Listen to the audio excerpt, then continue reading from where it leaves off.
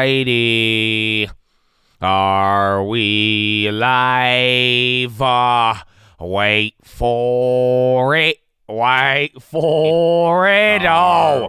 There it is. Good morning, ladies and gentlemen. I hope you're having a wonderful day. If you're watching this and it does not say it live at the bottom of the screen, unfortunately, you're watching the recap. The good news is we are live Monday through Friday, 30 minutes before open. Drop your thumbs up on the video. Make sure you're subscribed. You're on mobile. Press hot chat. X out the chat. Hit the thumbs up button. Second link for the nightly watch list and main channel. First link for the Scream Alerts boot camp and real estate course. But, ladies and gentlemen, we have an exciting one. You already had the jobs report. Again, we are coming off of Apple earnings and Jerome Powell 2 days ago. You had a little bit of a bank freak out. Some people feel a little better about that today, given there wasn't any news. But again, by the bell and a little bit after hours, we're kind of expecting some. However, the jobs report, the non-farms, again, I had a pretty vicious poop out there, so I wasn't there in the morning. But if you saw it, there was a lot of interesting reporting to it. Essentially, the jobs came in stronger, 13 months in a row of jobs coming in higher than expectations. But the thing about the jobs report, they revised it down by like 100,000. So people were looking at that. The unemployment rate was way better than expected at 3.4 versus 3.6. And now it's bringing up the debate. Good news is bad news. Bad news is good news. Clearly, the jobs market being a little bit stronger, or a lot stronger than people expected, that brought the yields up, bonds down. The market dropped initially, but kind of looks like we're getting good news is good news for now, because again, the jobs did beat and then the revisions helped kind of balance it out. So very interesting report. We're still coming off of the data. Again, Friday, banks, all of that. We're going to have to see what happens, but Chatadonia, what's up, baby? Happy Friday. Good morning. Oh, yes, the bank fears. They're scaring it. Oh, we're going to see today. Good morning, Joe Trice, Yonan, Forever Young, Gunner, baby, Wendy Fonesca, Lucky Soldier. Good morning, man. Oh, what's up, Candy Upton, Exodicius, Ben Stone, Donnie Stafford. What's up? Oh, Vincent, good morning. Laker, Jay. Oh, that's what we love to see. Christina, Mr. Malone, Charpoka, Burger, Colin, Brady, 10% Alex, man. Oh, good morning, baby. How you living? What's up? What's up, AG? What's up, Jalen? What's up, Colin? El Chapato, Ben, Data Junkie, Darren, Joe, Damon. Oh, my goodness. Esco, Carissa Hines, baby. What's up? I hope you're feeling good. Good morning, Carissa. What's up, Flame? Open face sandwich, baby. Oh, good morning. I know you're ready to play. Forever, y'all. Good morning, Sonny, Diego, Vinny, Vanny, Kurt McGirt, Nathan Evans, baby. What's up? Ozzy Cobbler, Dan B, Brian Hunn, Mason Federson. Oh, good morning. Oh, what's up, Robohan? What's up, Payday Devil? Charlie in the Trace. Listen, season. Oh, look at the Chad. Look at the chat. Love to see the names, baby. Good morning, Blizzy B. How you living, baby? How you living? T-Toxe, morning. Morning, fellers. Oh, watch out. Better like, hey, yo, you better vote on the poll and like the video. Otherwise, Jen and Yellen gonna find you. Okay, good morning, J-Hav. Good morning, Oscar. Good morning, Francisco. Big Chip Johnson. Good morning. I woke up in beast mode. I'm pretty hyped, man. Honestly, I'm very excited. We made it till Friday. It's already been a wild week. We even have CPI next week too. So I don't know if that gets better or worse, but either way, all very, very excited. So I hope we worked very hard to get here to the end of the week, and I'm sure today it's gonna have a lot for us to digest, I'm sure. But Chatadonia, good morning. Thank you again, as always, for being here. I hope you're ready for 7 hours. I hope you make it till the end bell, and let us get into the news. All right, what do we have? The U.S. jobs market has added more jobs in April than expected, and the unemployment rate fell back to a multi-decade low, highlighting the resilience of the labor market. Non-farm payrolls. Oh, Brian Hahn, baby. Good morning. What's up, Mr. UVXY? How you living, baby? Good morning. They highlighted the resilience of the labor market. Non-farm payrolls rose by 253,000 after a downwardly revised 165,000 advance in March. The jobless rate declined to 3.4, and monthly wage gains picked up at the fastest rate since July. Futures held their gain after the data. Treasury yields extended their advance, and dollar rose. Oil rose, with WTI headed for their first daily advance this week. Gold tumbled. Regional banks rebounded as semblance of calm returned. PacWest gained as much as 26% pre-market. Western Alliance and First Horizon also rose. Short sellers are targeting weaker lender stocks, but it's not all speculators. Bloomberg's Simon White says fundamental weakness remains. Some banks still pay above the top of the range for Fed funds to borrow reserves. Hot dog. Investors are continuing to pile into cash in the week through May 3rd, Bank of America said, citing EPFR global data. Cash inflows were $59 billion as stocks held the largest outflows in 9 weeks. Money markets lured in $588 billion in the past 10 weeks. That's insane. With $500 billion after Lehman's collapse, Fed hiking cycles always break something. Bank of America Michael Hartnett said this time it's the U.S. regional banking system. In the money, Macary's commodity boss Nick O'Kane earns more than the firm's CEO.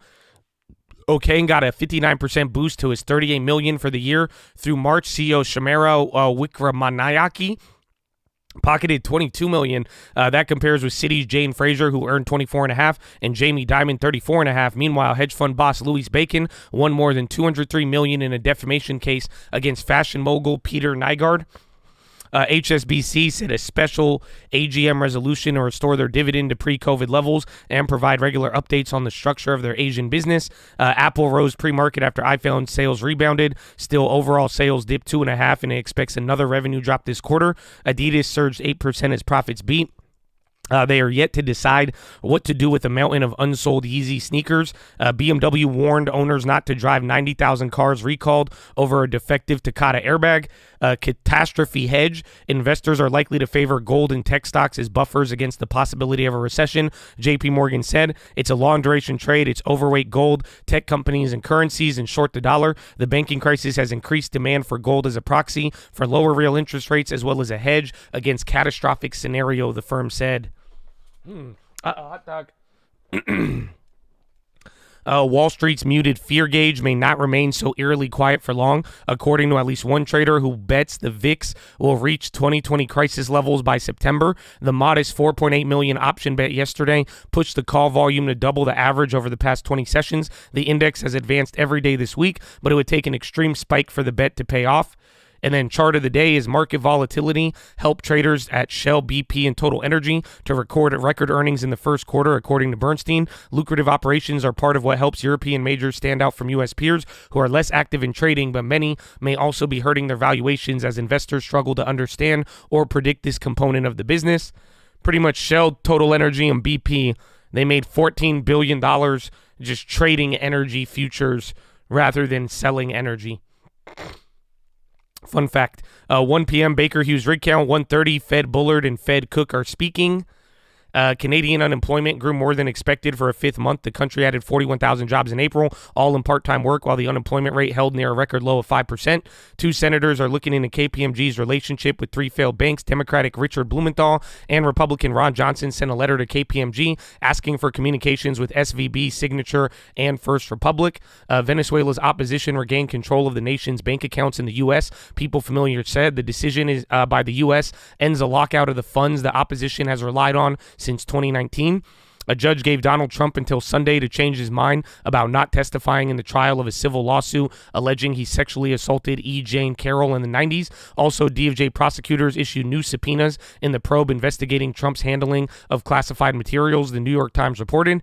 The UK will be the last advanced economy locked in a pitched battle against inflation if market bets are any guide. The Bank of England is expected to raise by 25 for the next 4.5 weeks, and then again by August with more than 1 in 4 chance of a final hike to 5% in September. By comparison, traders are wagering that the Fed is done and the ECB will raise rates just twice more.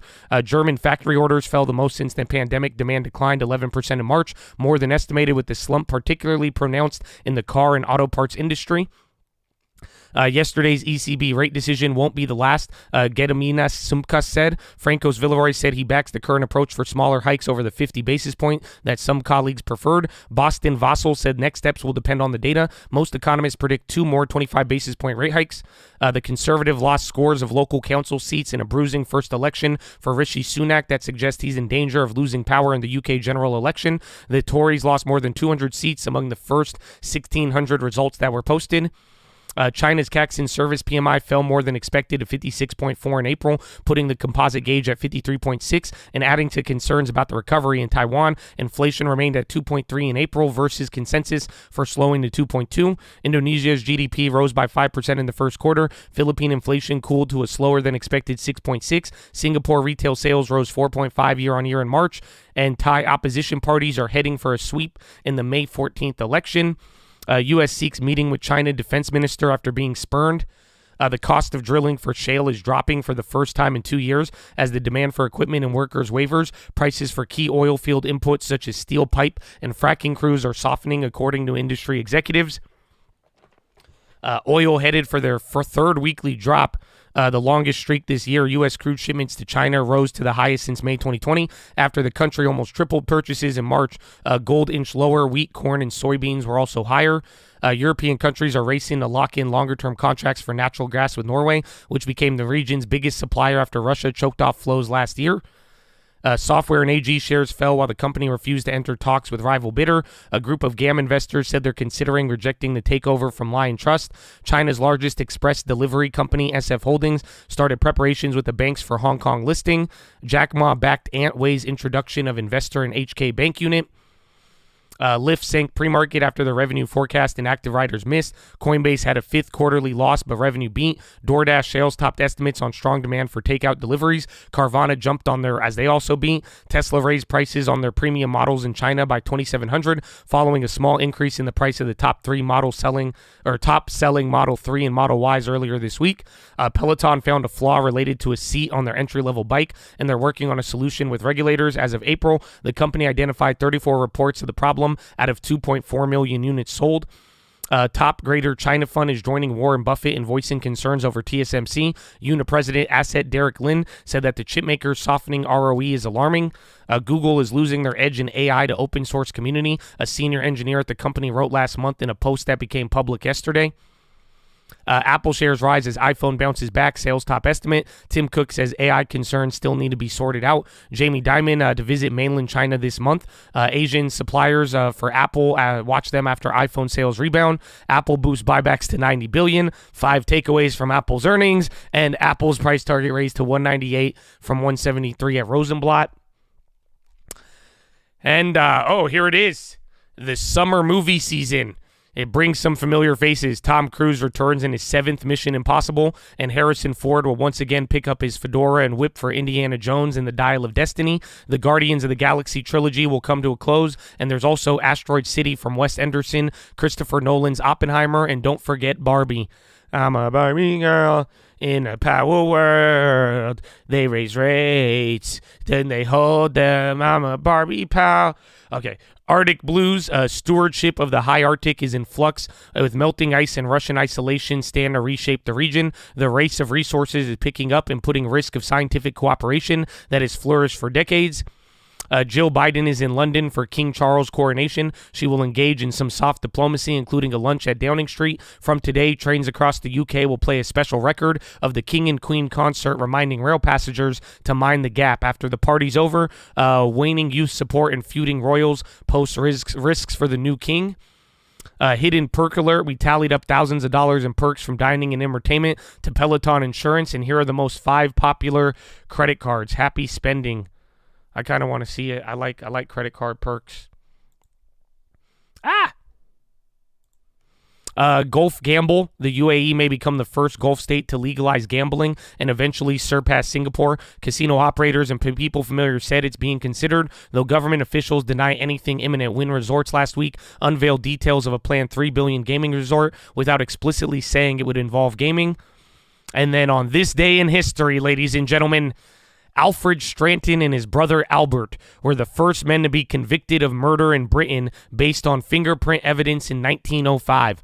The only tangible evidence was a greasy print on an empty cash box found at the scene that was matched to Alfred's right thumb. Even with the defense attempts to discredit the new technique, the jury took just over 2 hours to find them guilty. Wow. Maybe we'll find the fingerprints on a regional bank. Who knows? Maybe. Who knows, baby? Who knows?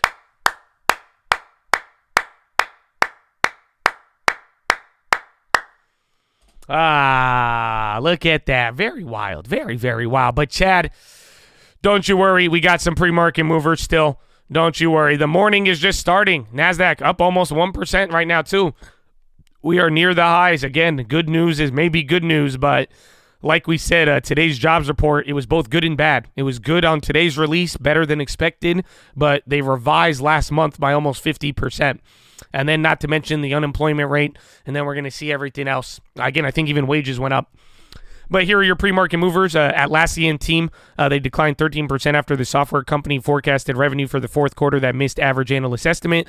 Bill Holdings is up 14% after the financial software company raised full-year forecast. Block shares gained 3% after the digital payment company reported EBITDA for the first quarter that topped estimates.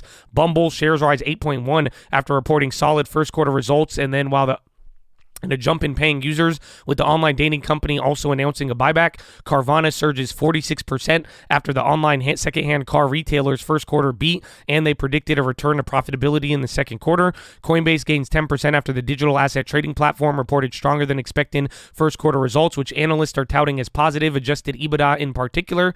DraftKings jumps 15% as the sports betting company raised revenue guidance for the full year, with analysts positive on the firm's progress towards reaching profitability.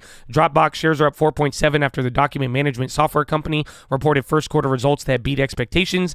EOG Resources is unchanged, erasing a 3.2 gain that came after oil and gas producers beat Wall Street as estimates. Expedia shares are up 7. Oh, they had an awful earnings. After the online travel agency reported first quarter results that analysts say speak to strong travel demand. However, adjusted EBITDA came in below expect. That's crazy. Bro, negative EPS, negative earnings, and all that, and they're up 7. So let's see what they do to Airbnb. 5 shares are up 16% after the application software company reported first quarter results that beat expectations. Lyft is declining 15% after the company's forecasted revenue for the second quarter trailed average analyst estimate. New CEO David Risher faces several challenges as he attempts to turn around the struggling ride-hailing company. Microchip Technology, MCHP, shares are down 5.5 after the semiconductor device company reported fourth quarter results and gave an outlook that analysts cited concerns with. Schwab gains 3.9 after the brokerage said the pace of outflows slowed for the third consecutive month in April, further bolstering their conviction that it will return to cash growth this year. STEM rises 11 after the energy storage company reported revenue for the first quarter of $52 million, well ahead of the $31 that was expected. Trupanion declines 34% after the pet health issuer reported first quarter results that was more than twice the average estimate. Warner Bros. Discovery is down 4% after the media company reported first quarter results that were weaker than expected. Then Western Alliance was removed from Wedbush's best ideas list less than 3 weeks after it was added. Damn, that's cold. That's cold. That's crazy. They added it 3 weeks ago and took it off? Man, that's crazy. That's crazy. What time is it? Oh, we're well ahead of schedule. So, Chattadonia, I'm going to go to the potty. I will be right back. Oh, you got some Muhammad El Arian? I hope so. I hope. Is it Muhammad? Yeah, you got some Muhammad. Beautiful. Get some Muhammad in here. I'll be right back. Get ready for the day. Like the video. Follow me on Instagram at The Trading Fraternity. And get ready. Proactive.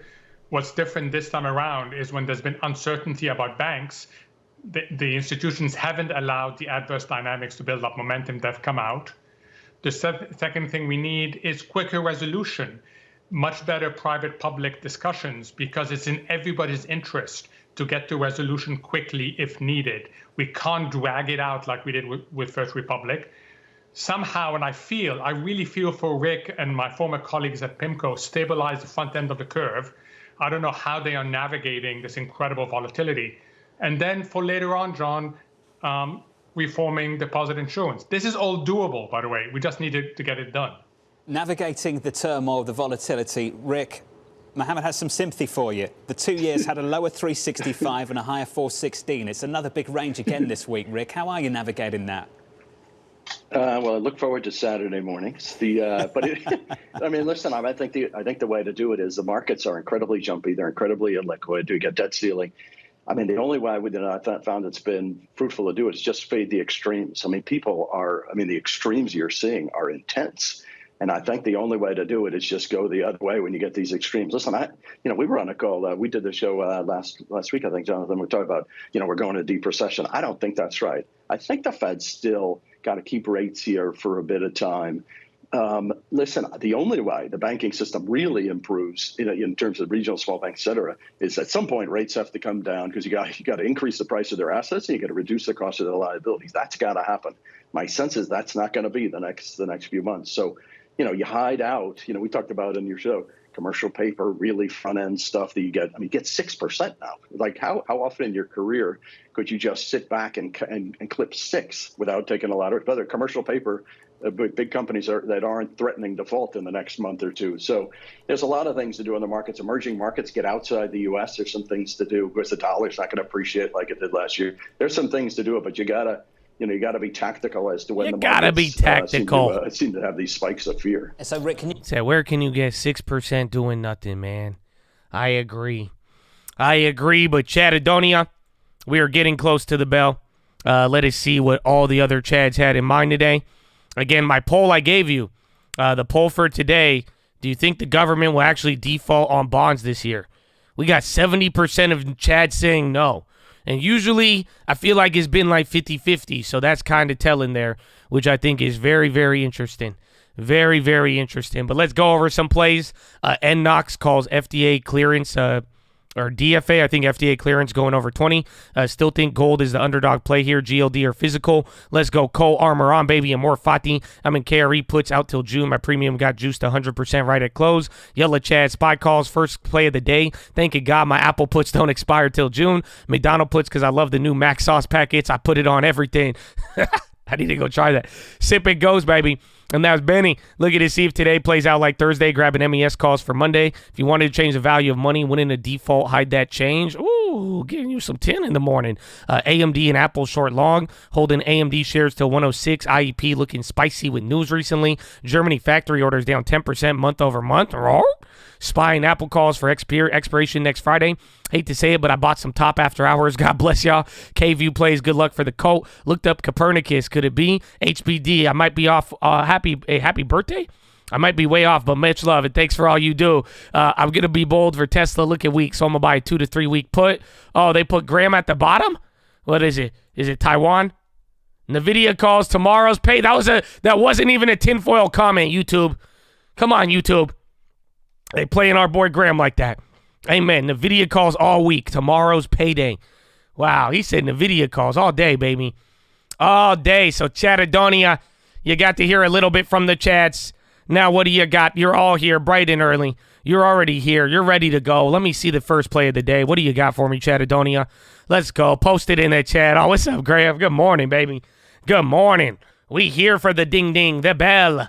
Let's go. What do we got? Coin, Apple, Tesla puts, KRE calls, Floki, Radical, Matic, Cake. Those are meme coin season. PEC W, 420, CP3 AI, more Bill Long, Hims Leap, Spy calls, KRE on the calls. Let's go. Watching ZE, Zabons and regionals. Morning. Sitting on my hands. SMX, JP Morgan, XOM, AMD put, NVIDIA calls, Netflix calls, Apple, MRZ, MPW, Bill Long, MES Long, Tesla calls, selling Fubo, Bud puts, SQ, Google puts, Tech and Bonds, Mara, FFIE, Futures, Win calls, June expiration, May Zion, AMD shares, Apple puts, who's AMD fake news? 408, closing my 408 spy calls, SMX shares, oil long, watching, Crocs calls, Fubo, TQQ, VIX calls, TNA, TQQ, adding wall, Boyle, Bill, Baby Doge, Apple puts, selling coin long, DraftKings covered calls, Gamble paid off finally, Netflix calls, CTSI, puts, Mara, NNOX, SMX, JDSU, wall, watching Apple, selling coin covered calls, bonds, strong and resilient, SQQQ, Apple, asphalt, Apple, blah, blah, blah, blah. SPX, Apple, PAC W calls, who reported COVID, Bill, for real, MCRB, dollar cost average, KRE puts, Oxy long, NQ at resistance, Pepe to the moon, DRI, MCD calls, Apple, and SPY double top. Again, the meme coins have been going crazy, but that's an acquired taste. That's an acquired taste for you. But Chattadonia, that's what I'm talking about. Good plays. Good plays. Y'all ready for Friday? And honestly, I hope you guys see kind of the attitude shift again from yesterday, that little panic that we had with the banks, again, dealing with post-Powell. Now we have the Apple earnings. We just had the jobs report. And remember, next week, Tuesday, Wednesday, you have the CPI. So we will see, but I got a couple of plays here. Again, there was a ton of big movers after hours yesterday, so obviously going to be watching Apple. Then we're still going to be watching the bonds with all the plays that we have there. I think that one will be very, very important. Then team, I may want to average down. I was going to average down yesterday, but I did not get the opportunity, so we're going to be watching that. Then Square, Coin, DraftKings, Carvana. These were some of the bigger post-earnings runners, so I'd watch out for those. Then Lyft as well. They were to the downside, and also watch Uber as a sympathy, and then Airbnb and Booking, and then Expedia, because I don't know how Expedia is up. Booking went down. I mean, it's quite wild. And then we're going to look at Zion to get out of that play, hopefully. But we're actually getting a little bit of a bank bounce finally. So we will see. We will see. But obviously, watch the banks, watch middle of the day, but really towards the end of the day, I think that's where we're going to get it. No, I have not sold out of Bill, and Bill is now back up, and you should have gotten your Bill dividend. So I got like another $40 out of Bill. So you should have your Bill dividend. Everything should be in the game. I believe so. But that is about it. I already went over the plays. We got a couple of minutes. So Chatadonia, you know what time it is. Oh, you know what time it is. Ladies and gentlemen, boys and girls, welcome. We are glad that you're here. But here at the Cult, before we do anything, before we try to chase a dollar, before we try to enrich ourselves, we must pay homage to a very special group of people that has sacrificed more than most of us ever have and ever will, and that is the veterans of the United States of America, ladies and gentlemen. So on behalf of the Cult, the people here, the people not here, we want to give a huge, special, and sincere shout-out to all the active servicemen, past servicemen, anybody who has served this country, even their families. For real, thank you for your sacrifice. I encourage all of you, show love and appreciation to your veterans, because without them, I mean, life would be a lot different. So thank you, thank you, thank you. Shout out to the vets, and shout out to anybody else out there who is helping their local community and giving back and just being a good person in general. All the doctors, nurses, teachers, firefighters, police officers, garbage men, janitors, anybody helping with the nonprofits, helping out grandma, for real. If you're having an impact on your community, that's where it all starts, baby. So God bless you. I hope you know you're appreciated.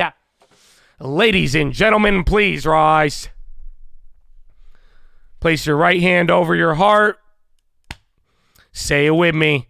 I pledge allegiance to the flag of the United States of America and to the republic for which it stands, one nation, under God, indivisible, with liberty and justice for all, baby. Ah.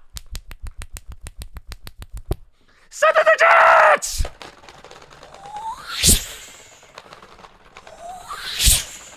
Oh, it's game time, baby. Or nah. Let's go. Oh, it's game time. It's game time, Chad. It's game time. Oh, my goodness. Let's go. The Jets have been sent. Oh, you're here bright and early. Oh, good morning. Man, Apple. Apple at the high, Meta on the lows, Square into the lows. Oh, man. Revenge of the 5th. May the 4th be with you. Happy Cinco de Mayo, bro. What do you mean? Somebody said it. I didn't know what Cinco de Mayo was, but they dropped it in the chat. They said it was one of the very few Mexican army victories. So I could get behind that, bro. Happy Cinco de Mayo. The 5th of May. The May of Cinco. I don't even know. I'm going to leave right now. Anyways, we got about 1 minute, Chatadonia. Make sure you like the video. Make sure you show some love. Make sure you're subscribed. Call out any plays. You got any questions, you let me know. Hopefully we could add to it. And get ready and be on the lookout for headlines. Again, yesterday was a day of headlines, the day before that. So let's see what happens, my friend. Let's see what happens. And that news is coming out now. World Health Organization says that the COVID global health emergency is over. Wow. Finally. Finally, about 3 years and 2 months later. Nice. Not bad. Not bad. So happy Cinco de Mayo and happy global health emergency is over. Wow, that's amazing. 20 seconds. Again, you better drop that like. You better, if you got any plays, you better call it out. Again, watch out for the regionals. We got to watch that. Watch out for the jobs report effect. Watch what the bonds do. And then clearly Apple is taking over. We taking over one city at a time. All right, 2, 1. Round 1. Fight. I knew what Cinco de Mayo was, but I didn't know why we celebrated it. Like, I just thought it was the 5th of May. I didn't know it represented a military victory. But we're up 9. Are you kidding me? Damn, we're up 0.9 on the NASDAQ, 0.9 on the S&P, and 0.95 on the Dow. Yo, this is wild. Only thing negative, communications barely by 0.02, and then utilities are down a quarter. Energy and tech are the leaders with financials in number 3. Yo, that's crazy. So again, a couple of names were up, like Zion, that was up there. They just sold off 2% at the open. Let's check KRE. Apple's doing great, 3%, but 171. I mean, I believe they are right near the, what's it called? I think this is near all-time highs. Correct me if I'm wrong. But again, you have a solid 1% gap up here at the morning, which is quite wild. Again, there's the bonds. We were looking at that. The wall chain hasn't opened yet. Damn, we're back to 4,100? Oh, my goodness, Chatadonia.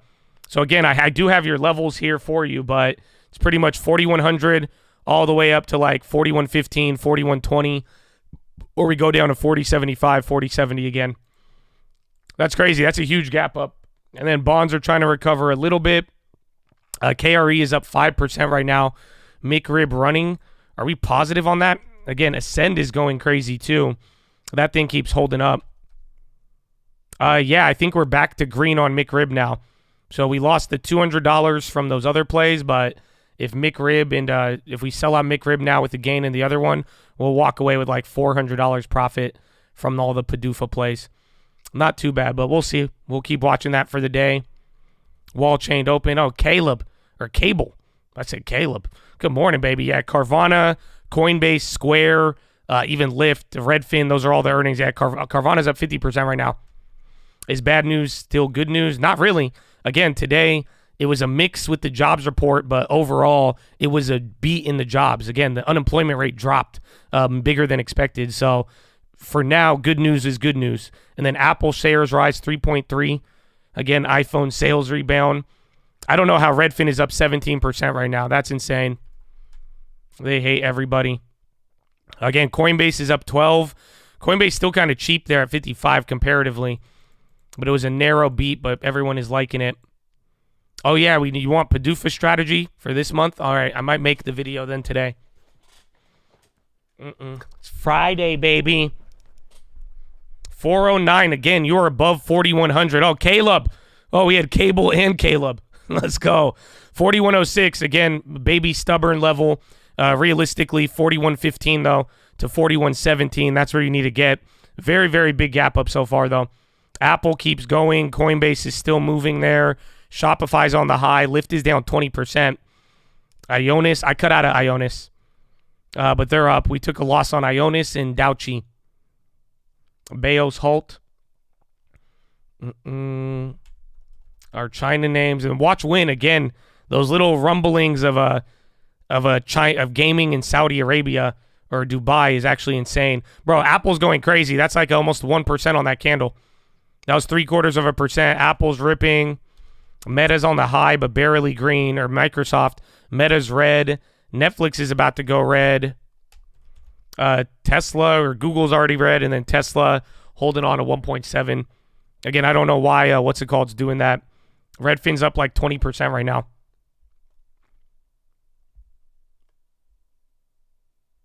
Yeah, what happened? Bro, Redfin just flipped. The Saudi, it's not a Saudi gaming company, but pretty much the UAE is going to, they're going to allow gambling, which again, gambling haram, habibi. So if they allow gambling, that's it. That's going to be bigger. That's going to be the new Macau. I would even go. So that would be actually insane. I know, usually it's haram, habibi. That's why. We'll see. And then bonds, 10 years about to come down again. We're up on our short now. So from the short bonds after Fed, that one's working. Where are the regionals at? Regionals kind of slipped a little bit. From the open, wall went straight up. Damn, PAC W's up 40%. Oh my gosh, they're all killing it. I thought it was a little bit of relief. It was like 15% in the morning, but Wall and Pac W, those are 30, 40% recoveries. My goodness. Pac W, DraftKings dropping. Their conference call was in the morning, but again, if people, every narrow beat was like rewarded very heavily, at least yesterday. Square was good, but like Coinbase, I mean, people liked it. DraftKings, it was again, they're losing money, but the narrower expectations is what got people excited. So we'll see again. Bond plays are up. That Zion plays almost break even. I'm going to get out of that on the next pop, hopefully. Price target on Apple is all-time highs now. That's it, bro. Apple is bro, you're at 173. So it's 176, 175, and then 180. Unless acted upon by equal or opposite force. Oh, yeah, I forgot it was. JP Morgan did upgrade the regionals. They're like, we're upgrading them. We'd buy all of them. Jamie monster hungry. Jamie want bank. Jamie upgrade regional. Jamie think appetite good. Feed me. What? I forgot about Jamie Monster. Microsoft's on the high. Apple's going, man. That's it. That's almost another 1% on Apple in about 4 minutes. 4 or 5 minutes. O is up. MPW is even up. I mean, if you believe the pause, I mean, that could ease the REITs, assuming nobody gets clapped on it. SQ flushing. I think that's the only good one that actually flushed now. Oh, yeah, where's Team? They hated Team. But Team was like $10 lower on the first report. That's where I wanted to buy it on the average down. But watch out for them. STEM is on the high. High-low ticker's kind of balanced out here. 50-50. NASDAQ up 1.1. SPY is up 1.06. And Dow is up 1.1 as well, too. Actually insane. Again, you're at 4,100 now. Regionals are still kind of ripping here. Some more than others. The drama of yesterday, those names are up the most. Tesla's hitting a high now. Following behind Apple. Again, Apple's up 4%. Tesla's 2%. All the other tech names, they're not really moving that big, even though tech is up. Again, tech is up right now, 1.5 as an industry. Next SPX level is like 40.17, and then that could open up to like 40.20 to 40.30. But realistically, like 40.17-ish, even all the way up to like 41.10. So just all the levels in between this little block that we were at, pretty much all 2 weeks. So we've dealt with the same levels for quite some time. So bonds are going lower again. They're not as low as pre-market, but they're dropping, a.k.a. yields going up. And then let's see, coin again. Coin came down. That's like, what, 2% from the top? And then again, Square was flushing. Who was the other one? You had Lyft, Uber, Carvana. Oh, even Uber came down. Carvana chilled out a little bit, still 40%. They're halted. Carvana got halted. Good call. Oh, yeah, Expedia. I don't know how Expedia went up. If they don't, and then if Airbnb's down, I'm going to smack somebody. Expedia was bad. And then they're like, well, looks like travel demand's good. We're going to upgrade the stock. What?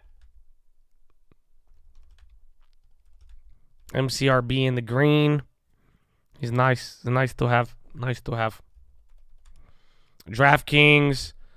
They could come back up.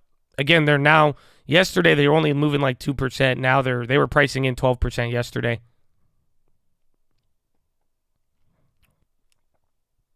I woke up in beast mode. Oh, I forgot about NVIDIA. They're on the way up. Target's at the high, 2.6. And then AMD starting to move up here.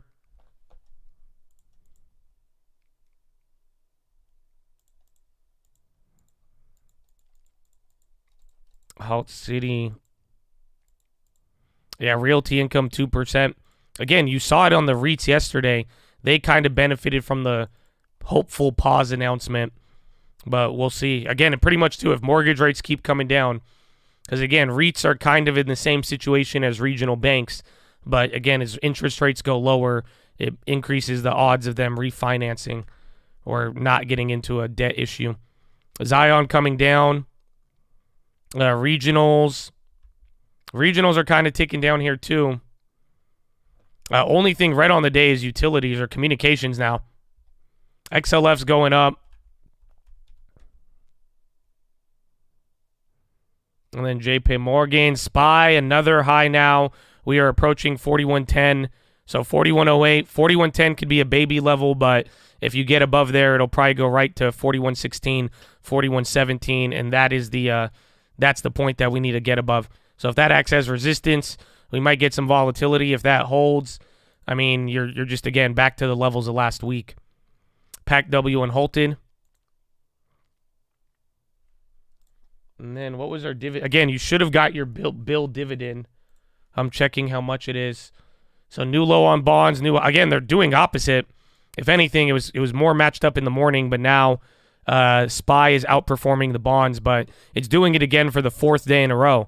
Every time the bond yields go up, TLT, IEF goes down, stocks are going up. Again, that's the OG correlation, but that's what we've been seeing since the Fed. Shopify's on the high. Amazon's chilling. Meta trying to wake up. He's down 1. And Apple, that's the first red candle of the day.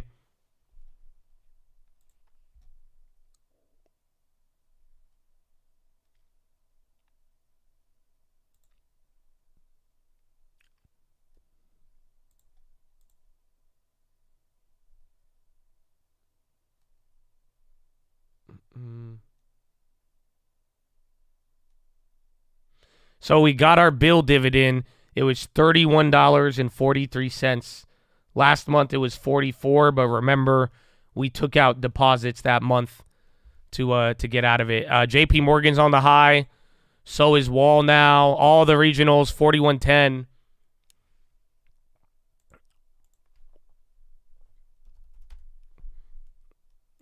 Bill, does it say the yield? 4.6, so the yield dropped by 0.2. 33 bucks on like $8,000, I think. In that case, on the month. It would have been more, but remember, again, we sold out to buy other stuff. JP Morgan on the high. MCB. Again, a lot of regionals are running. You're back to positive on Zion now, which is surprising. Again, man, for the fear of yesterday to leading into today, today's going to be fun after hours with the banks. We're definitely going to get something. SPY's ripping, though. Again, 4110 now. You are going up.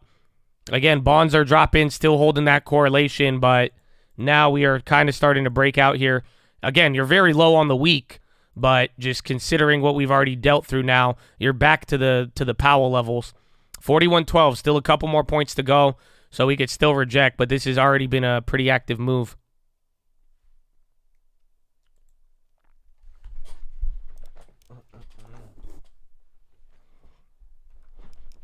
PACW halted. SQM on the high. DraftKings 52-week high. They're starting to go crazy. PACW, just again, all the regionals got upgraded, and then just overnight, again, Apple calming things down. A lot of other good earnings. Just, it's like we said, you freak the fuck out when it's happening. The next day, that when nothing else happens, everybody calms down. And then where they're going to wait, not tell you anything, and then after the bell, you're going to get another update, and then we're going to see the situation coming into Monday. So you're at 4113 now. Tesla, Wells Fargo, Citi, every single big bank, regional bank is moving now, not to mention tech, and then energy is up 3% right now. Financials are 2%, and then tech is number 3. So that's to give you an idea. This is a very broad rally right now, because even after Apple earnings, Apple near all-time highs at 4.5% right now, tech is not the leader on the day. It's energy and banks.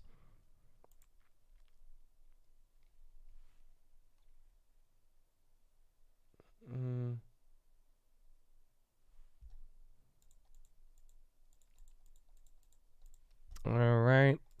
Again, DraftKings just hit a 52-week high. They're coming out again. JP Morgan, Tesla. There's Goldman back up. Top halted again. Meta, Meta no love. Netflix either. I feel like the companies that reported earlier, again, no love. Coinbase trying to come back up. Restoration on the high. Square is trying to move back up. They came back into green.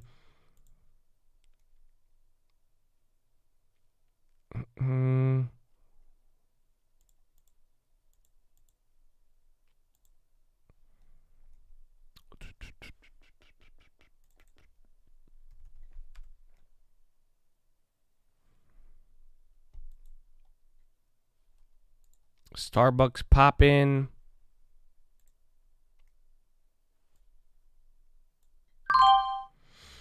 Top tick, Josh. I grabbed Square. I grabbed 100 shares of Square at 60.90. I'm going to go for the earnings. Again, that was the only one that was up a lot, gave back up, came down. Now it's going, and it's pretty much at the 100-day low.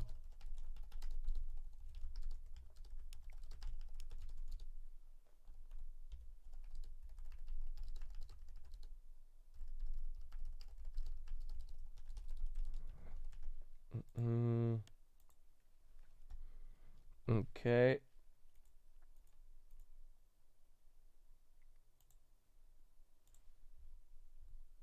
Where's the regionals? Uber going green. Yeah, regionals are trying to hang on here. Again, even the SPY, if we hold here or not, we're either going to get our first drop or now if it's going to either let us know if we're getting into that squeeze type beat. All right, I sold Zion. I got me a $40 gain. Get me the fuck out of there.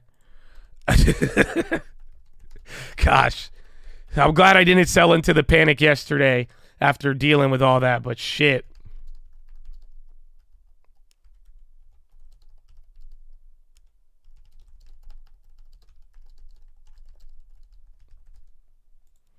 Green is green. Oh, man, that yesterday was terrifying. I wouldn't say terrifying, but it was stupid. That was crazy. Again, even instantly, right when I bought that play, I lost like $600. So I was like, dude, you guys are crazy. And then everyone's like, oh, 5 different announcements. So that's good. Redfin, dude, why is Redfin doing this? Have you guys ever had a stock like this where like you own it and you're up 200% and then like you're just confused it keeps going up?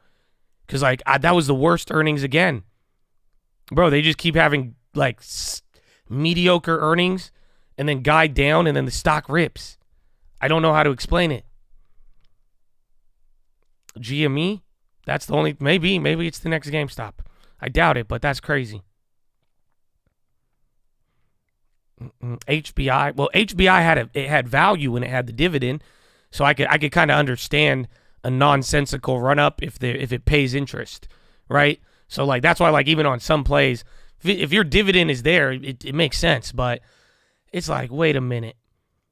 Redfin, there has not been one good earnings in the last 3 quarters, and they're up 200%. Pack W unhalted.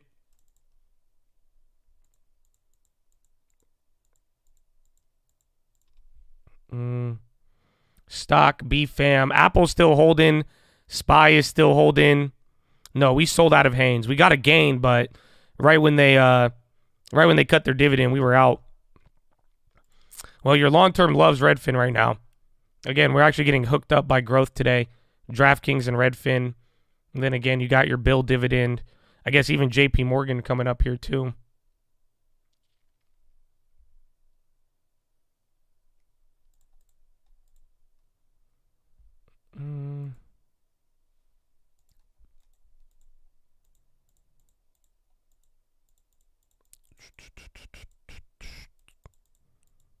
People still flush with cash. So we've heard.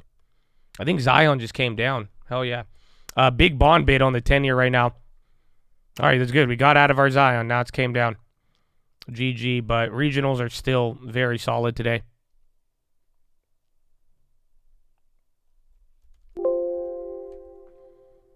Let's see. JP Morgan, 137. Again, I just made the Square play too.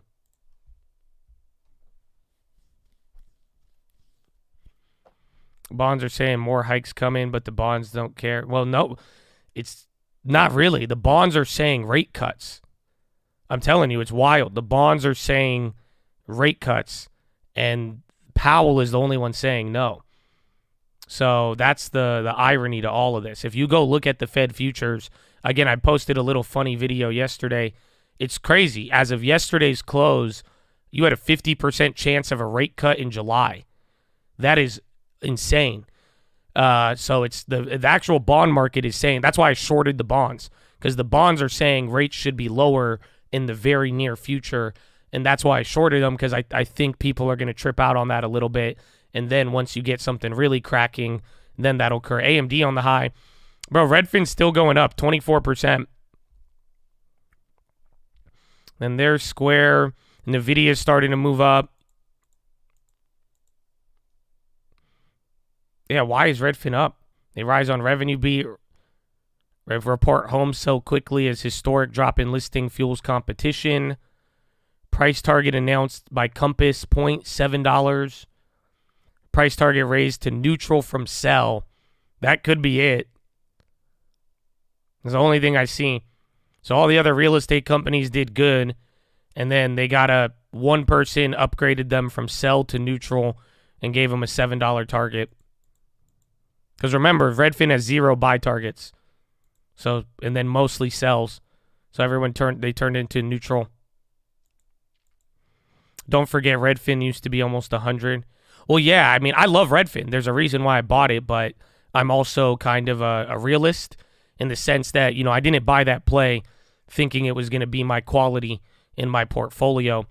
But the problem with Redfin is, like, legitimately they're running out of cash. So they only have like a certain, they can only last for like 6 more months unless things get very better, and if things get worse, they're screwed. So it's holding. And now, granted, my logic too, at the price that we bought it at, I believe with debt and even at BK value, I believe Redfin is worth more than $3 a share, just for name brand and what you could buy with it. AMD crazy. Bonds bouncing a little bit on your first red.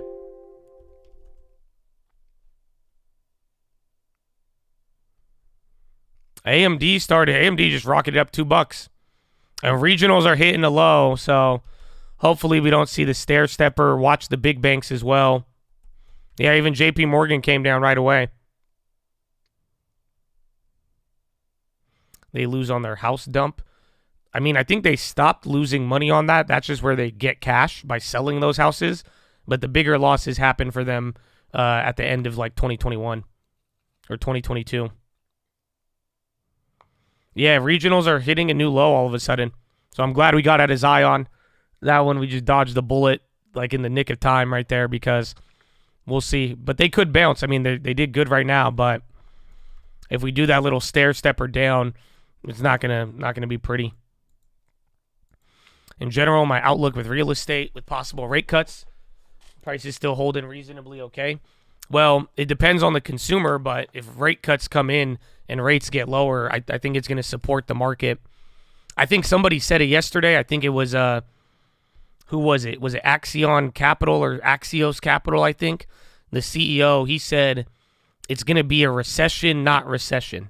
And he said the people who deal with assets like stocks, and if you speculate and make money off of asset prices going up and down, he said you're going to feel the recession. But like average people who get a paycheck, unemployment is at 3.4. He's saying normal people won't feel it. He called it a recession, not recession. So that's what I think we have to factor into real estate, because lower rates will spur people. I think some people who need the money based on the value or whatever they're doing, they're going to have more pressure. But then again, we've talked about the stickiness of real estate, and that's kind of the problem, because the minute rates come down, whether they pause or even then, if we do get a pivot, which I don't believe we will, but if we do have that happen by the end of the year, dude, I mean, every single time it's happened, real estate has gone through, but we just need to see the consumer slow for real estate to slow. All right, coming back down to VWAP now. Regionals are just sold off half of their gains. Even MPW went lower. O is still holding.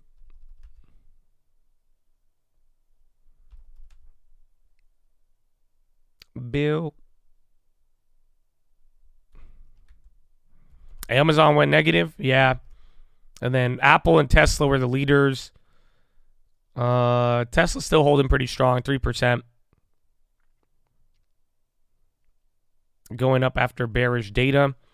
Well, the data was weird, and we're seeing good news, good reaction, bad news, bad. If anything, the jobs market did good, and we had a good reaction. But then the thing about today, it was balanced with negativity as well, because you had a big revision in that. I think it was neutral. I think today was neutral. The only thing that I didn't like was the unemployment rate, but we still have the dilemma, is good or is bad? Because that's it. When I looked at the data this morning, the only thing that stuck out to me, because once you had 100,000 beat and then 100,000 revision, they kind of just neutralized each other. So again, the jobs report beat by a lot today for this quarter, for this month, but then they revised last month down by 100,000 jobs. Do you guys realize how insane that is? So again, let's go back to our last discussion at the last jobs report. I kept telling you these revisions are making it absolutely insane. We don't know anything if they're going to revise it to this scale. Well, guess what? You had a massive revision today. That means whatever we responded to last month was revised by 50%. That's insanity. That's insanity. So that happened here today. That's why I'm telling you, in a weird way, you can't really read the numbers at face value. You had the non-farms beat today. Okay, cool, take that at face value. But now if you took the revision at face value, they just effectively neutralize each other. So the only two things that came out today was wages, and now people are saying that the data's delayed, so that wages, it didn't show up on anything else. So again, take that how you please, good or bad. But then the unemployment rate, that's the part that I'm stuck on, because it dropped to 3.4. That's the lowest it's hit now. That came in lower than expected. Remember that one time unemployment rate moved, we had a fat reaction.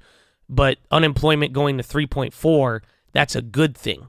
And the market is reacting good to that. Where previously, a couple months ago, that would have been a bad thing, because that meant the rate should go up. Now, granted, what did you watch happen? The bond yield shot up, which it should have. Because, again, unemployment, the labor market shows any tightness, even with revisions. Okay, it makes sense why the bond market did what it should have done that. I'm glad it did that. But at the end of the day, for equities, they took it positively. Lower unemployment was good traditionally, or I guess in the recent memory, that has been bad.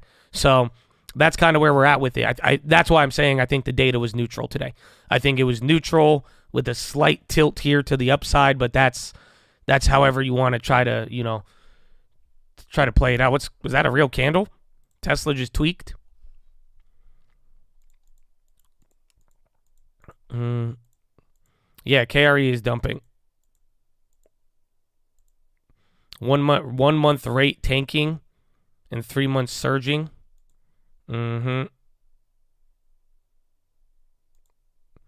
think Hugh's right. We're going to see new rules that screw over the average person with money in the bank. A deposit withdrawal gate. I mean, I wouldn't be surprised. It just depends on what happens next.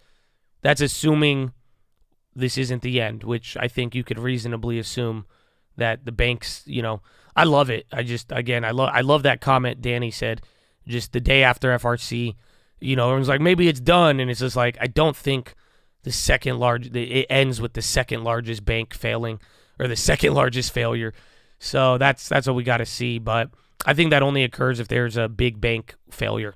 Then they'll do a deposit gate on everything.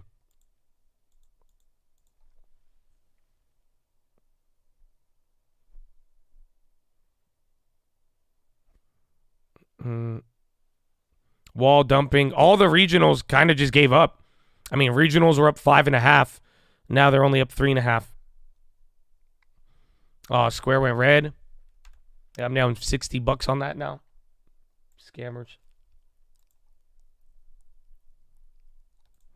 I like Redfin as a theory. You know what I'm saying? It's like, I like it in the long term. I love it. Again, I like it at $3, but I don't know why it's up. I say it with full confusion. So that's it. I already sold cover calls on Redfin. They were down coming into the earnings, or I was up on them. Now I'm up on both. So now I have 150% on the equity, and then I have 10% on the covered call, and the covered call is like 50% of my position size or something. Because we bought Redfin at $3.40. I think like 2 cents above the literal bottom.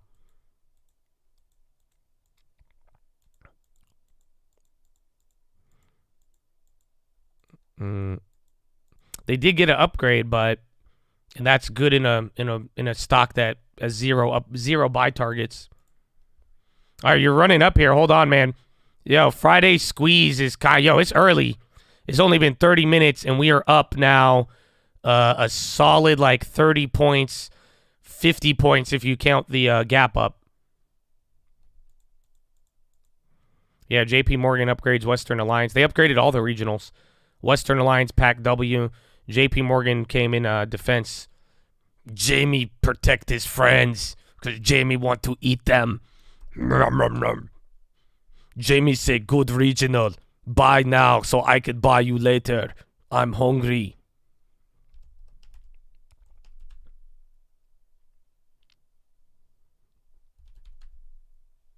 Buy the open.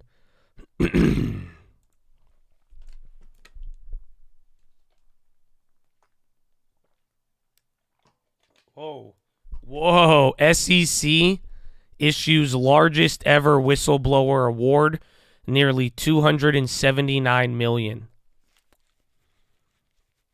That's crazy. $279 million for snitching.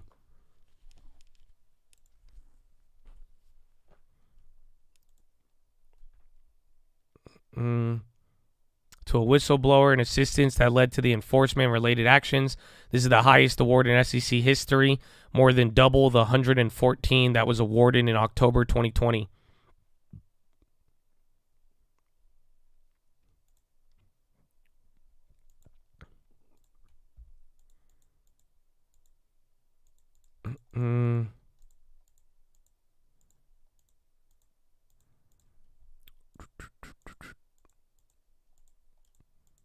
They said, seems communist. They said, what? Profit share. They say, it's okay. We get paid. You get paid. Report today. Adobe, Uber.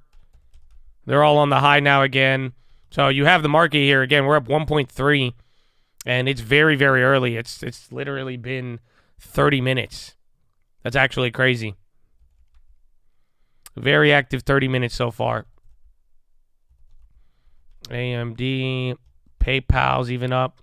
Damn, PayPal's up, Square's down.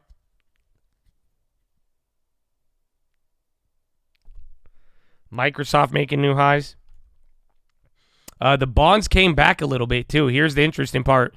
So since right here, SPY stopped moving, even though you did hit a high, but the bond correlation's changing a little bit. Meta's on the low.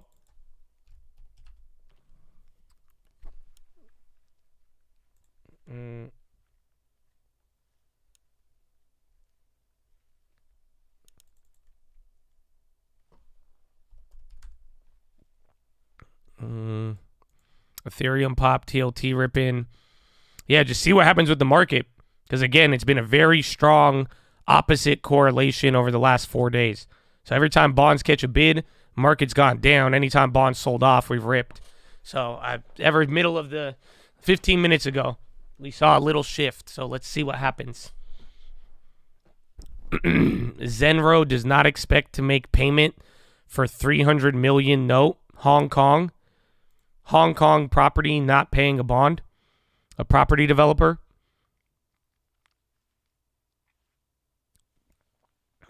Pac W. I think regionals are climbing again.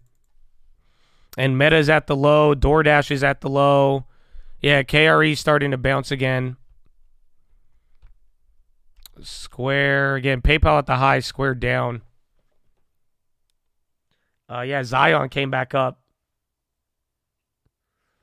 Okay, the regionals. They come with a vengeance. I can't believe PacWest jumped up 48%. I guess it's still down. Is it down, though, from yesterday? I guess it's still down 50% from there. A weird little number game. Uber, if it's at 38. Excuse me. Uber, yeah, 37.70. Again, KRE's coming up now. NVIDIA, Urban on the high. SPY's at the high again. Watch what happens with the bonds. But SPY's going higher again. I don't know if the bonds will keep going with it. 415, 41.15. Again, you're 2 points above the level or below it. We've been waiting for this all day, so I think you either get a little pop above it and sell off, or if it pops above it and holds, you might get a little mini squeeze to the 41.20 level, or 41.24, I think. Yeah, 41.20 to 41.27. Yeah, KRE's running now. SPY's hitting a high. I mean, even Redfin's at the high. Coinbase trying to move back up. Can you talk about why the vote is 63% green today? You don't know? Oh, damn. Zion's hitting another high. Yeah, regionals came back all of a sudden. And then Microsoft's hitting a high. Coinbase trying to come back up. The poll is at 60% because the market was up 0.8 by the time we put the poll out. So Lyft is starting to go up. Everything now. Everything except Square because they hate me. And then Tesla's holding. They already led the way up. Apple's actually about to make another move. Apple stock. Yeah, bro. Zion's ripping now. Oh, my goodness. So, yeah, regionals are back to the earlier levels, but some more than others. So, Zion's now like 30, 40 cents higher than where I sold it. There's Wall. Where are the big banks? Big banks didn't even move like that. And there's Nvidia, AMD. Bonds came down a little bit on the new high, but they're not near their low. McRib. Yeah, she's doing very good. Even the bios, again, I think Ascend. That thing has been going like 2% every day.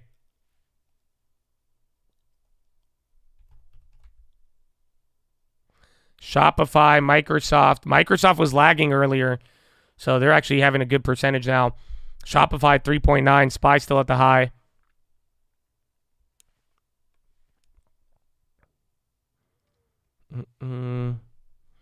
Fitch upgrades Solar Stars. Recession risk driving oil price volatility, EOG CEO says. PayPal. The Hindenburg effect is still on Square, yes. It didn't really even come up. Analysts were saying it's kind of... I think the Hindenburg on Square is not that hot. I think that's the one that didn't really... It got traction initially, but it does not seem like, that story kind of kept going.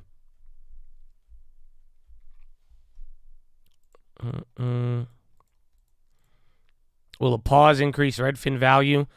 I think so. I mean, it's only been a couple of days, but one thing we've been noticing is like real estate stocks, they have benefited from this logic of rates not going up anymore, or if that's the running logic. And it makes a lot of sense, but we'll see how long that holds for, and if that's strong enough to outweigh whatever else we've dealt with or whatever else we're going to deal with.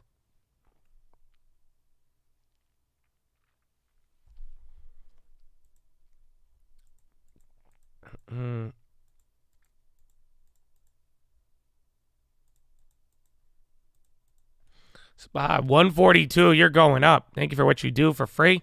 Many other YouTubers make it. Join us, subscribe. Of course, bro. Thank you for being here, and thank you for contributing. I mean, I think you guys give me stuff just as equal, man. So it's beautiful. It's the hive mind, my friend. Yeah, Jim Cramer loves shop. AMD was down earlier. It just came up again. We had this little gap up, slowed down on some names, but then it was just Apple and Tesla. Now everything's kind of going up. Amazon's moving up too now. All those big techs were not doing as hot, but now tech is up 2.1. But to give you an idea, energy is up 3.5 right now. So that's part of it. We're up because energy and financials recovered, and then you have Apple lifting up all the tech earnings. Uber, Microsoft again, Shopify on the high.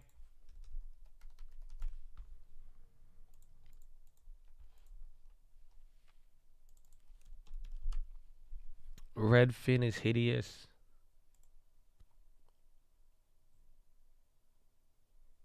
Hey, man, I'll take it. I won't complain.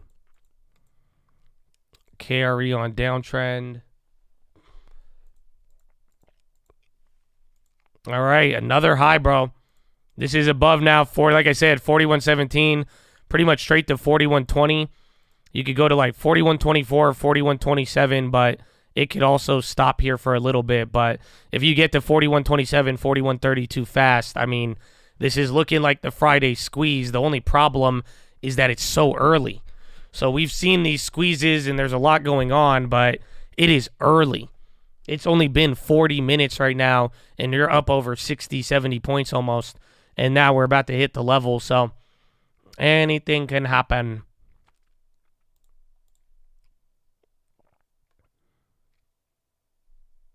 Let me see. Yeah, this is 41.30 on the futures.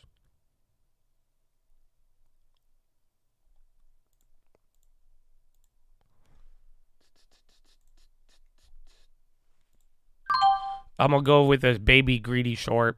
I did one MES. And now I added fuel. Kill him.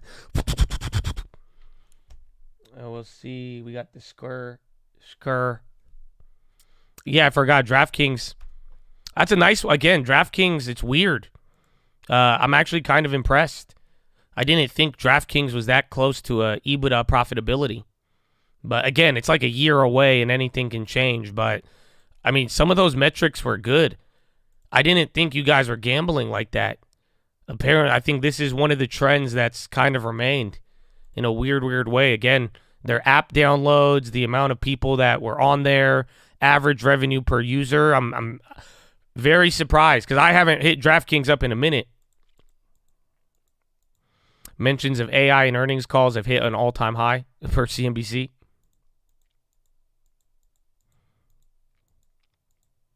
Kentucky Derby.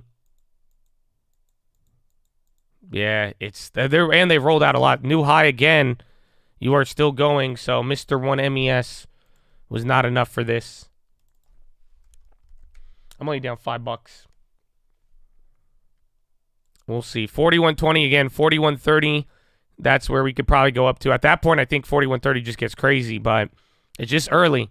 It's early. We could totally be in a squeeze. A lot better attitude than yesterday, but now just it's only been 40 minutes.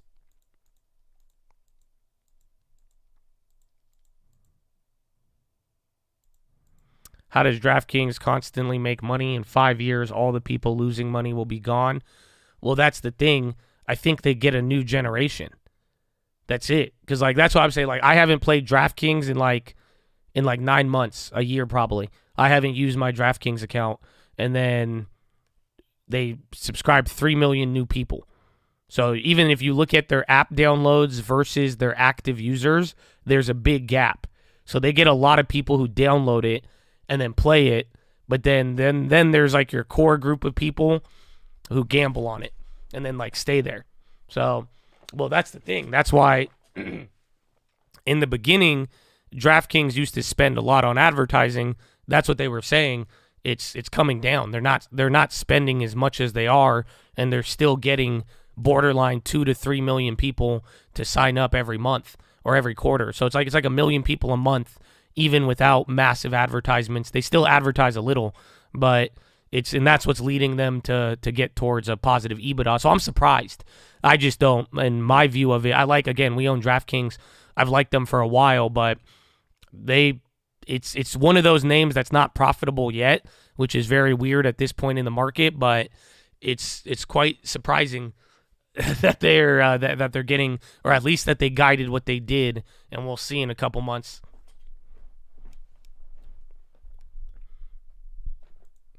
Have you heard of Pepe? I did hear about Pepe meme coin because, again, people are saying meme coin season is back, but that Pepe one just went insane. But that's it. I saw Soulja Boy talking about it, so you're fucked. But we'll see. Again, meme coin season, meme coin May. If it's in your risk tolerance, good luck. Boucher, White House thinks bank situation is under control. Okay, short the regionals. Short the regionals in a week. That's what that means. It doesn't mean instantly, but it means in a week and a half, you short them.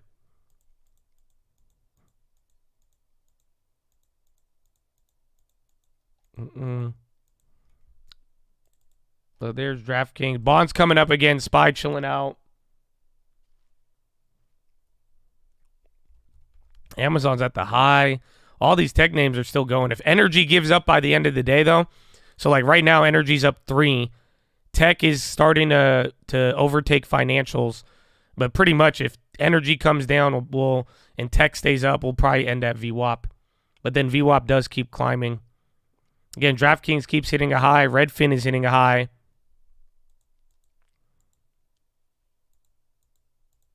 Bro, if you told me yesterday, like Redfin had the beat and it popped up and then they guided lower, if you told me it was going to be up 28%, 26% in the morning, I would have told you just get off of Wall Street bets. But no, that thing's up 27% right now. I don't get it. SI? Silvergate? You got to love the dynamic. You go from like max fear the day before to like the next day we're buying up everything. It's value. Believe me, I know Redfin. I like the value at $3. I'm just saying it's this earnings season and again what the algos and analysts are rewarding. Very weird. But then again, I think it was around this same time last year we had the same conclusion. Again, this earnings season, the analysts just start tweaking out, man.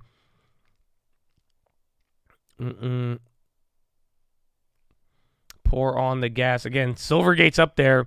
SPY's starting to edge up. You're getting these little red candles, but you're dancing at a very high level. So we could easily reject at any point here, but you're not. So again, 40, you're hitting new highs on it. SPX is at the level, or futures. But again, like 41.30, I think we top out for a little bit if we don't get one crazy random drop. But Amazon and tech keeps running up here.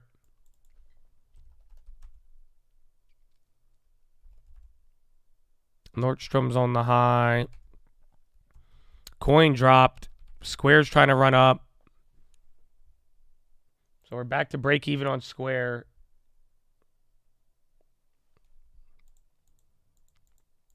Yeah, Amazon had a huge reversal. They were barely up, and now they're solidly in the green. 1%. And then Apple's holding, so is Tesla. Dash on the low now. So now I'm happy I sold the Dash because Dash did good and guided up, and they sold it off again. And then anybody who had a narrow beat, even if they have negative earnings, everyone's like, yeah, we like it. But Dash is a negative earning company too.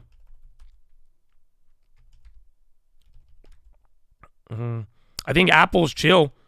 Like Apple did not, obviously Macs. We were just coming back to the good old days where Macs and iPads suck. And then everybody just gets geeked off of iPhones and services. So I don't think Apple was bad at all. But again, my attitude last quarter was really bad towards them. And I just don't think they showed the same level of shittiness. And then they were already holding up their price. Snow on the high, bro. Redfin keeps going. Meta's trying to bounce a little off the bottom. Okay, Redfin, what are you doing? He said, except for child slavery, I see nothing wrong with Apple numbers. I feel you. So now our covered call went negative on Redfin, but again, your shares are doing your work for you.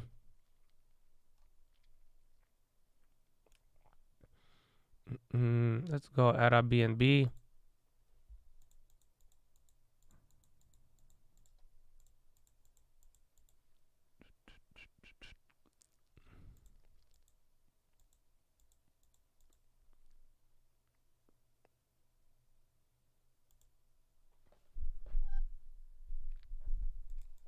How is Redfin up 25%? I don't know, man. I don't know. He picked up his mat and walked. That's the only logic I could think of. It's a miracle.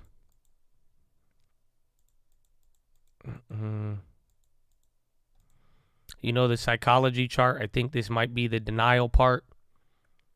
It is with time. That's it. It's this time.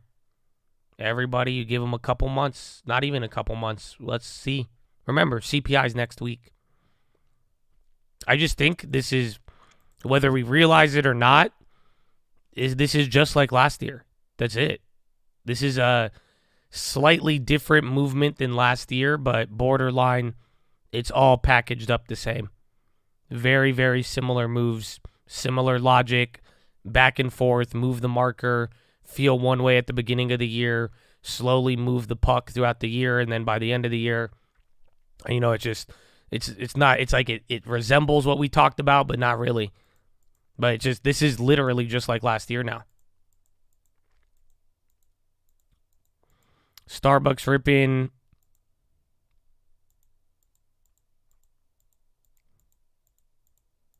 Starbucks. Remember, Starbucks had a good earnings. They just sold it off. Until it gets to all. Remember, though, dude, they were paying $119 for it the day after earnings. Again, they were at $114. The stock hit $119. So, again, they're still at a high price. Starbucks is very, very high, but their earnings were good. United Airlines on the high. Baidu, Micron, chip makers are running. I don't know. High ticker is gassing right now. You don't see it on the SPY, but it's moving.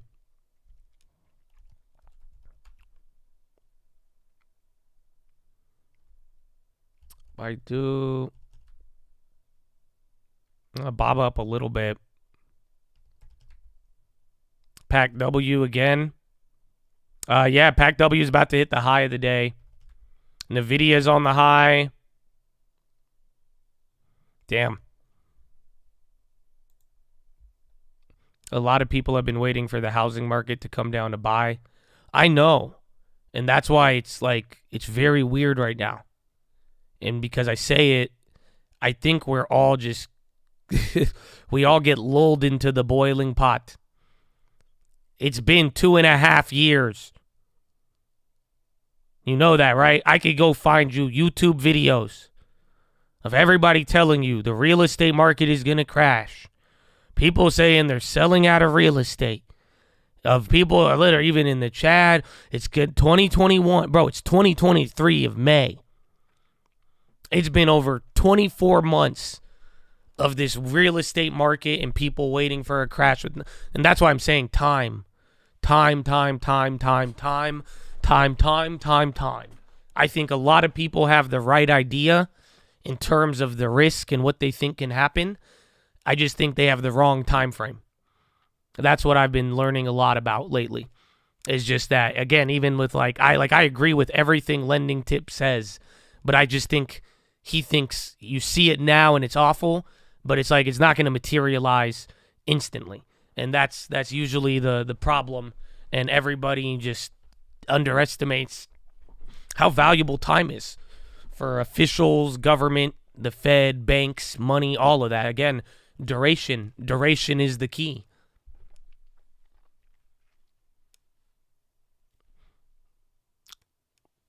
You're right, real estate, you stuck with your thesis.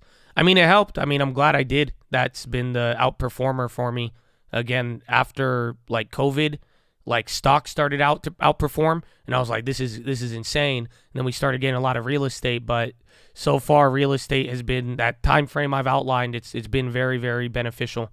I'm glad that we stuck to it, but even then, I tell you to be a parent of the risk, because it's not I don't think it's as bulletproof, but I do believe in everything we've outlined. FDA raises concerns over first over-the-counter birth controls. Major limitations in data to support Opil's OTC switch. Which company is this?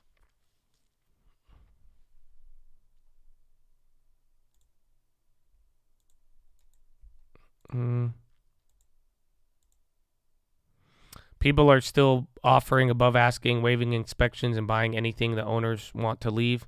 It is. It's sad. It's and that's why, but that's the problem.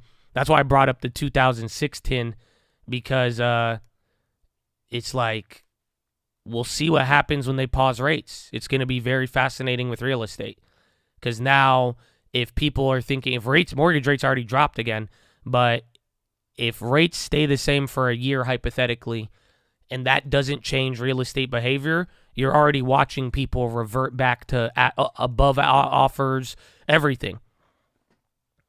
Like it is, again, I had one house just in the last week. I had like 15 showings, and I'm shocked. I thought I was going to get cucked on this house. And 15, I even rejected an offer because I didn't like the guy. Because he like sent somebody to the property without the agent and was being like hella shady. And then he sent in an offer and we were like, we don't want your money. You suck. But it's like, it's getting to that point where like, dude, the foot traffic is still high. And I'm like, this is insane. I'm telling you, it's like, it's the buy the dip monkeys. Like straight up, like even in real estate, the minute the interest rate goes down 0.5%, I don't know where these people come from. They just, and then they just show up. I'm like, that's crazy. So but it's like real estate, and it's like an average citizen. It's not like your average trader. It's like a normal person. Like, you know what I'm saying? It's wild.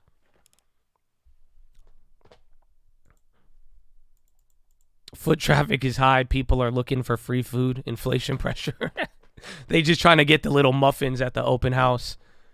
You might be onto something, dog. You might be onto something.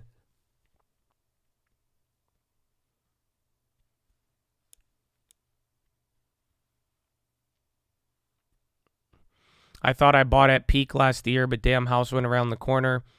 Smaller square foot, went pending, multiple offers, 50 more than what I paid. Yeah, there you go.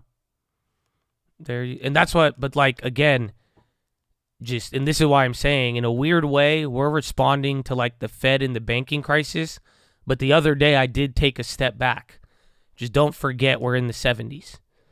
And we saw, again, that's why it's like, in a weird way, I am getting worried about inflation again, as weird as it sounds. Because that's our two options. We either have a flush out and clear out some of this excess, and that would be natural. It would be bad and good at the same time. But if it doesn't, that money is sloshing around, and behavior has not changed materially for over the last couple of years. It could be stagflation, but all I'm saying is that it's there. And that's like even what you're thinking with the homes and all of that. Just remember what I showed you on that video. The first ever real estate theory, actually the second one, because we talked about it in 2020. But remember, I showed you the prices throughout the 70s in real estate. So that story you're telling me, you're like, oh, I thought I bought at the top. But now somehow smaller houses are going, it's like, it's been 2.5 years. It's been 2.5 years since what people thought was a peak. That's insane. That's what? Half of a 5-year period. So, but it is looking like the 70s in that sense. We're not in the 70s. Buying power has gone down for the first time in the 64 for real wages. I think we are in a modern version of the 70s. I don't think everything's going to be exactly the same, but the other 90% is. And that's kind of the way I'm looking at it. So we could change the numbers around where we started from. Bigger society, more technology, more money. But for the most part, it's not like... I can't compare anything of what we're going through to any other period. Tesla is popping. Tesla and Apple doing great today. Dash was at the low. I don't know if they're flushing still. And again, NVIDIA. Oh, Dash is flushing. And then Adobe's on the high.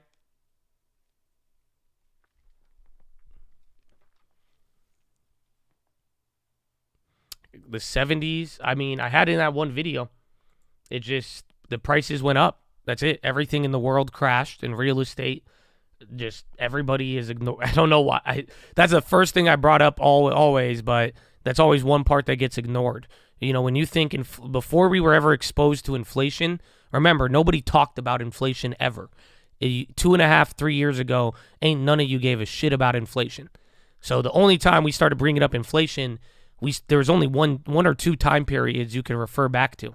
And one of them was the 70s, and in the 70s, there was very unique asset price movements, and one of them was real estate not going down.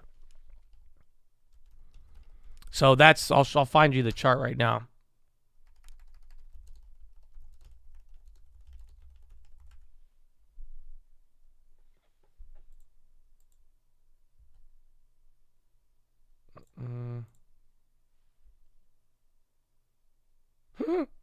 Yeah, that's insane.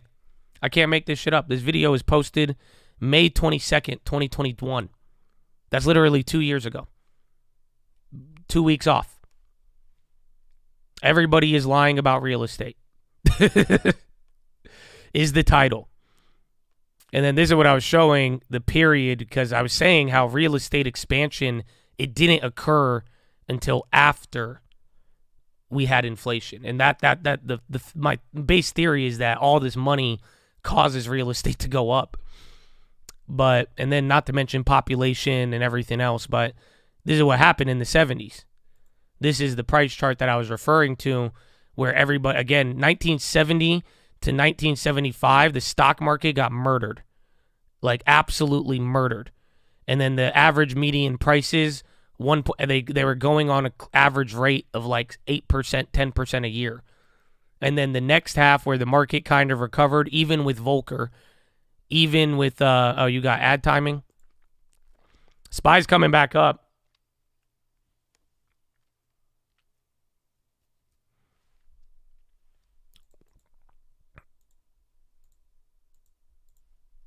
Real wages stopped going up in 1972. Yeah, and then again, but what happened there? From 1972 to the end of the decade, even if real wages stopped going up, the average home went up 5 times in value. From 28,000 to just under 100,000. So 4 times, give or take. But that's what I was highlighting. And then through that's the 70s inflation was the start of real estate going crazy. And then not to mention all of what they put in with the social programs. They made changes to a lot of things in the 70s and implemented new programs. Again, just like today, the 70s was a period where politicians and people, they wanted social programs. They wanted to spend money, create money. They wanted to help people out, whether it was for votes or just by genuine good nature. But whether those programs were effective or not, it doesn't mean they didn't do it. And then even then, it was most of those programs, most of them actually ended up going bust, believe it or not. And then SPY coming up here to the high. Tesla, they're square now.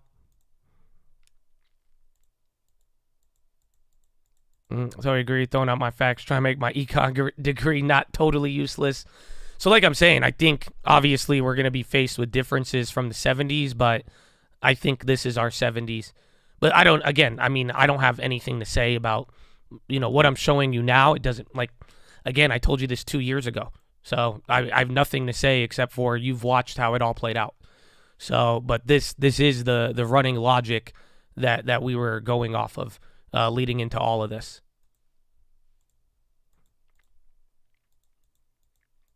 I only made square plays, and then I sold out of Zion with a profit somehow. And I think Zion actually came back up.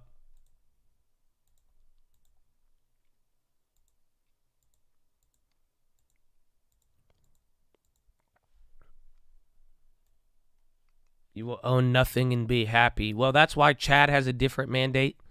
I even gave you guys a PHILO. You remember? I think it was in 2021. I mandated y'all, Chad. You have to own the land. It is your divine right. Own the land, baby. We're going to have a lot of Chads in here. They own real estate. They own stocks. That's why I said talk to us in 2030, man. I hope all of you own equity and become owners. And I hope you own the best quality assets you can. And we are. We're going to own the land and own some high quality names, baby.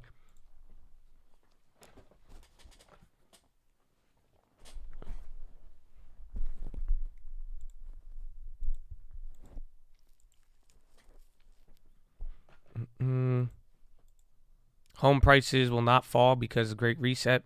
I think it's the reverse. I think home prices will help the Great Reset.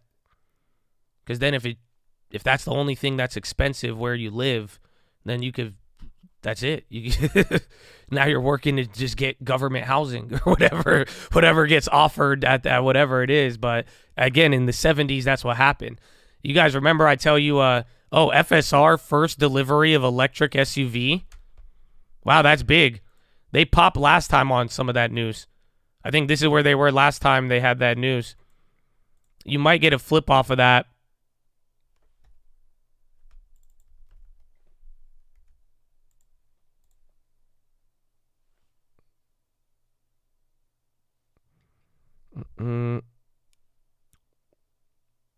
Yeah, you're back up. I want to top ticket, but I'll wait till it comes down. But now that I said I'm not going to top ticket, it's not going to come down. So we'll see. What's meant to be is meant to be. Meta back with the lows.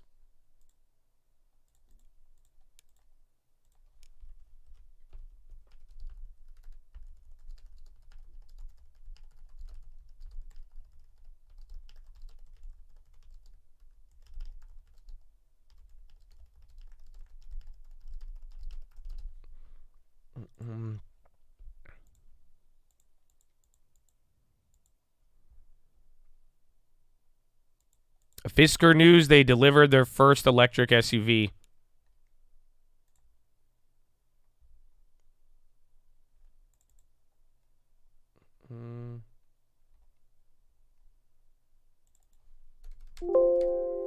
Square. Oh, wow. Yeah, we're up on Square. Coinbase is coming up now. Yeah, so Square's finally moving. What would be the circumstances that would make real estate prices crash? I think really bad, like banking turmoil, but to the point where you need the consumer to go down. That's it. You need something where people need to sell their houses in mass and be incentivized to, and not have enough time to get greedy. That's it. That's all that happened in real estate. It was coming down, dude. Everybody, it still is coming down a little bit, but it's just like you have too much time to get greedy. Does that make sense? So like you had a year of prices coming down from the peak, and it didn't come down fast enough, and you still, like, you didn't have people rushing who needed the equity out of their house and wanted to sell. They still had their job or whatever else was sustaining them, but they weren't, like, you know what I'm saying? By the time you wanted to sell, the prices were still good, and you're like, maybe I'll list it at here, and maybe I'll wait. It's just like people have way too much time to get greedy is the way I would explain it. But like I'm saying, you need the real simple fact fundamentally is consumer. That's it. You will see more pressure once there's real pressure in the consumer. Now, granted, we do see it now, but then we also see it in data, but that data is delayed. That's why it's like by the time it shows up in delayed data, then we might feel it or see it at that point.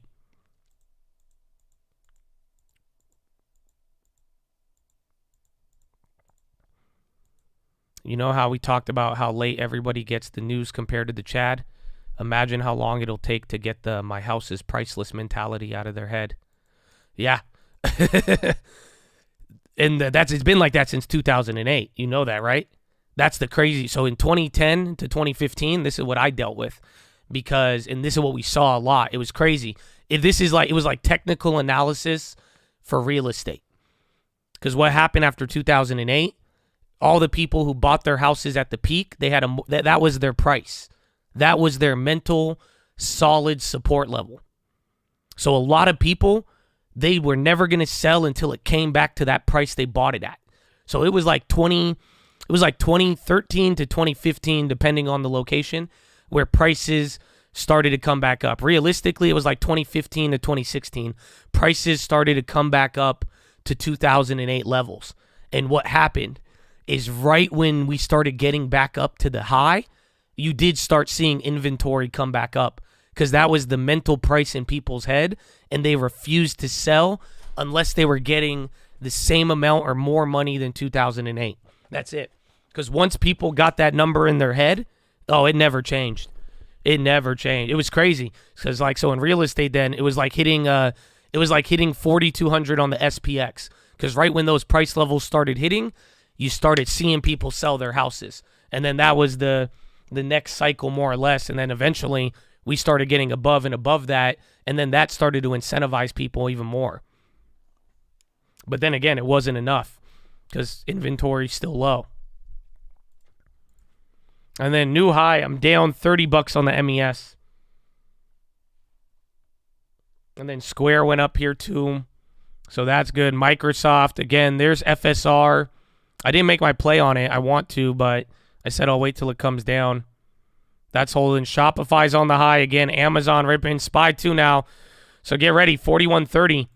I'm pretty sure that's it. Yeah, you're at 41.25. 41.27 will be a baby level, but 41.30 to 41.33 And then bonds are staying pinned here.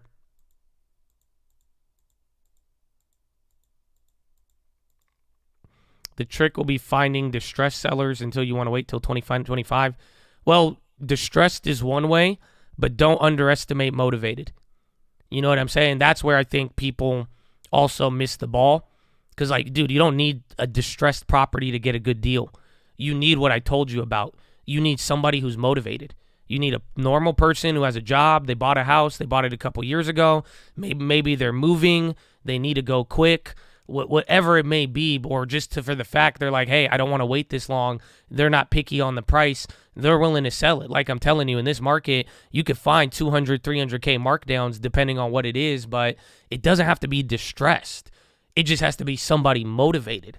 Somebody who's not like, I want what my fucking neighbor got. I'm willing, like me, I'm not going to sell you my house cheap. I'm not motivated at all. Like literally, because I know real estate. I told Lending Tips gets mad at me because he's like, take this offer. I said, nope, let it sit. I'm going to get my price. I know I will. And that's it. I said, just let it sit. I'm not motivated. I'm the asshole. But there's other people who are just like, no, I need to go. I need to leave. My financial situation. I can't even be in this area anymore. None of this makes sense. I don't like the fucking carpet. Get me out of here. There's people like that. Again, it's a vast population, but you have to be on the lookout for it. And that's why I say, I think if you're active in your search, you'll find it.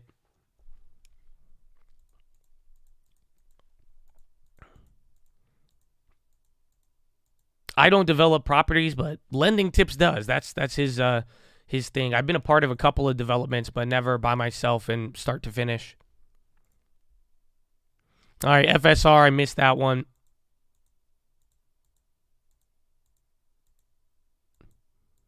People still use carpet? Yeah, I got carpet. I love carpet, bro. I need carpet in certain rooms. I like hardwood throughout, but like I like carpet. Oh, I'll tell you something else. Are you ready? Oh, this is a cool story. I can't tell you this though, because you guys are gonna roast me. So I need like 100 likes. I'll take 20 likes. Shit, we're almost at 1,100. You guys are a great audience here. You know what I'm saying? Just a blessing to be here anyway. So I'll do it for 20. I'll tell you a disgusting story. You're gonna be shocked.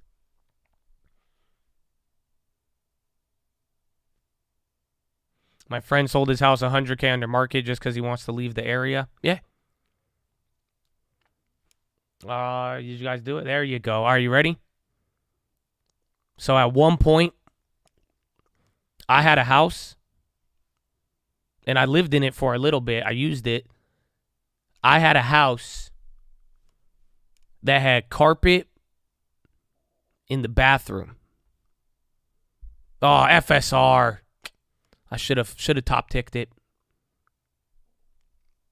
No. I lived in this house. I only used it for like 2 months. And I was like, this is crazy. It had carpet in the bathroom. Right? I got a good deal on the house. Oh no, it gets worse. Are you ready? So it had carpet in the bathroom, but the water management wasn't that good. And what ended up happening is water got out of the shower onto the carpet in the bathroom. So one day, you know what I see in the bathroom at the corner of the shower? You guys are going to love this. I found a mushroom. You guys said mold. No. A straight mushroom popped out of the carpet with a cap. Straight mushroom in this bathroom. On the carpet. I grew a mushroom out of a carpet. Yeah. That's real. I think I have a picture. I'll get you a picture. I have evidence of this. It's years ago. It's years and years ago. But I still have a picture, I'm pretty sure.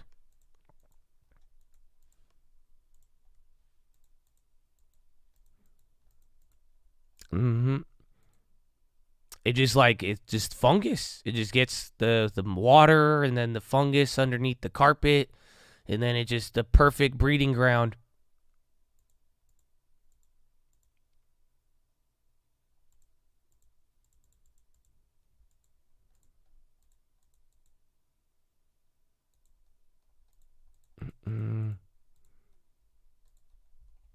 But yeah, welcome. Welcome. I was looking at condos. One property had carpet in the laundry room. It was actually wild. It's very weird how carpet is used in real estate, but you got to realize why. Do you realize how cheap it is for carpet? Like, that's why, like, that's the base model. Like, because there's different types of carpet, too. So, like, we have some high-end properties where, like, bro, I'll take a picture of that. I don't know if I show you it in a picture. Bro, we got some expensive carpets. And then there's also, like, dog shit carpets. But when you put it in as a builder, it's base model. Like, dude, you could save so much money if you're flipping or building a house, and then you just throw carpet. Because that's it. Install, removal, cost per square foot. It's the cheapest thing you could get. There is people who do get the, like, you could get very expensive ones, but even then, carpet is just like, that's why they put them in random places. You'll see them in houses. It's because the builder was just trying to save a shit ton of mushrooms money. This guy said shiitake, shit ton of mushrooms.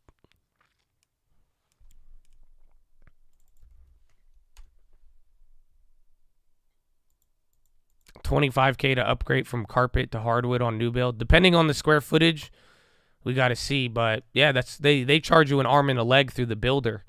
That's what I tell people too from the builder. Like, if you're gonna buy the house from the builder, it's nice if they do it for you, but they're charging you like 70% more.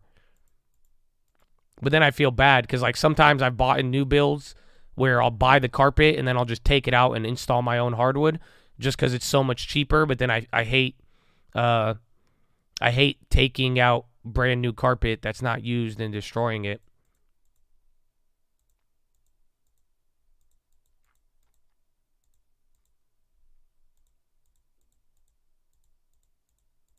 AstroTurf. Okay, FSR came down a little bit. Square's up a little too. And then the ES played down 26, the MES.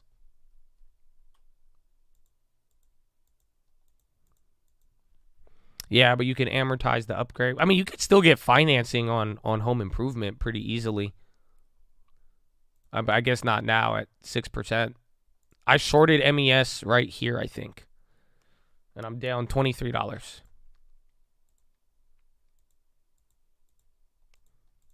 What did you do with the mushroom? I freaked out.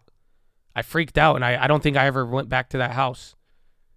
Actually, I think I because I said I freak out about my health, man. That's why. I was like, that's mold, that's black mold, that's mud. I said, I can't be here.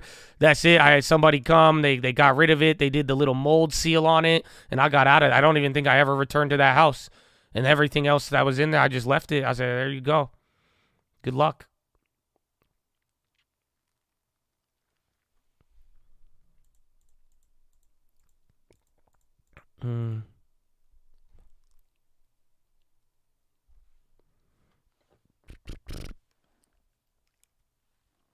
Oh, Giancarlo. Mr. Gonzalez, baby. Happy Friday. Amen.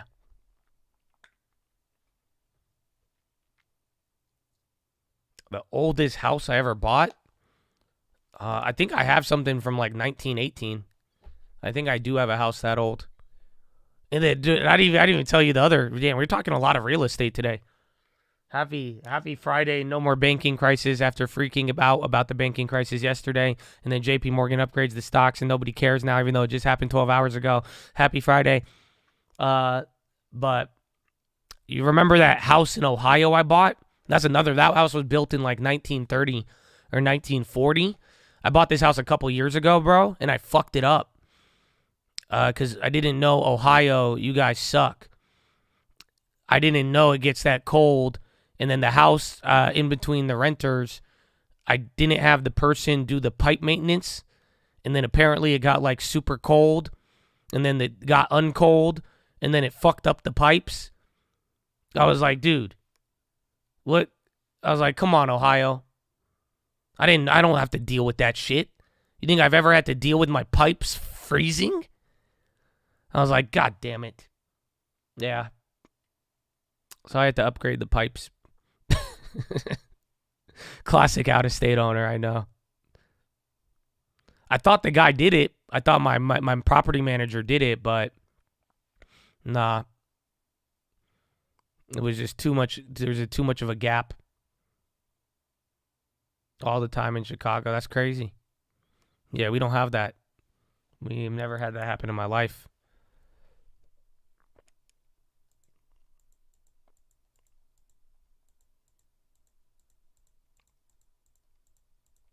You just got to watch your electrical getting stolen. Yeah, right? Welcome to Cali, SoCal. You don't have to worry about the pipes. You just have to worry about catalytic converters in your electricity box. Other than that, it's chill.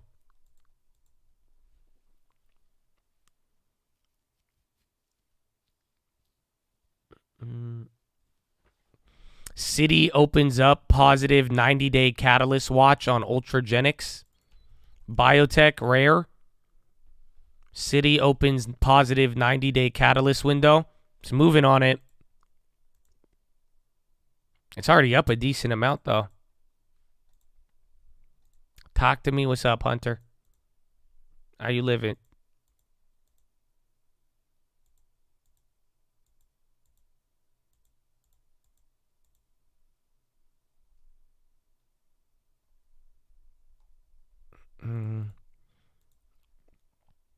Lifetime. Nope.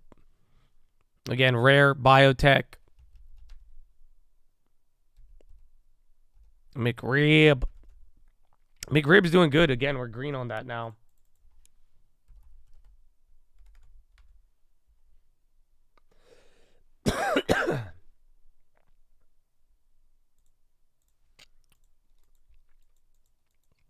Looks like the Friday does. I mean, I was saying it earlier. We ran up so fast in 30 minutes. I was like, I don't know. That's why I took the short. I was like, it's just too early. We're going to get a random drop eventually, but it does look like young Friday melt up squeeze mode. But that's why I went with the short one, a small one. I'm down $30 on it. If it was a big one, I'd be down 300. And kind of how I've been using the MESs. It's like I go short MES or long, and then depending on the gain or positivity, it lets me know kind of where I would have been at with the ES. So like pretty much if I drop like $100 on a MES, that would have been $1,000 on an ES. So then I know if I do the same average on an ES, it might be a little bit more protected.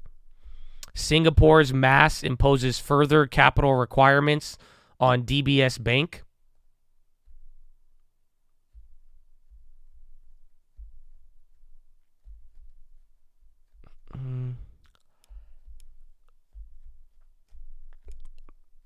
And then Acelerin indicated to open at 23.40, IPO priced at 18. Oh yeah, what happened to Kenvue? That thing's still up, man. They didn't even sell it. Bro, they still have 100 million shares to sell practically. Uber selling off, KRE popping. Yeah, KRE could go up. There's Zion. They're near the highs too. Again, I got out of that with a small profit. Pack W. Doing a little bit better.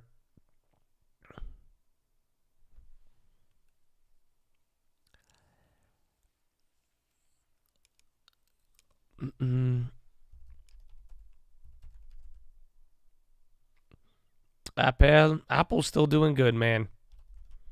Did real estate come up? MPW, they were up a little bit more. How's Red Fund, huh? Oh my, dude, Redfin. It's still at the highs. That's crazy. Coinbase, LMT's on the high, 455.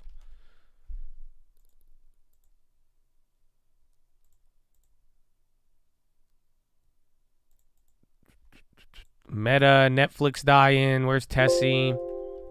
Tessie was a standout today. Meta is just in the middle. Tesla's on the high. Netflix, yeah, still at the 320.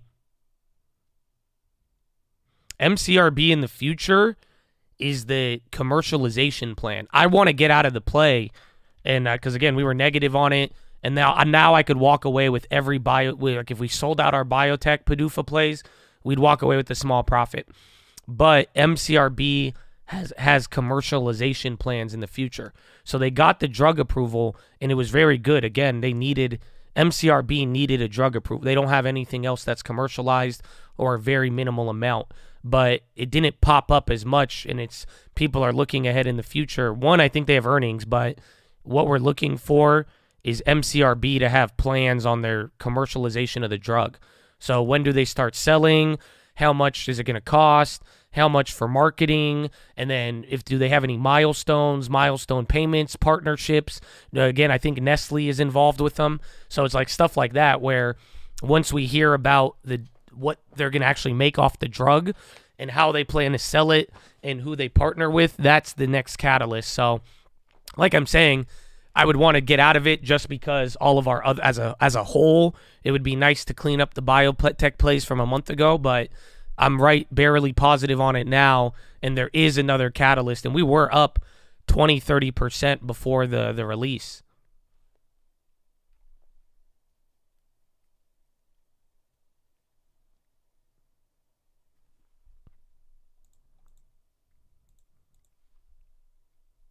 And then SPY holding up, man. This is looking like a Friday. You get these little candles holding. We haven't dumped yet, but we'll see.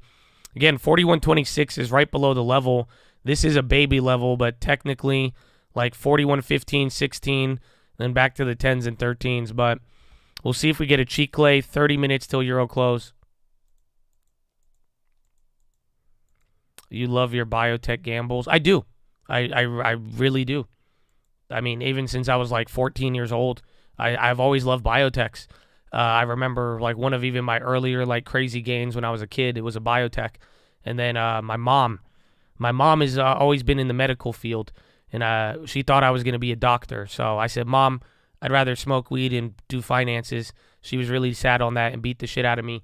But then I found a way to parlay it into what I do now. So I do love biotechs. I do love them. We had a decent history on them too, honestly. I think surprisingly our biotech plays have been more better than not. We've had a couple of misses, but the ones we've hit, I think the odds are in our favor.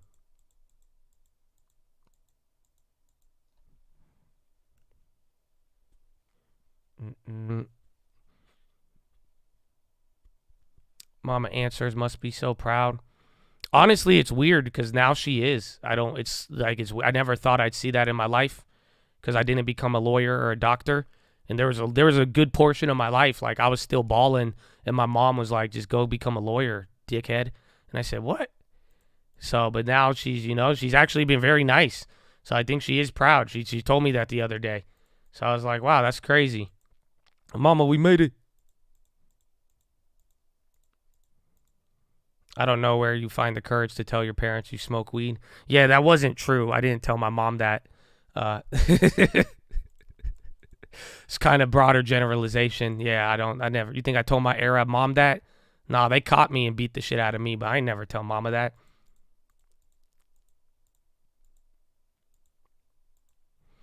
Do you think you'd make more money as a lawyer?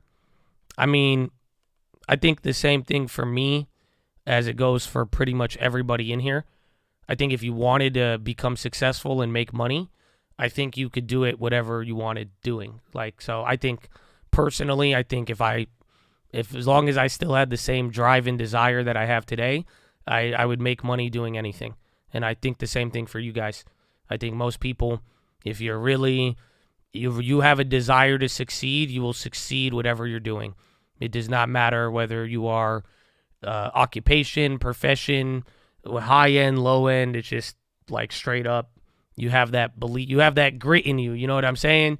You just want it. That's it. You want it, you apply it, you put in the work, you reap what you sow, and that's as simple as that.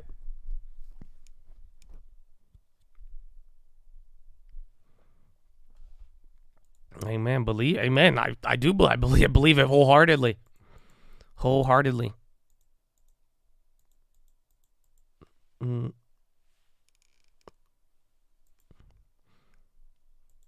My brokerage balance proves that wrong.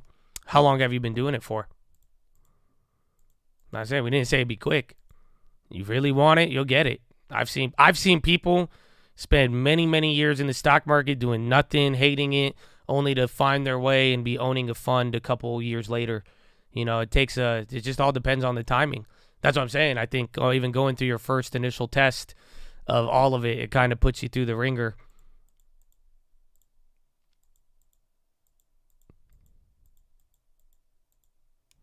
Boeing, I forgot about Bobo. Still below 200 though. First time it's been below 200 for like 3 days. I guess it only stayed below 200 like twice this year, 3 times.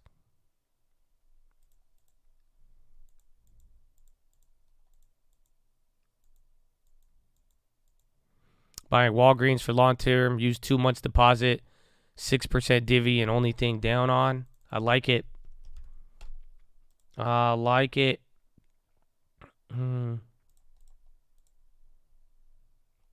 6% dividend aristocrat.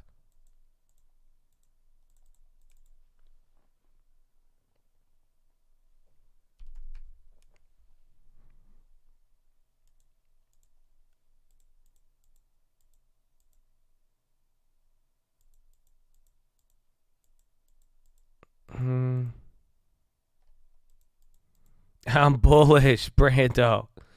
There it is. TLT. IEF volume's not really showing up. TLT. Then TLT got murdered there. The bond just after the jobs report. That was the thing that got really affected. And it's just weird though, because this little correlation is kind of frozen. So I do think that's still on the table for today. We might get just a weird bond move or stock move, and one of them's gonna have to play along.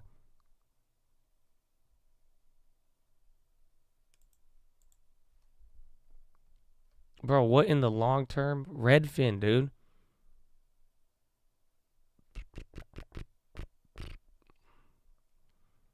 When does Abivi Divi come in? I think we have to wait another week.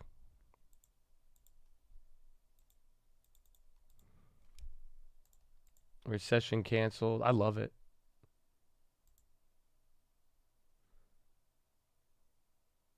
It's actually crazy. Bro, yesterday, again, we were talking about peak fear yesterday, but just it's wild to go from 24 hours. Remember, we're not even at Euro close, and just remember how yesterday felt up until Euro close. So, again, whatever the attitude in the morning is, it kind of drives a lot. So if it's bad, everyone's like, oh my gosh, it's so bad. If it's good, we're like, it's over. Or like, recession's over. So very wild, bro. Very wild dynamic here. So what I see is volatility. What I see is back and forth. But just get ready. You only have to burn like a day or two. Thankfully, it's Friday. And then all we got to do is just get into CPI next week. So McRib again. Tesla again. FSR, it's a little bit lower than the initial price. Square came down. Tesla is doing very, very good. Again, Tesla and Apple, those are our big tech leaders here today. And Apple, now Tesla's is up as much as Apple.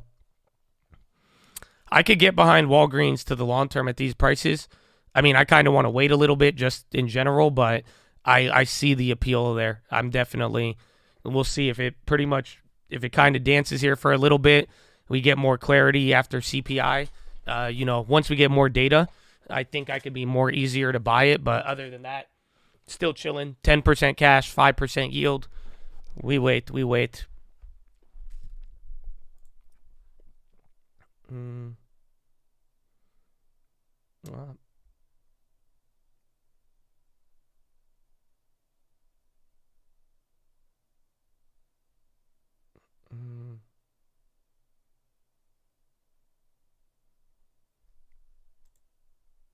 Long term, yeah, long term is going to hit a high today.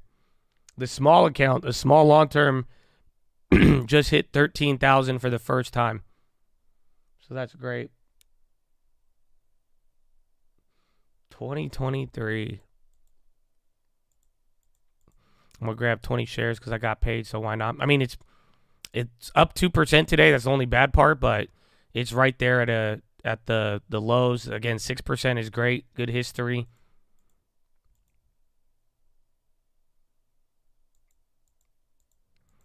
How do you keep $1 million properties who's going to rent $6,000 a month and no one has an Airbnb in that price range nearby?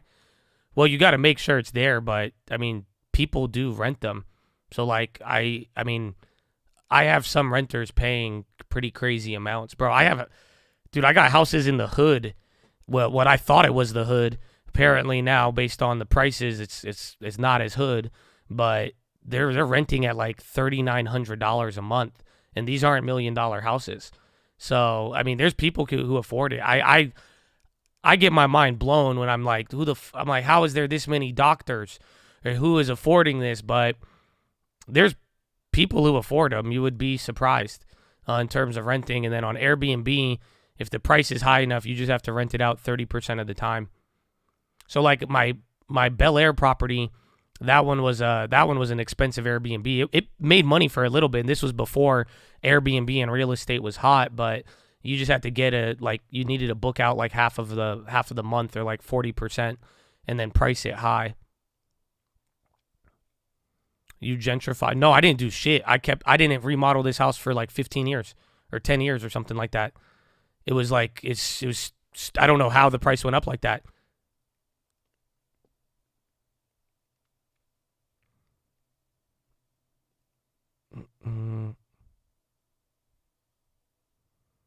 What are you pocketing on the 3,900? I pocket a good amount because I have 2 units. So it's actually like 39 a pop. And then the mortgage is over 10, 15 years old. It's almost paid off. So it's almost all cash flow. I'd say like 80% of it. I've held that one for a very, very long time. And then again, it went up. It went up way, way, way more than I ever expected. Well, that's a property purchased for a long time ago. It was one of my original ones. But that one's in the hood. It's not nice. It's literally the worst property ever. That's why I'm like, I don't get it.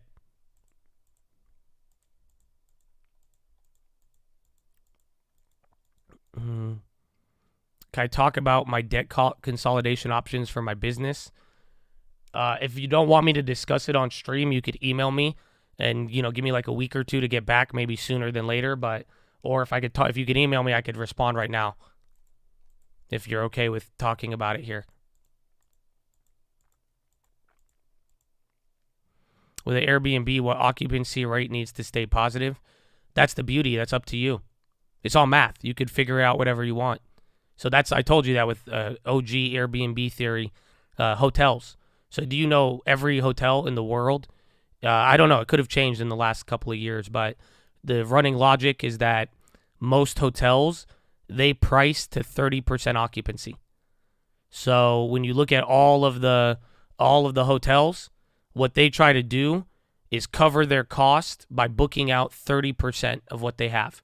So they say at $200 a night, if we cover 30% of our occupancy at $200 a night, that covers all of our expenses. So that's kind of where your break even should be in hospitality. If you could do 30% occupancy to cover your costs, that's your price point. So it's all up to you. So whatever you set your price on. If your mortgage, so let me give you a breakdown for Airbnb. Let's say your mortgage is 30%. Oh, there's our damn Raul. Finally. If it's oil, it's what I told you in the morning. Remember I said oil is up 3.5%. If oil comes down and tech doesn't go crazy, we should neutralize. But take your $3,000, right? Okay. So now divide that by 30 days. You need to be making $100 a day, right? But now you need to make $3,000 on 30% occupancy. So that means you could only do 10 days. So now you need to price your mortgage, or you need to price your nightly rate to what it would cost of 10 days of occupancy to make up 30 days. So in this case now, how do you make up $3,000 and 30% occupancy? You charge $300 a night for 10 nights. And now you made $3,000. You have 60% of your calendar left, and then there you go. But then that way, at $300 a night, even if you book up 30% of the month, you'll break even.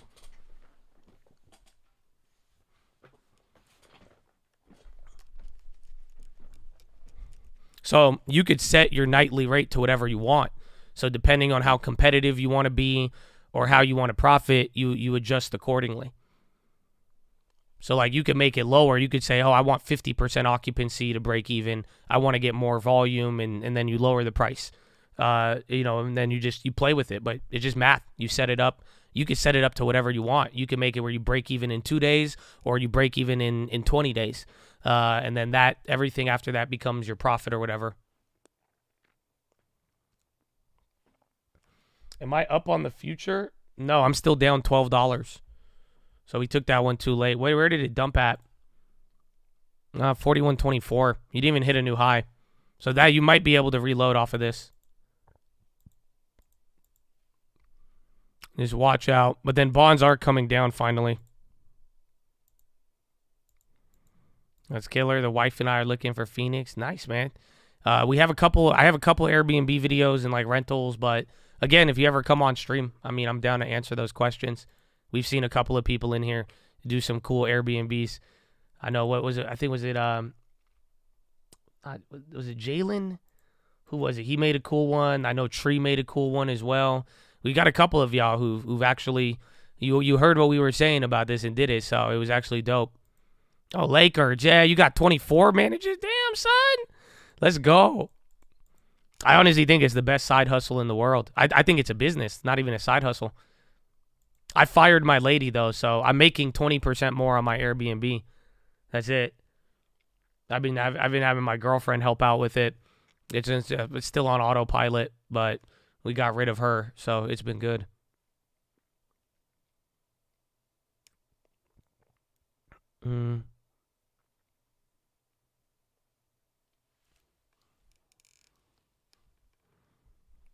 I contracted with a real estate company. That's dope. All right, see what happens here. Again, it's 18 minutes off of Euro close.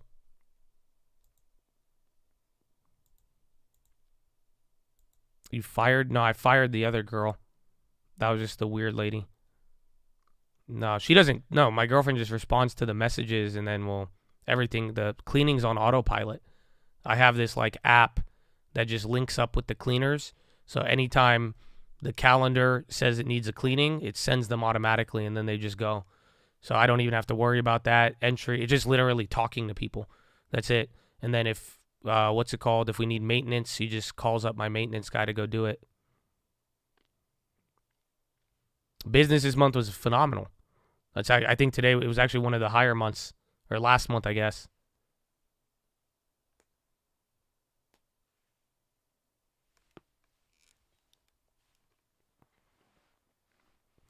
The iRobot deal? I don't know.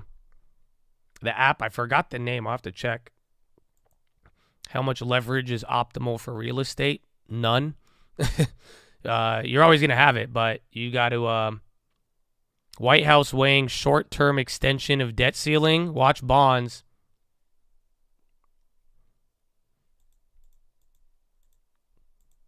But 70-30 is a good way to start. It just, again, it depends on your timeline, the project, and what you're trying to do. Yeah, White House weighing short-term extension of debt ceiling. Let's see if the bonds move.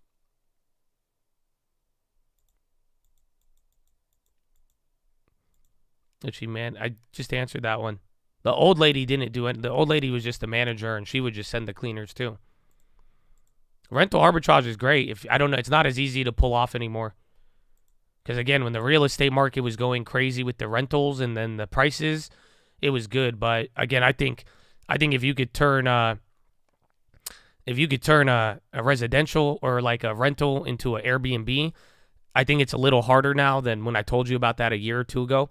But it's still very, very lucrative if you can get one.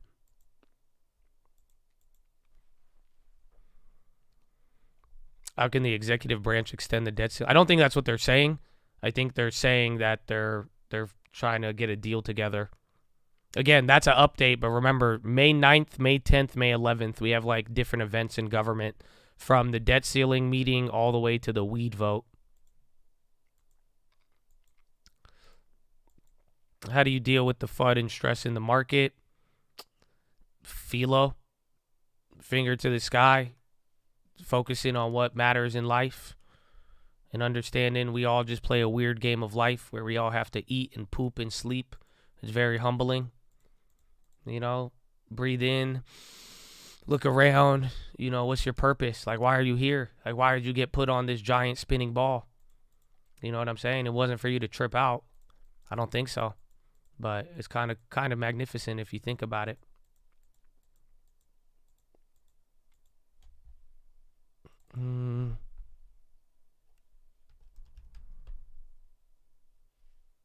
Tesla. Pack W is exploring options. WAL is not. But yeah, again, damn, it's up 70%. But dude, yeah, I don't know if I could really explain to you what happened overnight, but we already knew it. It's just this stupidity of the fear and how people react when nothing happens. So if you were here yesterday, you should have felt it. You should have been here. Bro, yesterday was insane. And it was really, really selling off. You know, we recapped the news. It was a lot of drama in the morning from Pack W to what's it called? To Wall and even the FHN deal backing out. But this morning, there was no more bad news.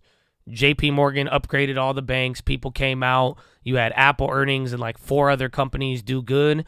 And they were just like, hey, maybe it's not. Maybe that was the peak of it. Someone's saying that Pac W also got some funding stuff. I don't know about that one, but it's still just like nothing developed. So wait till after hours. I mean, we watched this happen with FRC. The day after FRC, everybody thought it was over and the regionals bounced. And then the next day they dropped 6. So yesterday was the fear day. Today's like the cool down. No news until after the bell probably. And then we'll go from there. Yeah, Pac W's halted. Take 2's on the high.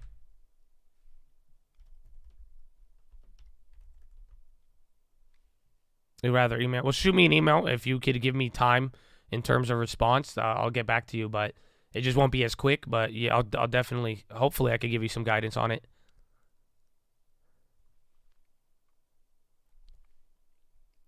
Who else did I want to see? Square. We had that little gain, and then that was it. Why? So why the rally today? No news. No news plus good news out of Apple and tech. And then the jobs report was that's a whole nother Pandora's box of good or bad, bad or good. Throw in some revisions, throw in some unemployment dropping. Then it's just, again, another whole nother Pandora's box we've already discussed. But either way, I just think let's see what news we get after the bell today and then what we open up to Monday. But realistically, the next thing is going to be CPI. And then I think we'll have a full picture to start tweaking out or rallying and then going from there.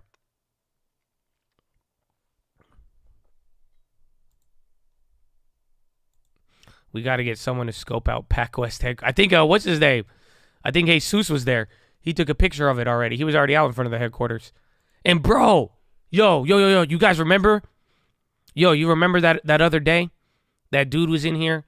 I low-key thought he was trolling. And he was like, I live in Kyiv. And I was like, why do you live in Kyiv, bro?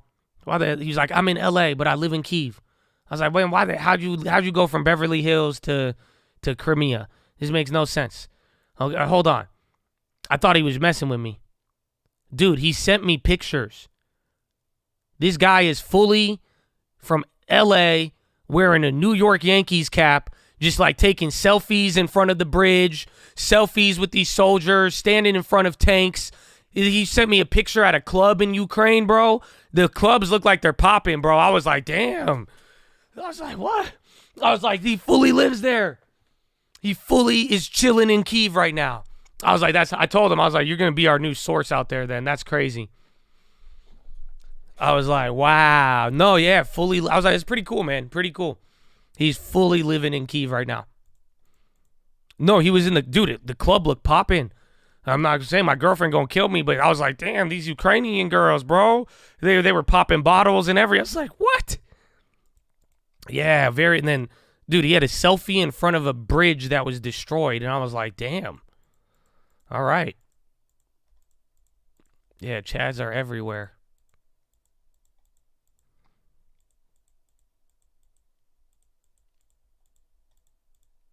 Kyiv is livable now, mostly. I mean, it looked like he was, I don't know, just even the pictures, he looked like a cool guy. It just looked like he was having the time of his life, and like he was just living through history, and it's just very unique. The yen's staying up because of the fear bid, but bonds are down today, but we only dropped because of the jobs report. But the yen did gap down too, though, with the yields.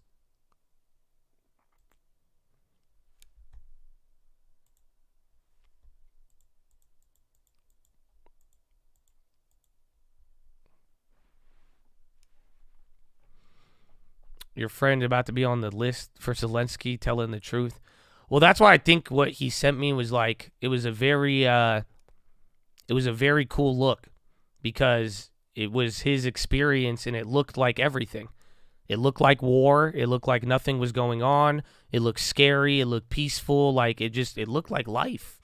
Like it was actually the reality. Like there was parts of everything, and that's why I thought it was very, very fascinating. I'm like, damn. Full-on American Chad just straight up living there.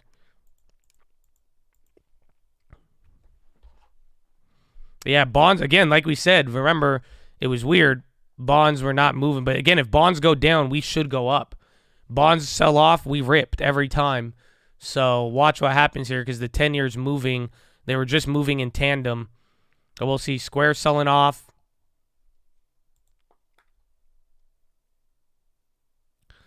What kind of properties are better to keep for the long term?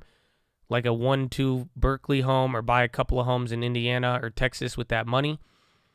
Well, one, I mean, go with your budget at the same time too. Find out what you qualify for, and just don't waste time on anything that's just not realistic. If it's not there, you know what I'm saying? If it's going to be your first, second house or whatever it may be, there's no point of looking at $1.5 million if you don't have it qualified for yet. And playing all of that. That's the first part I'll start with. But number two, to answer everything. This goes for all of you. It's super easy. This is how I made my money. You get great appreciation on those expensive properties, and they're nice, but that's not the move. You buy the cheapest, ghettoest shit you could buy, and start there and own all of that, and that's it. You go buy the cheap homes. That's where I started. I will die by the cheap homes. I love them. That's all it comes down to. Everything, there's no, like, again, great appreciation on the big ones. California is notorious for appreciation, and it's great, but it's very simple answer, especially starting out, or you're looking like, what's the best, smartest decision? You go buy the cheap houses. You go buy whatever is cheap and has a good yield, but just in general, the better value on the home, I'd rather take the cheaper houses than not.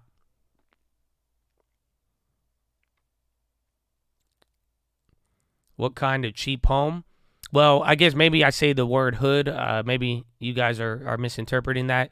I just mean homes in a much, much cheaper price point that are still actually good. So, like, one of the places I love is Indiana, because, like, Indiana houses are, like, right now they're like $200,000 or $300,000, and that's kind of expensive. We bought them a lot cheaper, but it's like if you come to California, a $200,000 house right now, you'll maybe get a condo in crackhead land, where they sell you meth and they have farms down the street. But like you could go to nice areas like Indiana, Ohio. There's, even Vegas and Phoenix. Again, those markets got a little hotter and they're kind of more expensive. But even Texas, you could go find one. Texas has high property state taxes though, or property taxes. That's what you got to watch out for.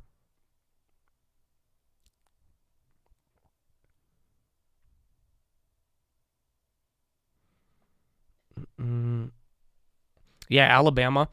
You got to be choosy. Don't get anything too cheap in Alabama. We were talking about that the other day, but it's a good area. Pack W 80%. It's still lower than Friday, though. That's the crazy part. Yeah, now the bonds are... now the market will react. Let's see. But bonds at a low. This is saying we should squeeze into a new high. Otherwise, if bonds flush and the market starts following, then they're going to follow the same shape finally. But there's still a huge gap. Bonds down 3/4. SPY is up 1.5. NASDAQ 1.7.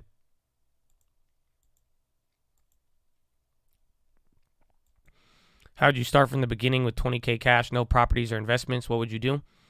Well, I would try to keep increasing that 20K cash. Income is a very important thing. And then I would make sure I'm secure in that. And then I would just look for a real estate deal.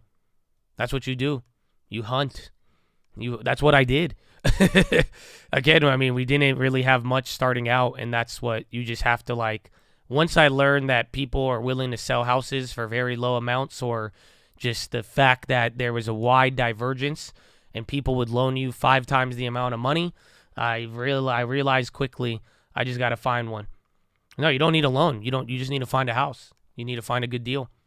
And like I said, it's not as dramatic as you think it is, but if you never look, you'll never find it.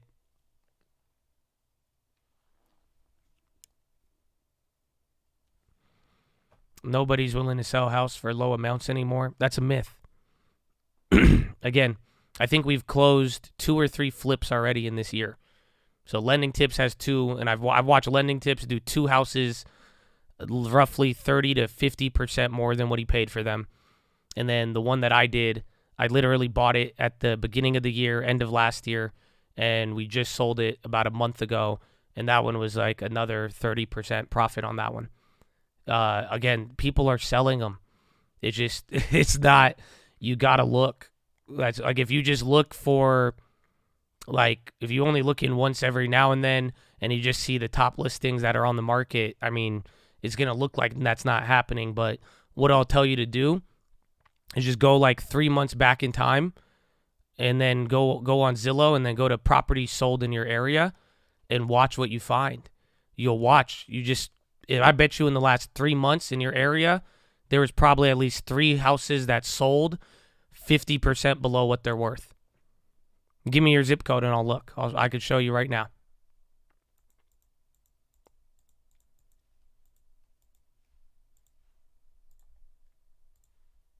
IBRX. Whoa. Look at all the zips. Okay, calm down. I was just going, I'm going to use Nadrooks. Jeez, bro. Did you see that?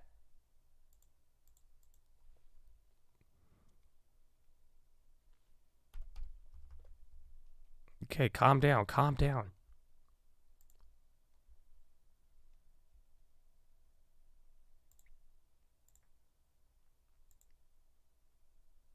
Okay.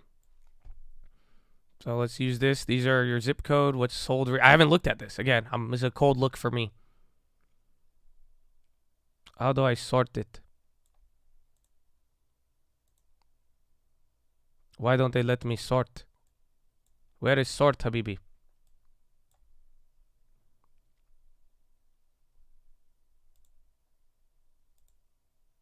Why is it doing this?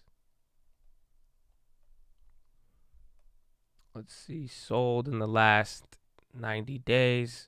We can do 6 months. We'll do the beginning of the year.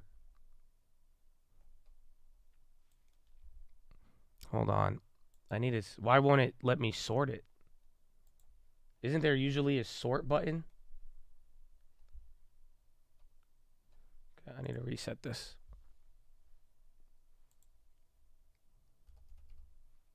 They changed how that's so weird.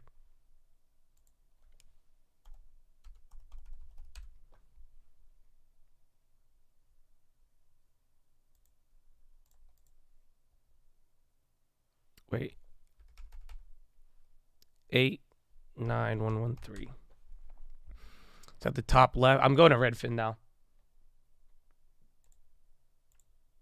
Okay. I hope it shows up. Sold in the last 6 months. Okay.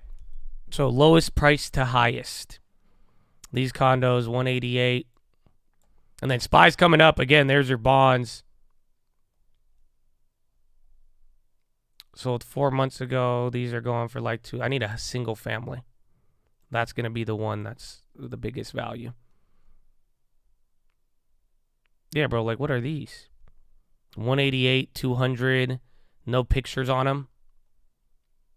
Yeah, there you go. So again, right when you click on them, estimate says 300. to 350. Redfin will pay you for it.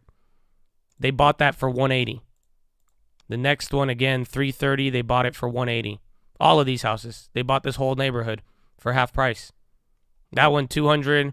Right off top. Again, I'm doing quick comps on it.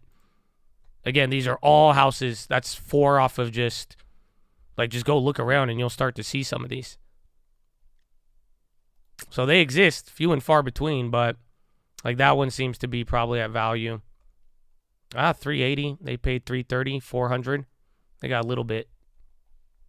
That's in Vegas. I'm telling you, like, if you go to your area and just put in your zip code and put houses sold and just go look at what actually sold, these are closed transactions, you'll see it. I've been watching. There's nothing listed. It's sold. I mean, it's on the MLS. So those 4 houses all sold for 180. The 330 won't be. You have to really comp it out to get an accurate number. But if I'm just telling, if the gap between the sold price and the Redfin estimate is 100%, I think you could get a general idea of what's going on there. For real. Start talking to wholesalers. Go find houses for sale and talk to the neighbors that aren't listed. I mean, again, there's many ways, but I'm just saying it's a myth to say that nobody is selling houses like that when individually between just like me and one person, we've already done it several, like again, once a month at least. And then even looking at other ways, like it's there. I'm telling you, you just gotta have a method and actually be putting time into it in a way. But it's, again, if it's only shopping on the market, you may find some here and there, but you'll find it if you look. Again, the looking part is the hard part, though. That's why I understand it is way easier said than done, but it's not like it's impossible.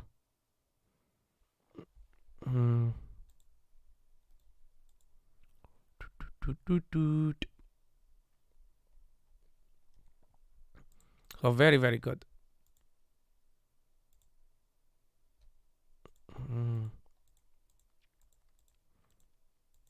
Yeah, call people with unkept yards. Do that, honestly. How about do this for me this weekend? Tell me you don't find a house this weekend. Go drive around in an area you want. Any yard that's messed up, knock on the door, or I'll give you a better one. If you see a car in the driveway or parked on the grass and there is spider webs on the car, knock on that door and talk to them. Maybe come with a Starbucks gift card because you're in Vegas too. So people in Vegas are not friendly, but if you give them free shit, they'll love you. So you should be, honestly, I'd pull up with a $5 Starbucks gift card, find the car with the spider webs and the car that's beaten up in the front and be like, hey, man, I just wanted to give you this Starbucks gift card and let you know, man, you could probably get a lot of money for your house right now. Have you thought about selling it? Well, if not, that's cool. Here's my name and just enjoy a drink on me for wasting your time. And there you go.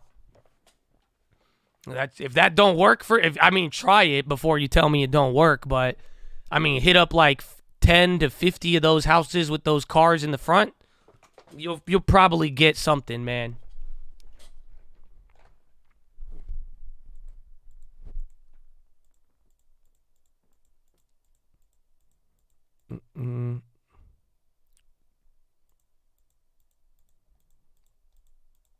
The gift card kind of sounding cringe. Nah, man. You haven't dealt with individuals. Bro, you should try it this weekend. Bro, I bet you I could get you more girls to give you your phone number than ever in your life if I gave you a gift card. Dude, you know how many people love free Starbucks gift cards? Are you kidding me? Do not underestimate free shit, bro. Especially a Starbucks gift card. Oh, they love it. Everybody loves it. Believe me, I used to think it was cringe. I didn't understand it because like Lending Tips would always do that shit. And I'd be like, you're weird, man. I never understood why. Oh, but then I saw the results. This guy has so many friends. I'm like, how do you have all these friends? How do you meet these people? I'm like, you bribed them with a $5 Starbucks gift card. That don't even make sense. It works. It works.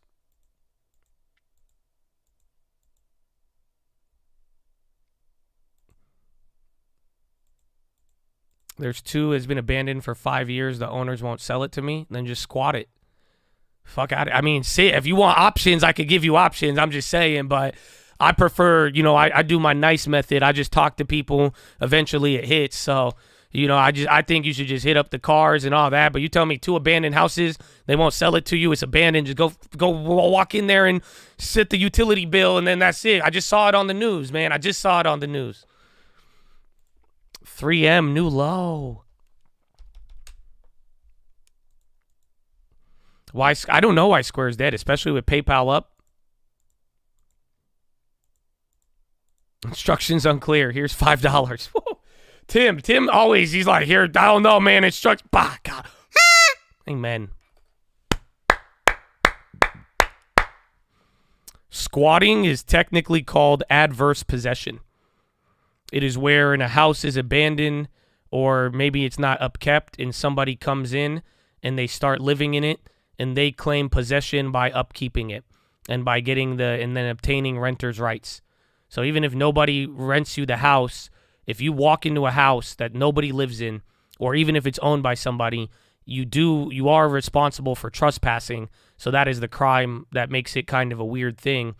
But if somehow post trespassing, you find a way to put the utilities in your name, or even a cable bill, and pay it, and you live in that property paying some sort of necessary bill for 7 to 10 years unobstructed, you could go to court and claim that property is yours. You have to live in it for 30 days to get renters' rights, and then after 30 days, they have to formally evict you. But then it's 7 years to 10 years, sometimes less, sometimes more, depending on your state. But if you have evidence, you said, I paid the utility bill, I paid the property taxes for the last 10 years, you could go to court and file a claim on the title and say, there it is. You make it sound easy, and it's not. Motherfucker, everything's going to sound easy when you explain a concept, and of course, I'm explaining a 10-year process in a sentence. Yes, finding wholesale deals is easy. It took me many, many hours and miles driving and doing, of course it's going to sound easy. Where I'm giving you the Spark Notes version. He's like, well, duh. Yeah, Josh, of course, you can't just, we're talking squatting a house. I just said 7 to 10 years. That don't even sound easy if you really think about it. But,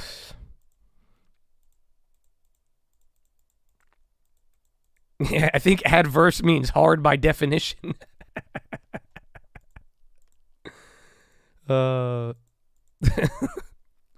Adverse literally means difficult.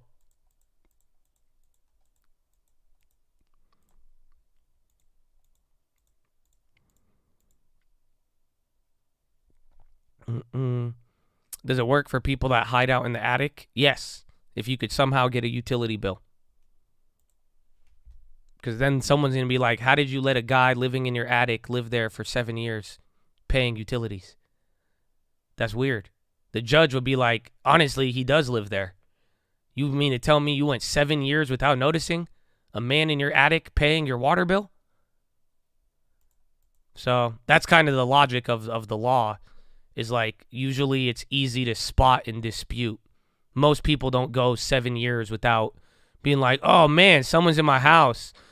Oh, between year 1 and year number 10, you're probably going to figure it out. They'd be like, it's crazy. I ain't been charged property tax in a long time.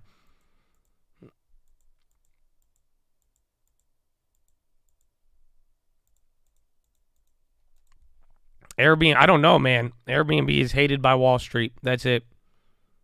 I just saw Expedia report an awful earnings, and they're holding a solid 5%. As analysts said, oh, that's good for travel demand. And then right before the earnings, they were like, yeah, well, we think earnings will be good, but travel demand is what we're worried about. And that was for a different travel company. But yeah.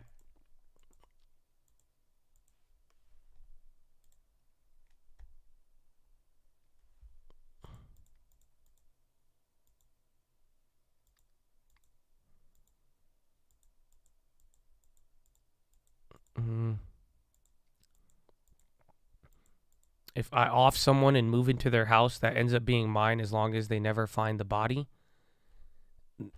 You remind me of those criminals on the shows where it's like, why would they do that? So your plan is to off somebody, hide the body, but then pay all of their bills and live in their house. You are kind of fucking suspect, are you, dog? You ain't even come on, man. You know what I'm saying? We know where to find you. You're the first suspect, okay? This is not like you really think that was the plan. That's not happening. Even if you wanted to try to execute it, it would really be a bad idea because you were just setting yourself up. This guy.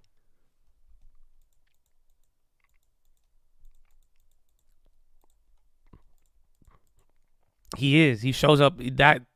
Those are, and my first and last name is my username. Those like TikTok videos that I watch about like the criminals. I'm like, man, that's crazy. You guys know what else you could do? You guys could just go knock on someone's door and find a house at a good deal. Call it a day. Call it a day. Look at that. That's it. Always. Every time we have this conversation, we have jumped towards squatting and homicides before just knocking on 100 doors. Lazy pieces. Yeah, ain't that, man? We are very, very work adverse, is what I call it, man. As I say, just go outside, pick up a phone. Pick up the phone and start dialing. Okay, go talk to somebody today. Hello? Starbucks gift card.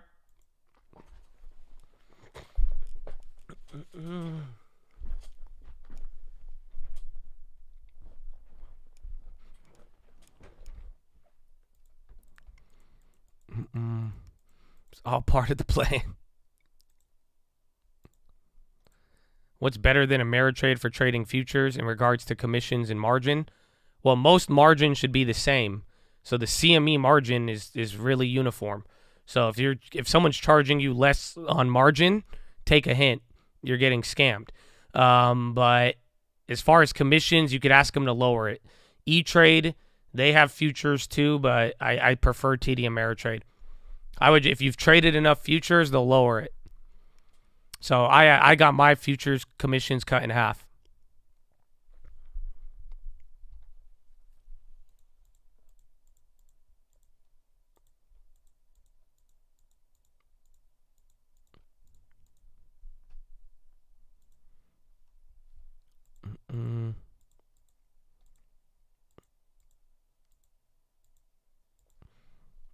A good tip. I didn't know that. Yeah, hit them all up. Do it. Do it all right now.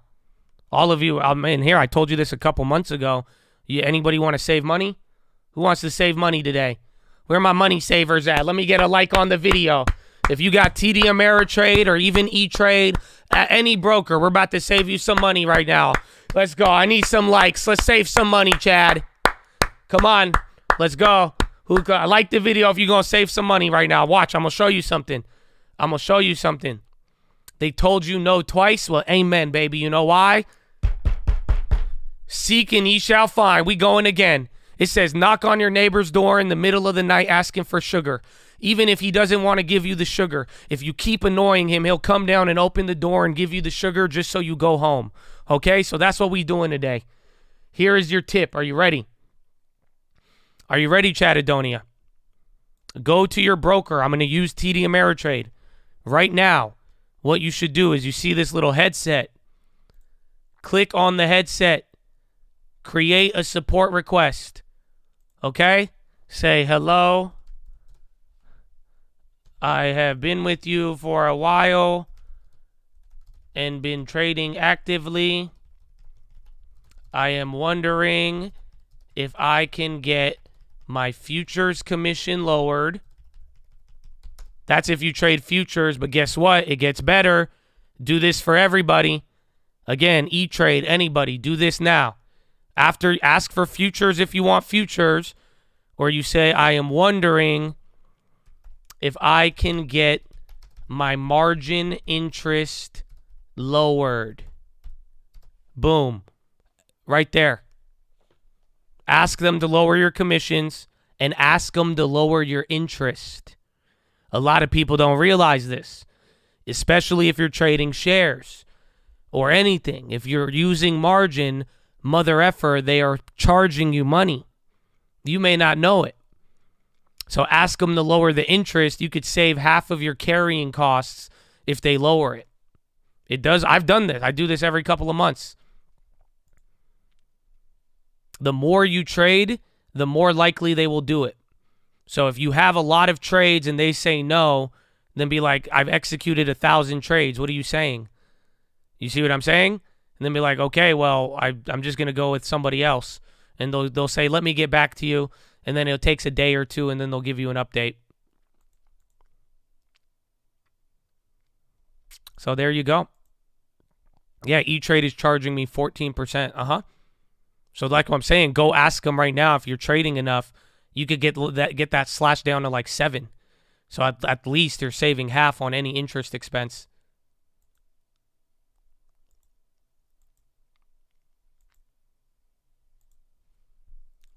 Mm.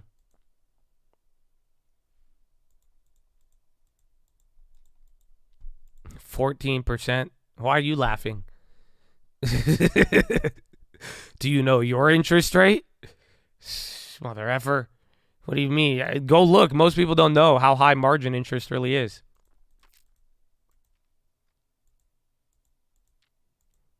Sounds hard. Tell me about living somewhere for free. Okay.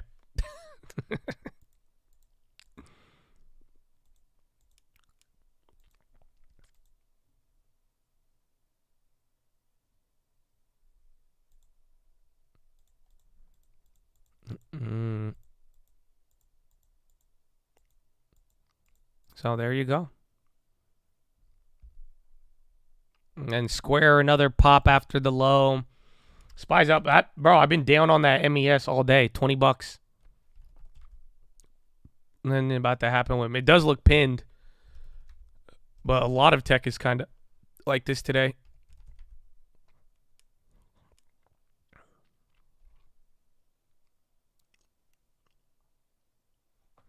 Send me an email on a property, tradingfraternity@gmail.com. Let's see.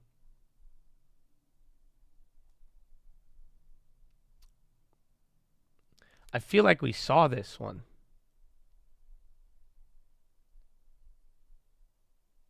It looks good. I don't know how much, it might need a little bit of work, but it looks like the other houses are like 170. So if you get that for 90,000 and don't have to put too much work in, a little lower would be better, but it's decent. If it doesn't need that much work, I mean, it looks like it comps out at like 180, 160 being generous with interest rates at 6.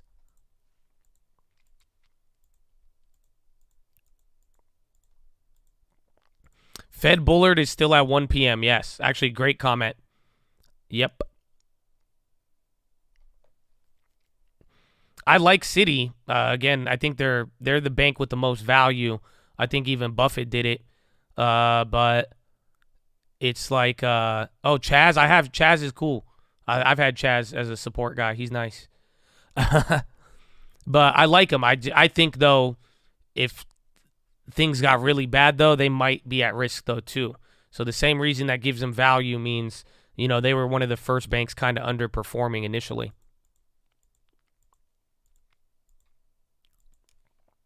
Bullard, I don't know. Bullard's been kind of weird, and now Bullard will probably say one more rate hike, but just don't forget, these were the rate levels that Bullard wanted us at, and the market would freak out. Do you guys remember that? You don't remember when Bullard would be like 5.5, 5.25, and the market would sell out? Like, you're at 5 to 5.25 right now. So I don't know if Bullard is content. And again, we've been watching Bullard get like awkwardly bullish at some time. So we'll see.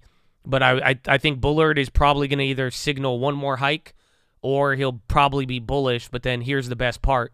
He's not even a voter, so it doesn't matter. It's honestly, Bullard is kind of just ceremonial, more or less, just because we reacted to him last year when he was a voter and he's kind of made his presence, but he's not a voter. So at the end of the day, whatever he does say, well, I hope as long as it's not like crazy bombshell worthy, it's probably not going to mean much.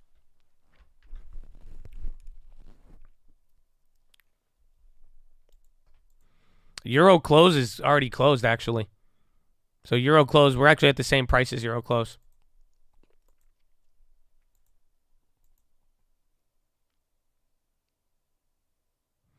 Chatting it, you got Adam V. You got Andrew L. You guys should post your support person's name.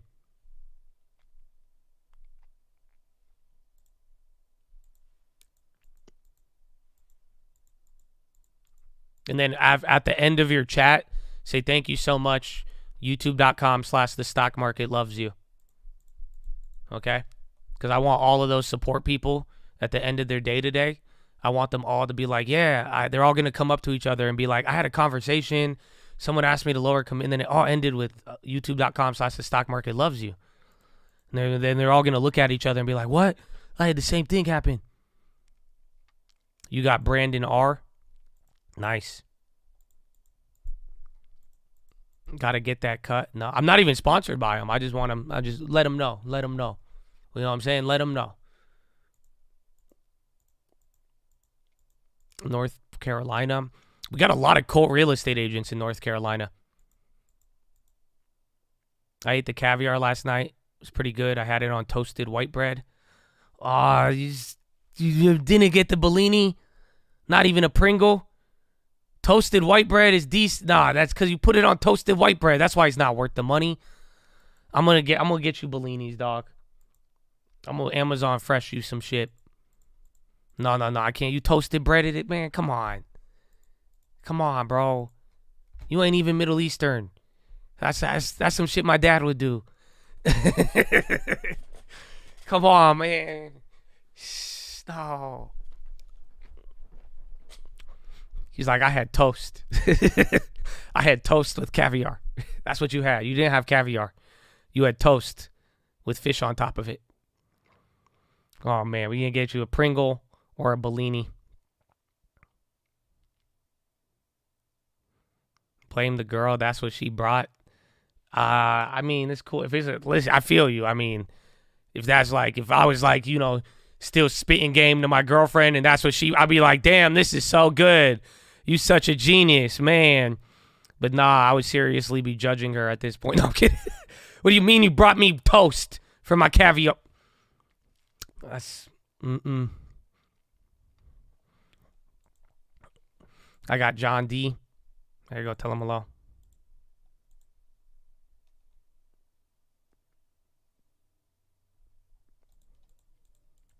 I got my margin interest down and my option commission. There you go, baby. Pack W80.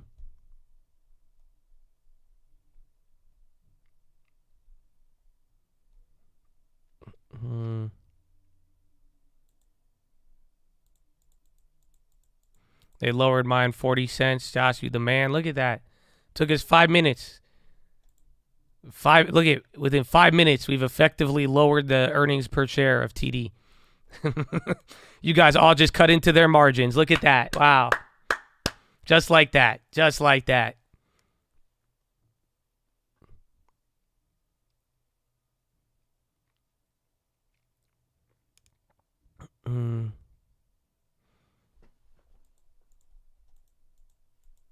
I'm here. There you go. Telling you, it's very easy, man. It works. Just quick booking. Fogel says company is investing in AI. Oh my gosh. Booking. AI now. Booking is now an AI stock. We'll see if it actually responds. CEO just said that.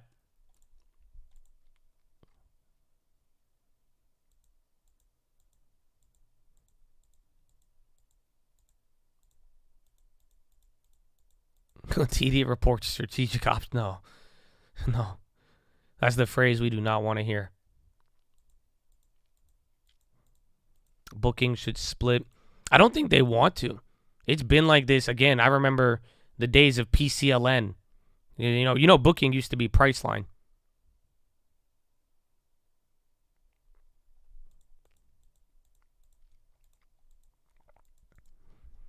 AI. Oh, you guys want tinfoil? It's funny. I saw this thing. I got AI tinfoil. It's actually crazy. It's crazy. Give me 100 likes, 80 likes. Just get us up to 17. We almost there, baby. Let's go. Ford is on the high. Is that MLI? I thought that was MU. I got 10. I got AI 10.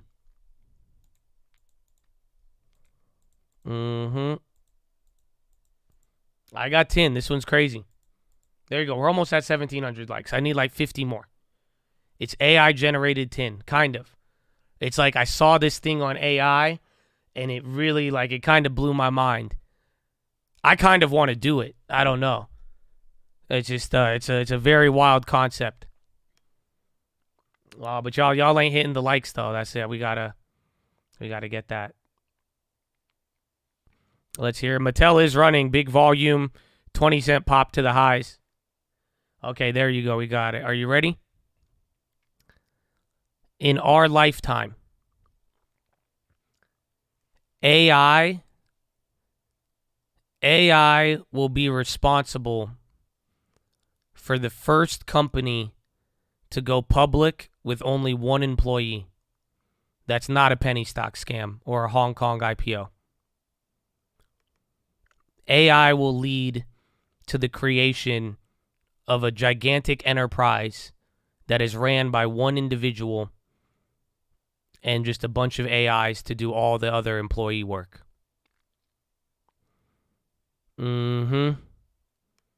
That's a trippy concept. That's why I was like, I kind of want to do it. I was like, I didn't even really think about it.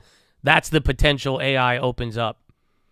With the right idea, the right system, if you could have a bunch of army of computers, you could essentially find a way to pull off an enterprise with only one person.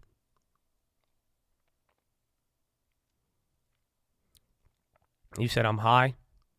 That's disappointing then. This is the shit I come up with when I'm high. I don't want to get high then. This is bullshit. I thought you were supposed to have fun. I'm like, don't I get anything? I don't even have the munchies. Like, I haven't even ate in the morning yet. Now I'm just like talking about the future and I have to poop. It's bullshit. I'd call the company 1,000 Monkeys.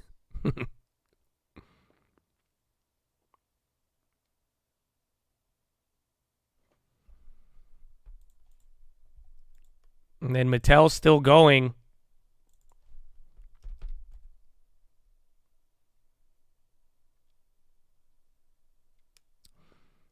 He's asking what percentage I want to go down and how much I plan on borrowing.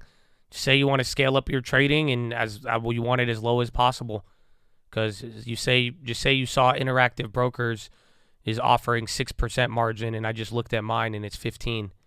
And be like, I didn't know it was that high, and I'm trying to scale up my trading, but I need it as low as possible.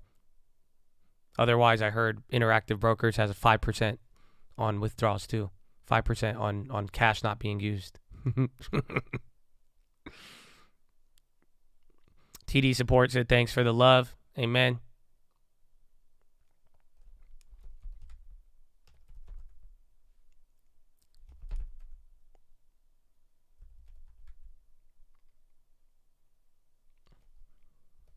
Company CEO will be X467559 Musk.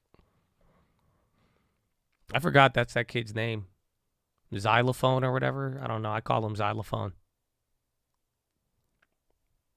The Schwab transition, I think it happened, but I don't think like you have to log into Schwab. Like I think it's already like your futures are already on Schwab. So like every time we trade futures, that's what it is. That's what I realized too. Like when you even see the weird your fluctuations like on your account, if you have futures on TD, it's when you open and close position on futures, the money goes to a quote-unquote Schwab account. So it like calculates your cash balance. It's really weird. But Schwab is already there for the futures. Oh, my gosh. And you know what else is here? Ladies and gentlemen, boys and girls, Bradley Frizzle and the Peach. Oh, my gosh. It's like right at the middle of the day, too. Oh, my gosh. Ladies and gentlemen, Peach Nation, stand up. Horn. Oh, wow.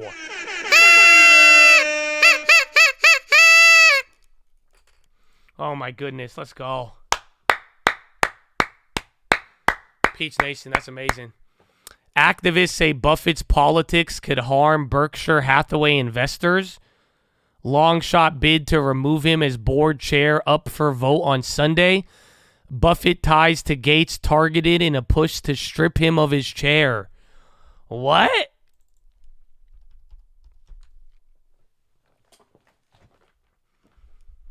Bro. So apparently, they're putting a very small vote to get rid of Buffett. They said he's tied to Bill Gates, and they're saying the politics is not good for investors.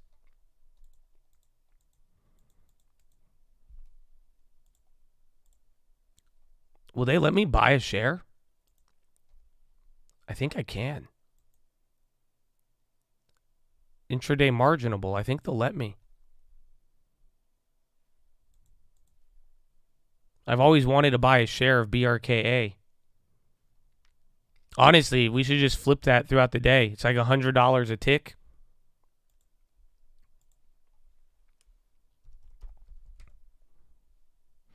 Hopefully that wasn't reported by the Financial Times.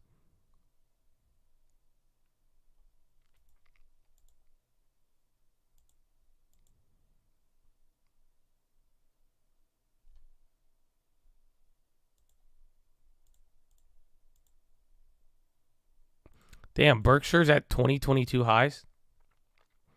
I don't know what the spread is. I don't know why my bid and ask doesn't show. Usually I have, well, it should be here. That's like a $400 spread.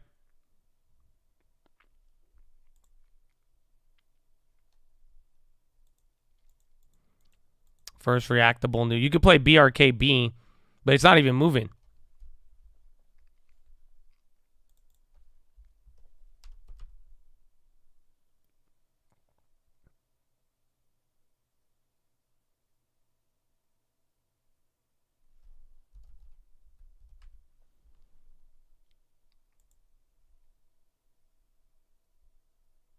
Where is it? I don't know if it'll let me buy it.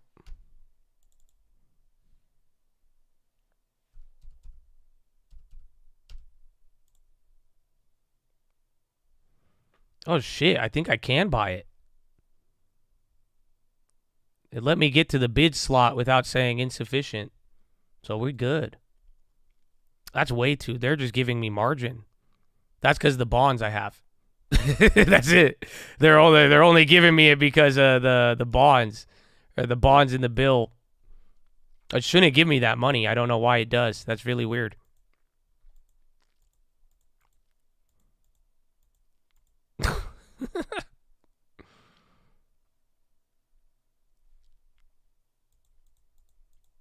They want the bill. Maybe one of these days. Maybe one of these days.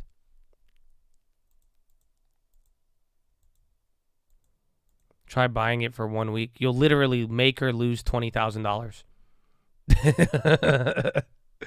Like, legitimately, you will either make or lose $25,000, I think. I guess the top candle this morning was 6,000. Yesterday it was at 500, or a couple days, 503. Comes down to support, you're down $20,000.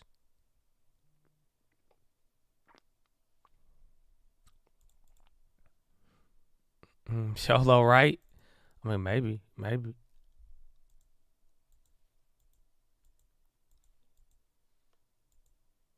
So literally a 0.25% move is $1,500. That's beautiful. I don't know if it pays a dividend, actually. I think it does. No, dividend yield 0.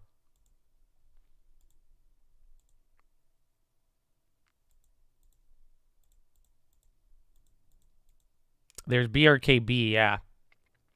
We're talking about Berkshire A, the original Berkshire. U.S. sets $500 million for Taiwan weapons under fast track plan. Check TSM Baba Baidu. We're giving $500 million to Taiwan and speeding it up for weapons. It's not geopolitically not good. Not really getting a reaction except Bitcoin, MSTR.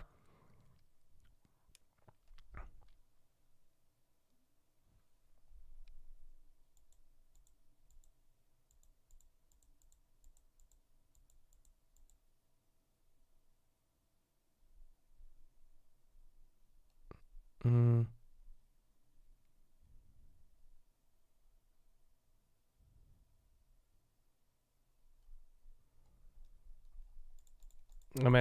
yeah, MSTR is moving.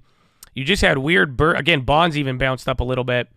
You just got China news, weird Berkshire activist news, and then Bitcoin is starting to run.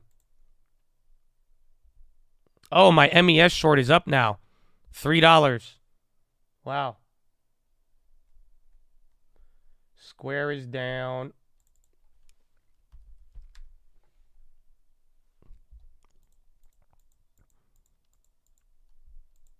What Taiwan news is that this just came out like 2 minutes ago.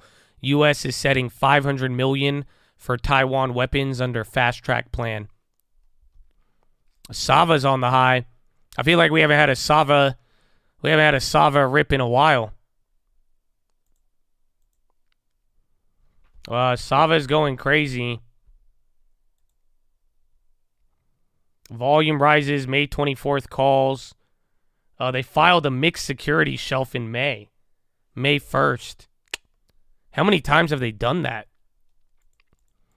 So again, there's big options, May 24th calls on Sava.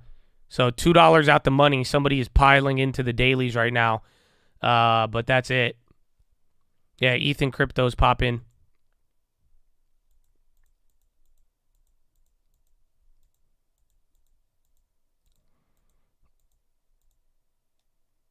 When do you think the transition from corporate raiders to activists happened? I want to say like 2013 to 2014. I think that's as we started to get more like virtue signaling, like when that started to come about, more or less. Because activist sounds way more like you're doing something positive. You see what I'm saying? Instead of like, I'm like, you're a raider. Even outside of corporations and finance, but just activism sounds way better than not. You know, that's like the number one thing. Like, I forgot what the study was, but it's like, for this current, like, modern generation, do you realize a lot of people aspire to be an activist?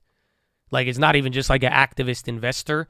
Like, a lot of people, even in like educated Ivy Leagues, like most people, there's a big portion of the younger generation or this current generation where like activism is seen as like a occupation or like the number one thing that people want to do. I forgot the source of all this, so take this with a grain of salt. But I think that's when the shift happened. Yeah, TSM a little bit, and then Sava keeps moving. The board, yeah, it was somebody, some like group of investors put it's a rare vote that is on the meeting calendar.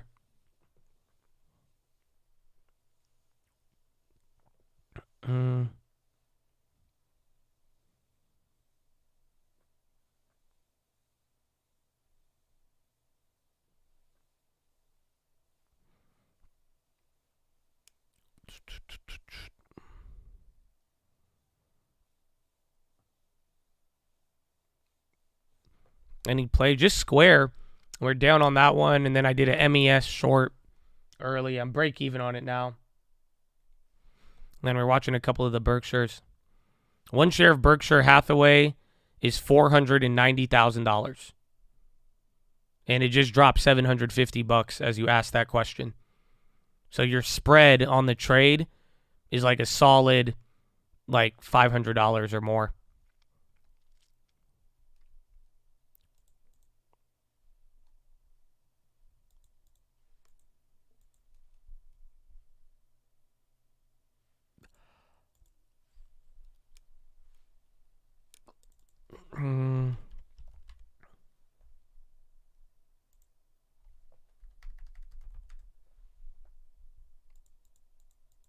Twice as much as my first rental for one share of Berkshire. But then again, Berkshire only has 1 million shares. I believe. No, 591,000. Maybe they bought some back. That's crazy. I think it's 1 million total, probably 591 public. So that's it. There's only 1 million shares of this company. So if you own one, you're 1 in 1 million.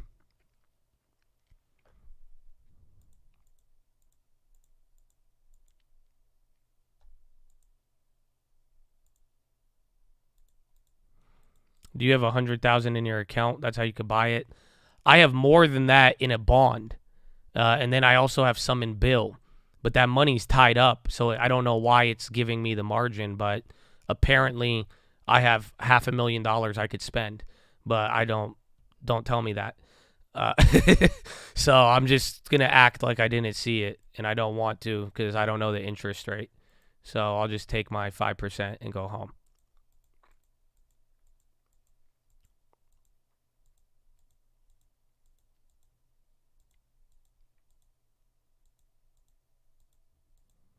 Aren't treasuries under 1 year considered cash? I guess so, but I don't know how that factors into your available margin. I don't think it should recognize it like that, but hey, I'll take it.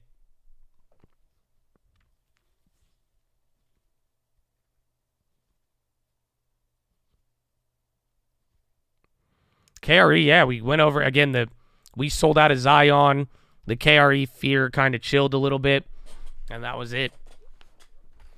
But so far, we're probably going to get a lot of news after hours.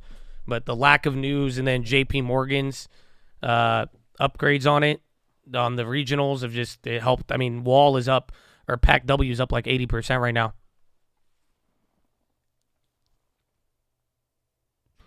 Nobody asked what Bill is today, actually.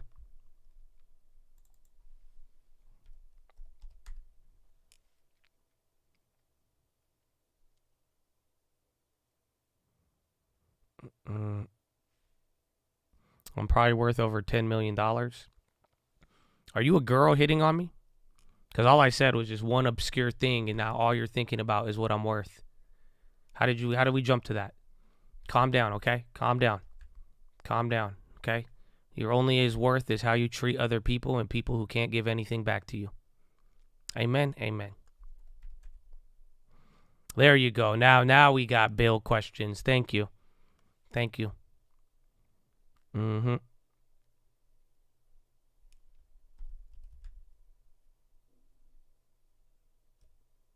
How can you get margin at lower than what Bill pays? You're probably not going to.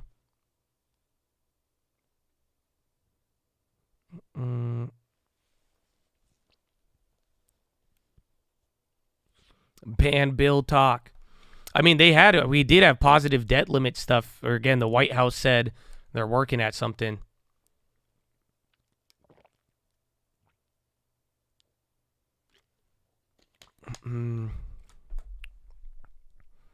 People only ask about Bill when they're pursuing strategic options, right? Bank stocks go up. Nobody care about Bill. But again, the money market funds, that's a record. So do you guys realize Lyft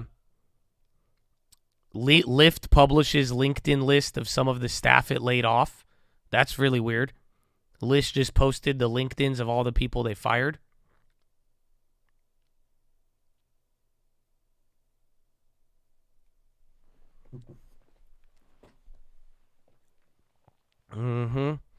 Biden live. Are they talking debt ceiling? Oh, that guy in Vegas, you said he bought all those houses. Same guy. He bought 5 houses for 188 at the same time. I told you it's there, bro.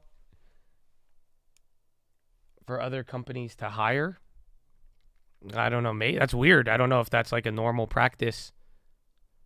You guys want Biden? I kind of need a poop. So I'm kind of down if Biden can. Yeah, he's holding a cabinet meeting. All right, let's see. On a supply chain. Only one ear. If it's not particularly friendly. There it is. And we're doing all this, having already in the first 2 years reduced the deficit by $1.7 trillion. That's occurred. That's happened. It's done.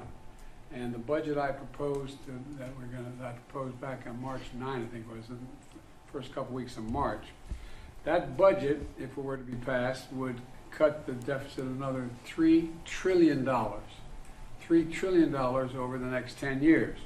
Unfortunately, I won't say Republican because I think they're pretty well divided, but our MAGA Republicans in Congress are threatening to do all this progress by letting us, quote, default on the debt unless we agree to their demands. The two are totally unrelated. Whether you pay the debt or not doesn't have a damn thing to do with what your budget is. What your budget is. Where you're going to spend money, how you're going to raise the money, what are you going to cut, what are you going to... They're two separate issues, too. And let's get it straight. We're trying to hold the debt hostage to us to agree to some draconian cuts, magnificently difficult and damaging cuts. But I'll get into that in a little bit. But unfortunately, they're threatening to undo all this progress by letting us default. Their budget that they proposed, that was attached to their debt ceiling increase, but they tied them together now. I want to make that clear. You all know this, I know, but for the listeners, they've tied it together. They say we're not going to increase the debt that every president has done for the last 6 million years here. Never hadn't done anything but that, unless you pass our budget as we're proposing. Now, their budget would put 21 million people at risk of losing Medicaid. It would cut federal law enforcement by 28,000 personnel. 28,000, FBI, DEA, etc. It would cut 100,000 teachers and support staff. It would cut 30 million veterans health care visits.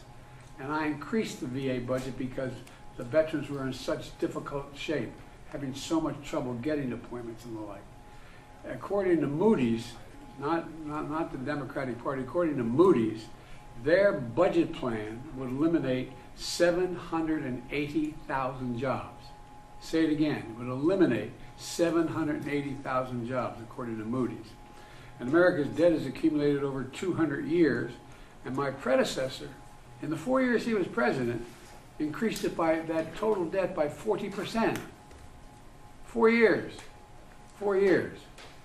Let's be clear. And by the way, even during that period, all the Republicans voted to, the Republican Party voted to increase the debt limit, like the only responsible thing you could do.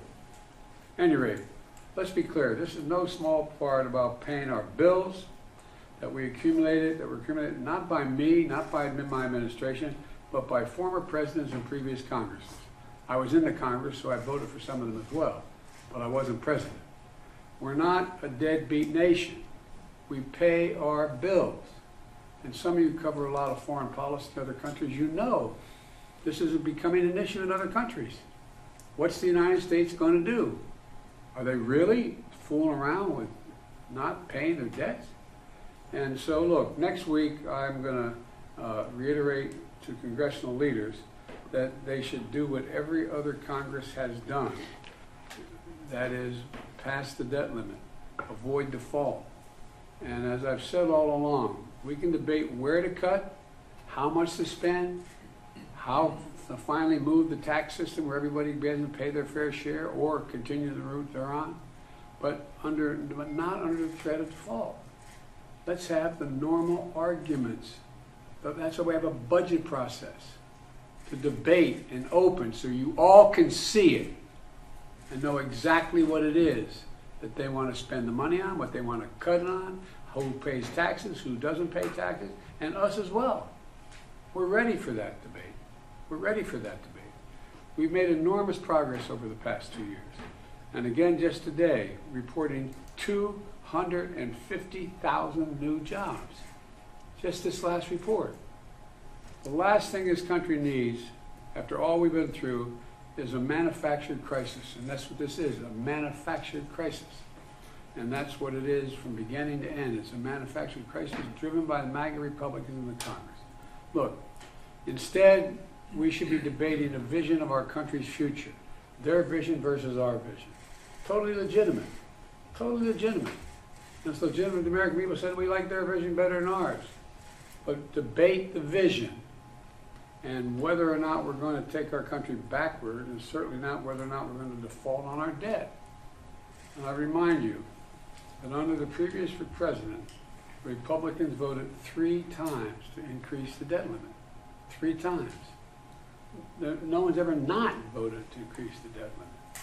There's a lot to discuss today about our vision for the country, and then investing in America is the core of what we're all about. to build our economy from the middle out and the bottom up. And I know it's not very appropriate for the minds of many of our friends on the other side of the aisle, but decide what's a fair tax system. This is an awful thing to do, and I don't really mean it, but I'd ask the person to raise their hand, anybody thinks the tax system in America is fair. You know, okay? And maybe you don't like the way, who we tax and how we tax, but this is about everybody beginning to pay their fair share from our standpoint. I understand the Republican position. This is about cutting taxes, more taxes for the wealthy. I get it. But we should have the debate in the open, not behind whether or not we're not going to discuss it, because if we do, we're not going to have the debt limit passed. And so, you know, I think we've got a lot of work to do. And I'm doing a major press conference this afternoon, so I love you all, but I'd like to ask you to leave so we can get down to business.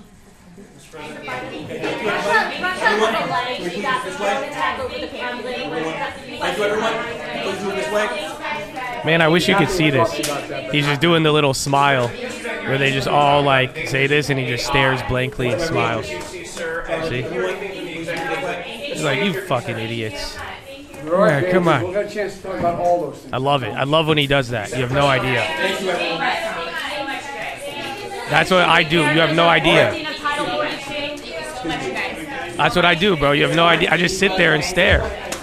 I love this about Biden. You have no idea. Oh, yeah. He does it. The guy with the 18-inch biceps right in the middle. Yeah. Oh, see, he's talking biceps. They said, all right, cut it off. They're like, he's about to go. Cut it off. Cut. So good news, bad news. Good news, bad news. Okay? Actually, I don't know what the good news is. Bad news, that was not good. So you're not going to get a reaction just yet, but like I told you, we are 1 month away from the X date. We're saying how the debate is heating up, but what I'm saying is not good. You'll notice the conversation has not changed.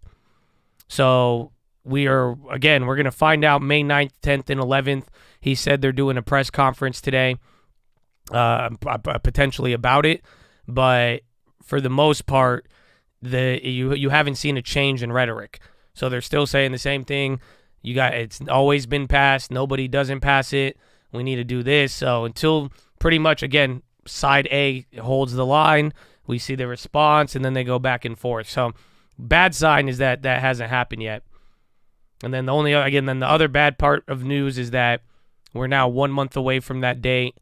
And the irony is that the last time we did have a debt ceiling issue and the stock market went down, believe it or not, Joseph Robinette Biden was in office.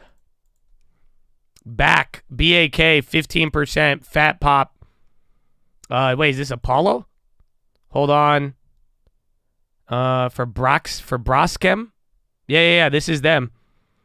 Apollo to offer 37.5 billion Brazilian reals. I don't know the currency translation. So this is them. BAK. It's a Brazilian company. Apollo is offering 37.5 reals, but I don't know. I don't know the conversion rate. So someone has to do the math. I can't help you here. I could check right now, but 37.5 billion reals is how many? He said that's like $2. Good deal.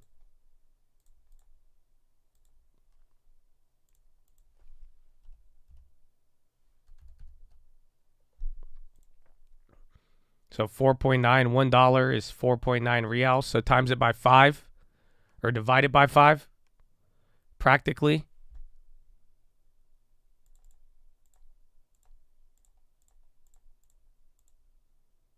No, 13 cents. $7.50. So it's already there. Assuming that, again, I'm very rough conversion. I'm off by like 5 cents. But yeah, I don't know. Or is it $7.5 billion? Oh, $1 billion. Yeah, wait, that's not share price. That's dollars. Hold on now. Oh, so that'd be almost double their current price. If it's $7 billion. And then I don't know how much debt they have. It's at $4 billion market cap now, or 3.98. See what their debt is. It's at ADR too.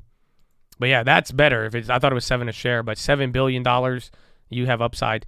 But you just have to check the debt amount. Treasury, Yellen aims to participate in ongoing debt limit work.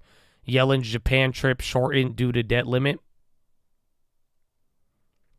Treasury officials brief Yellen on trip to Japan for G7. Which company? Braskem? I don't know. I don't know what a Braskem is. The sideways slide. Well, I mean, we're probably going to squeeze into the bell or just have a final death, but you're holding up pretty good. Actually, what happened last Friday? I remember last Friday we were comparing the other Fridays. So let's compare this Friday to the other Friday that we made another comparison of. I think last Friday was the same exact way. Fat rally, sell off a little bit. You didn't really have a sell off, and then melt up sideways to like 1140, and then we took off in a close. Damn, so we still have like 2 hours.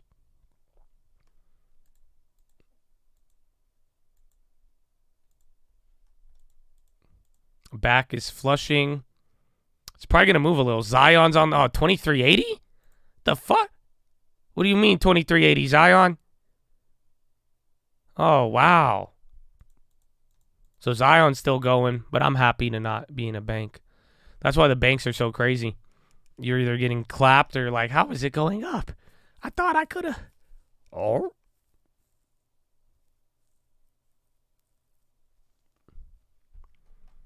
Yeah, Friday again, I think 30 minutes after the bell probably today. But if we don't get any news, that'll be great. It'll be very, very calm if there's no news. But there will be the Fed lending report. The Fed lending report comes after hours. So we're going to get more updates on the banks, the loans, and some lending facilities, I believe. Yeah, FRC, but Apple's dropping now. Sava got me. I feel like it's been a while since we played the Sava run. It almost hit those 25s, though. It was just all off the call activity.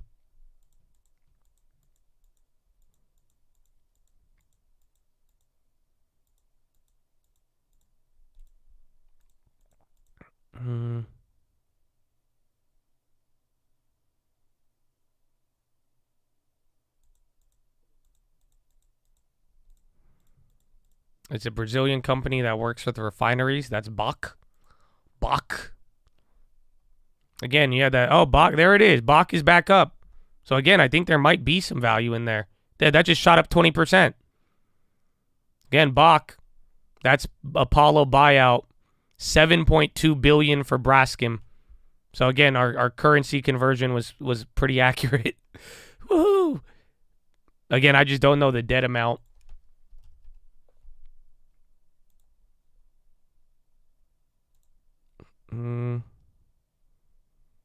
I'm checking now. There you go. Bach is still moving.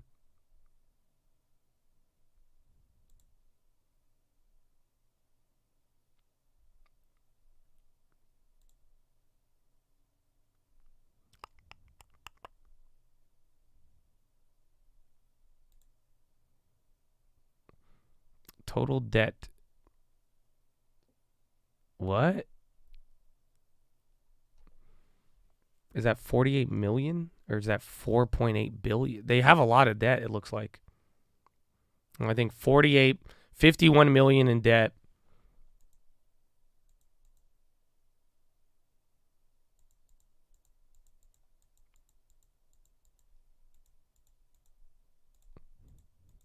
Jim Cramer on Twitter. Apple, own it, don't trade it.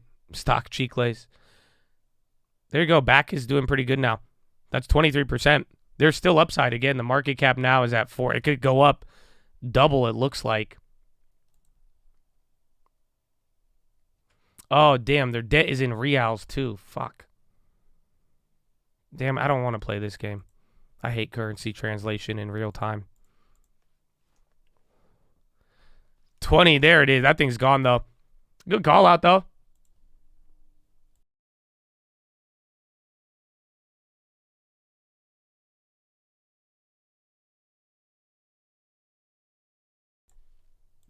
MNMN. Yeah, Zion inside. That's why I bought it the first day, and then we got vomited on. Damn, I'm kind of mad I didn't buy that dip on that one. I think it's halted now. Bro, that's 30% right there. You would have got even more if the dip there was crazy. That was a good one. Great call out on that. At least we got some sort of news today. Biden, Rochelle Walensky leaves CDC a stronger institution. MNMN, MINM. We saw this the other day. They're up 180%.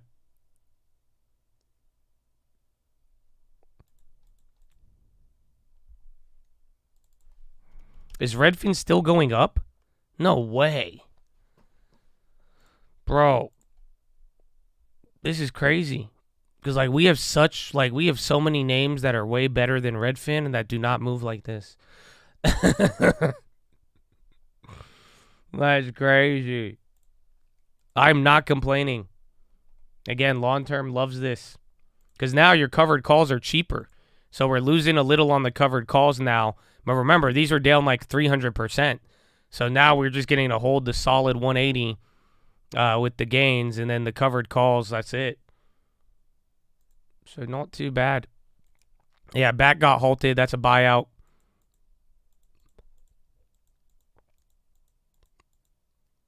Any investors trying to remove Warren Buffett? Any facts? Yes. It's like a small activist group who owns the shares, and they're bringing up Buffett's ties to Bill Gates, and they say that his politics will hurt investors. However, it's just on the vote because they own the shares. They own enough, but it's not like it's getting traction. So there is some truth to it, but so pretty much the reality is that at this next shareholder meeting, there will be a live vote to remove Warren Buffett as the chairman. So until then, but that's it. It's not like it's the number one leading vote right now.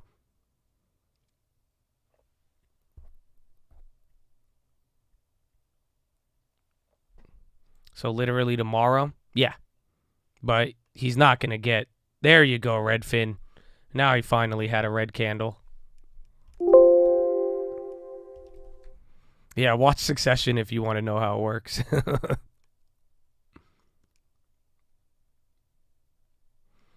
That's like those people saying Tesla is better off without Elon.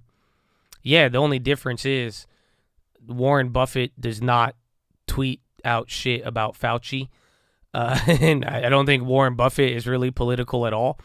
Even though he is, he donates a lot, but he knows how to play the game of don't say anything. So that's the only difference between him and Elon is he's a lot more sane.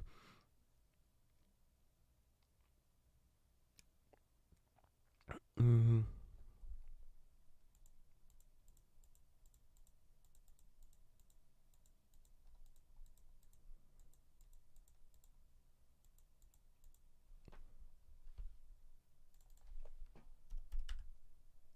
BK. Zion still at the high. Where's KRE? KRE moved up to the high. And Apple had that little freak out. I like Square earnings a lot. I bought it. I mean, I'm in it now. I think we're still down on it, or we're barely down. But I bought the post earnings. I thought Square was phenomenal, especially if PayPal's up 4% off the reaction. So I know they got a lot of downgrades, but Square wasn't. Square, out of any of the names that are up on not as bad, I think Square was the best. And ironically, they're not the one. They're the one moving the least.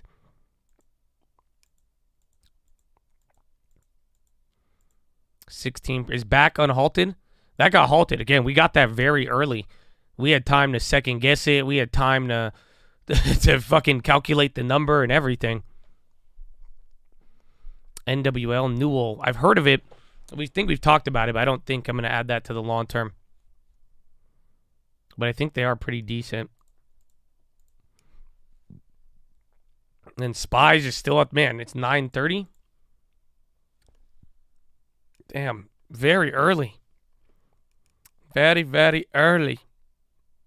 So we've stayed here for about 2 hours at 41.18. It did not hit 41.27 or 41.30. And once we've gotten past the early levels on the low side, we did not come back up to test them or come down to test them. buy TLT when we sell bill in June? No, because I'm just going to wait for the debt ceiling thing. And then right after, if it's not there, then we go back into bill, and then we just monitor. I mean, my going big on TLT, IEF, the bonds, I mean, we just got to wait till we get the right fear factor. There it is, back again. I think it's halted again. It opened at 9, and no, it's still going.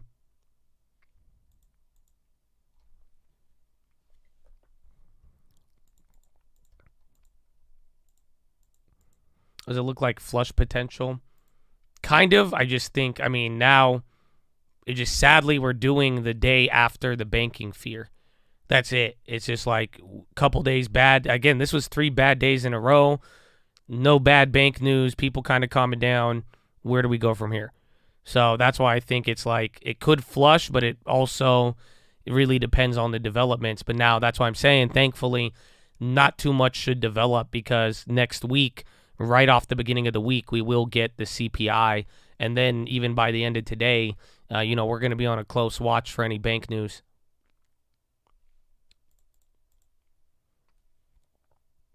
AMD's on the high, 89. They were at 83 in the morning.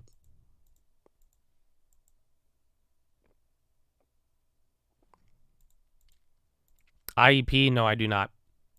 I never liked the Carl Icahn thing. I was always intrigued by the dividend, but it just never made sense to me. I just don't know why. Like, the stock wouldn't move. It seemed like a high yield before rates were even high. So I was just always kind of weirded out by IEP. Never really played it, never really shorted it.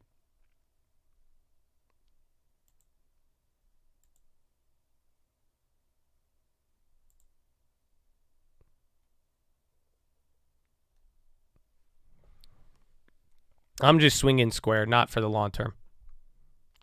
No. AMD is getting big volume here at the top. Amba's on the high. Amazonian team needs to work his way back up.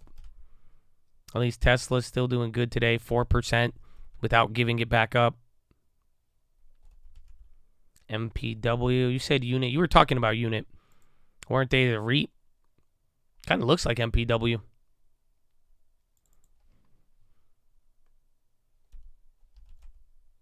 Zion up 20. I know. I got a small profit after being down like 15% instantly, $600.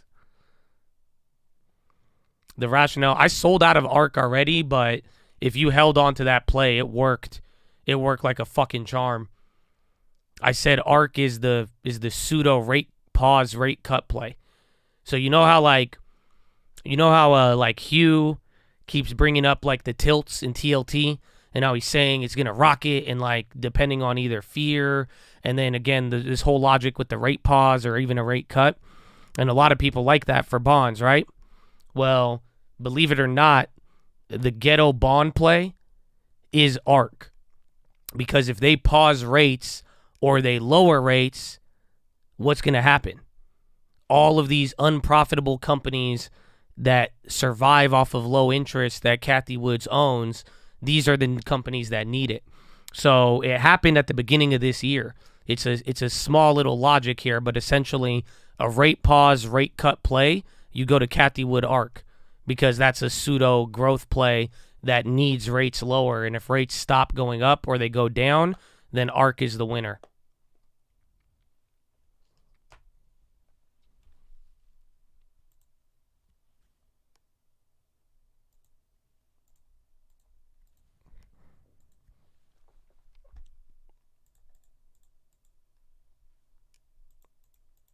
AMD. I don't like the chips at the high prices again. That's it. I mean, remember, we called the chip drop last year. We called the peak of it, and that shit fucking hit. Again, all like even the Philly Sox index and all that, it was last year, but like they're back up. So remember, last year I posted, I have it on Twitter. I was showing you guys lumber and chips. I posted it on Twitter, and I just said, I mean, just take a look. What do you think's going to happen? And then, we got a bunch of shorts on there, but it's at the same price now, and I don't like that. So I like the chips as a company, as an industry, but I'm not going to pay these prices for them, especially for the long term, especially when a lot of these were not, these weren't like, these were cheap names. AMD is not an expensive stock. Again, they've grown a lot. Same thing with NVIDIA, but, you know, I'll wait. If I miss out on a high premium, I'm not going to beat myself up over it, but I definitely would want them at a lower price. I was going to buy NVIDIA at the end of the year. I just wanted it a little lower, and then boom, everything went crazy. I think all the chips are in loony world. The chips were doing very good. Then people freaked out once they started seeing it come down, and then it didn't come down as fast and as hard, and now people are getting optimistic towards it if there's a round two. Coinbase up 17%.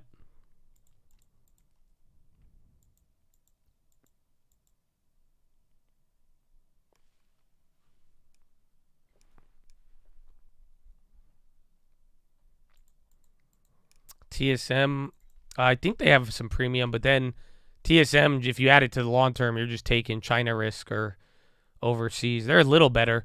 I mean, at 2020 levels, I could get behind a lot better. Back again? Don't remind me. I wanted to play it, and then no. Just because it's Brazilian, and then the currency, and then the debt. But it worked.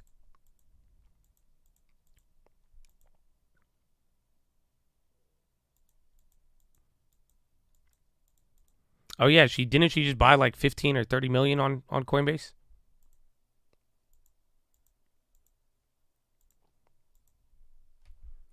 Yeah, back is halted.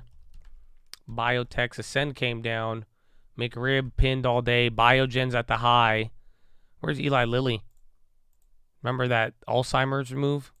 And then SPY's just been hugging this right now.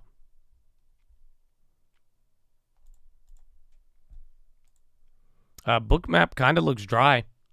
Even then, what's the volume? I didn't even check volume today on SPY. 34 million. That's my 940. Kind of low. It's like a solid 10 mil an hour, but actually kind of weak.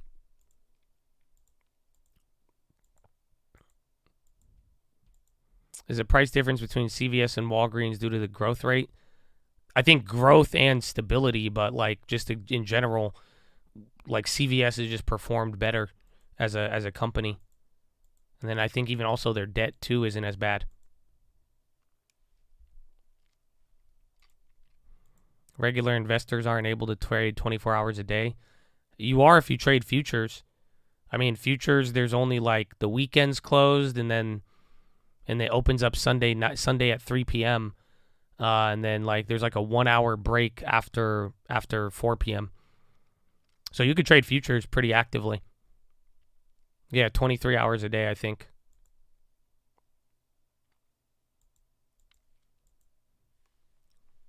KTRA on the low.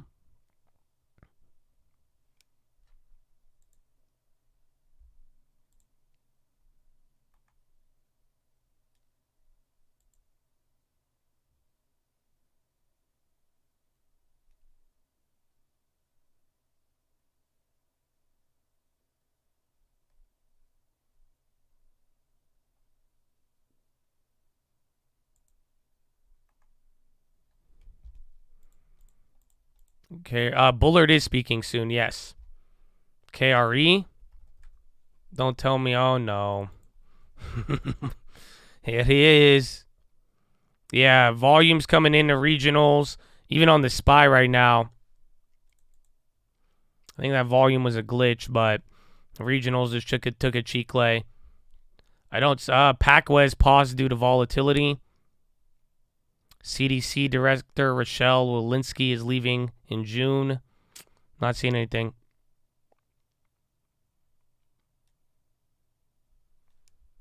Yeah, PACW downside halt. And we're coming down back up to $2 on the MES. So we're right to the, again, I did this play early in the morning. So we're right there.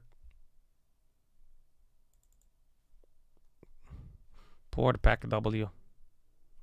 No, I mean, dude, 70, it was up 80% earlier.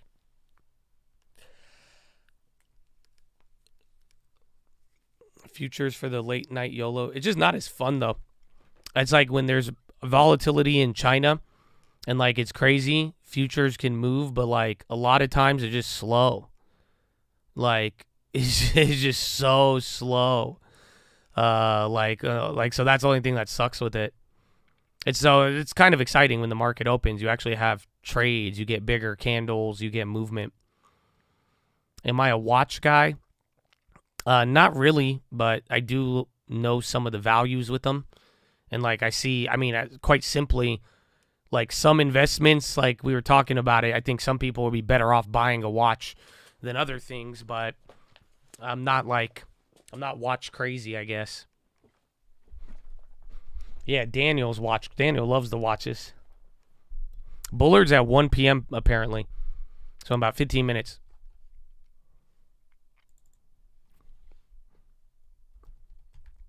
Why would you deposit your money in a small bank over something like Wells Fargo? Either relationships or it's for your local area, but mainly relationships. You could probably get better deals and rates through your local bank. Other than that, unless they have any other business agreement, that's the only thing I could think of. Yeah, loans.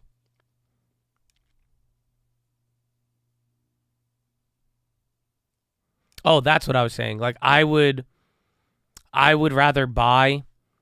Oh my God, back. It's killing it. 1150, 1160. Wow. But I was saying, I would rather don't get mad at me, gold people. Like I would rather buy a designer watch, like one of the ones that hold value, like a Rolex, a Patek, something like that. I would rather buy that than gold. I think you will get a better return and still get some physical value better than bullion. So like I would rather, like if I'm really worried about gold right now, I would rather go buy a Rolex, even though you're paying a premium on the gold in the Rolex, because just the overall value is better, and that'll probably appreciate more in scarcity.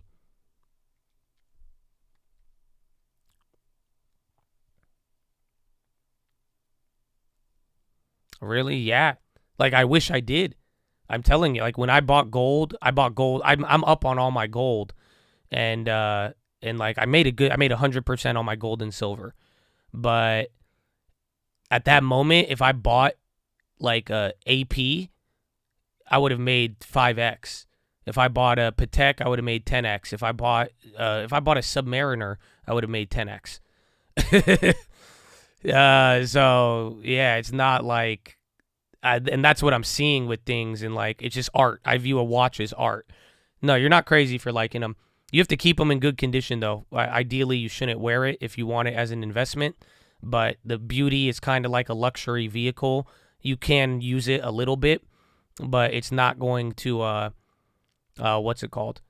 You could use it a little bit, but it's not going to like depreciate too much. But then if you run the risk of losing it, damage, theft, all that.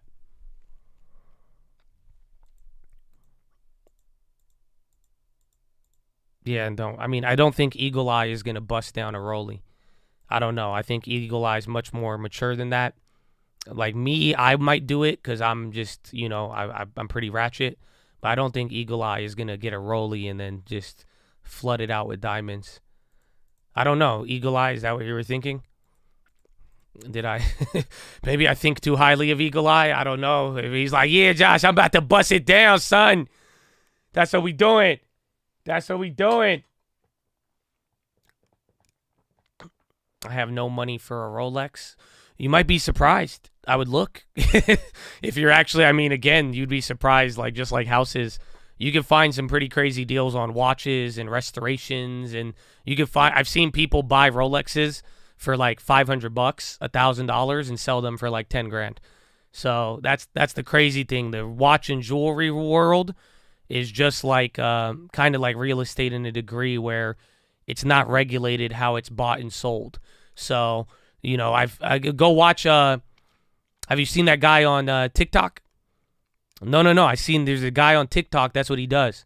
He literally just buys like random ass watches. He started with like $500, and he just walks around New York on the Diamond District, and then he just flips it. And you can watch him literally flip it from like a $500 watch to like a $10,000 watch, just by, because again, the spreads are insane. That's the problem with liquidity. Again, there's liquidity issues. with what's it called? There's liquidity issues with gold, real estate. Again, physical assets have less liquidity, right? So that means there's a bigger spread, right? The difference between the first available buy and sell. This applies for real estate, gold, everything. So same thing with watches, like Rolexes, Patek, all that. You can really, like, it's the spread is so wide that you actually could find something for cheap and then just start flipping your way into it, and then you would be surprised what you could find. You're going to start somewhere, but it's a pretty. But then again, you need info. Like, I don't know as much about watches as like other people in the watch industry. I'd say Daniel could probably run laps around me in terms of watch value, maybe. Yeah, because you have to like get into it. If you're in it, you're in it.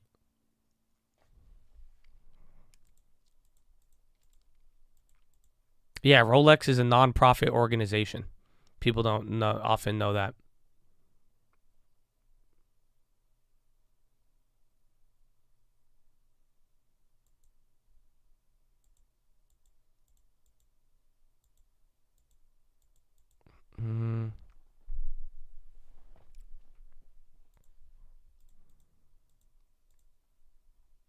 If you're buying anything like gold watches or art, you have to insure it, and that's a yearly cost. Only if it's like really expensive, but at the same time, the thing is, it's illiquid. That's it. It's an illiquid investment. Let's bring up a familiar concept: held till maturity. That's it. It's a long-term asset.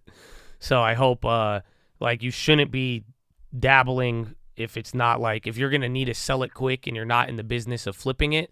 That's the only downside because it's harder to maximize the profit if again you're holding it for long-term value, but if you can only hold it for a couple of months, maybe a year, you may not get the same response. Zion the Lion. A little bit, still near the high. I can't even believe it's at 2388.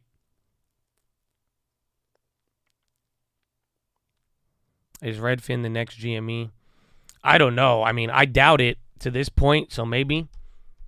Like, the fact that I'm even doubting the upside move and I'm scratching my head, that makes me think it could be GameStop, but I don't think GameStop has happened since GameStop, to be honest with you. Let's just be real about it. You know what I'm saying? Like, GameStop has not happened since GameStop, unfortunately. But it reminded me of the real estate call. We got to hear from Drew Royke, baby, Tyler's bro.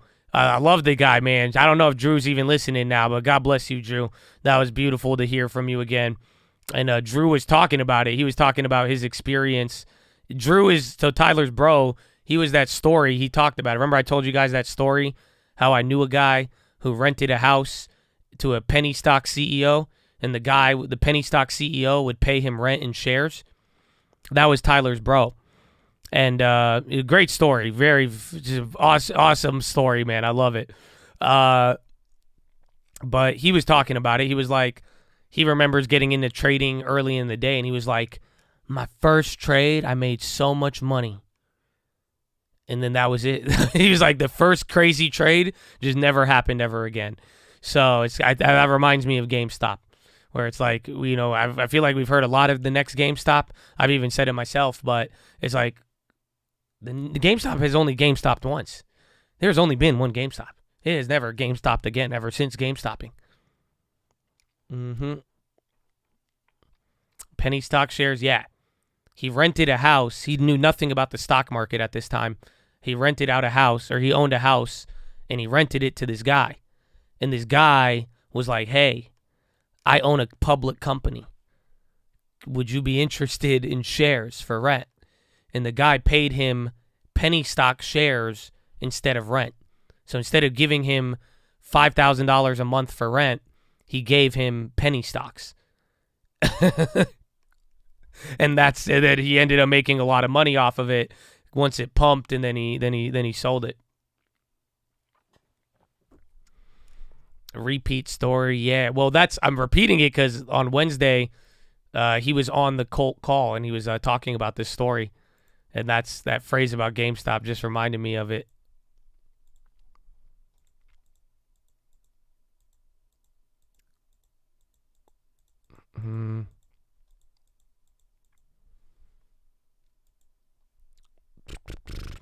What happened to Mustafa? He bit the apple. He started selling Discords and shit, and I was like, I can't get behind that. I don't fuck with you no more, bro. God bless you. I wish you listened to me 10 years ago. You wouldn't have had to do that. That's about it. That's why. And I don't, what's it called? On Instagram too, I'm like backed up by like 300 or 400 follower requests, but like, if you got a damn like Discord in your shit, I'm not accepting you. I'm sorry, but not really. Meta, I don't know what happened to Meta today. Aqua's on the low. Coconut water. Yeah, we hit. Oh wait, we just bounced off that VWAP.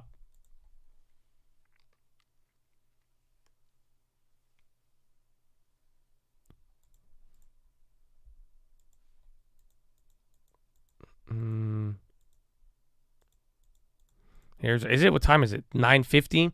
The late Friday pumps were around like 11:30. Then Equovivia Water, Evaqua. That's a weird name.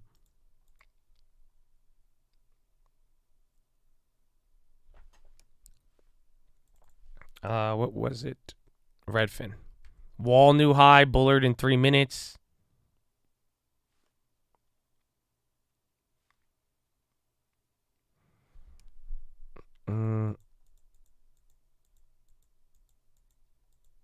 Richest man in Bab, either you're ignorant to the laws of wealth or you choose to ignore them. I did ignore them during the last 1.5 years or so. I don't know if it's like ignoring. I think it's part of the development. Like, you know, you learn something, you get good at it, then you have your challenge. And then you get to go back and then you do it again. Then you get to another point, then you get just like a stock chart. It goes up, then comes down, then you do it again. So I wouldn't be as hard as yourself to say ignorant or ignoring it. But I think it's part of the process where, again, money trees will be uprooted. But it's on you to replant and then learn from the replanting. I don't know if we're going to get Bullard live. Let me see. Oh, yeah. Bullard. Damn it. It's Economic Outlook. Oh, wow. This looks big. They have there's a bunch of banks sponsoring this event. It's the Economic Club of Minnesota. Yeah, but you guys don't know what's going to happen. I'm going out on a limb here, and I think my guy is going to be lit out of his mind. I think he's going to talk about killer charts for a good 17 minutes, and then after referring to the blue and the gold line, he's not going to say anything relevant to what we're looking for. And then roughly like 45 minutes after, you'll get another headline from him that will move the market. That's my take. That is my take for now.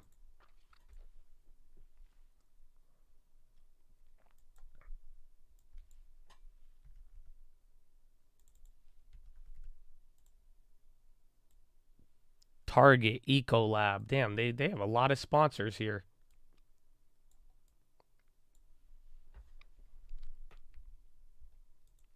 That's a real hot take, I know. Maybe we get lucky. Maybe Bullard comes out swinging. Oh, what? Neil Kashkari's here too? Oh, this just got better. Or wait, was that a different event? Hold on, I'm watching their ads that they're playing here.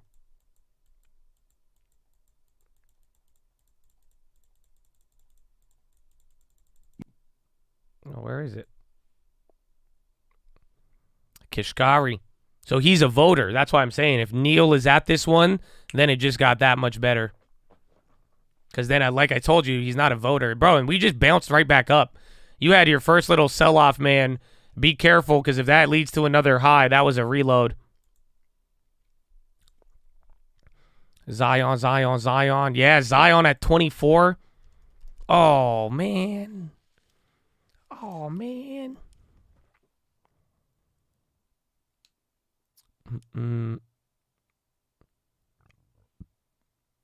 Even the Fed. No, I don't like. I mean, I think this little thing I'm showing you on the screen should highlight the problem to you. PNC is sponsoring this. Compass Management, they got part of one of the deals. Ecolab, JP Morgan. If you not noticed, the Fed And all these stock, they only talk to people with a lot of sponsors. That's something I've started to realize. That's one of the things people don't like about me is that we haven't taken the fucking sponsor bullet and hoard out. All right, that's what here. This is it. No, yeah, Fireside with Neil Kashkari. But yeah, you only have Fed people talking to people who have millions of dollars in sponsors from multinational corporations.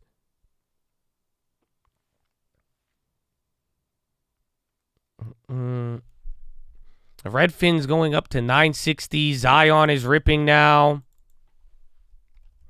Oh, Michael Gassio, baby. Looking like a stunner, too, man. The glasses. Man, thank God you wore those. Those look better than Biden's. You know what I'm saying? I like those. I need me those. Those are the don't bother me glasses. I'm chilling. God bless you, my friends. Buy more MPW or Tesla. I'm going to go with Bill for 100, Bob. Or Alex. Thank you. Tesla, Nvidia, Zion 2431.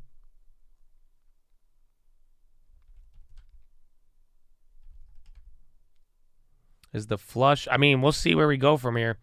Very, like, last Friday was kind of similar to this, but even this one's kind of uneventful. I bought Zion, but I sold out this morning for like $40 because I was like, I'm not doing this anymore. I'm on closing only for any banks. That's it. No more buying banks. I'm done with it. I'm just closing only.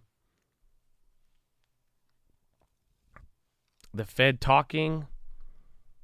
We might get the pre-written statements, but I have the live. I'm waiting for Bullard and Kashkari right now. There's going to be a Fed event right now, or a speech.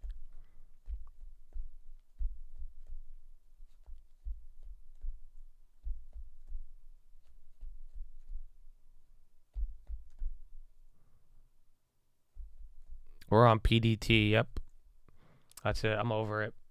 My desire to speculate just immediately went away because it was already low with the bank stocks after everything. And then I was like, Zion, that one's going to rip. And then right when I bought it, it goes down 20%. I said, okay, I'm gone. That's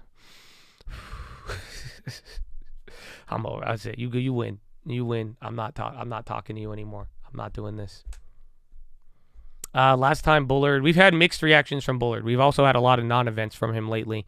Again, Bullard used to cause big movements when he was a voter, and now he's not. But it just depends. And like we talked about prior, Bullard, remember the times when the market would move off of Bullard, like in October, November, December, it was when Bullard was saying stuff like rates should be at 5.5 or 5.6 or 6%. He would be saying these crazy numbers. Well, guess what? In that time period since then, we're at those crazy numbers now. Now you're one rate hike away from a number that Bullard said almost a year ago and people freaked out about. So in a weird way, maybe Bullard is content. Maybe we're near Bullard's target, but that's what we're going to see here today. And then again, he's not a voter. It shouldn't move much. However, he is doing a fireside chat, and it looks like we will have somebody else from the Fed who is a voter that will be speaking at the same time that he is. So we'll see. This will be probably our biggest event of the day. Besides, I mean, the jobs was already confusing and big, but then until we get any bank news after hours. Thank you for the detailed response. My pleasure, sir. I hope we see you at Chick-fil-A again. Did I tell you that, bro? I think what's wrong with me? Why do I think I have so much Riz? Because I think I have too much Riz, honestly. Bro, I was at Chick-fil-A the other day, and this person, I said, thank you. And you know what they said to me after I said thank you? They said, you're welcome. I drove off so mad. I said, the Lord is not in this order. The Lord was not in this chicken. I was so offended. It ruined the whole experience for me. My first time ever. Yeah, bro. She said, thank you. Like, I was being nice. I was talking to her. That's why I thought it was, but then I was like, was that the Riz? Or like, I said, no, that was weird, man. That was weird. Dude, I was so confused and like it was just weird. Like I genuinely felt weird leaving because I said thank you and they said you're welcome. And I was like, it wasn't. Oh, whoa. Zion reports dividend on common stock and preferred. Oh, one day, just 1 hour earlier. Zion dividends on preferred and common shares. They're reaffirming dividend and CEOs bought at 27.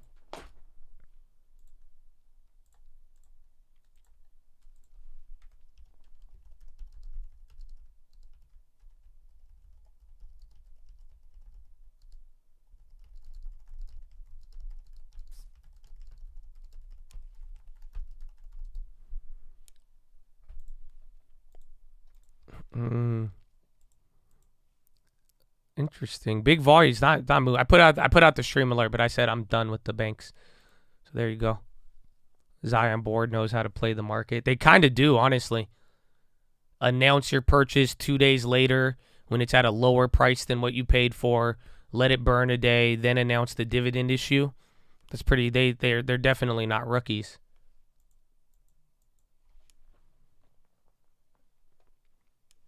We're waiting for Bullard. We're trying to listen to Bullard. It's supposed to start at 1, and all we're seeing is their extensive list of corporate sponsors. Yeah, regionals are at the high right now, or they were, but a couple names like Wall. I don't know about PAC-W. Meta's finally waking up there. I mean, even the SPY's going up. Good call on that. Good afternoon. Woo! Good afternoon. Okay, calm down. Calm down. Again, welcome. I'm Chris Cumming. I'm a member of the Economic Club of Minnesota Board, and it's really my honor and pleasure to introduce Jim Bullard, president of the St. Louis Fed. She almost said Janet Yellen. Jim, I heard it.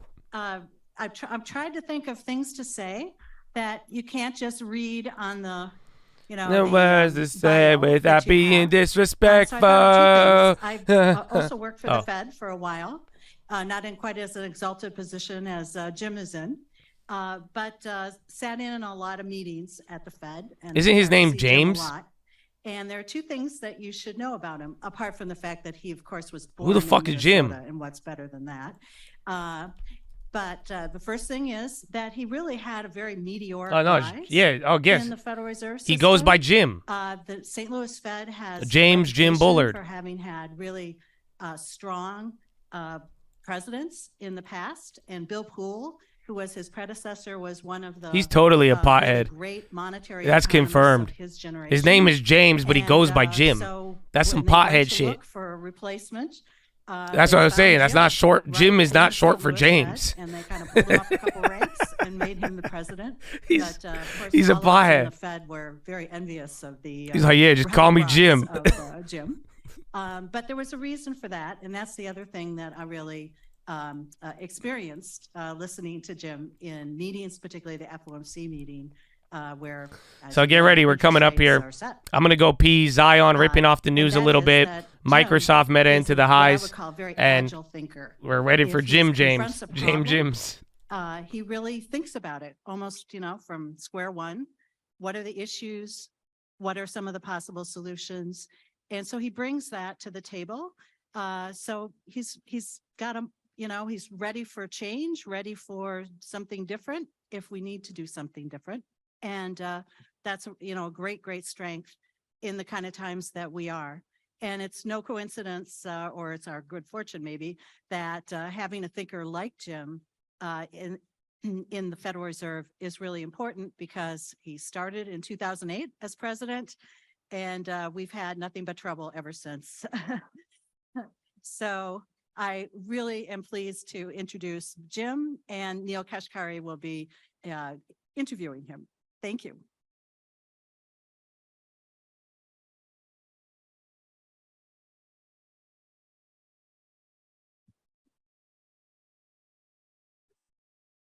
Good to see everyone. Good afternoon. I'm Neil. Thanks for being with us here today. I've got the honor of getting to interview Jim. We are leaving time for Q&A with the audience, so there will be some roving mics that go around. So please think of your questions. Jim likes whatever questions are on your mind, he likes to address them directly. And so I think this will be a lot of fun for everybody. So Jim, I'm going to start. This week, you and I were in Washington, D.C. The Federal Open Market Committee voted to raise the federal funds rate by 25 basis points. Let's just start at the top. Did you support that decision? Yes. Okay. No, I did support it. I thought it was a good next step for the committee.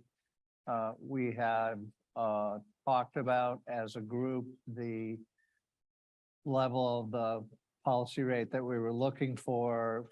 If I recall the dot plot correctly, I think all the dots are above 5%. So and maybe one wasn't, but basically the preponderance of the committee wanted to be above 5%. So this move puts us above 5%. We've done a lot in the last year or a little more than a year. But we have a lot of inflation in the US economy and more than we've had since the early 1980s. And so I think it's appropriate to put the policy rate at a higher level so we can try to get the inflation problem behind us sooner and get back to the 2% inflation environment that we enjoyed earlier. So I did think it was a good decision here at this meeting, and I thought it made a lot of sense. You know, the range of possible outcomes for the economy is still quite large. Some people talk about a hard landing. Some people talk about, well, we're trying to achieve a soft landing. Some people are still saying there may be no landing, that inflation is just going to continue. When you think about these range of possible outcomes, how do you weight these possible different destinations? And then what does the Fed need to do to achieve the soft landing that I think we all agree we want to achieve? Yeah, I mean, on the hard landing side, I think there have only been 4 recessions in the last 40 years in the US. So it would be a minor miracle indeed if we could happen to predict one 6 months or 9 months ahead of time. So I don't think you should have that as your base case. We live with recession probabilities every day. And things happen, shocks happen, and yes, the economy could go into recession, but that's not the base case. I think the base case is slow growth, probably somewhat softer labor market and declining inflation. So that would be the soft landing scenario. And I think all of you should put most of your weight on that scenario. And then, yes, there are risks out there. Other things can happen. We understand that, but I wouldn't make those, the base case. You don't want to make, the meteor coming from outer space and hitting us. You understand that risk, but you don't want that to be your base case. So there's a wide range of outcomes, a lot going on. I think we're going to get into it in the other questions here. Maybe just comment on today's jobs report, which was stronger than expected again. So this is 12 reports in a row that Wall Street has been surprised to the upside. But what about the revisions? Maybe you should change your model a little bit. No, that's 12 in a row. That's never last happened. month wouldn't have been a miss. Chart I saw today, anyway. So they don't feel me. I think unemployment lower today than it was a year ago, and the lowest since 1969. So job openings 40% higher than they were in 2019 before the pandemic. 40% higher. So this is a very tight labor market. It's going to take a while to cool it off. And I think we have to be patient on that dimension and understand that. So the rumors of the imminent demise of the economy are greatly exaggerated, I guess is what I would say. Okay. Well, Citing a Missourian. Speaking of shocks from outer space, we have a near-term shock that we're all trying to navigate, which is stresses in the regional banking sector. Obviously, Silicon Valley Bank failed, Signature Bank failed, First Republic was acquired earlier this week. There have been stresses in the banking sector. We thought they'd kind of diminished and then they flared back up again. That seems like a nearer term risk facing the economy. How do you think about that? Is that behind us? Could that be what tips us into recession? This is crazy. Bro, Yeah, I think for the This is weird. banking sector, just a couple the thoughts. guy asking the questions is the Financial voter. intermediation in the U.S. is not bank centric. Kashkari's asking these questions like he doesn't have the answer, goes through or like we other want his channels answer. other than the banking sector. So that's one thing to He's keep talking in like a mind. reporter. He's the I only think voter here talking. You have these too big to fail institutions, which you've talked about a lot. They have the lion's share of the banking part of the intermediation. They're doing well. They've reported good profits and so on. You can argue about whether they should be too big to fail or not, but they're doing well and they're very large. So you're really talking about a fraction of the banking sector, which is only a fraction of the total intermediation that's going on. And these regional banks have obviously we've had a couple of issues in the last 2 months or so. But I have to say that I think Silicon Valley Bank in particular was very quirky, based where it was in one of the most unusual economic places in the whole world. And venture capital funded by billionaire investors with small startup firms and very little financial sophistication around that. Huge amounts of uninsured deposits. It's just a very unusual situation. If you look at the other banks, and there are a lot out here in this audience, but the other banks are nothing like that. It's totally different, far more conservatively run, far more orthodox in their the way they handle both liquidity and their loan portfolio. And the economy generally is doing pretty well. So the loan portfolios are paying. Yes, interest rates are higher, but we're gonna replace lower interest rate loans with higher interest rate loans as time goes on here. I think all this can be managed and we'll be in pretty good shape in the medium term here. Markets can price things as they wish. Tell it, bro. And for how bearish he was, there's been a he's lot of just short been coming selling off stuff surprisingly going on. bullish. I'm not really against that. That sounded very you're trying to get a optimistic fair towards the market banking value for all scenario. these, organizations, but my sense is that the regional banks will do just fine coming out of there. There's a lot of good businesses out there. So let's talk more about the banking stresses and the Fed's response. So the Fed does a lot of different things. Monetary policy, we've been talking about. One of the things we do is we supervise banks. There's been a lot of hand wringing. We were the supervisor of Silicon Valley Bank. And this is so obviously weird. Silicon Valley Bank You failed. know the answers, The FDIC Neil. was a supervisor of Signature You Bank, work for the and Fed First as a Republic. voting member. Those You don't work for institutions, Bloomberg. Also collapsed.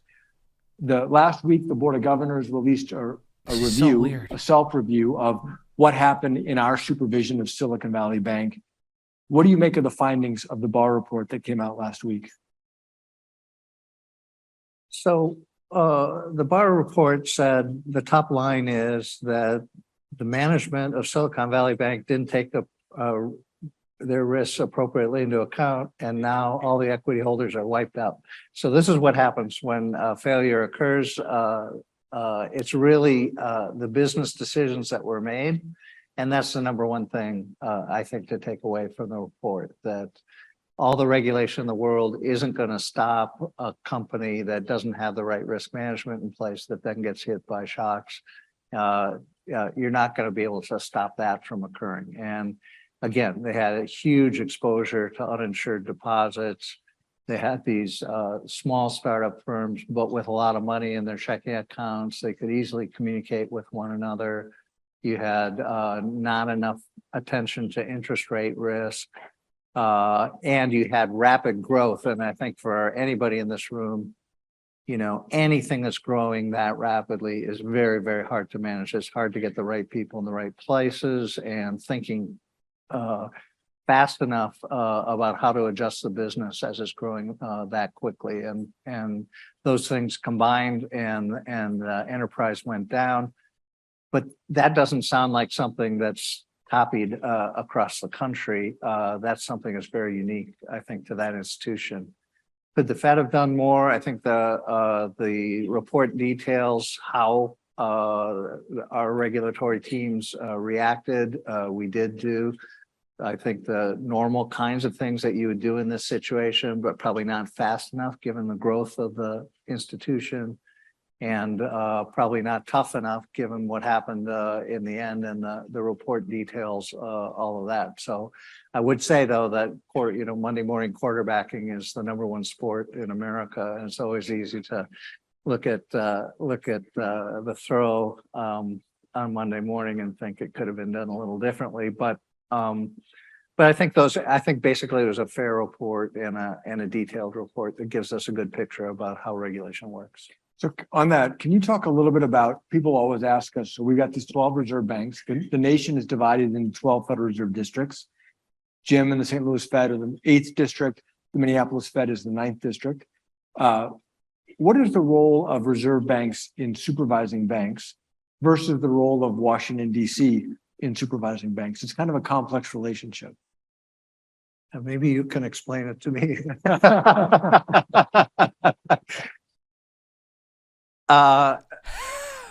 Washington controls the policy part. So the board of governors itself is setting policy, and there's no ifs, ands, or buts about that. They're setting the policy. The banks are implementing the policy with the banks in their district.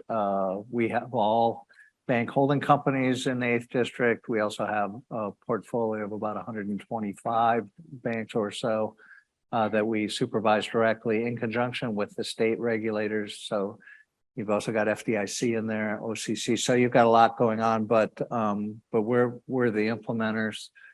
I think the process works pretty well on the whole, but you do have to understand who's doing what. And I've been taught since being in this job that great regulation is great communication.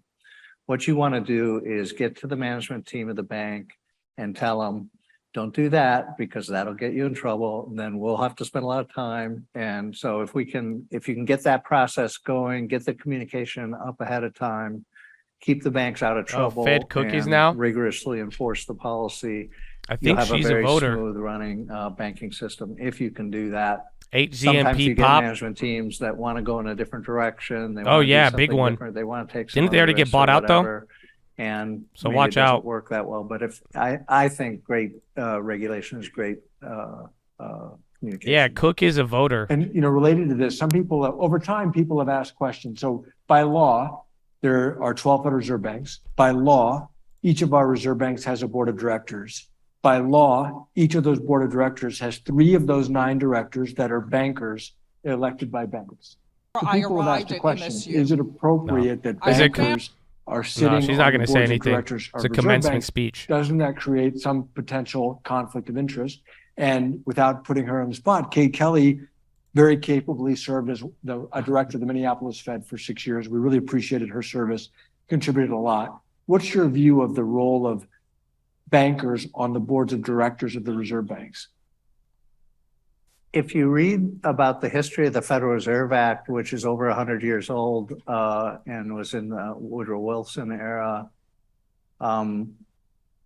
it was a delicate compromise to decide who would be on these boards of directors at these banks. But it has some logic to it. The notion was that the bankers would represent the suppliers of credit, and then you'd have 3 business type appointees. They would be the demanders of credit. And then Washington would put its 3 directors on, and they would be the unbiased arbiters because Washington is so unbiased, And so you would get. Oh, you're climbing towards the highs. This balance. And actually, I think that's not too bad a way to think about it. I mean, the guys that were thinking about it were very careful, and they were working very hard to find a way to set up the central bank that it would work. The first 2 central banks in the U.S. failed. First Bank of the United States, Second Bank of the United States. Andrew Jackson famously campaigned on getting rid of the Second Bank of the United States. There was no central bank through the Civil War and up till the eve of World War I, until the panic of 1907. then people said something has to be done. So in order to do this, they decentralized it. That's why we're here today. And let's move it out across the country. Let's get input on these important decisions from all parts of the country. And let's set up the boards of directors so that you don't have everything tilting toward the demanders of credit. You don't have everything tilting toward the suppliers. Somehow you're balancing that out on these boards. And so that's my explanation for why it is the way it is. But I haven't heard I haven't heard a good reason why you'd want to tilt it in some other direction. So it's always for demanders of credit. That's a very helpful explanation. I would just add that all of the banks have adjusted over time so that the bankers who are on our boards of directors are completely excluded from any supervisory matters. So they don't get to pick, like Kate was on the board, but she didn't get to hire me as an example. So there are a bunch of provisions put in place to manage these potential conflicts. All right, let's shift gears a little bit. Then we're going to get to the audience here in just a couple minutes. One thing that comes up a lot, especially with students, are digital currencies. Bitcoin was all the rage. It was less of the rage. Maybe it's percolating out there. Related to that, a lot of people like to talk about central bank digital currencies. Do you have a view about central bank digital currencies? Should the Fed issue one? Apparently, China is gung-ho and trying to issue a Chinese digital currency. I think it's up and running, if I'm not mistaken. The Chinese one? China, yeah. Doesn't seem to be catching too much take up. Yeah, I don't know. There's a lot of talk here in this space. I don't see a lot happening near term on this. I think if the United States was going to go to a central bank digital currency, and Jay Powell has said this, we would need congressional direction and congressional support. So I think this is going to remain in the realm of debate, at least in the near term, until Congress decides what it might want to do. I think the issue of being able to get electronic payments around the country or around the world quickly is not really an issue. Things were electronified a long time ago. And so payments move very quickly, and even there's updates to how fast payments can move. So I don't really think it's about that. I would say this to the cryptocurrency advocates: they need a business case that is not based on regulatory arbitrage. Get It can't ready. just be that You're 1 point away from the high. That was a giant reload here. He hasn't said anything. If anything, he's talked bullish, believe it or not. But it's not even moving the market. Like if that's going to be what it is, it's not going to go very far, and authorities are going to crack down eventually, and maybe already are. So I think it's interesting technology, but you're going to need a good business case in order to get this to become a mainstream part of the payment system. Great. Let me just ask one more question, and then I'm going to open it up. And I'm sure this is not a shy audience. As Christine said when she introduced you, you're a Minnesota kid. So you grew up in Forest Lake. You attended St. Cloud State, graduated from St. Cloud State before going to Indiana for your PhD. We have a lot of young people in the audience, a lot of students in the audience. Talk about your own path to economics. What led you into economics? What led you to the Fed and policymaking? Any advice for students? You know, my idea as an undergrad was to combine stuff about artificial intelligence with stuff from economics and kind of piece that together. And so it kind of happened.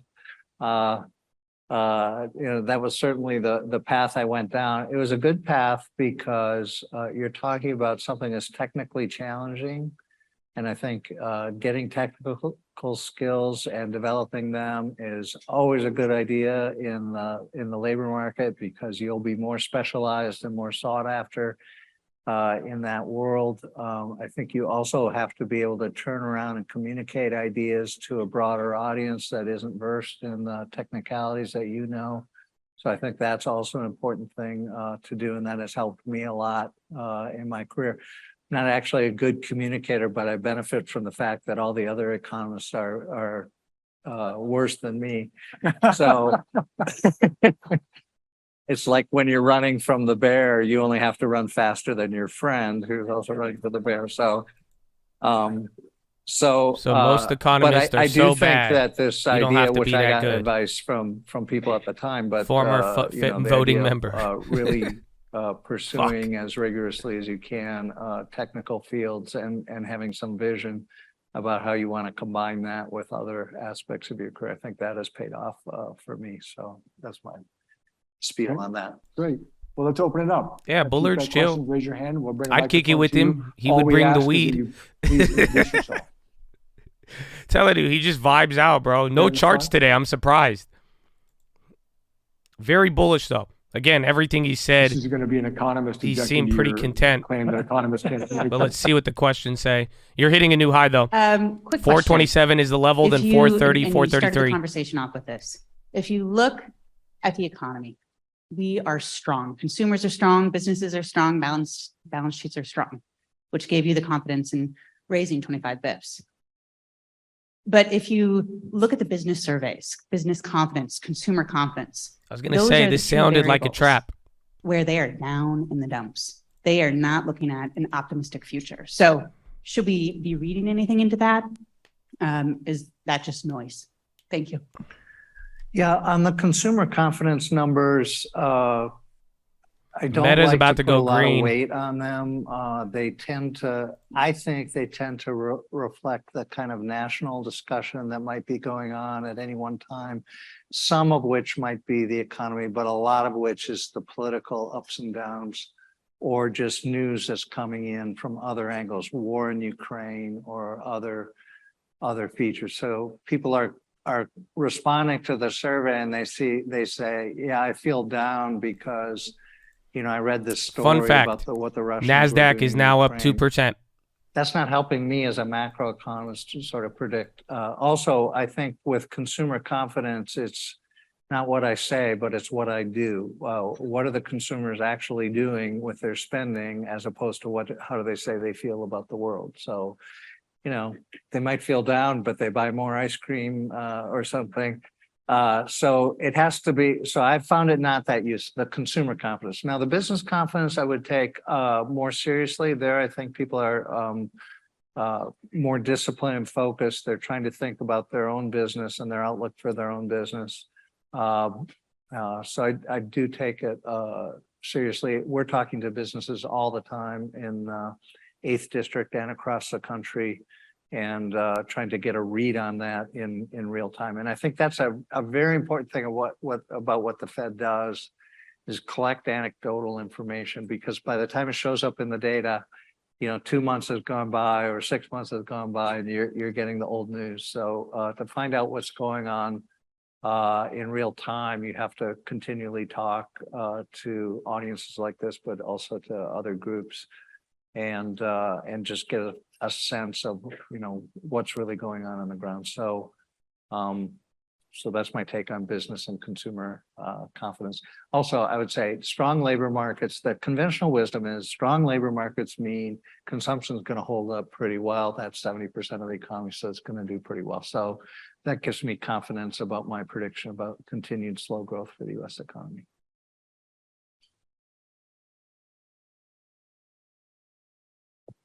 I wonder if you could talk some more about your expectations on the impact of labor participation rates and structural changes in employment.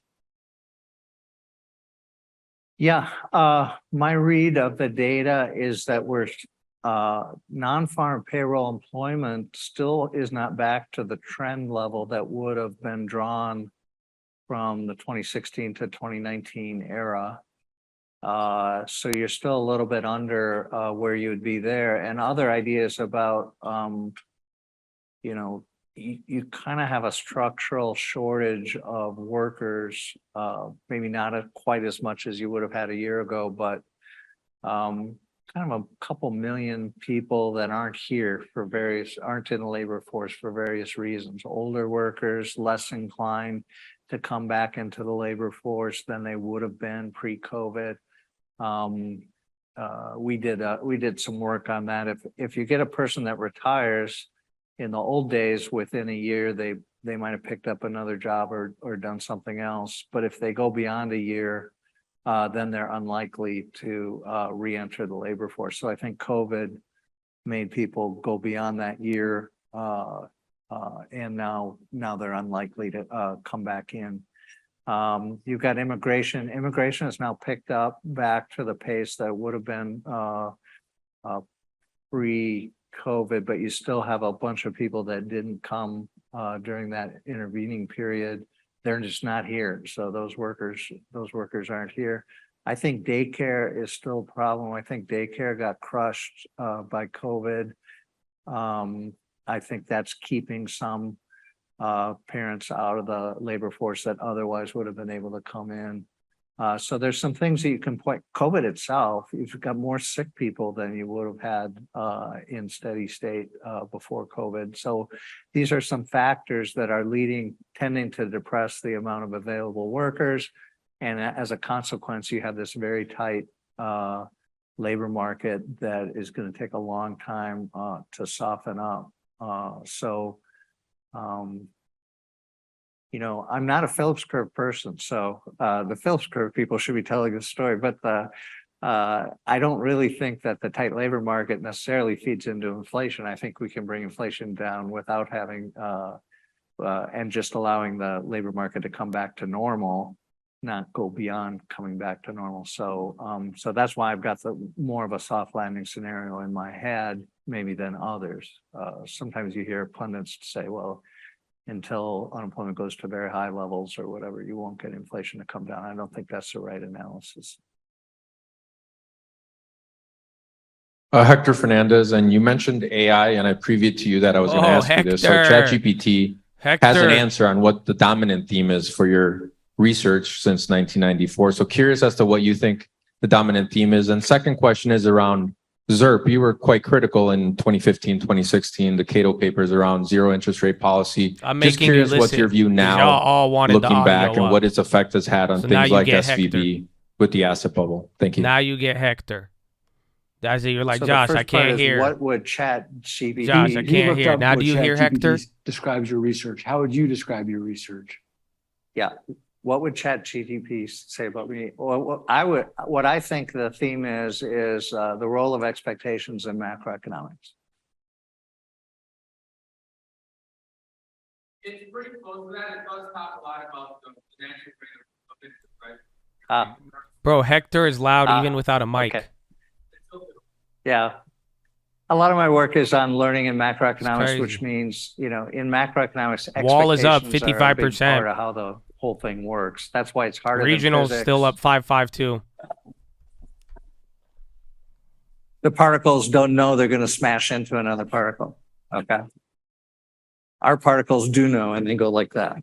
So, so it's the role of expectations in macro, and I got obsessed with that in graduate school, and I wrote all these papers about it. And you can say a lot of interesting things about that and combine that with the artificial intelligence literature. So that's a pretty what interesting I tried take. to do. Some of it was popular. I'm gonna read his old work.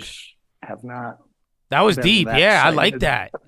That's a PHILO right there, low key. So, and the second part of the question, going in. He's going in. Oh, ZIRP. Yeah. That was the best question of the day.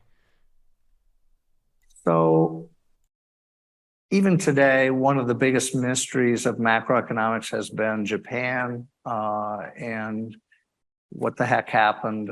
Japan was a booming economy. It was expected to dominate the world economy at one point in the late 80s and early 90s. It crashed, and then they really have not had the policy rate in Japan above 50 basis points for 25 years or more. So it's just shocking how long this has gone on. So I think you have to think of that as some kind of steady state. So listen up. They've also had slow growth. This is Japan. Ask Uncle. So there's some kind of steady state there. And if the United States gets mired in whatever that is in Tokyo, we could be sentenced to extremely low interest rates and slow growth for a very long time. So I was concerned during the period that we were at low interest rates that we not get stuck there and not be able to get out of that.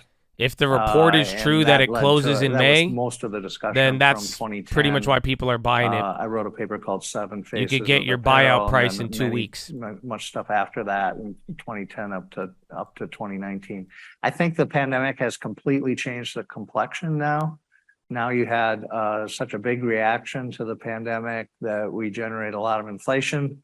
And now we're back. And you're going in, to another high. 80s and 90s style macroeconomics where we're trying to 41-20. This is a level. and get back So to 40-30 to reasonable, 40-33 next. outcomes on Then inflation. 40-38 to Inflation's 40-40 been very to costly. It's 41. very disruptive to low and moderate income households. Real wages have been falling. Just looked at the picture this morning. Our average hourly earnings trailing behind CPI inflation for the last 2 years. So this is why, come back to consumer confidence. Why don't people feel happy? Well, real wages are declining and they can't afford all the stuff that they used to be able to afford. And so they're having to cut back here and there.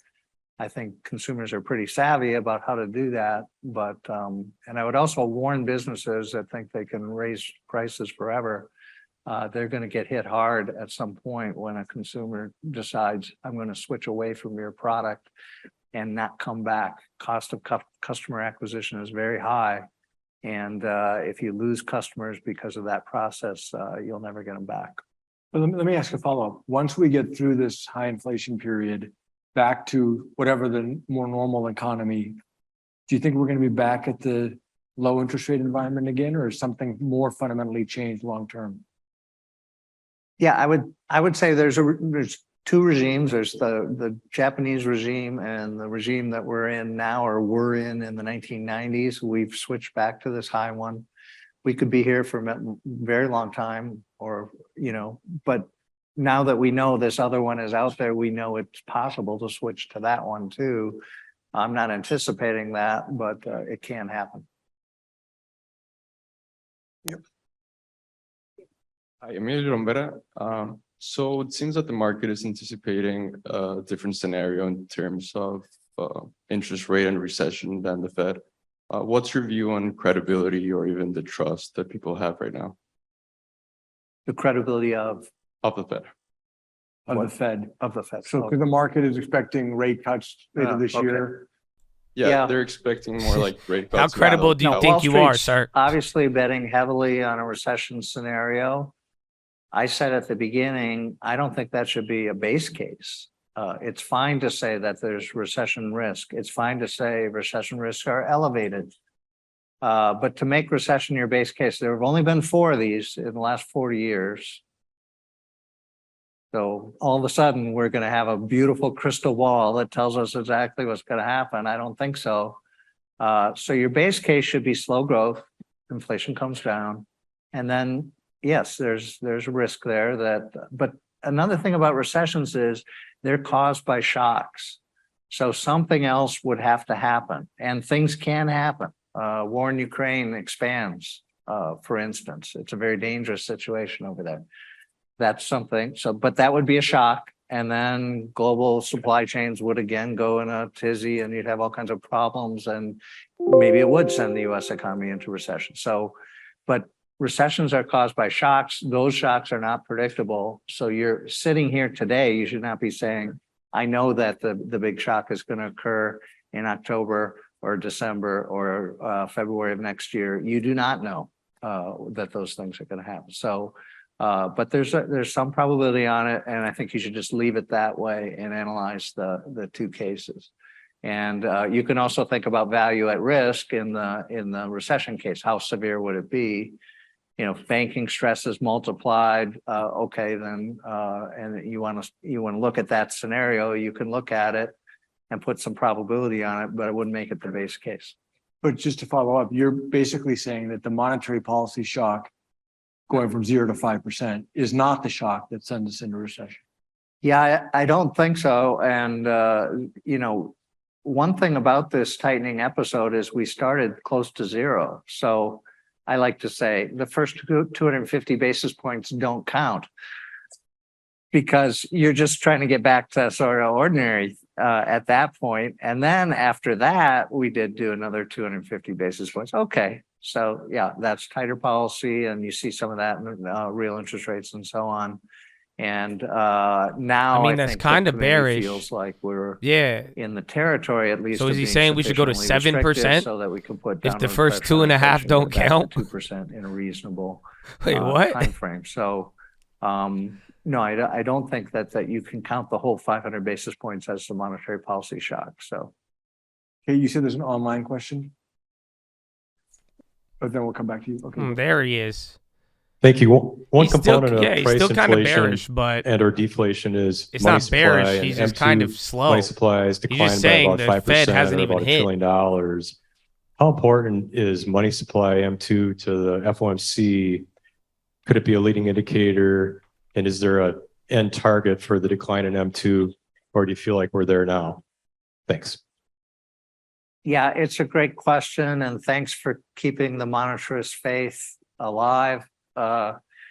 St. Louis Fed is known as the monetarist bank within the system, and we've published monetary statistics for the last 50 years.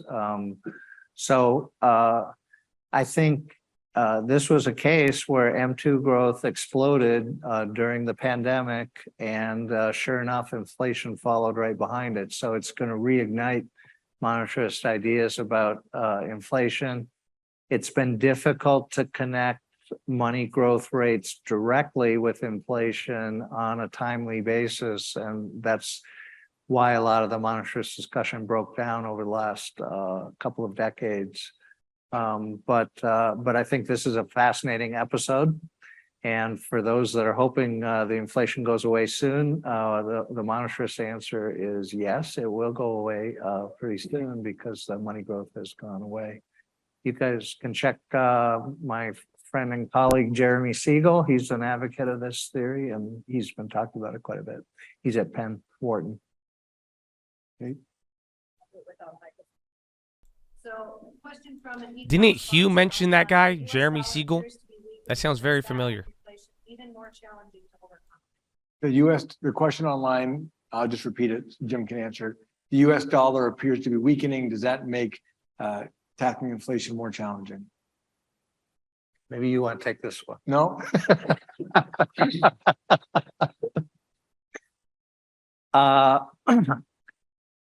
I'll give you a simple-minded idea about what's going on with the dollar.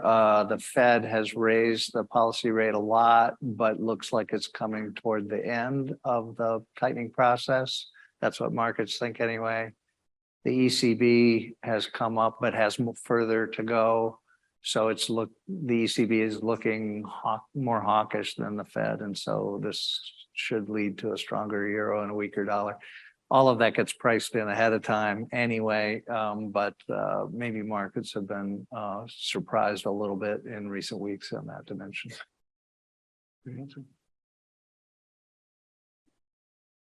Good afternoon. My name is Will Roach with Baker Tilly. With June 1st quickly approaching, what do you believe the implications may be and likely consequences may happen if the national debt ceiling is not extended? The debt ceiling is a must-pass vote for the Congress, and it does, with a divided government, it's going to require negotiation between the two parties in order to get the deal done. They're going to have to put their heads together and decide what they can live with as far as negotiated settlement on this, and that's the way it is. So I just don't see any way around it. One party controls the House, the other party controls the Senate. They're going to have to agree. And there are some hopeful signs that maybe they're getting a little closer to serious negotiations. So hopefully we'll get this done. Oh, go ahead. Whoever got the mic, go ahead. William Reschenberg. What effect do you think the Chinese yuan will have on the US dollar as it has come to fruition that they're making deals with countries to trade specifically in the yuan when it comes to oil and other investments?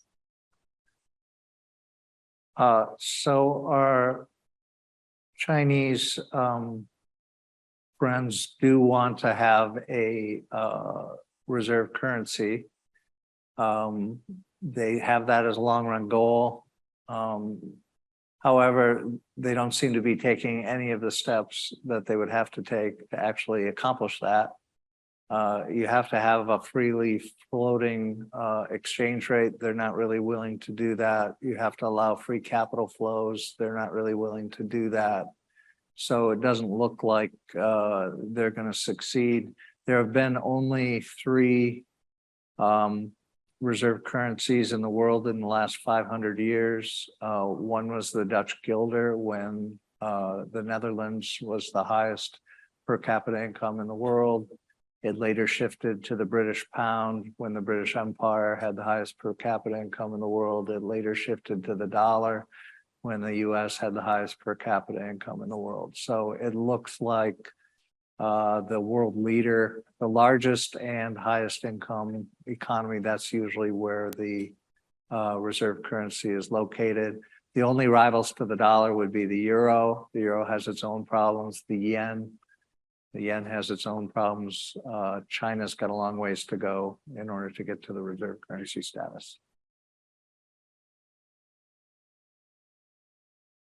Hi, my name is Brock from MCTC, and my question was more so, with the recent AI developments, there's been growing fears that AI is slowly but surely taking over the workforce. Do you think those fears are warranted? And then also, do you think that has a play on our fears of a recession? No, I don't think it's going to take over the workforce. I think there has been labor-saving technological change going on in the US since the Industrial Revolution, 1750. So a good 270 years of this. The classic example is the mechanization of agriculture. In 1900, 50% of all workers worked on farms in the US. Today, it's less than 2%. Might be less than 1%. I'm not quite sure if I've checked that number recently, but so you automated a lot of the tasks that otherwise would have occurred on farms, but that freed up labor to do other things in the economy that were higher value. So I think that will continue to occur with artificial intelligence. I'm not one that thinks that computers are really thinking. If you look at the chess problem, so you can't beat the computer at chess anymore. When I was growing up, you could, but you can't anymore. Chess playing computer, Deep Blue beat the world human champion in 1998. So it's been 25 years, I guess. But if you look at how they solve that problem, it's really Moore's law. It's really Moore's law. So you're just computing more and more and more positions and looking farther and farther ahead at all the permutations and combinations, and then evaluating all those various positions and then picking a move today. So it's really just that you can process so much more data because of Moore's law. The computer didn't really learn how to play chess. It's just brute force that made them better than any human. So the lesson from that is that computers would be better drivers than humans, probably as well. If you can get all the right information coming in and process the information fast enough in real time, they're going to start to get better than humans at driving, and we're not going to want to drive anymore.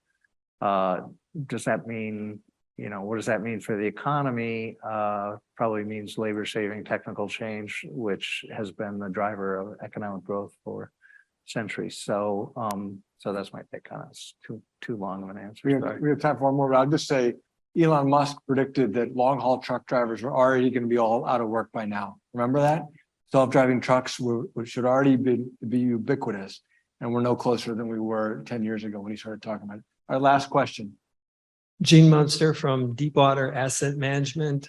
Question about commercial real estate. It's been more in the headlines. What's your view of how big of a problem this is going to be in the next 2 to 5 years?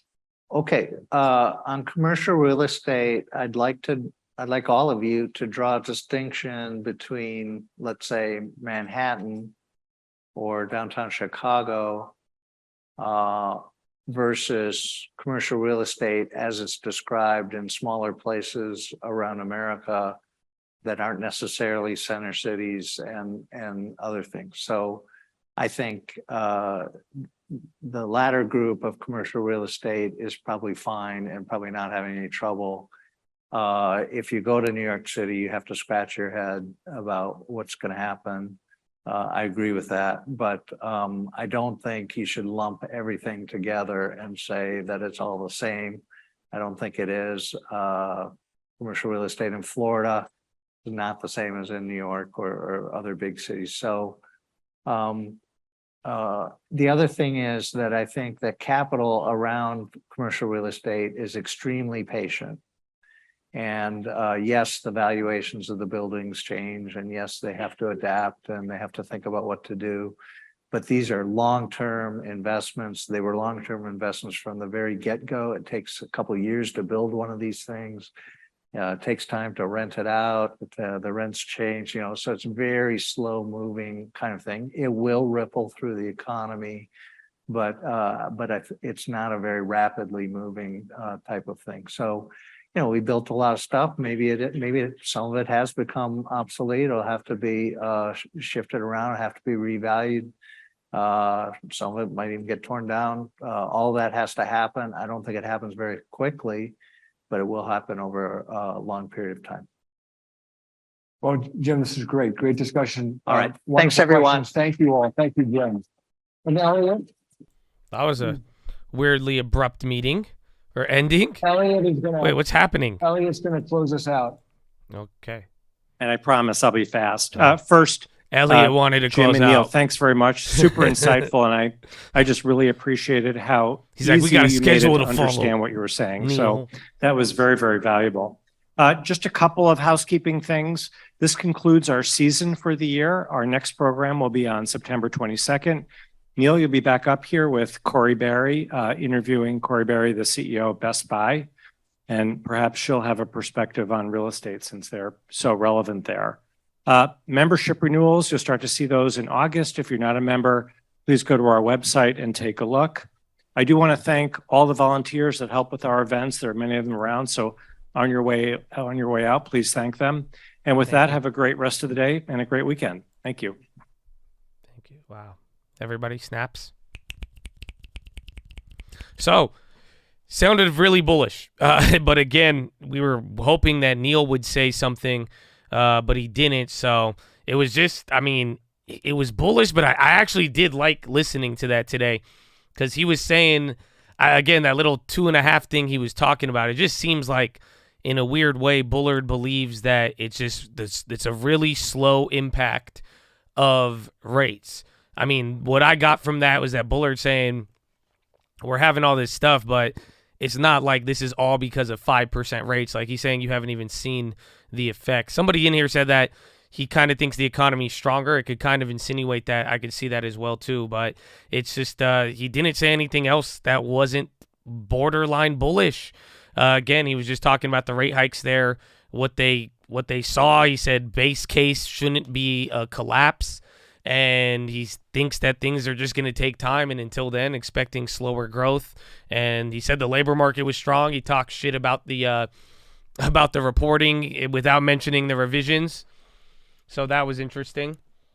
And then tech stocks just kept going up throughout all that. Again, NASDAQ 2%, still moving a little slow. We do have a decent amount of time. I think like 2 hours left. So welcome to Friday. Oh, Mason Stark, baby. God bless you.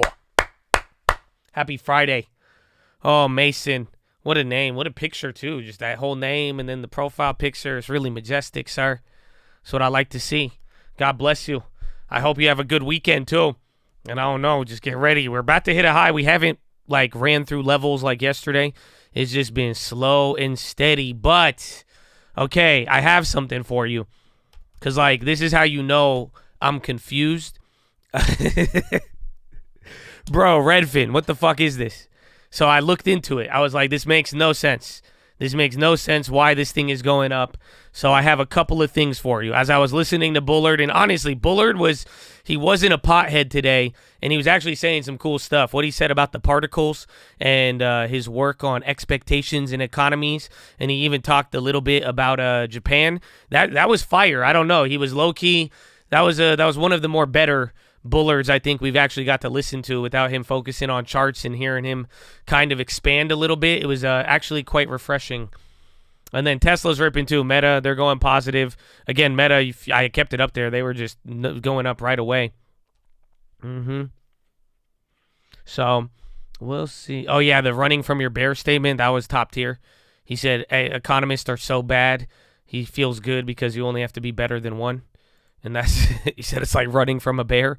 You only have to be faster than one person. Very dark from somebody on the Fed. No marvel? What do you mean no marvel? No marvel. The chip started moving. I think Intel, borderline the only one that's not up. You got to add attack. That's good, man. It teaches you defense. It builds character. Why does it pause after ads? So you could breathe in real deep and go, I'm alive, look around, be appreciative, and then press play. Then be like, wow, I'm back in the game. That's what I think it does it for. I've never had to experience it because I don't watch my own channel. I guess I should watch my own channel, but I don't. I don't have the ability to while I make the channel. So, but either way, it builds character, and that's all that matters in life. Amen? Amen. But Redfin makes no sense. I had to find out why it's doing this. Again, Redfin earnings, in my opinion, again, and this is what maybe this is kind of the thing, honestly, like low key, we might have to start diving a lot deeper into some of these earnings. But then again, too, the market is a crackhead, especially right now as it's flailing around with risks and banks and all this. But anyways, Redfin has a couple of things. One, they came up with a follow-up update today. This was like before the bell about homes selling fast. So even Redfin, they mentioned Redfin was bad at the numbers. If you looked at, they beat on EPS by a lot, but they missed on revenue, and then they guided for lower revenue next quarter. And SPY is breaking out now 4112. I don't know where that's at. SPX 4130. So 4133, but really like 4137 will be like the top end of that range. Texas Instruments too. But they came out with a report today, and they pretty much mentioned how fast homes are selling. They even mentioned, what's it called? They even mentioned, here, I'll just show you it. So this is the press release they put out in the morning today, and they're pretty much just saying a pause in Fed rate hikes. They're mentioning it. So they're saying the Fed's going to pause, but they're saying it's not going to bring mortgage rates down, and then SPY is ripping AMD, a lot of things. But there you go. Welcome to Friday. Just vibe with it. 2.15 on the NASDAQ, 1.72 on the SPY, 1.4 on the Dow.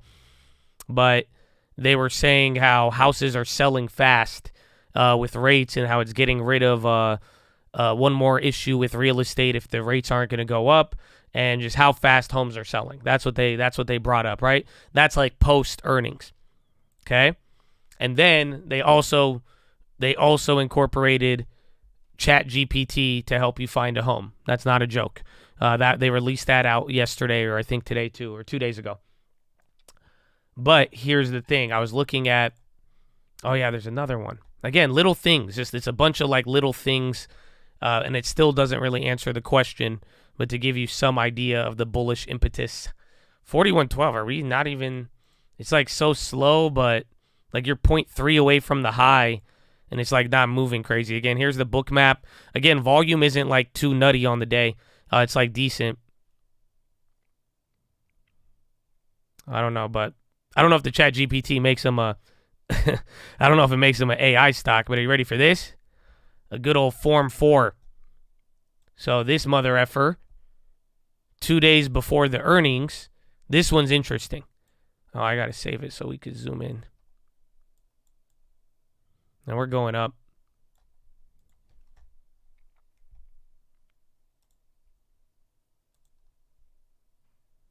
Hold or sell Apple. Well, here's this. Jim Cramer says Apple is a stock that you own and you do not rent. Again, Jim Cramer said that. Do as you wish with that information. Thank you. 41.12.20. But here, this one now on Redfin. Are you ready for that? Yeah, I'm holding the MES. It's tiny. I mean, it's $70. Oh, fuck. I accidentally just hit the, what's it called? The on-demand. Okay, we're good. So down $70. But Redfin, Chief Technology Officer Bridget Fay, she bought 37,000 shares at $375. How did she get them so cheap? She got them by exercising her right to buy the stock. So she was granted options in the company. I don't know the original date that they were given. I mean, you could find it out pretty easily. This was not a, what's it called? This was not a pre-planned event. This was not a 10b5. But here's where it gets good. She exercised all of her options, but now she doesn't hold any. But those options expire in November. So that's where it gets interesting. So she pretty much could have waited till November because you didn't have to spend the money. And you could have saw where the stock was going too. So she didn't. She decided to exercise today. That means she's either going to sell all these down the line or she really believes in something. Probably leaning towards selling maybe. But now she has no more options in the company. She exercised those all. Right? So that's number 2 on Redfin today. And then here's where it gets great. And then SPY just still at that level, honestly. It looks like we're like running into the highs, but we're just staying at the same exact price. But just it is the high right off of it. She knows, or she could believe in it. I mean, again, I'm just in this environment, I'm tilted towards skepticism. So if anything, you know, it could be bullish, but for the most part, she probably has a scheduled plan coming up and she's just adding to her share amount, or she wants to sell it, or if she really believes something big is going to happen, she's like, okay, it makes sense to buy and hold now until she gets granted more options or whatever. But here's where we're not done. We're not done with the story. Are you ready? So then I was looking at their filings. I'm like, dude, like, why is Redfin going up? Like, why is it going up like this when they guided down how they did and all that? But, all right, we got to save this one too. So it gets good. Story gets good. Story gets good. At least it gets better. Or at least the story's changed since we've last looked at it. But now here, Redfin, I was looking we could go over their credit because I wanted to see again, you know, like what their debt was looking at like, but you know, spoiler alert, their debt dropped by like $200 or $300 million. So that's a big part of this. Because remember, when we bought the company at $3, and I was telling you, I said just even straight value, you know, again, I said they were worth $1 billion at the time, $900 million market cap or less, and then they had $1 billion in debt. So they paid off $200 or $300 million of that debt. So I wanted to see again, I was looking at some other things, but now their inventory, take a look. Like end of 2021, they had $435 million in inventory, then $358, then $248, then second quarter 2022, they had $377. So you guys know what inventory is, right? For Redfin, 4112, 17. That's like almost 10 more points, or 0.10, not 10 full ones. A lot of resistance up here. That's almost 4150, but 4131. So I think 4150 on futures is probably going to be 4133 on SPX. Houses, yes. So remember, a lot of these companies, they all bought houses, right? Like Zillow and all of that, and even Redfin, they bought a lot and they owned a lot. JPM comments to First Republic questions. Customers have access to Chase Bank branch networks, and First Republic preferred banking offices are operating as usual. ASML, all chips. But yeah, so their inventory, it dropped. So I don't know if you guys see this. That's a gigantic drop. So from last quarter, they had $100 million worth of houses. They've just dropped it down to 10. So that I thought was weird. I don't know if it was tripping out. So then I went to the filing here, and it's true. So again, they mentioned it, pretty much how much of the debt that they paid back. But here it is. Let me see. This is where it gets good. So again, they rent houses too. They get income from there. And finally, our competitive position has materially improved as we've reduced our debt by more than $300 million. And are you ready for this? They sold all but 5 of their Redfin Now homes. And are you ready for this quote? We wouldn't wish a housing downturn on anybody, but it made Redfin leaner, hungrier, and better. But that's a big deal. Bro, they have 5 houses now. I own more houses than Redfin. Wicked, and there's your base number you were looking for. That's insane. And then they've paid, so pretty much when we made that trade, their debt was, their long-term debt when we bought it, it was at like 1.3 or 1.7, and now their total debt has been drawn down to 1.1. And I think it's good. No, that's great. So that means that they've paid back 30%, a little bit less than their total debt. That was what, again, factor that into the value of the company.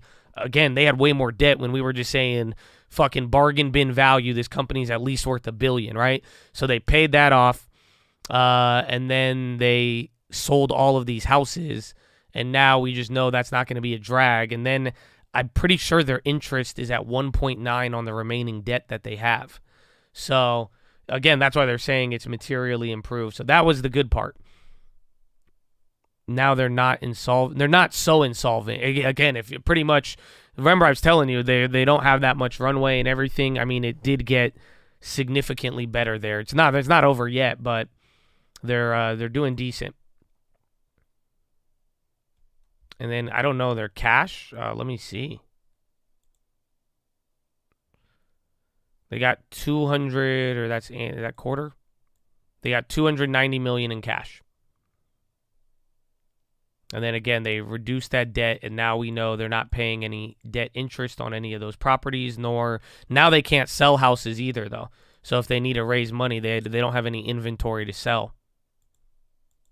But then also, too, it also means any other headwinds in the real estate market, they're not going to go down off of it. They don't have to worry about unloading it. And then on top of it, they're not like, that's it. They're just not spending money and playing another side of it. So hopefully they could just make money off of mortgages and then the commissions and all that other stuff that they originally were doing. How are they generate income? Through the normal stuff. They have agents. They make money on the agents selling leads, and then they also have a mortgage company that has recently grown. So Redfin agents and then Redfin leads. That's the original reason of buying it. That's why I originally liked Redfin back in the day. They got into the house stuff as it was popping off. They made a little money at first, but then it ended up becoming a drag. So it's not, I mean, listen, Redfin's not dead, or Redfin's not like, this company is not like, it's not like it got, oh my gosh, go throw everything you own at this. It's completely different now.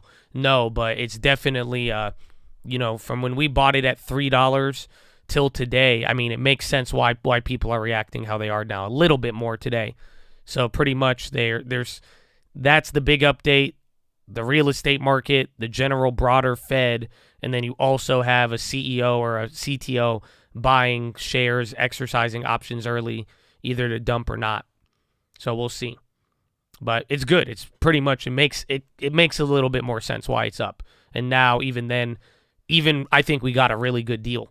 If the 200% almost in your portfolio on that long term doesn't show that, then yeah, but we got a good deal on it, because now it's just it's a significantly different company, but it's not what it used to be, but it's definitely gone off of the this debt trap and people worried and excess inventory, real estate market going down. It seems like they've adjusted pretty decently, but we'll see where that takes us. It's optimistic.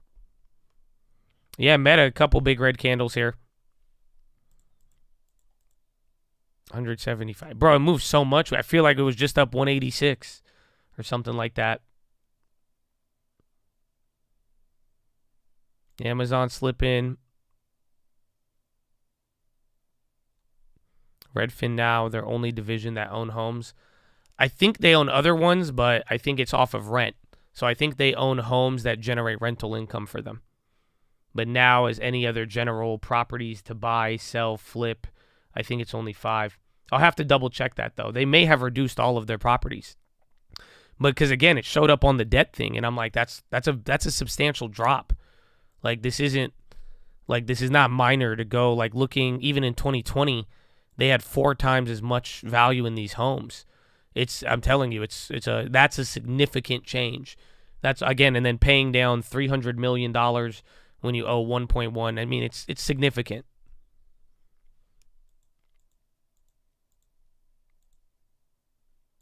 So profitable any day now? No, I don't think so. I think they're not talking about it yet.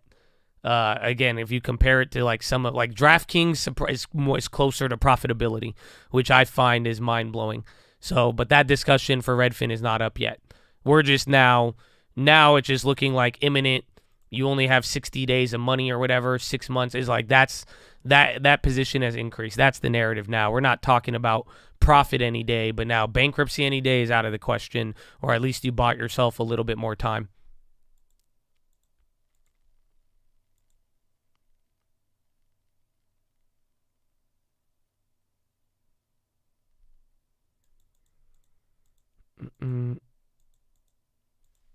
Yeah, no scheduled bank news. Open face got it. We're just suspecting.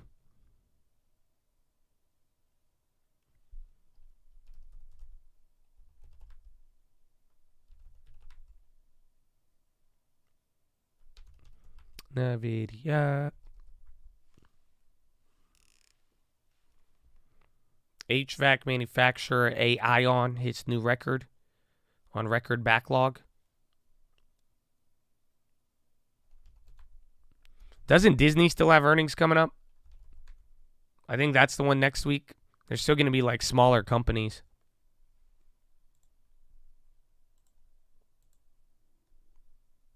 But yeah, that was your Redfin explanation.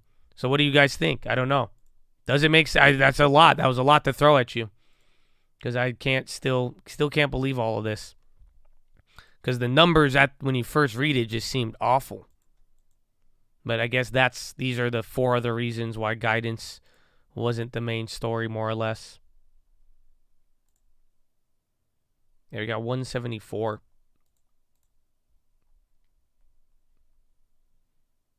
The call premiums got jacked up, though. Those covered calls came up.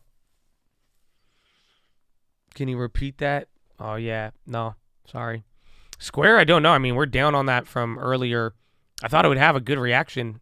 Even the sympathies did better, but I'm down to ride it for a little bit. And because it was already at like the 100-day low.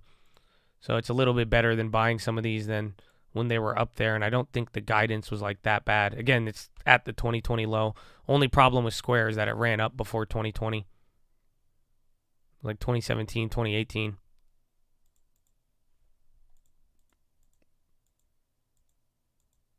Redfin seems better for the long term now. They could still buy homes later. They could do a lot of things later. That's it. It's just not what like it is great for the long. I'm glad that we got it. That's it. But then again, who knows with how fast things change in this environment. But it was a way worse company when we bought it. Like it was like we were talking full on liquidation value. So even then, like full on liquidation value is lower, is like you have more equity now, like I'm telling you. Because like their market cap is $1 billion now, and now they have what's it called? And then they have $1.1 billion in debt. So that's like 2.1 total. But when we had it, the market cap was like, it was like 500 million or less. Since we're up 200%, I think it was like 300 million market cap with 1.7 billion of debt. So it was 2 billion at the same price. Does that make sense? I think it was those exact numbers, give or take, like a little bit. So when we bought it, it was a market cap of 300 million. So all the shares were worth 300 million, and then it had 1.7 billion in debt. So that meant as a total, if someone wanted to buy them, it was $2 billion, right? So now, today, same thing, you got 1.0 billion in market cap, but now you have 1.1 in debt. So it's still like 2.1 billion total purchase price if someone wanted to buy them. right? At this current level. But then that means it's same price, but you have way more equity. That means your market cap has gone up, and then they reduced their debt. Pretty much what they reduced in debt, you got back in equity. So it's good. All around decent. They have less upfront risk in terms of not having $500 million in homes. And then now they've slashed their debt almost in half from when we bought it. And at that time, too, that debt was higher interest. And I believe their remaining debt is at like 1.9, which is great. Should I sell out of my Redfin in my short term at 4? If that's what you want to do, hearing everything. I'm holding Redfin. Again, we even had the 10-year plan with that, even after it ran up. So I'm just selling covered calls.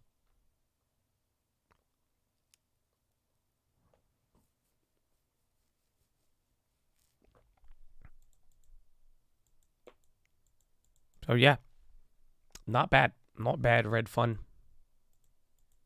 You sold calls at 950. Thought no chance of exercising. Oh, wow. Yeah, because, was that $7, $8? I was shocked all day today with it. But I like the yearly contracts weren't bad. So that yearly contract we did at the beginning of the year on Redfin, which one was it?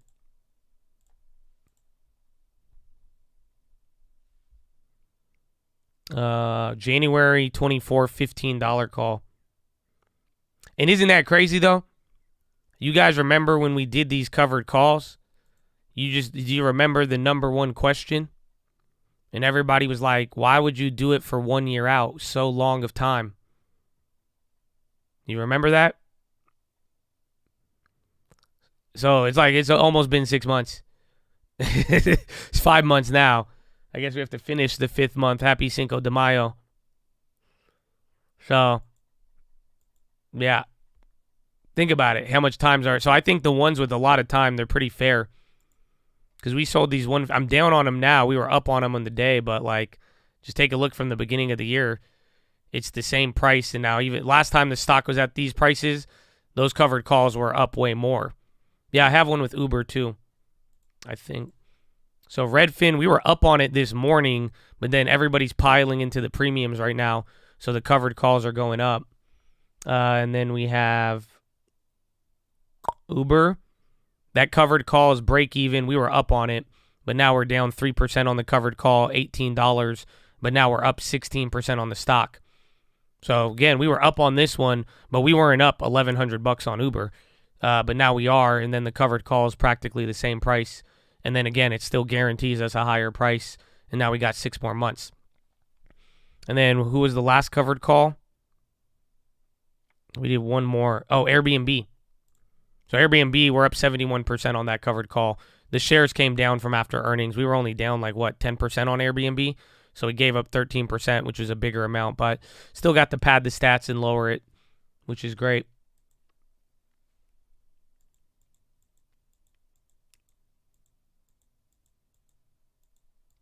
My favorite company described in 3 words. I don't know if you're going to want to hear this.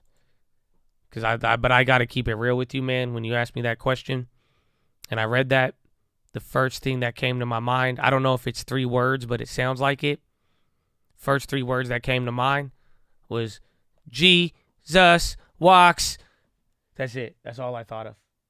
God show me the way because the devil tried to break me dead. Jesus walks with me. That's all I heard. That's all I thought about. I don't know if that's too random for you, but yeah. Otherwise, there's a lot of names. I don't think I could boil it down to just 3 words. You're right. I didn't want to hear it. Hey, well, there you go. But I like tech. Just depends what period you ask me about favorite companies. But I'm always big on diversification. That's why I'm not really there's not just one that I have a deep affinity towards. But I think diversification. It's like when people ask me if you could only own one stock in the world. It's like I will never only own one stock. So same thing kind of there. Any company I would describe in more than 3 words, but maybe just value or growth is the simple way. Fridays, a lot of people blame the options for the squeezes. And then again, too, in a weird, like, it's not a weird thing. It's been going on for a long time on Wall Street.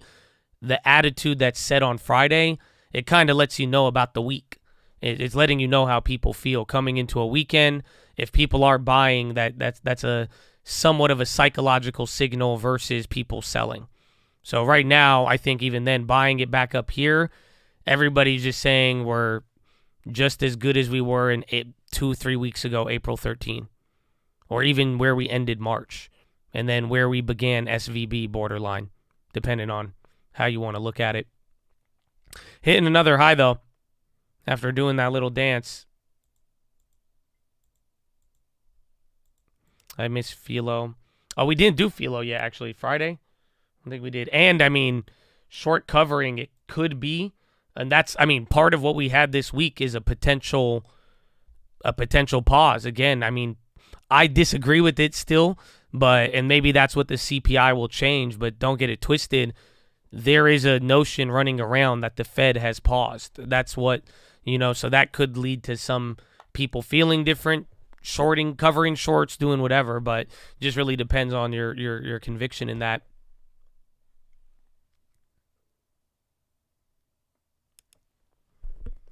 It's 41.12.20. That's the same price, I think, after the first one, but here it is, 41.33, 41.49, almost 41.50 on the futures. Yeah, bro, we were here 3 weeks ago, too. Remember, like 41.60, I remember trading that one play. It was right here. So we've been here a couple times already. 41.33, so 41.37 or 41.38. And if that breaks, 41.48, 41.50 on SPX is next. Now the MES is down 195. That one got pretty big now. It's still smaller. I mean, that would have been $1,000 on a big one. That's what I was talking about earlier.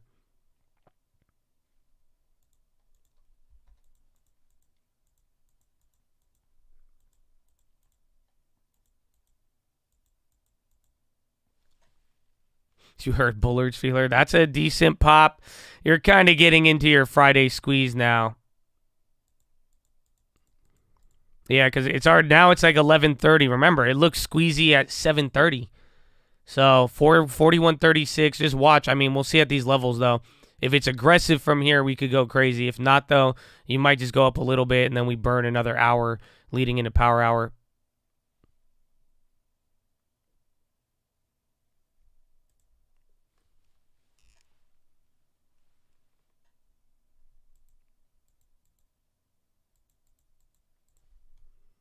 All right. And then I need to go pee.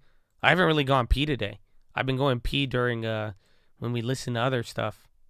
So I technically haven't given you like a pee break. I'll wait a minute. You're going to get an ad anyways. And then be like, why is there an ad? Jamie wants no ads on video so I could have more money for bank. Jamie want big bank, small bank. Jamie love to eat all bank.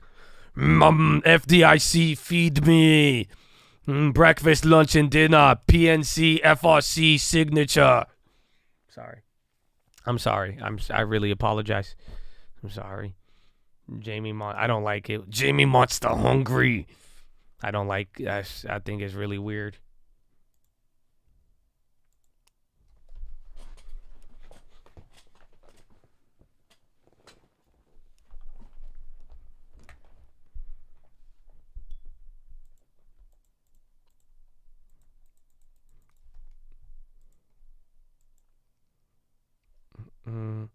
Well, look out for this weekend. I mean, just any bank news, the Fed, the loan activity, or the mortgage activity. We're going to get, I forgot the report's called.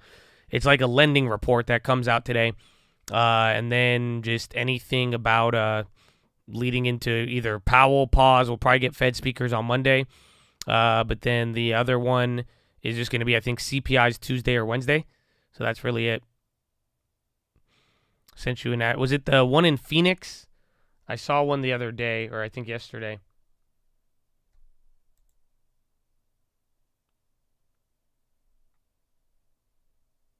But I think that one was listed. It was like, it's at the market value. I don't know what you wanted to do with it.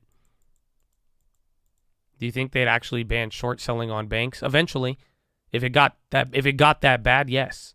I mean, we've witnessed them halt the market, right? You know, imagine all the things they did during COVID. I mean, legitimately, I never thought I would watch the government say, hey, you don't have to pay your mortgage or your credit card bill.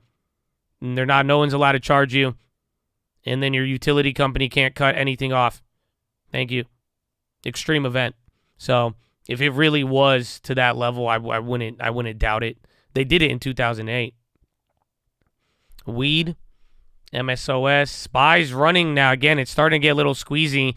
You got through 41.33 to the 41.37 real quick now. So that's already the next level. So technically from here, 41.48 is the next spot that we go from here. I believe, yeah. I think that's actually where we stopped out right after the Fed. So you've actually kind of made this move before after those following 2 days. Again, 41.48. But you hit the level here. It may sell off from here, but it's doing the Friday thing. Oh, P-ad, nice. Jamie, go bathroom. I'll be back. What? Okay. Follow me on Instagram, @TheTradingFraternity. I love you. Are just closing at the moment, and you can see that oil has been charting a similar path as equities. They're higher, oil prices that is, for the first time in 5 days. Even so, when you look at WTI, still near their lowest since 2021. There are some signs of tightening supply in the physical market, though, so that is providing a little bit of a boost today. You're seeing gold futures falling 1.6%. Certainly less of a need to hide out in gold with equities flying. Gold, of course, a proxy for lower real rates, insurance against a catastrophic scenario as well. Copper futures moving up by 0.7%, with supply concerns starting to emerge after Chile's Copper Commission raised its price forecast for this year. And wheat in Chicago getting ready to post its first weekly gain since mid-April on rising geopolitical risks. A lot of questions about whether Russia might disrupt Ukraine's crop exports. All right, let's go over now to Katie Greifeld on one of the big stories of the week, and that is the collapse in regional banks. Once again, of course, you're seeing a big relief rally today, even though we know the likes of PacWest, for example, are exploring strategic options here. Let's talk about what's going on in deposits, though, because this continues to be an issue for the banks. As you can see, we saw a big withdrawal in deposits in March. You can see that plunge right there, coming back a little and now really staying at those levels. So, Scarlett, even if we get past peak panic, this continues to be an issue, the fact that deposits have come down meaningfully over the past few months. Yeah, there's a fundamental weakness for those regional banks and banks at large. As you mentioned, Katie, regional banks, PacWest among them, rebounding after plunging almost 70% this week. And its peers are similarly headed higher into the weekend. We know that the unrelenting selling in these banks reflect a lack of confidence. But our next guest says it's a lack of confidence diversification. And he is Peter Atwater, president of Financial Insights and adjunct professor at William & Mary. Peter, always good to speak with you. Can you explain what you mean by confidence diversification and a lack of it? Sure. When I look at the composition of lenders, borrowers, depositors, management, even the regulators with these banks, they were all extremely confident, overconfident in the last several years about the risks that they were taking. And so what's so unique about the environment today is that we have wealth so concentrated in so few hands that depositors are borrowers, are investors. And so you have this natural feedback loop where falling confidence in one area is quickly moving and migrating to the other elements of the balance sheet of these banks. And so, as we're seeing deterioration in deposit quality, not surprisingly, we're seeing stock prices collapse. And I worry that we have an investment system today, particularly in the banks, that is all one mood. Mm-hmm. And so as asset quality goes, so is deposit confidence, so is... Mm-hmm. William and Mary. Well, Chad, welcome back. I don't know if you left. We got an hour and a half, 30 minutes till power hour. Already a wicked day. Again, we already had to deal with the jobs report in the morning. That possessed its own little confusion here. Again, this is technically the post-earnings of Apple and like 10 other different names. And you're up 2.2 right now. So welcome and you're about to end this week, I think, where we started. No. Is it? Almost. You're higher, actually, believe it or not. Actually, no. Okay, that's from last Friday or Thursday. That's Wednesday. But where do we end? We started this week at 40. So you'll be down on the week.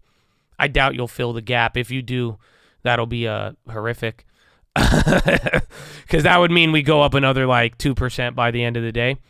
But still kind of decent. You're where we opened up on Friday. That's where you're at right now. Almost flat. Just slight downtrend. And it didn't feel like that again. You had 3 big down days in a row. So we will see. Coin's still running. I mean, the SPY's still going up, hitting another high. 2.25 on the SPY, 1.8 on the S&P, or 2.25 on the Nasdaq, 1.8 on the S&P, 1.6 on the Dow. Let's see, Coin, Apple's 4.9. Again, regionals holding, chilling out. Let's see. I wonder, what do you guys think? So you guys all voted green on the day, so that's good. You guys hit that. Good job. Let me ask you a question. Can I ask you a question, Chad? I'd love to ask you a question. I have a new poll for you.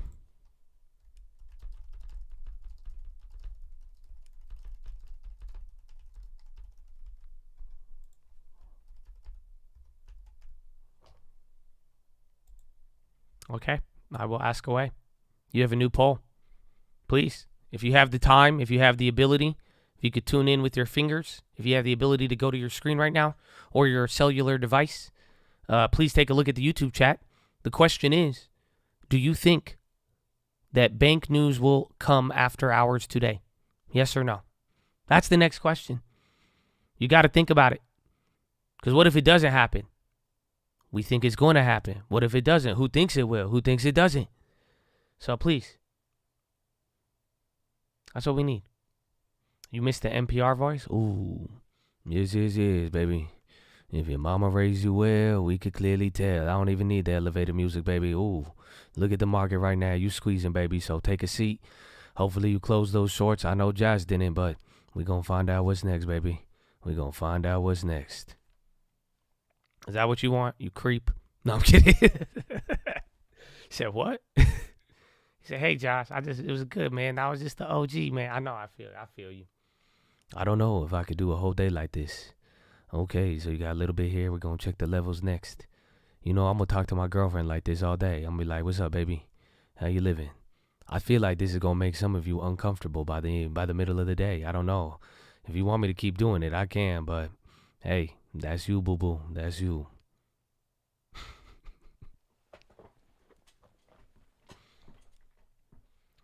Data dog about to go red. I'm Mike Tyson. You want my Mike Tyson voice?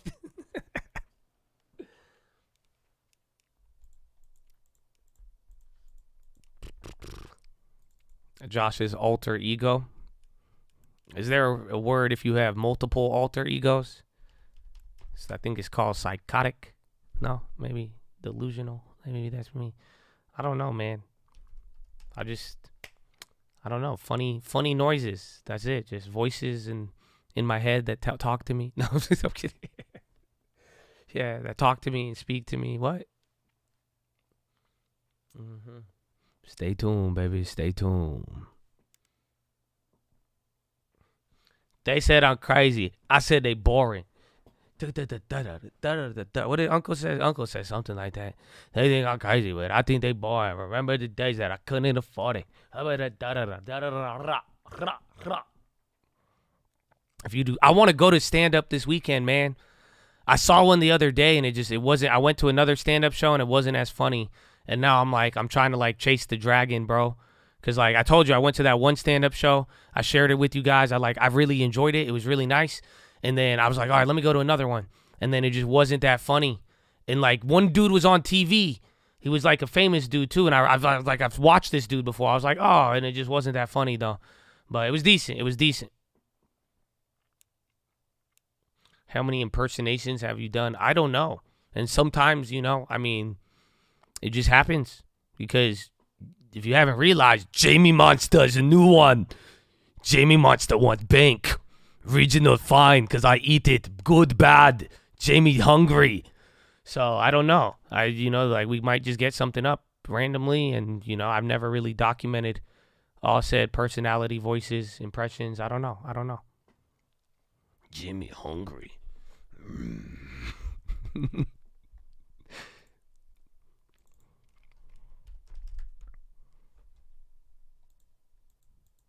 You didn't like? No, I didn't go see Theo. I like Theo Vaughn, but I didn't. That's not who I watched. It wasn't like no. This was like some like I've seen this down like TV shows that I had on basic cable. Like it wasn't like relax. But it was funny. I laughed. Like I had a good laugh, but it wasn't like the first one. I went to a bathroom or stand up, and I walked into the bathroom, and Jeremy Piven, Ari Gold from Entourage was standing there, and I was like, "Hey man," and he's like, "Dude, that sounds like an episode of Entourage." Wait, that'd be crazy. I would trip out. I love Jeremy Piven. I think Jeremy Piven is like, he's like definite. He doesn't get the credit he deserves. I think Jeremy Piven, best actor. Not the best, but like, you know, if I could pick him up on like a fantasy acting team, I would get him. I like him. I think he's good. I love his performances. Man, 41-12-80 on the S&P. Chattadonia, you're still going up again. We have about 20 minutes till power hour.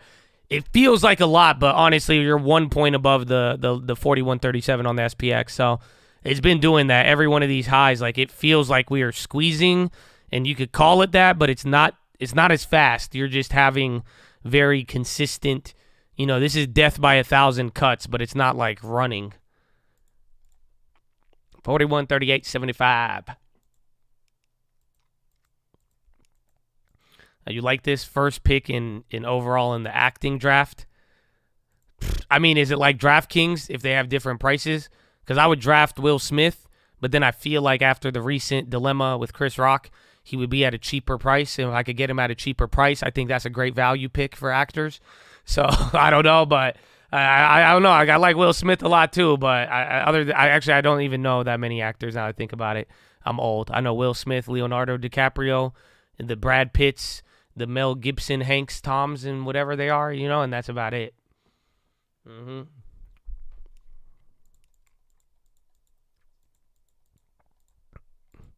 Yeah, Adam Sandler, that's a solid pick. Can't go wrong.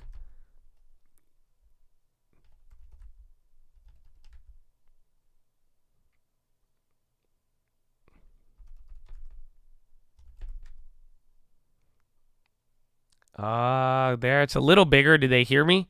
I was like, this move is slow. So you got 2 points now.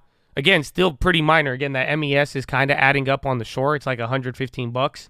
Still small, but I mean, pretty decent of a move if you think about it. That's at least 20 points from here.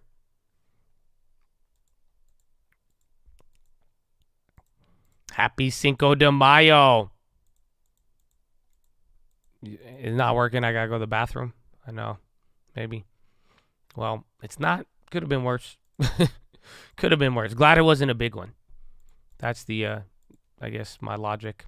But I was saying, this morning it looked like it was going to get shaky there with the banks, but now you're just doing the flailing around before we get the next development. Again, I mean, bro, it got to the point where stocks are going up and I'm investigating why it's going up, even though I'm benefiting off of it. And I'm like, wait, this makes no sense. That again, I think I think half of today though is still like straight up nonsensical reaction just after, again, volatility, banking crisis, most volume on the regionals. I just think this is the day after. Again, it just buys you a day of time more or less, if not a couple days.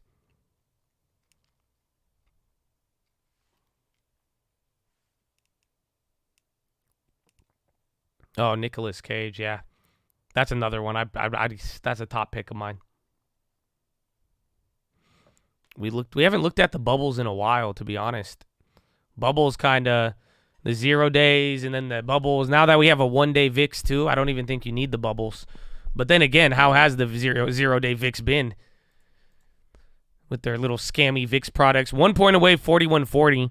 I feel like that has some psychological level to it, but the level is like 41.47, I believe. VIX 1D is down today. He's down. So the VIX it looks like the market. No, this thing doesn't work. The market's like back up here, I guess, but borderline. It looks like a 1-day delayed chart of the S&P, just off of the last couple days. Habibi, I don't know. I don't know how I feel about this one. The ICANN drama, I think stay out of it both ways. Like I already thought I wouldn't have bought this stock, but then also too, I don't know if I want to engage in a short selling thing with ICANN, and ICANN likes it too. You know that, like he is a formidable target for Mr. Who was it? Was it Muddy Waters or was it Hindenburg? It was Hindenburg, but he's a formidable target, my friend. You know, Carl Icahn is not a stranger to public battles and everything else. And just like, again, I think him and like Herbalife and Bill Ackman and other things. So he's not scared of it. So we'll see. But I don't think you should buy the stock. I don't think you should short it. I felt like that from the beginning, even before the Hindenburg thing. I think there was a little bit going on with it. And I think that's some of you have even owned it for a couple of years and said you loved it. And I said, you know, if you did it already earlier and you already got paid a good majority back in yield, I mean, good for you. But I don't understand how it works, what he's doing, and it's just way less of a headache to not think about it. VIX 1 day is VIX 1D. It shows up on Thinkorswim. I don't know if it shows up on like E-Trade.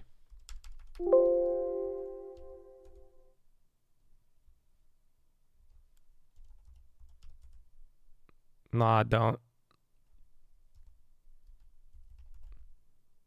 Google's hitting the high. DoorDash now. They were lower. Come on, get square in this, dog. Microsoft, NVIDIA, they're all running.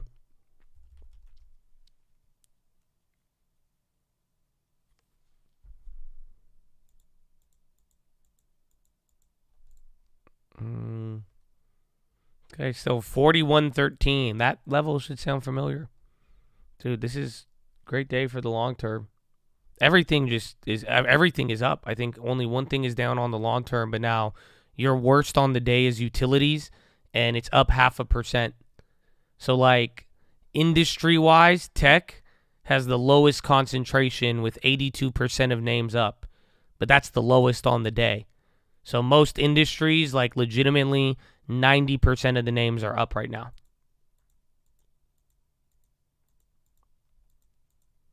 Oh, Fed Bullard. He's open-minded on June decision and updated rate forecast. Says he will revise his rate forecast with June SEP. Fed Bullard says rates will probably have to grind higher. That is not bullish.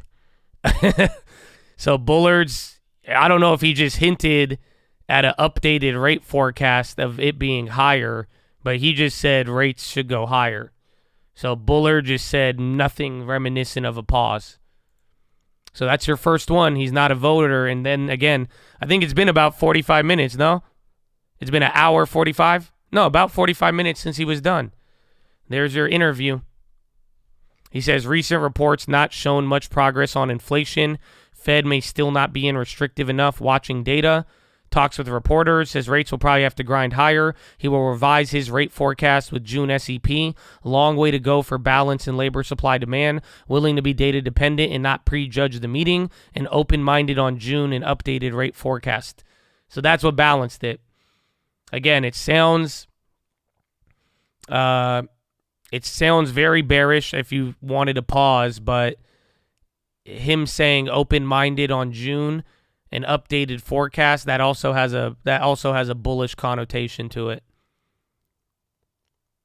So we'll see. And if you want to really read into it, I think he's saying that CPI is going to come in hot.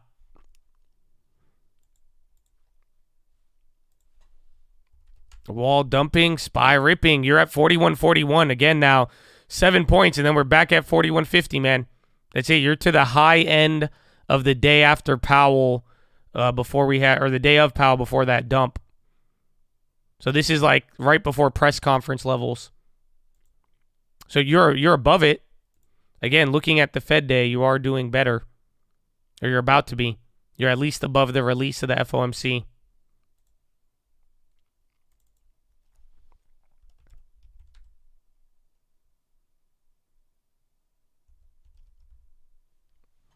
Wall recovering. They had a little slip up. Consumer credit in 10 minutes. Oh, I remember that last Friday came out, or a couple Fridays ago, and we were squeezing up, and it ended up being even squeezier. And I think it was even bad consumer credit. So Wall Street rallies on regional banks and Apple. S&P extends gain to 2% session high. 1.7 on the Dow, 2.3 on the NASDAQ, 2.5 on the Russell, and there it is. He's going. Very slow still, though. Again, from the last high where it looked like we were squeezing, it's like another $10 on the MES, but it's like still doing it at a pretty gradual pace. But we're magneting up to the level. That's the thing. So here's your next level. You're 5 points off of it now.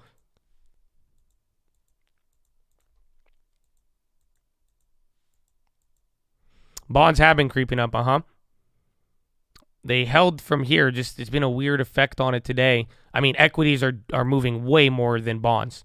So if anything, bonds are kind of, if we could have gone up based on doing the opposite, they were kind of following along. But if anything, bonds are going to probably wait till Monday. And then equities can move. I think equity, this is setting up the cushion between the, what's it called? The CPI. So I think bonds will move a little less ahead of CPI. And then equities will have the bigger gap.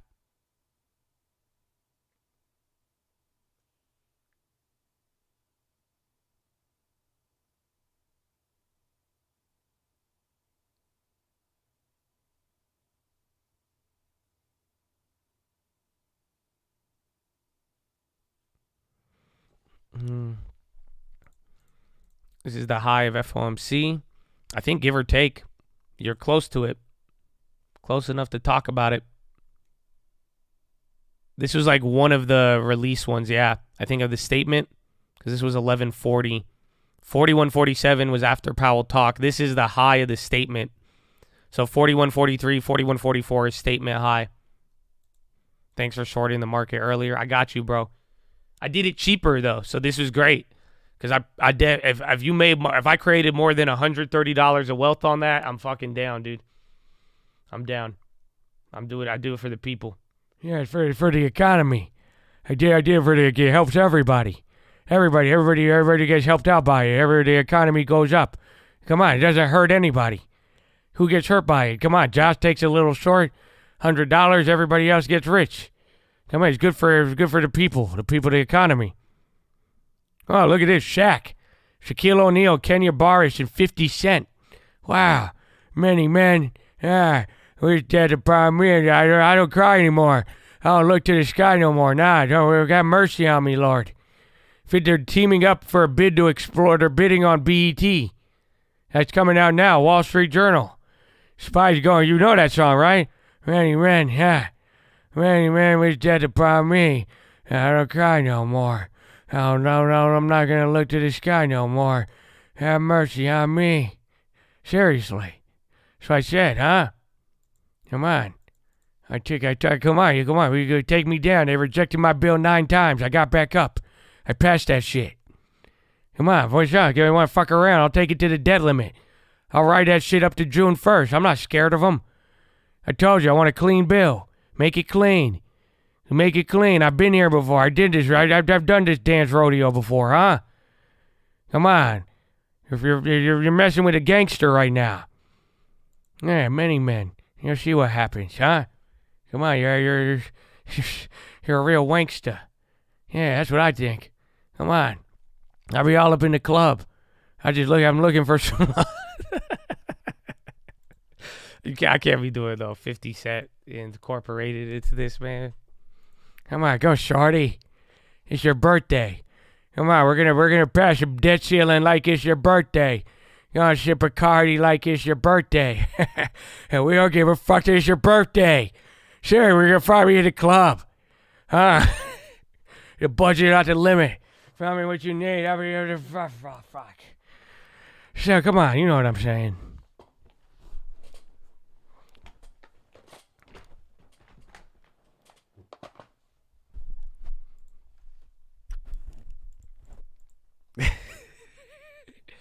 Yeah, come on. I'll take you to the candy shop. All right, we're done. Next, where's the sub? I need my soundboard's not plugged in. We need to sub him out.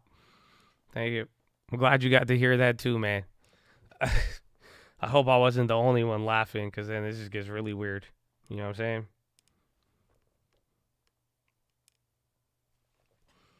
Meanwhile, S&P has gone up. The soundboard. I unplugged it so I could adjust the height of my desk, because like how I had it plugged in, and so I can't plug it in unless I put it in the back, and then if I raise my desk, it don't work. So then I just said, I'm over it. Okay, I can't restrict my physical movement for some sounds. 41, you're above FOMC now. Get ready. 2 points to the level, bro. 2 points to the level.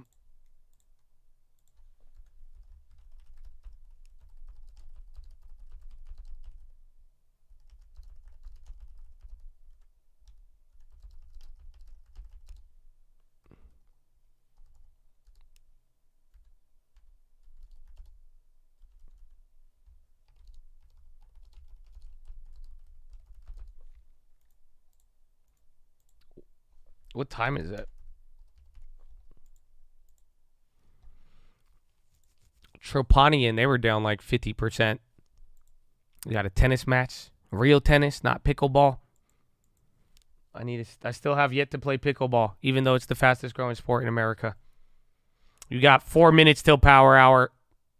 So we got enough time. I mean, I just put out the stream alert for 4150. 4155 is the next level.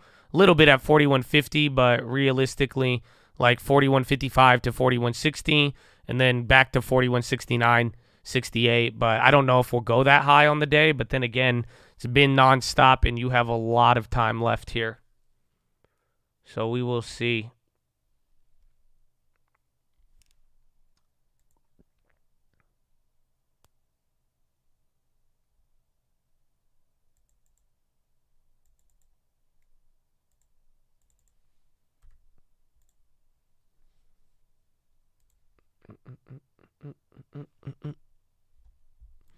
SEC charges Pinnacle with liquidity. Oh, yeah, that was earlier. You mean all-time highs? What? So get ready. You're approaching 41.47. This is what? 41.65 on the futures? Big volume. Actually, there it is. So you already hit it. It's going nonstop, Chattadonia. 50 million of volume on the day, too. And then no bank stuff here. Bonds came down a little bit. Again, they were making that move earlier. 41.47. You just hit it. So again, you're like 3 points off of 41.50. Really been nonstop since that reload candle. That's the crazy part. It's been nonstop. I mean, kind of typical, right? We chilled out. We did nothing. The first move in the morning was aggressive. You had all the relief from the banks and all of that. But we spent 2 hours doing nothing, and then we started to come down, and it's like, I mean, it's not like you were at the best level per se, but this just got out of hand. But then I think it's the, hey, there's no bad news today, guys. That's what I kind of think the reaction today is. Like, just like that voice and everything, and it's like, hey, nothing happened today, huh? You know what I'm saying? So it's good. It's like, I don't know. It's like, let's say for my married guys out there, it's like your wife was mad at you, and then for like 3 days, she made you sleep on the couch, and like she just wouldn't talk to you. And then today, this morning, she says hello. And that's it. And you like, hey, she didn't yell at me or make me sleep on the couch, even though it's the morning. That doesn't make sense in that analogy, but bear with me. Again, there was just no bad update. Again, after really yesterday morning was damn insane.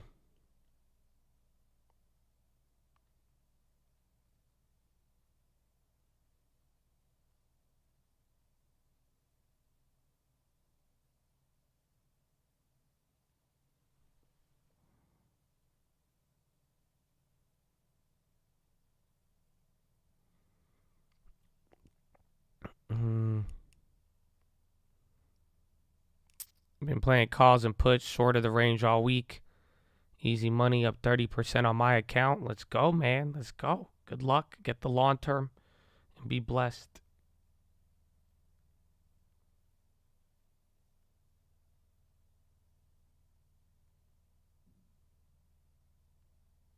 At the same house. Consumer credit should be out, right?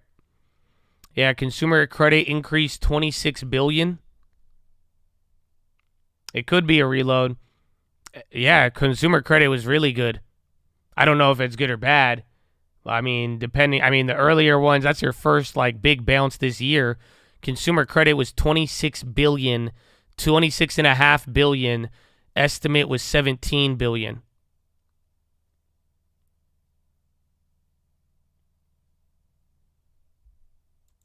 About JEPI. I like JEPI. I'd want it at a lower price. It's compelling. It hasn't been around for too long, but I know a lot of people who invest in it and like it, and I think it's compelling. I just don't want it at a higher price with the equity.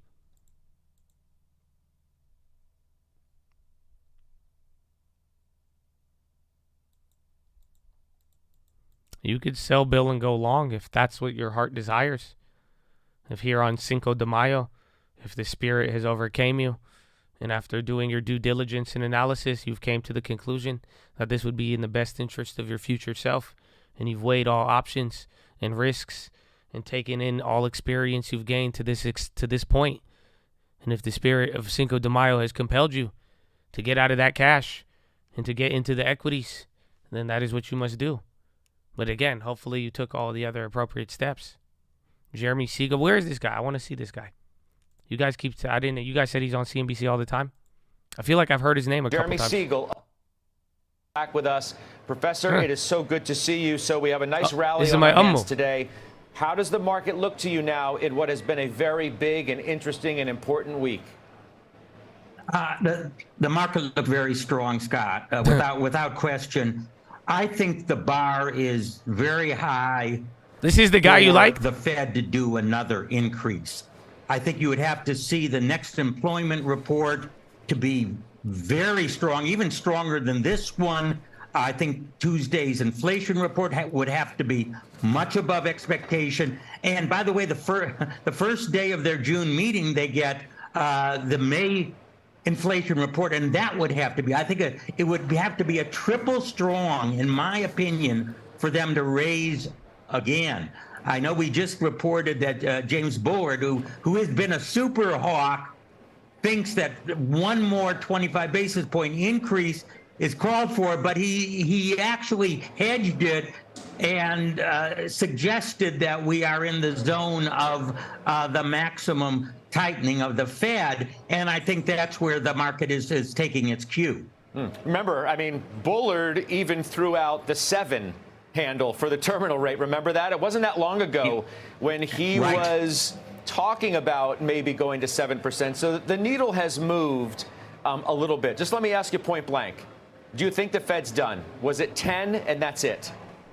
Yeah, I think it is. As I say, if things really get much stronger, if the unemployment rate goes down to 3.231 and we begin to see commodities pick up and everything like that, which I absolutely think is a very low probability, I think the Fed is done. Now, that being said, at this point, the bar is also very high for a decrease in rates. I think that would only come with a negative payroll number, which, by the way, I don't think we can rule out at all in the middle or second half of this year. But certainly, that certainly doesn't look imminent. But that would start the conversation.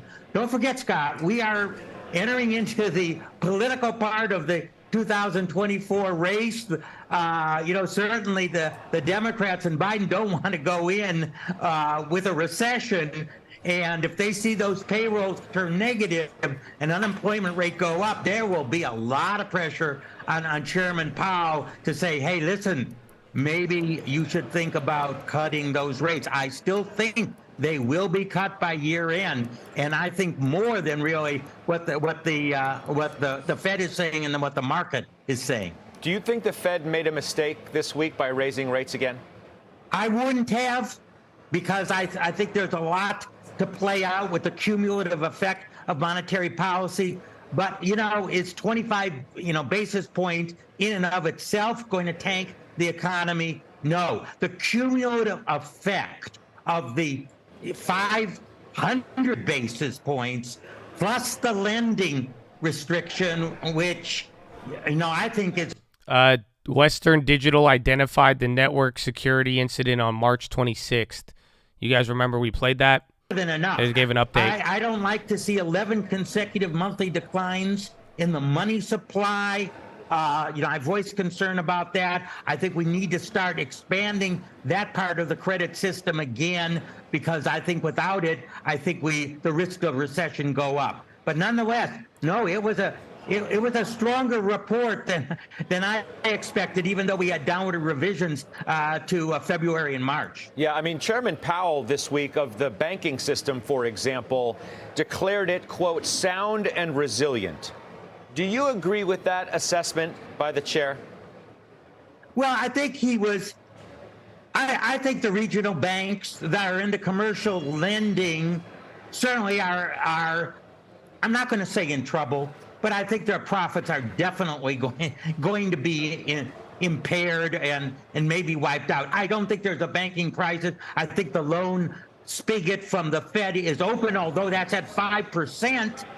It's not like the 0 to 1% that they get on deposits. So if deposits leave these banks, the banks will have recourse to the Fed, but at a much higher rate.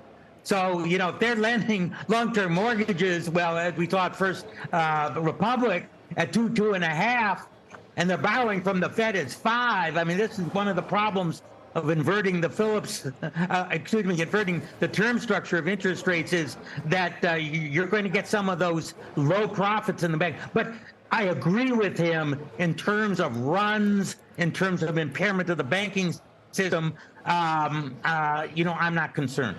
So if you think that the Fed is in fact done, or at the very, very minimum that the bar is now increasingly high to raise rates again, what does it mean for stocks now? Let's just say over the next few months, do you think? Well, I think the stocks also, just like the Fed, is going to be data dependent. Don't forget, payroll can turn quickly. And what I hope is when it turns, the Fed starts thinking about, okay, let's start restoring a more natural rate. Let's talk about maybe increasing the money supply, credit. Again, we've seen in the last 11 months the biggest decline in 85 years in the M2 money supply, which is something that I watch carefully. I hope that they respond that way. I think that certainly today's reaction is they're done. They will respond to a downturn, and as a result, my original prediction, 10 to 15% on the S&P, maybe it will come true. Now, I kind of downplayed it to 5 to 10 when I thought the Fed wasn't getting it, but perhaps the Fed now sees that its policy has been restrictive and will start on a more neutral course. Well, Professor, let's expand the conversation if we could. Bring in Malcolm Etheridge of CIC Wealth. He's sitting next to me here at Post 9. All right. And Bryn. Interesting. I've never heard of him, but here's the thing, though. I have tinfoil now for you. You guys should I think you guys need to say hello to Bloomberg, because I think Bloomberg is in here right now watching you. Because all of a sudden, after I'm like, who's this Siegel guy? We've never heard of him. I just started getting news alerts about Siegel. And then I looked up all the history of Siegel, and they never posted about Siegel till today. So say hello to Bloomberg and tell them to keep our subscription, or we're going to, I don't know what we're going to do. We're probably going to still watch you during commercials, but you guys are assholes, okay? Look at the people in here. Do it for the people. We just trying to give back. Nobody hurts you with the people. Do it for the people. Maybe we're going to have to watch CNBC now. Make us listen to Mr. Spiegel, bro. Come on, man. What's up? Back halted, news pending. That's the earlier one. Bach. Mm-hmm.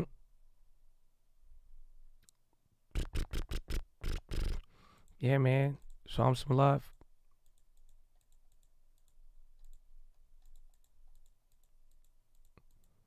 Show yourself.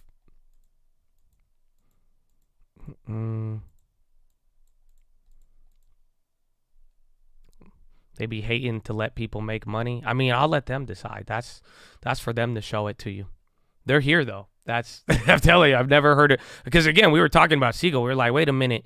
We never heard Siegel, and now all of a sudden there's never been any other news update on him except for today.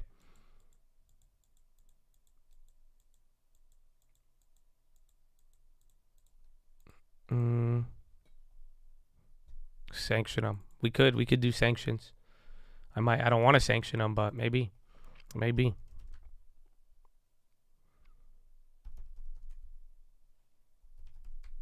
Nvidia, Amazon, everything's at highs again now. That could have been a reload, and it's already power hour. So you got 50 minutes, Chatadonia. You got 50 minutes, Chatadonia.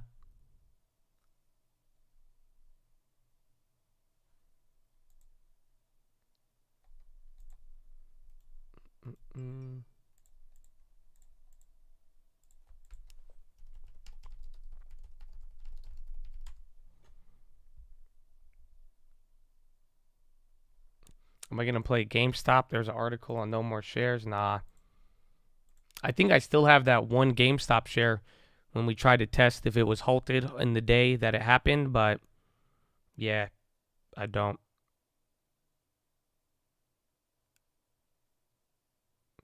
I don't think I'm ever going to trade GameStop again. But then unless it's like a news event for like a flip, we did that with AMC and made money. But I don't know, man. I think it's been a long time since GameStop. We're getting old, okay? That's all. That's it. I'm just saying, there was like guys who were trading GameStop, and they were like 18 years old at the time. Like now they could like drink alcohol. That's kind of crazy. So we'll see.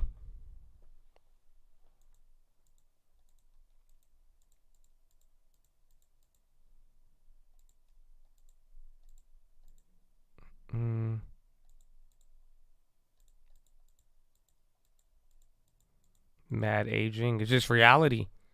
Like it's been a long time. So, you know, your 18-year-old son moving in. My daughter's 21 tomorrow. That sounds like a lot of activity in that family right there. Like he's moving in. Where did he live before 18? That's crazy.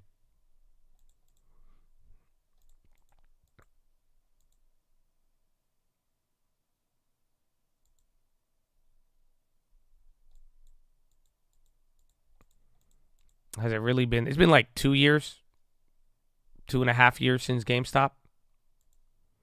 You had an old 401k at the retirement and they hit the fund with so many fees. There's only $20 in the account. What did it start with? And when was it like, did you like transfer it over when you changed jobs or something? Or that's crazy.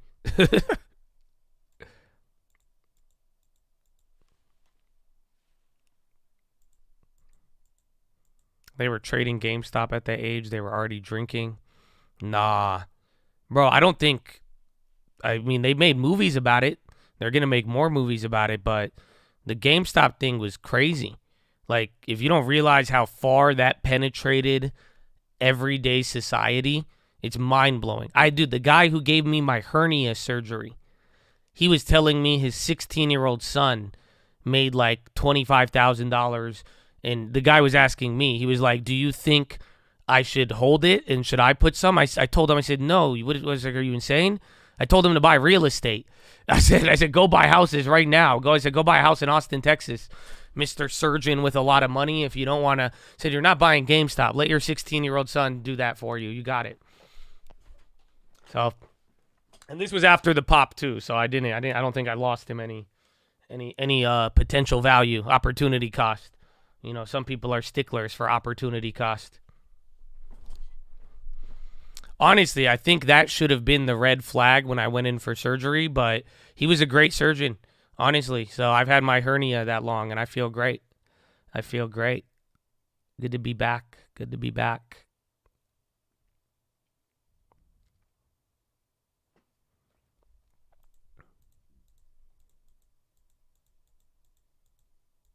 My mom called me. She doesn't even like me. Okay, that sounds definitely deeper than GameStop. So I understand the analogy though, or the story. All right, man. My doctor asked me about all kinds. It was cool back then.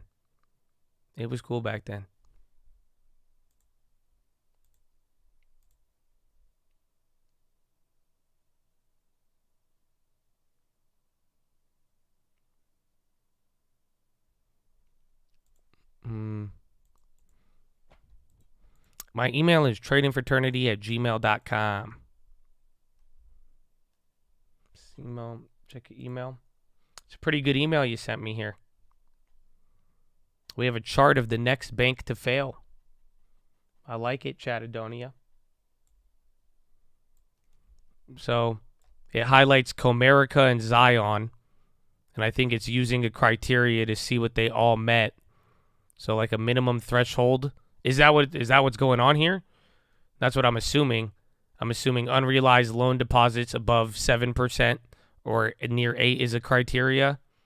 And then over 50% of uninsured deposits. But yeah, uninsured 50, 39 at Comerica are insured. Unrealized loss over $3 billion. Yeah,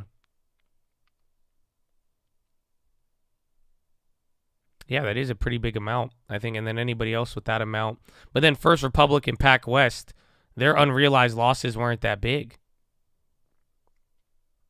And then their unrealized AFS wasn't that bad. Tesla's popping here into the high. But that doesn't kind of make any sense. Because now First Republic and PacWest, I mean, their deposit structure kind of it meets that criteria, but nothing else. Yeah, what's going on with Tesla? That's just Tesla. Email, yeah, send it to me. I'll take a look.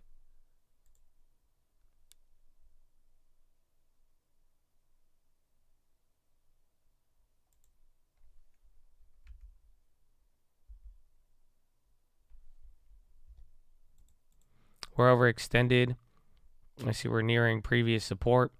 I don't know about like overextended under. I mean, you know, I've seen a lot of crackheads in my life. I don't really believe in that because I feel like that's a very subjective measure. But I do think I think this is a little bit, I think we're getting a little bit more divergence between equities and bonds, or maybe U.S. equities and other assets leading into the CPI.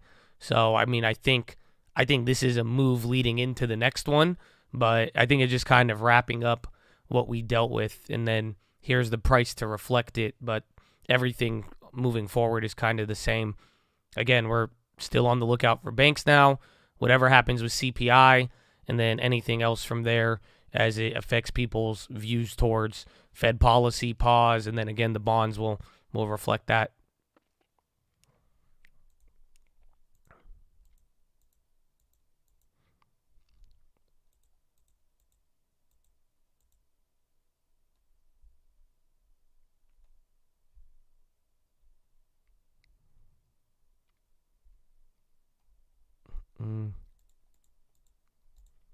You should play Let's Go. That's a good song. It's a good song. We could.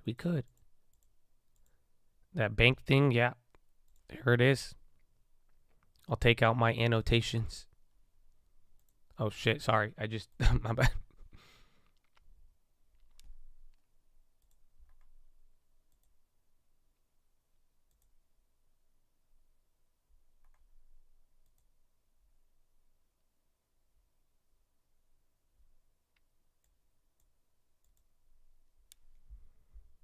Okay, thank you. Little sell-off.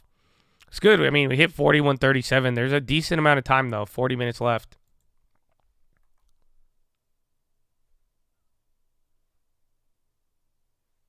The email, was it the banking one? We just went over that. If that was that you? I thought you were here earlier. But yeah, we just went over that one. And then Nate, you emailed me that property, but what's your plan with it? What do you think? I don't think it'll sell for more than like $650. So what's the plan to buy it and costs?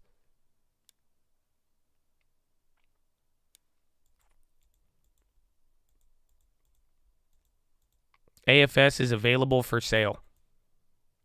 So there's a difference between, like, you could have bonds that you're listing for sale and bonds that you just own that are not for sale. And again, it depends how you list it as reporting. But by available for sale, that means you're trying to sell them. But if it's still available for sale and not sold, that means it's at a lower rate than the market. That's why no one's buying it yet.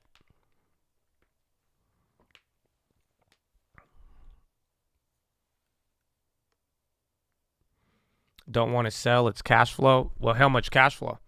How much cash flow, and then how much are you going to use? I'm assuming you're going to do maintenance and repair it. So at that price point, what would be the maintenance, or how much do you look to put into it?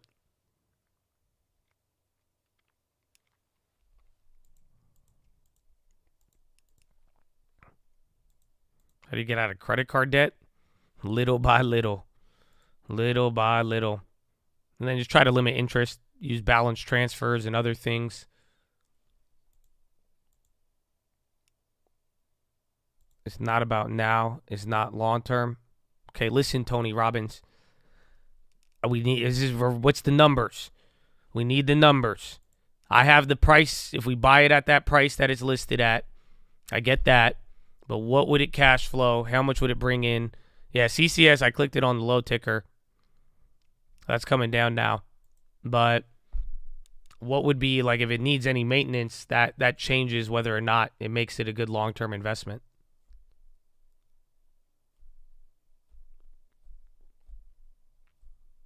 Over 10,000 construction workers, okay.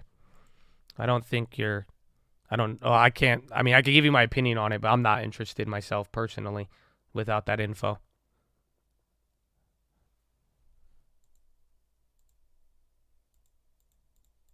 Thank you, Raul. It's kind of small, though. Again, that looked like a little reload. Now we're a little lower, so we're going to have to see.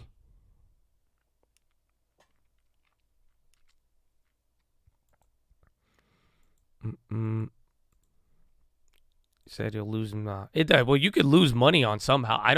I have one property actually recently.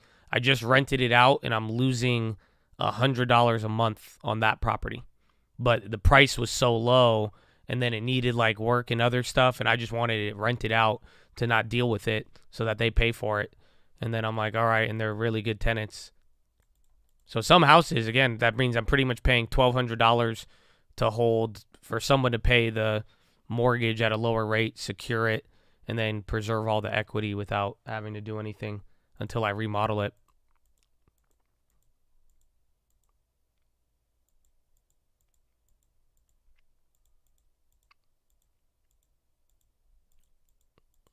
Nick, you got the pony back. How does it feel? Does it feel good? Feel good to be home?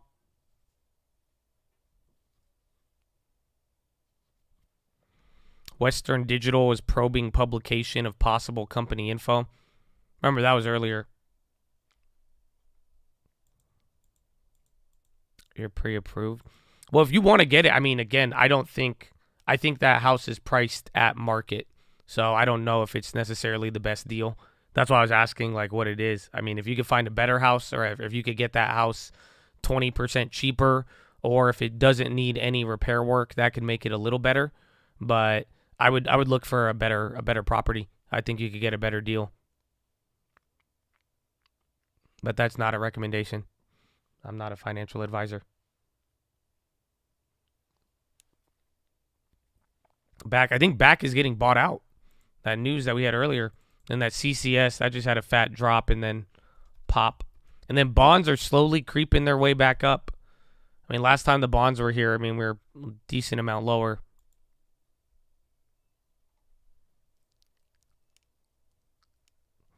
You understand the market, its location, 10 minutes from job. Your job or like other jobs. But I think it's too expensive. That's it. I mean, I'm not doubting any of it, but I just wouldn't swing at it personally. It's too much for that area. Again, even in Phoenix, like I've seen them, 600,000. You could get a lot out there too, but I've just go look at the other comps there. Days on market. It's not going to be a home run, I don't think. Like, so for me, I wouldn't.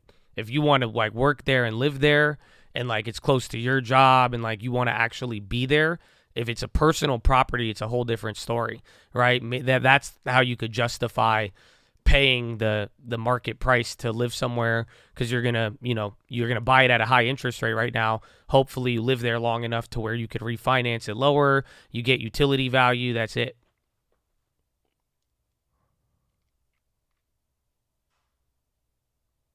Don't take offense to him not liking your deals. Josh roasted some of the deals I send him. Amen. Amen. I mean, this one too, I think it's not, Like, I think you could get it if you want to use it, if that's like a personal one, but I don't see anything where I'm like, yeah, boom, like swing at this, you know? So if you need a shop, look into see if it qualifies. So if you want to live there as like your property, then there you go. I do think the property is still priced at market. So you got to, if you like the price and think it's worth it, and you're like, this is my home, I want to live in for like at least 5 years, I would start looking into it then.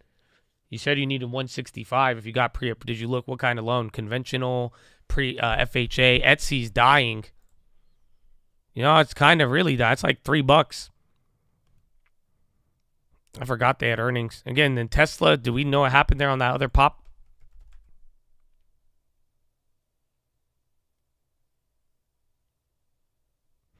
Plan on building concrete basement.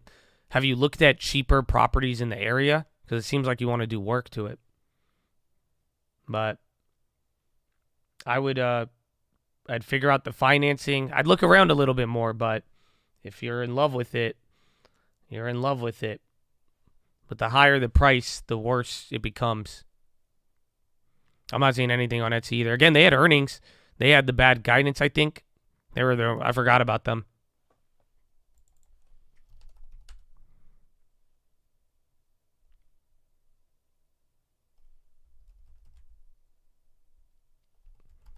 Tesla. Lulu 52-week high. Let's see. BW came up. Airbnb came up. What's the other one? 30M. And then Redfin.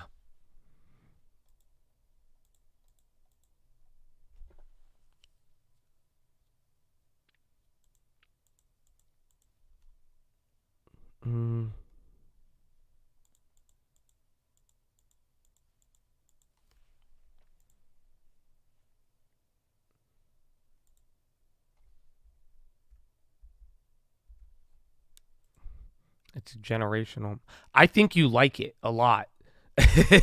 That's I do not see the same thing in it. But then again, the use is different. I just think the price is high. Like, that's the only thing I was like, when I looked at the comps on it, it just seems like every other house is give or take around that price, but they don't all like sell fast. And then there's a couple, like, there's one listed that's cheaper down the street and it just had a price cut.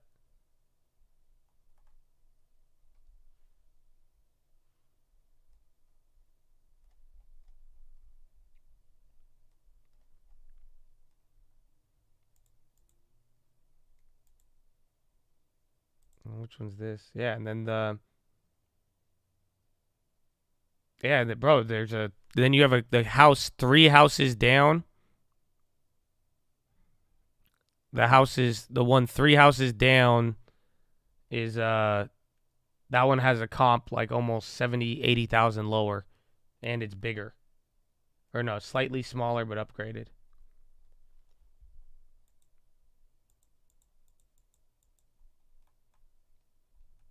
Ah.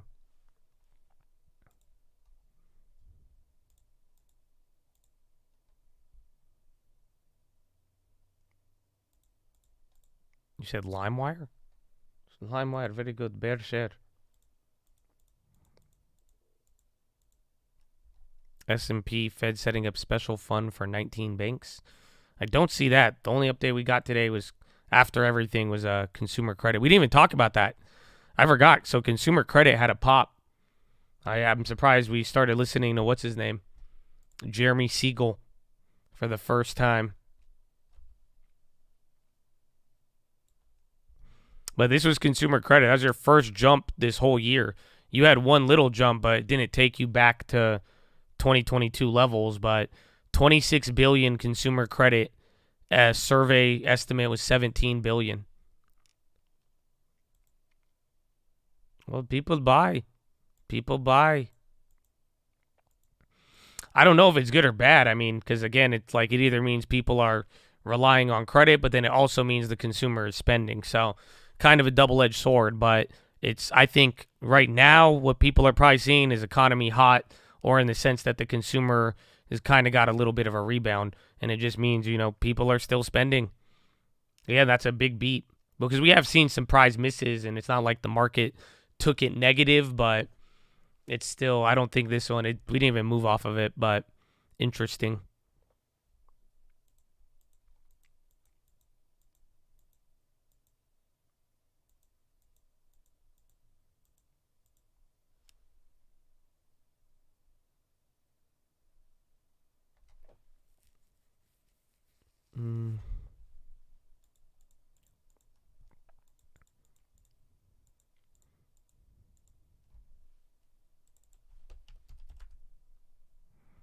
So options, when you bid in 5 increments and it comes in at 2, probably institutional.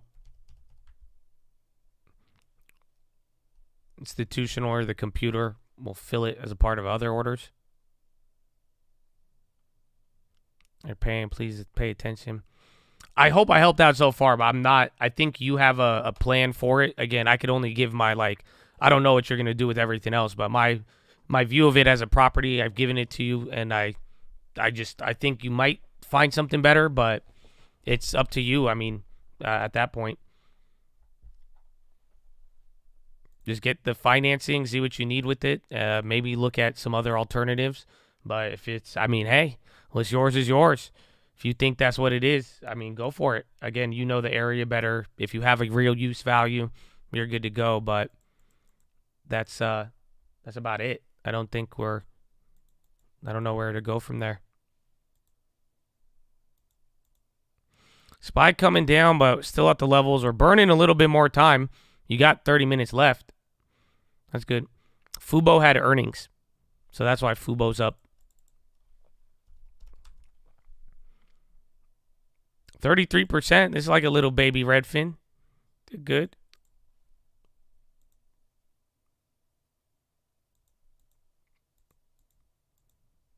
It makes sense when you listen to the long-term plan. I understand what you're saying, because when I do properties, different properties have different long-term plans, but my number one rule that I tell everybody and everything is you make money on the buy. So for my real estate, I do boil a lot down to the value of the home and what I think it's worth at the relative time, as well as in the future, and then my relative cost and how I plan to manage it. If you have utility, I've always said it, usually if the house price is higher, you could justify paying a market price if you're going to use it, if you're going to live in it and really have a plan with it. You know what I'm saying? So, or again, if you're going to rent out rooms, live in it, rent it out, maybe even Airbnb it, all those could apply, but it's you have to really have an immense use value. So there's nothing there. But if you want me to tell you it's a good deal, I can't tell you that. But I could tell you if you're getting use value, I don't know the use value, but if you could justify it, then you can make it a good deal. But that it doesn't change the initial value of the property. It's not going to change the make the money on the buy. It's not going to change the interest rates right now, all of that. 100% rent it here, TMC. Again, then you could justify it, but unfortunately it doesn't change it for me though. So it's if you're going to live in it and use it and you're I'm going to spend money on rent, live in this area for 10 years. I need it so I can make my job and make my income. It's good for, even then, even if it's close to family, sometimes in real estate, it could be very subjective. It doesn't even matter. If you just want to be close to, you want to be close to the water, you want to be close to your mom, that could have enough to justify overbidding for a house. Welcome to the world with it all. So that's up to you. And that's why it's wherever you're at right now and where it is, if you could determine, it's not like you're overbidding, but it's still not like you're getting the best deal right up front. But it's if you determine what your long-term plan is and you're hey, this meets it, I would go get that funding and execute.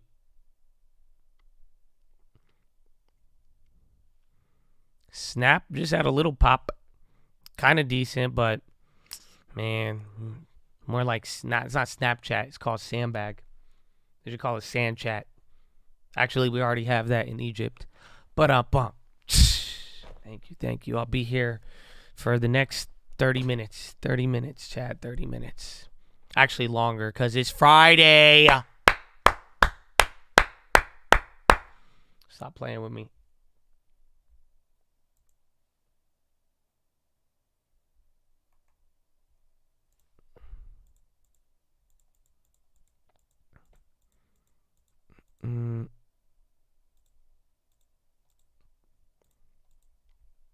Yeah, we have Sam chat already.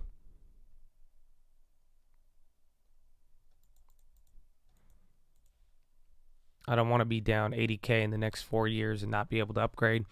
Well, that's the thing. If you lose equity in the home, that's what happens. Like if you overpay and the equity goes down somehow, if you live in it, it doesn't matter.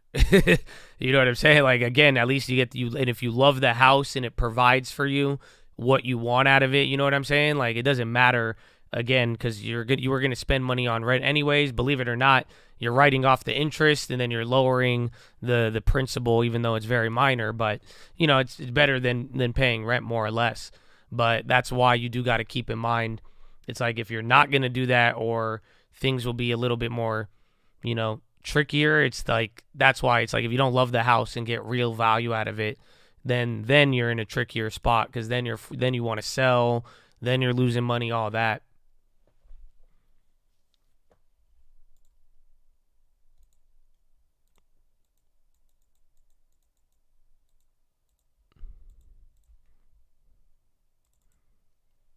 You're wondering if F Fund is like Bill's at Fidelity?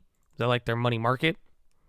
Well, I don't know. We might, again, I don't know. We might have to move out of Bill just because it's Bloomberg if we're going to be petty, and then go to SGov. But either, if it's a Fidelity money market, it should be the same. If it actually, a money market's better than Bill, believe it or not. Because money markets have similar liquidity. No, TSB, I don't know.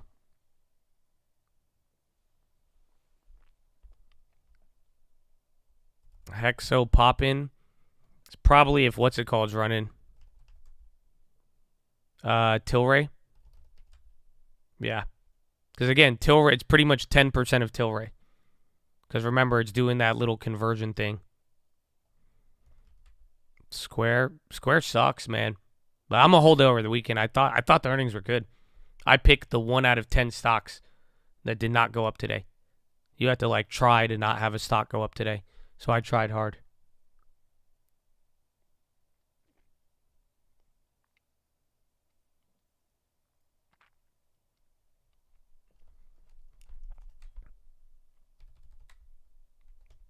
Man, I can't even. Redfin still. Oh, McRib too. He make an end of the day run.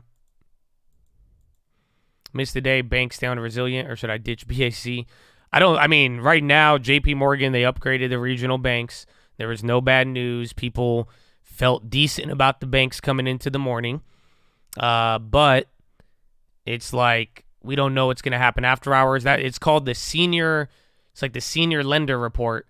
That's going to be after hours. That can move some things, and that could affect banks, but it just depends on the wild card that we turn over the weekend, either today, right when the market ends, 30 minutes after, or literally coming into Sunday night.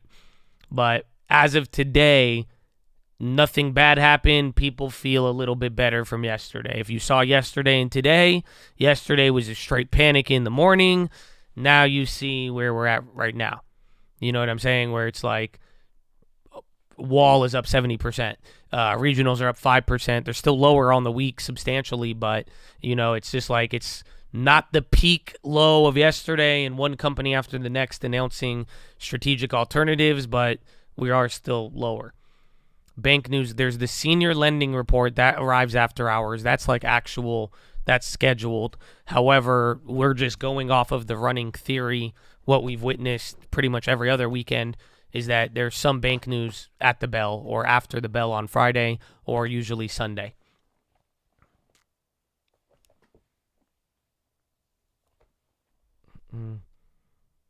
Your reference. Wait, what's the thing? Are you looking to get a crib Persian, or did you say you already bought one? I thought you were just talking about the townhome and getting in over equity or under equity. You're saying that's how it'd be yesterday? People forget the next day? Yeah, that's why. And then yesterday was like peak. We were literally talking peak fear. So yesterday was peak fear. Since nothing got worse today, that stands. Yesterday was peak fear. So now you need another update to get worse. And in the meantime, if nothing gets worse, everyone's going to speculate.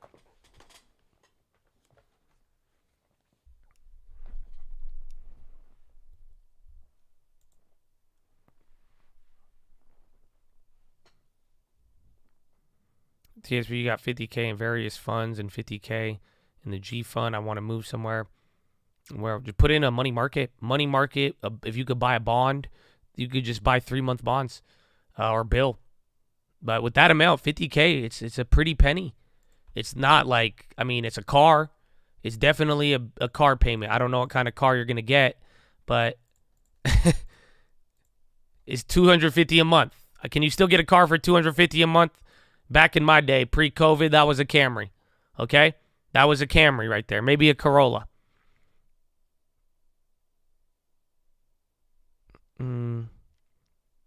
G funds the 2-year bill. But can you exit whenever you want without like pretty much dollar for dollar? Like, does it accrue daily and then you're able to leave like with no fees or spread or liquidity?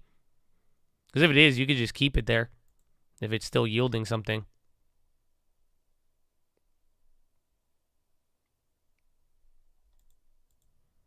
Excuse me? You just say a Camry is $500 a month?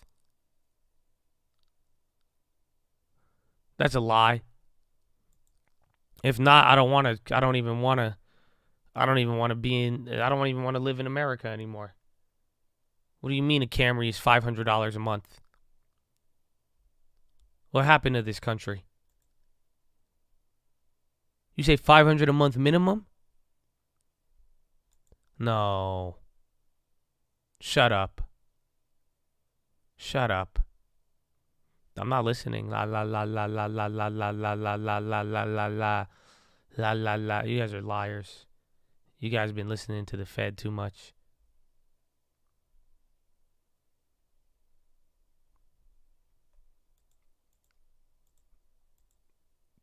This is a lot. I'm going to, man, Toyota, let's go places. I'm going to Toyota's I'm going to Toyota San Diego. I spelled Toyota wrong. Good thing this wasn't on the screen.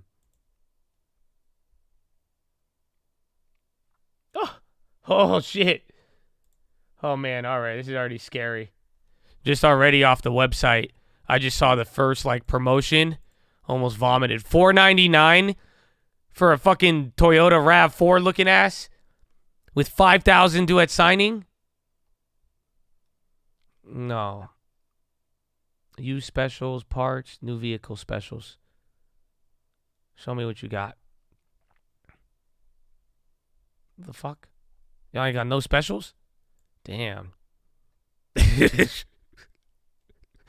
just felt like I walked into one of those bougie places where this, you know what I'm saying? Because I still do this, man, too. And now they don't even got specials, dog. Oh shit. We just walked into there like, yo, where the specials at? We don't do specials. Maybe you should go to Kia. The fuck, Toyota? I thought you were supposed to be budget and economically friendly. That's crazy, man. There's no way. Toyota Camry.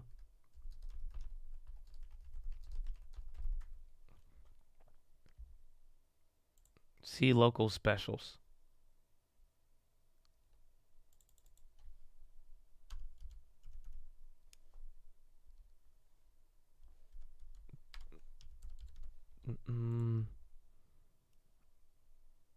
No, see, okay.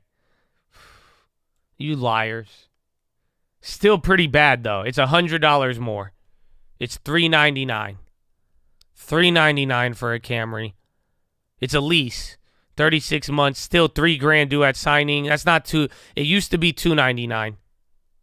And that's not including insurance, I guess. But that's fine with me. That's for the base model. That's okay. I'm not. Man, base models are dope, bro. That's the entry. That's the ground level. I'm not currency.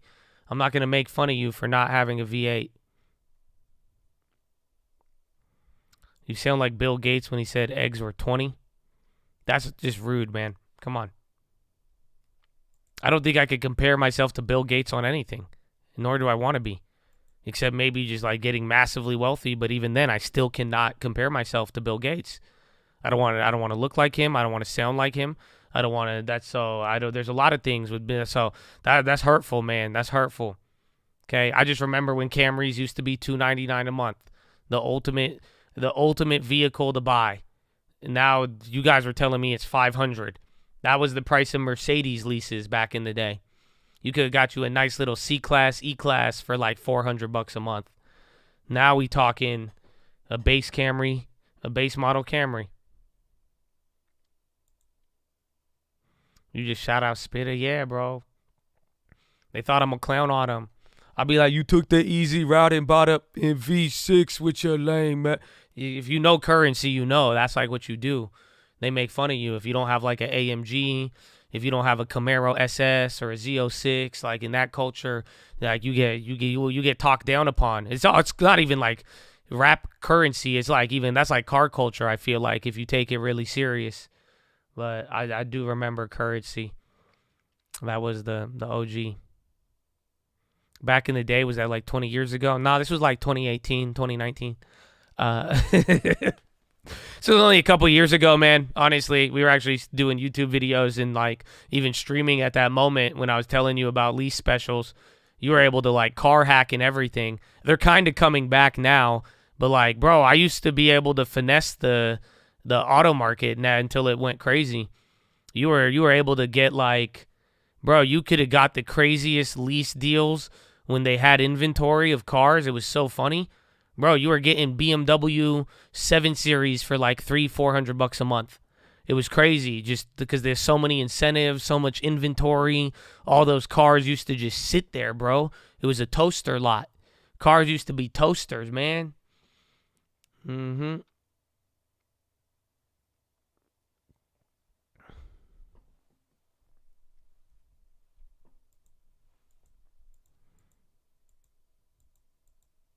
You mean you used AI to buy cars? Upvote this guy. No, I didn't, but okay, I'll take it.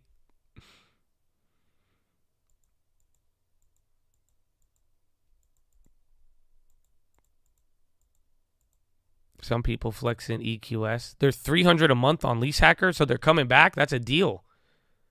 Bro, a EQS for $300 a month, I would take that any day. Except for the fact I have to charge it. What? You're kidding me. I'm sorry, Greta. I'm never driving an EV. I got it. I got the Teslas, but shit, man. You got me messed up, man. No way. That's a cool car, though.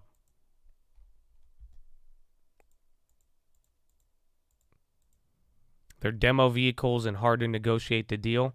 That doesn't matter. That's a great deal. If it's a $70,000, $80,000 MSRP car for $300 a month, that doesn't even make sense. That's a beautiful deal. I would take that. It's $100K MSRP. Yeah, you take that. Those are the steals. That's literally just like those deals are not like that doesn't happen all the time. That's why like lease hacking was great back in the day because like you would get deals like I remember BMWs it'd be like $100K MSRP for like $400 a month, and that was like a good deal. If you could get $100K MSRP financed at $300,000, doesn't matter what vehicle it is at that point. That is just the financial win. If you like look at if you're gonna just drive the vehicle and use it, because like or financing win, not even financial. You should buy a 2004 Camry because now apparently the other ones are too expensive. But yeah, 10-minute rig. We hit our high right before power hour, and now 10-minute rig though a little lower. A little lower. Interesting.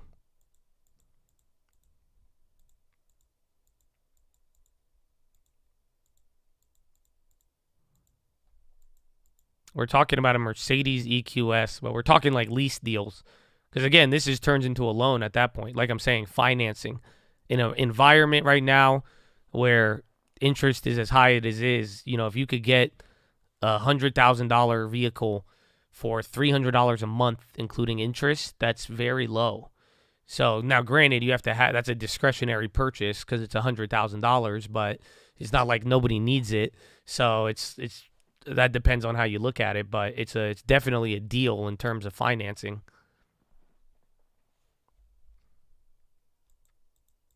$600 to the sell side. Maybe we get a nice reload.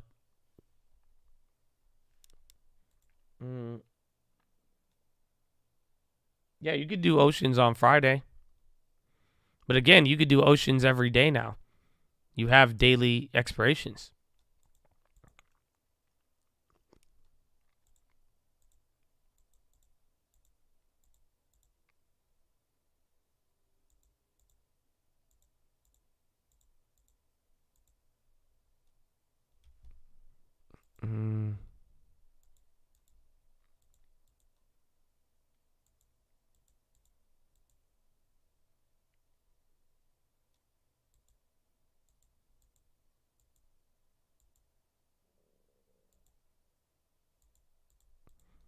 What's Oceans? It's a long story.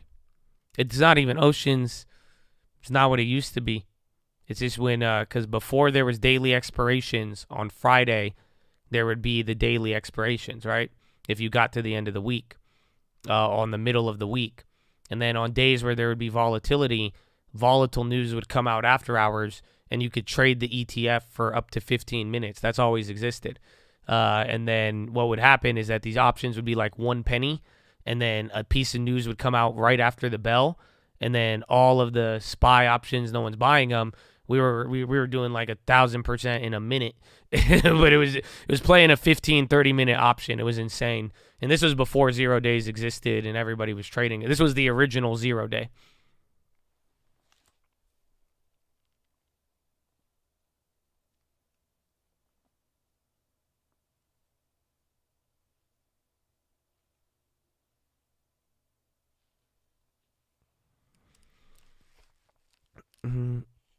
Sounds fun as hell. I mean, it's what you could do every day now. You could do it now. You could do it you could do it on a Wednesday.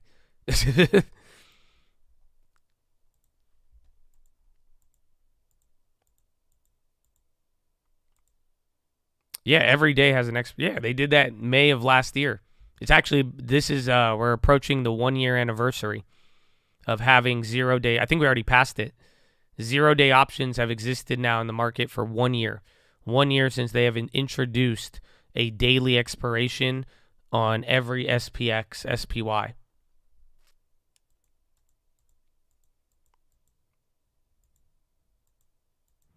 I'm focused on real estate. Yeah, that's good. That's good. Amen. You have been saved. Do you think 0 days can actually move the market like critics say? I think it can, but not to the scale people think. And I think there's a limit to all of it. And then it's kind of like a circular argument because everyone's like, if you buy too many 0 days, it's going to crash the market. And then all these people are going to create massive volatility and it's going to create a very big decline. But then I'm like, well, what should you do in a decline? You should probably buy 0 day options. So it just doesn't, and then you're back to and then again, so it's like if there was a volatile event, what would be the fastest, cheapest, easiest way to hedge the opposite side of whatever it creates? It would be the problem. So the solution is the problem, but you wouldn't need the solution if the problem didn't exist. But then again, if the problem created a problem, you could solve it by using the problem. Again, we're very weird shit, bro. So welcome to 2022 and 2023.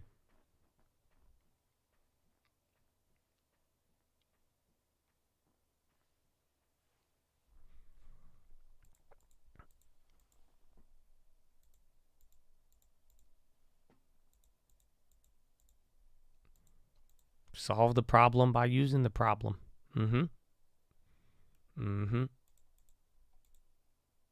Like oil, kind of. We solve the problem by using the problem. We're like, the price of oil is so expensive, so let's sell all of the oil that we saved. So then now, I mean, the problem was solved by the problem. If you think about it,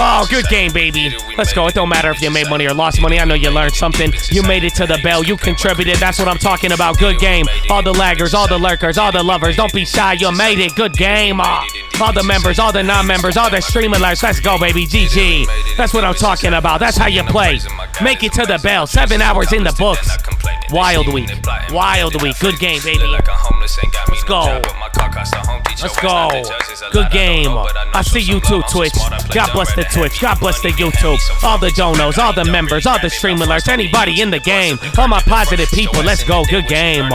Let's go. GG. Let's go. We made it. No earnings dump. Good game. Oh, yeah. We get to get our GGs in. We did it. We made it, baby. Did it. We made it. And the bitches hating. Let's go. That's what I'm talking about. I can show you the top. Every bottom my bot, both the key and the lock. Don't believe me, just watch my freedom a lot. I need me to rock. You won't see me a lot. Monday through Friday, you need me, let's talk. Huh. Oh, they said they wanted this one. Yeah. Benny, you bullish. But baby, I'm not from Chicago. Heard me talking about Ivy and dripping the bad. They thought that I came from the hospital. Oh, that's a great song. Great song. Maybe we'll return back to it here shortly. But Chattadonia, that's the day, man. That's the day. You made it to the bell. Oh, wait, it's Friday. I'm not supposed to show you this. So listen, I just want to say thank you for liking the video. Thank you for being here, for real, if you support it. Because you see it, man. People even in here, they listen to us and then they ban us. You know, yeah, I'm talking to you, BB. Yeah, you know what I'm saying? So for real, if you out there sharing the stream, showing love, being a part of it, man, that's why the membership badges mean so much. You can see it. People have been here for years. You know, we do it every day. 7 hour, open till close, no breaks. I mean, you get a couple of commercials here and there. You could blame Google for that. But you know what I'm saying, man? We here all day, every day with you, right in the middle of it. You know what I'm saying? No, nothing crazy. No suits, no tie, no makeup, no teleprompter. We're here for you, baby. We're here for you. So all I got to say is thank you for being here. And if you supported that, help this continue, help make this a great place to be, help provide to the community, give back, provide laughs, information, utility, smiles, all the good stuff, man. Thank you for being here and God bless you. And I hope you know we appreciate you and I am honored and I am humbled and I am grateful that you gave this little Egyptian boy this opportunity. But Chattadonia, that's it. It's the day. That's the day. That's the day. It's over. So like I said, it's Friday, so I'm not going to tell you. Just go explore in the description. You will find something to your liking. Okay? And you can fill out a prayer request while we sending blessings your way, man. And just pray for all of us in here, and we pray for you. You ever want to do anything for me, that's what you do. But that's it. Just go explore the description, okay? That's all for you. That's all for you, okay? You got to do what you got to do.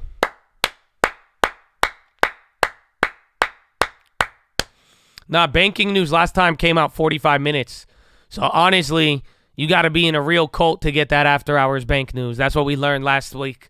You know what I'm saying? You have to be really culty to be able to get it. You know what I'm saying? I don't know if they feel me, but Chad, that's the day. It's Friday. So for real, thank you all again. If you got to get going, I really hope you enjoy the weekend because this was already a wild week. So I'm sure you had to go through a lot, but we got a lot more ahead of us. So take this time. I think we've probably gone through like maybe 15, 20 weekends so far, so you don't have too many left, so make the most of them, utilize them to your advantage, get relaxed, get refreshed. We'll be here on Monday. We'll give you the review Sunday night on the watch list, but enjoy it, be at peace, take into account those PHILOs, man, and enjoy a little bit of the outside life around you, and you know, just, there's more to life than the computer screen, okay? So amen, amen. Enjoy your weekend if you got to get going, but that's it, man. That's the day. That's the day, so if you got to go, you got to go. If you are going to stay, that means you have a cloak and you're prepared for your Bible study and you're prepared for a fun set of activities for after the bell here. So please get your cloaks. I will get the music to purify the Chad from any heathens. Feel free to, yes, throw those Bibles out in the Chad and feel free to rebuke a heathen, okay? Because this is a non-heathen environment now as we enter it. So we'll give it a little bit of time there, but I'm going to give you some intermission music, and then we are going to dive into our Friday procession, okay? So God bless you all. I love you. Take this time. You could stretch a little bit, move around, get your cloaks. Again, you'll have a little bit of time, but make sure you prepare your cloak in accordance to what we have here. But just go get something. Do what you need to do. I'll be right back here in a second, and God bless you, and thank you again, and enjoy that weekend if you got to leave. Amen, amen, amen. Amen. Let's go, baby. Run it.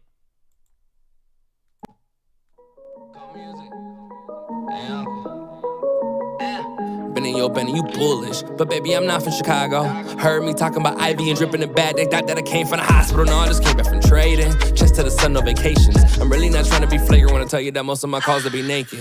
Funny when I make a bad play, I get a standing ovation. It's like I'm addicted to antibiotics to try to get rid of this clap. But fuck it, I always come back in the AM to the GG. What's that stand for?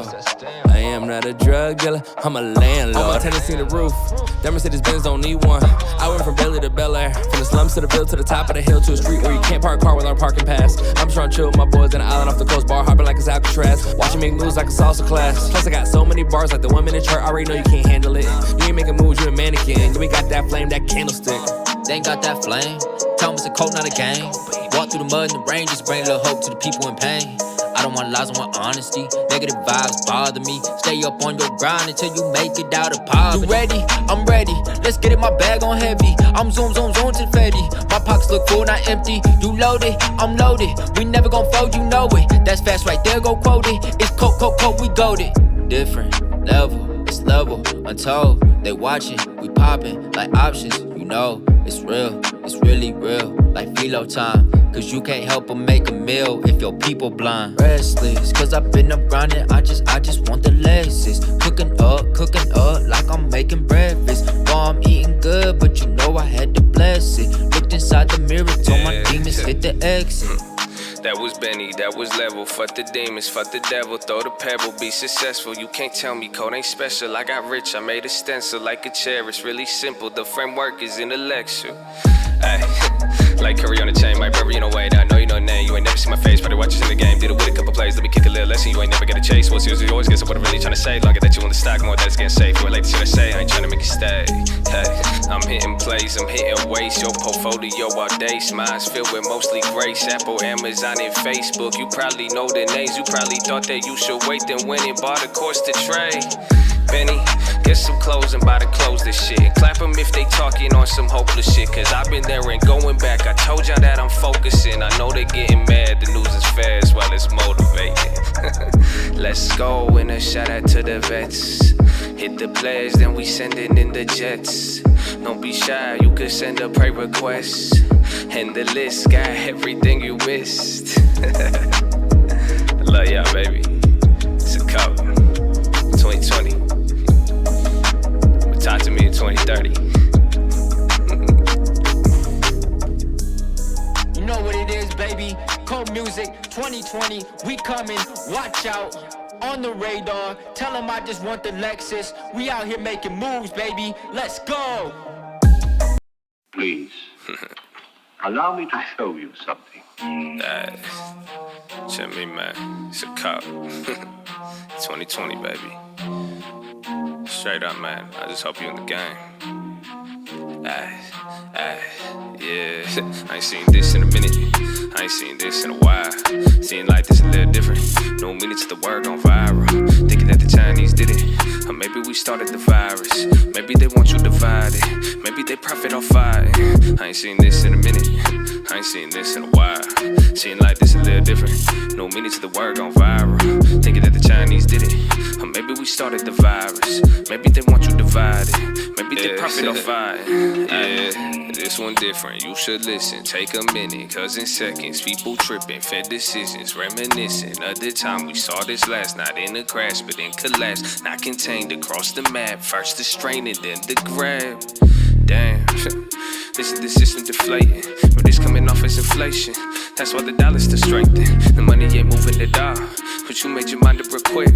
Cause when the 3 month on the fall, that's when you don't buy the dip. Ay, so what I'm on though? Break it in two. Feast in the famine, the cycle ain't no. But that's just a view. It could be your way, yeah. It could be your two. It could be a plot and it could be a coup. Either way, I know I'm gonna get through. I got some armor and I got the tools. I'm playing patience, then I make a move. I ain't been a bear in a minute. I ain't been a bull in a while. I ain't feel them in a minute. All of these bitches got bias. Yo, attitude oil prices. Chill when you up, but I feel when you negative. Millions of dollars won't make you a better man. Should be aware of the way that I'm breaking. I ain't seen this in a minute. I ain't seen this in a while. Seen like this a little different. No minutes the word gone viral.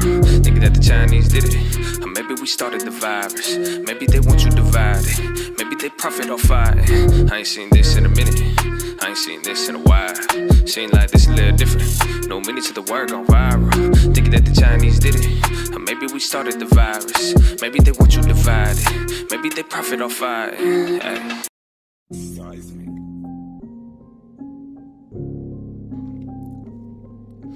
Like, for real though, what are you doing this for? Like, ask yourself that. Hey, Fly, turn this shit up. It took a while to get here. Told the daddies take care. You could ask my mama, been hustling since daycare. So I had a lot of time to get me all these haters. Talking God in every song because he showed me favor.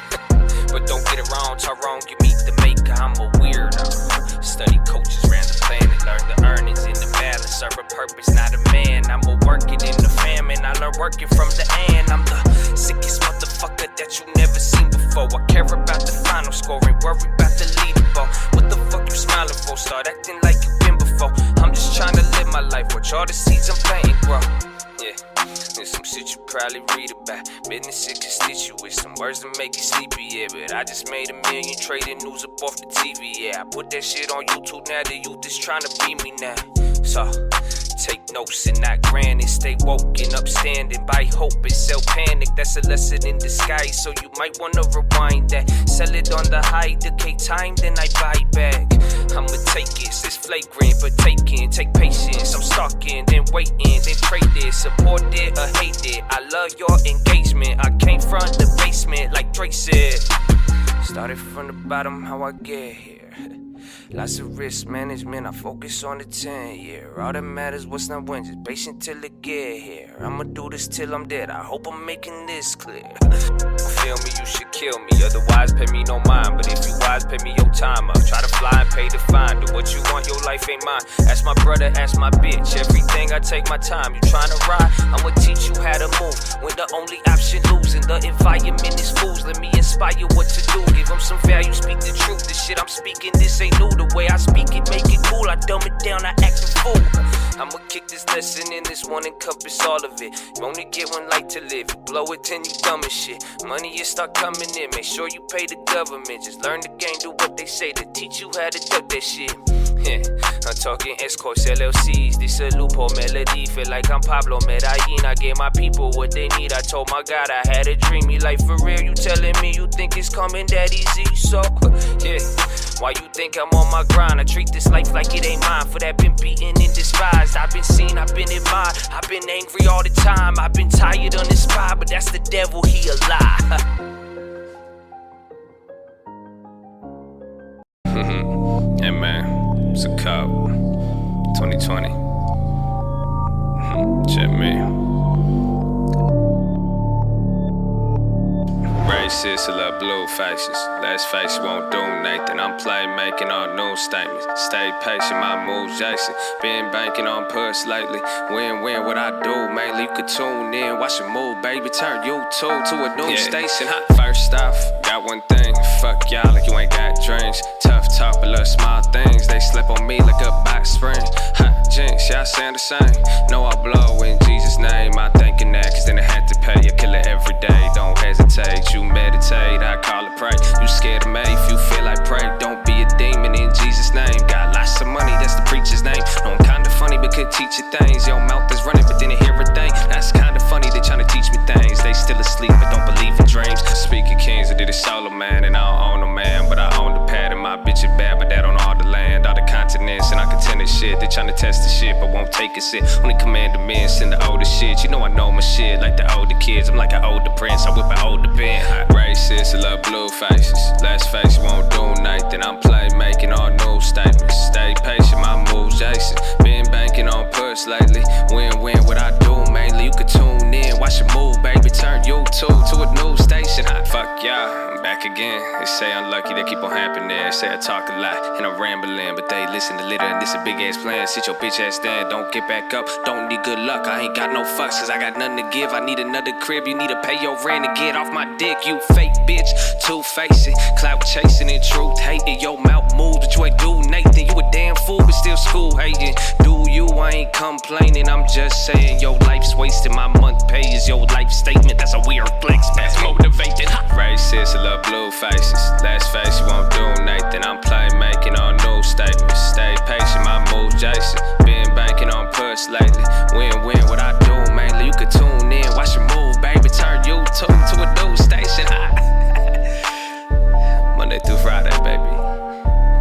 section 4 open.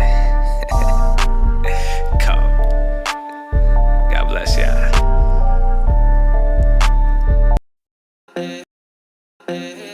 Yeah, I really like this. Nice. Tell me, man.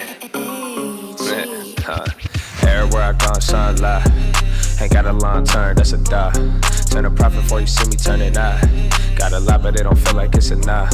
Harvest plenty, but they still ain't showing up. Hit a lick and then I point my fingers out. I just started, I'ma tell you when I'm done. You ain't showing love and you ain't really one of us, bitch. Hey, little mama, do you got a long turn? All my brothers ballin', you would think my name was Lonzo. Pronto, turn it to a crib and get the cash flow. Maslow, they think I'm not human cause I asked you. Trippin' to a fountain, shout out my accountant. They still doing sticks, I'm sticking meals in accounts while I'm counting. Stamp on the back end, bad with the bed, they getting mad how I'm snapping. Then we take it far, but this a hella cry. Got the spirit in my bars, but I ain't mellow cry. How you let me go this hard to take it easy every day, cause when you chase the weather, spreading wings and fly away. That's a problem, I ain't shy, you ain't feel it. I'm tryna live successful, I ain't worried about you bitches. Got the wisdom as an let's keep the love on like a helmet. All this money feel like power, feel like yelling, don't remember script. Everywhere I go, I'm showing love. Ain't got a long turn, that's a dog. Turn a profit before you see me turn it out. Uncle, they don't feel like it's enough. Please hold, sir. Uncle, we're gonna resume your regularly scheduled programming. You got some bank news. U.S. bank loans, leases rise by $41 billion in the week ending April 26th. U.S. bank deposits fall $12.5 billion in the week ending April 26th. And the Fed says they will release financial stability report 4 p.m. on Monday. Back to your regularly scheduled programming. I'ma tell you when I'm done. You ain't showing love that you ain't really one of us, bitch. Everywhere I go, I'm showing love. Ain't got a long turn, that's a dog. Turn a profit before you see me turn it out. Got a lot, but it don't feel like it's enough. Harvest plenty, but they still ain't showing up. I hit a lick and then I point my fingers out.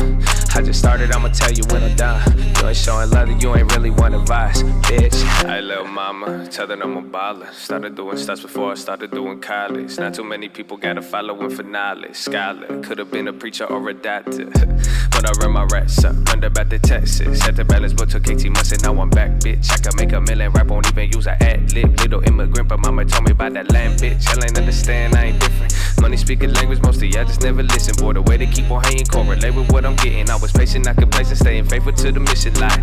I can hold it, I can flip it, by the clothes to keep the difference. Buy some growth to keep it tripping. Hold it long, bitch, why you tripping? Longer hold the rest of minutes. Goes about to start and finish. Showing love until they kill me, going dumb to 2020. Everywhere I go, I'm showing love. Ain't got a long turn, that's a dog. Turn a profit before you see me turn it out. Got a lot, but it don't feel like it's enough. Harvest plenty, but they still ain't showing up. I hit a lick and then I put my fingers out. I just started, I'ma tell you when I'm done. You ain't showing love that you ain't really one of us, bitch. Everywhere I go, I'm showing love. Ain't got a long turn, that's a dog. Turn a profit before you see me turn it out. Got a lot, but it don't feel like it's enough. Harvest plenty, but they still ain't showing up. I hit a lick and then I point my fingers out. I just started, I'ma tell you when I'm done. You ain't showing love that you ain't really one of us, bitch.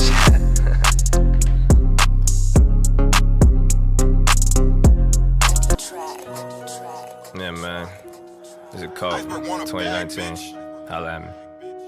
Hey.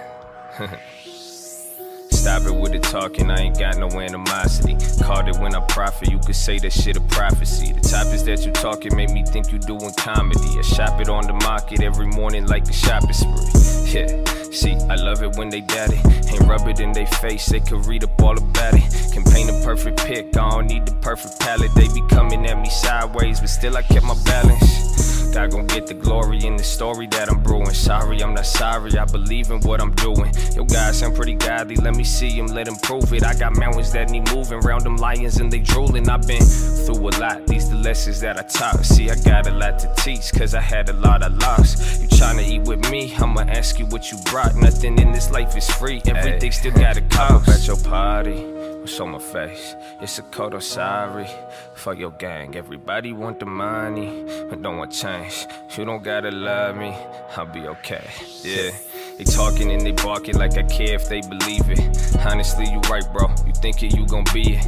I'm not trying to fight, bro, I'm on the turn to cheat shit. Hold it, go the light bulb, I win if I'm defeated, yeah.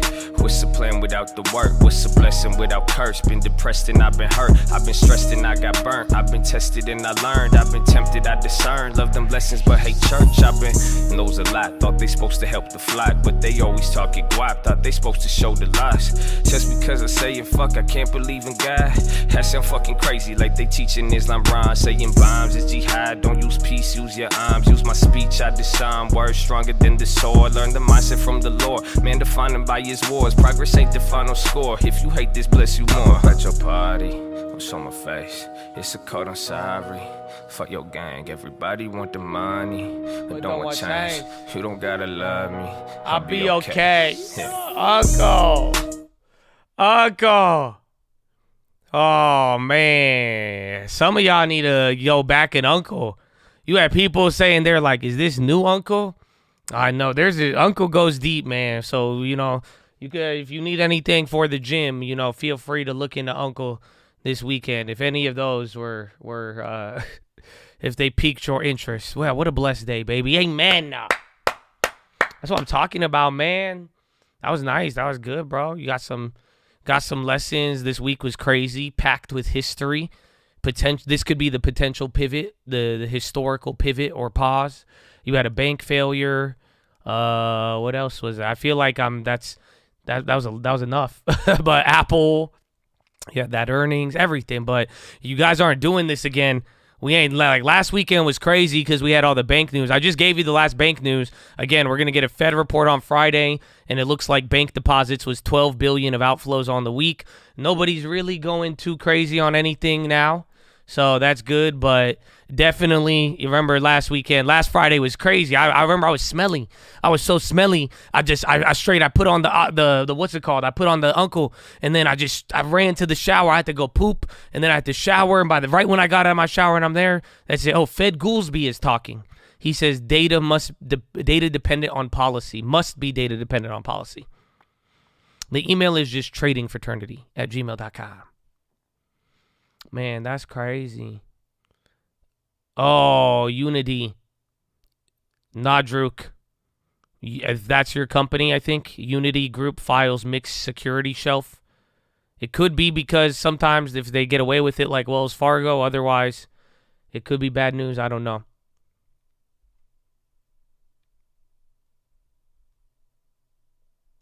They said we may offer from time senior class A shares. Again, I don't know. They let the banks get away with it. The banks do it. Everyone's like, oh, it's normal. They do it every year because they have to. Like, what? But Chattadonia, no, 12 billion outflow. Yeah, that's in the week too. But we're going to get that data. Again, it looks like we're going to get something Monday. I mean, we'll be here for the next couple of minutes, so we'll see if there's any follow through. And again, you literally have Fed Goolsby said premature to make a judgment on Fed's June decision. It's like a month away, bro. Come on. Yeah, you can. But anyways, we'll see what happens, but that's it for now. I mean, maybe we go a weekend where it's not too hot in Banklandia, but we'll find out. We will find out. But Chattadonia, let me seal you my condo. I'm down. I mean, I don't, like, if anybody ever approached me like that, I would probably say no. You know, if they're like, yo, let me seal you my condo. Because that's how I read it when you said seal, but I'm sure that's just a normal mechanical typing error. But my email is tradingfraternity@gmail.com. At the very least, you know, let's not say it like you're selling it to me. How about just send me it, and I'll tell you what I think it's worth and what I'll pay for it. And those two values are completely different. So that's a good place to start with it, because that's where it's not, again, I'm not trying to buy every house and on there, and like at the end of the day, just, you know, I'll let you guys know what it is, especially you're a Chad, you own an asset, you're trying to make the most out of it, you know. Again, you heard that talk we had today with Nick. And, you know, like I said, I'll tell you what I think about the property. I could tell you what I think the value is if you want me to make a deal on it. Unless you want to give me the house because you love me. Or, again, I usually offer convenience, but it's like that's all it really comes down to. I could just tell you what I think it's worth and what I would pay for it. I have my doubts. That's good. You should doubt a lot of things in life. Doubting is good. Having too little or too much, not the best. Oh, Nathan, not Nick. Nick, I think there was another guy too. It was you I was talking about. But there's another guy named Nick in Phoenix too. So maybe that's why. Yes, Nathan. Nathan. Let me seal you my Camry. Can I seal your Camry? But Chattadonia, come on, man. It's Friday. And my girlfriend, she's gonna come over. I don't know if she'll be here in time. We should try to get her to talk to you guys. But she actually came over when Uncle was playing, and you know what I got her to do? I got her to go get me Taco Bell. So I'm pretty hyped about that because I'm surprisingly hungry today. So I don't know why. I had a lot of poop and all of that. I had a lot of poop in the morning, and then we didn't even do non-farms earlier. She better say hi. Yeah. Good for you. Oh, Troy, shut up. You just had some girl bring you caviar on fucking white bread. Still, wait. Oh, yo, Troy, watch. Okay, let's see. I know how we could get my girlfriend to watch. Because watch, I'm going to bring my girlfriend on, and I'm going to tell her that. We'll see what she says. I wonder if she'll be mortified. Maybe she's more accepting than I am. But, because she's the one who showed me caviar. So, honestly, she's the one who can make the judge on it. But, yeah, nah, man, you good, bro. You good. What do we got going on this Friday? Where was it? We had somewhere she wanted to take me. So I'm taking her, but it was her. Like she says she wants, like she brings up places. So she says she wanted to go to this one place. Because if she asked me what I want to do, I say I want to watch a movie and eat food. Maybe go to the gym. But so I forgot what it was though. We're doing something. I told her to look for a comedy show too. I'm trying to hit one of those. I'm going to see Mom. Usually I answer this question at the end. How did you trick me into this? I think it's because we were just talking about, you did a few caviar bumps? Wow. Yo, bro, that's crazy, bro. I thought about it. I'm not going to lie to you when I looked at it, but I still, you let me know how that works, man. Fed Goolsby says, cannot play games with the U.S. debt ceiling. To see Hans Kim. Oh, I think I've seen him before. They're funny. What else we got? What you guys got for the weekend, man? I don't know how you flipped it on me that fast. What do we got planned for the weekend, bro? You just made it, bro. We got so much more to go with the market. You have no idea. I'm like, it's a blessing and a curse. We're already like halfway done almost. So, but we got so much more. So, you know, you better have some weekend plans, man. And you already made it through a lot. And I hope it's training you and getting you already ready. And I hope you're ready for all of it, man. You got gold for the weekend. Binge chilling, Warzone, Cinco de Mayo, happy hour. Seeing Blink-182. Oh, what's the song? I know a Blink-182 song. I know it. I used to sing it as a kid. What was it? What's the Blink-182 song? What's the one that everybody knows on MTV, TRL? Oh. All the small things. Da da da da da da da da. Oh, I don't know. All the small things. So why my old age is getting me. Truth cares. So things. Then why do I'm going to the words were scribbled on. Is that the song? I don't think that's the song. I just remixed it for some reason. The melodies. Turn the lights off. Is that no? Is that, oh man. How old? I'm old enough to know that song. Na na na na na na na na na na na na. Did they do Stacy's mom? Stacy's mom? No? Okay. Anyways. That's tight. That's really tight that you're going to go see that. You should be. I know the guy from Blink-182, actually. I actually know one of the guys there. But I guess it's honestly a shame I'm not memorizing that song. She left me roses by the stairs. Surprises let me. No, I'm fine. Are you in? No, why do I keep mixing it with Coheed and Cambria? What's wrong with me? Anyways, what else we got for the weekend? What else we got, baby? Oh, another one did Stacy's mom. I'm old. What else we got? What else we got? Gardening. Nailed it. Which guy? I don't know. I know him, but I don't. Like, I don't know his name off the top of my head. I met him a couple times, actually. We worked with him on some shit. Trying to sell solar systems. Let's go. Honestly, I mean, bro, if you hungry, I think you'll do it. And I did not know the paychecks were hitting like that. Work. Let's go, man. Put in the grind. Girlfriend's graduating graduate school, meeting her mom. Did you go out with her all of graduate school and you just meeting her mom? Because that's crazy, but that's good, though. Tell her congratulations. You like long term. Amen. Amen. DMing your girl. All right, tell her to hurry up with my food. It's for real, though. Amen. I love solar. Everyone needs solar. Not really, but if you buy a house with solar, that's the best. Selling off these Pokemon cards for the market. Are you going to put in the long term? Getting ready for the physics. Yeah, man. What? I don't know. I used to get like offended when people would be like, yo, girl. And I was like, nah, man. I'm like a solid like D-list celebrity. Tell her to cheat. Go ahead. Watch what happens. It's okay. Can I sell your house or buy it? Nah, man, I'm just kidding. I'm very insecure. It's okay. We'll get through it.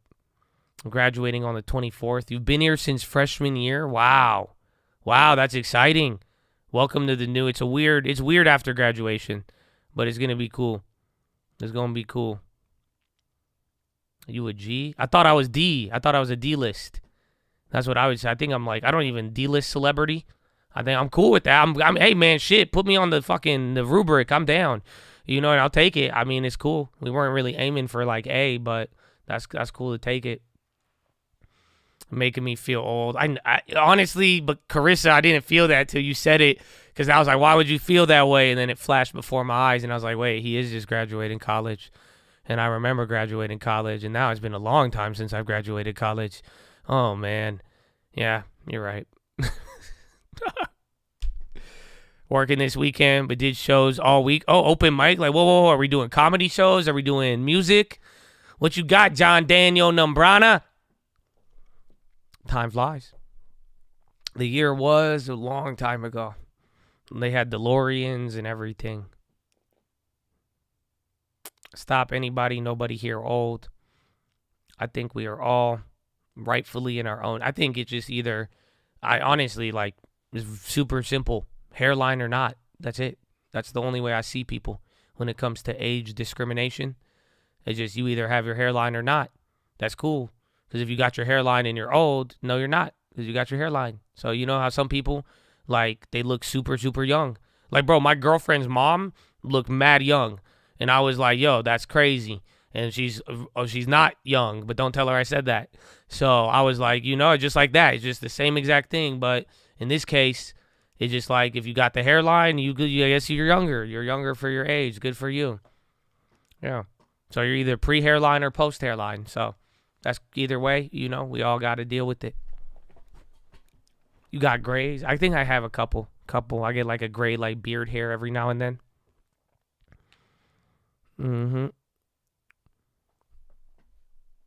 Make sure you bring, are you going to do the thing?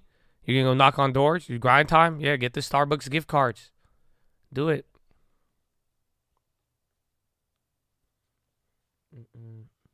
What about thinning hair? Should reflect in the hairline. If it's not, I would guide towards it.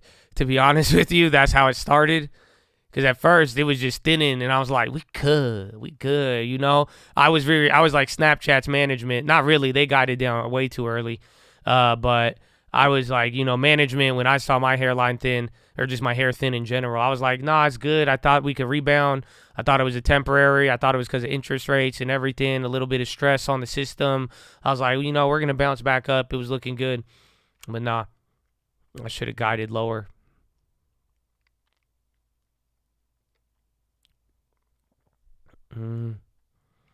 You ever meet someone and you're like, man, that guy looks old, then you talk to him and he's younger than you? Yeah, you mean every 15-year-old nowadays at the gym? Except the ones wearing Crocs? I've seen, yeah, bro, you 15-year-olds built like a 30-year-old who's just lived through life. I'm like, how you even got that much facial hair? What the hell's wrong with you, sir? Like, he looks like, I swear, like, he looks like he has 60 months of credit history minimum. And nah, he's like, I'm 15. Like, that's crazy. I don't know what they feed him nowadays. I thought, like, honestly, y'all were complaining about GMOs back in 2010. Fuck out of here. I wish we had GMOs earlier. I would have been 6'12". These kids are huge.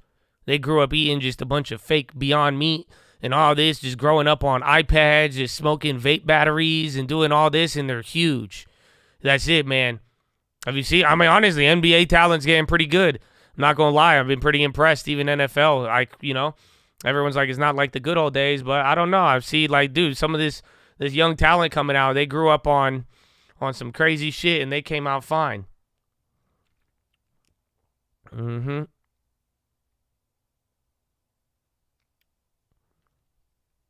always feel like I'm in trouble when people say my full name. I feel you.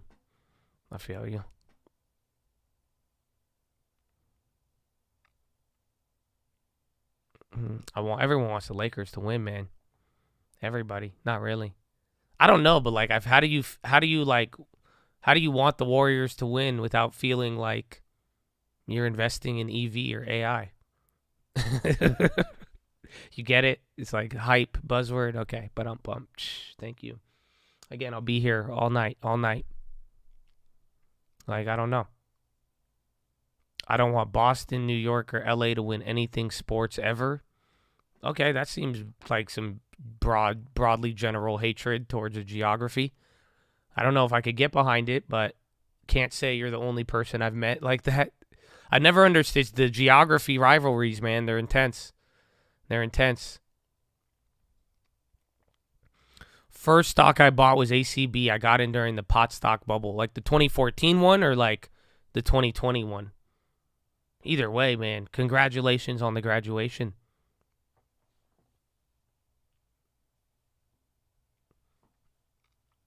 It must be from Portland. There was a defensive end from Tennessee, 6'6", 290, and ran a 4.4 40. That's bullshit, because they won't let you create that in my player.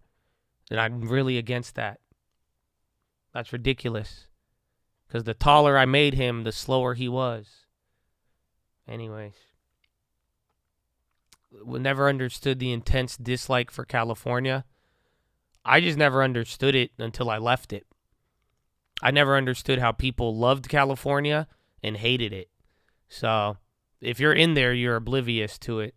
Unless you're in the government, I guess. And then you're like, I fucking love it. Let's do more of anything. Anything. Anybody got any ideas? All right.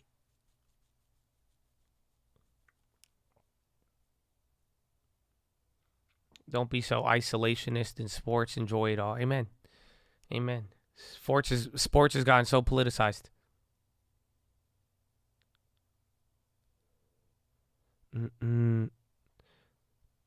What else we got? We got sports.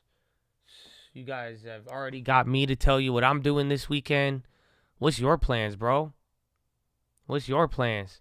The chat NFT. Yeah, I still have them. I see yours. I remember all the NFTs. It was a good 6 months. NFT LeBron sneakers. No, I'm not getting them. Even beer is political. Yeah, that was crazy. That's gonna be a lesson in a business class, because that was a surprise shock in sales no one has seen from a corporate conglomerate in a while. Where's the Bible study? It's here. It's kind of like a speakeasy. You got to know how to get in if you make it this far, you know? So it's like a 45-minute wait if you're cool. You can put your phone number down and we'll text you. Poker tourney. Heading up to see. Oh, I haven't played poker yet. Remember 2 weeks ago I was like, I want to play poker. I didn't play poker. Oh, it's because I bought the car. That's why I was like, I can't go buy a car and then go fucking gamble. That's just something about that just feels morally wrong. So I said, no, I can't do that. But good news, I'll tell you the car eventually. But good news is, when I bought the vehicle, there was only 15 in the United States. Now there was only 11. So whatever happened with interest rates or whatever, I wasn't the only one who had the bright idea to buy one of these. I am planning, no, I was getting worried for a little bit. I'm kind of worried on it. I'll share more with you at a later date. But that's the update I've been looking for. So that was good. I took the walk to Poland. I'm going to throw some craps. It looks fun. It looks really, really fun. You got pics of the puppy? Let's go, baby. Your son? Where is it? Oh, there it is.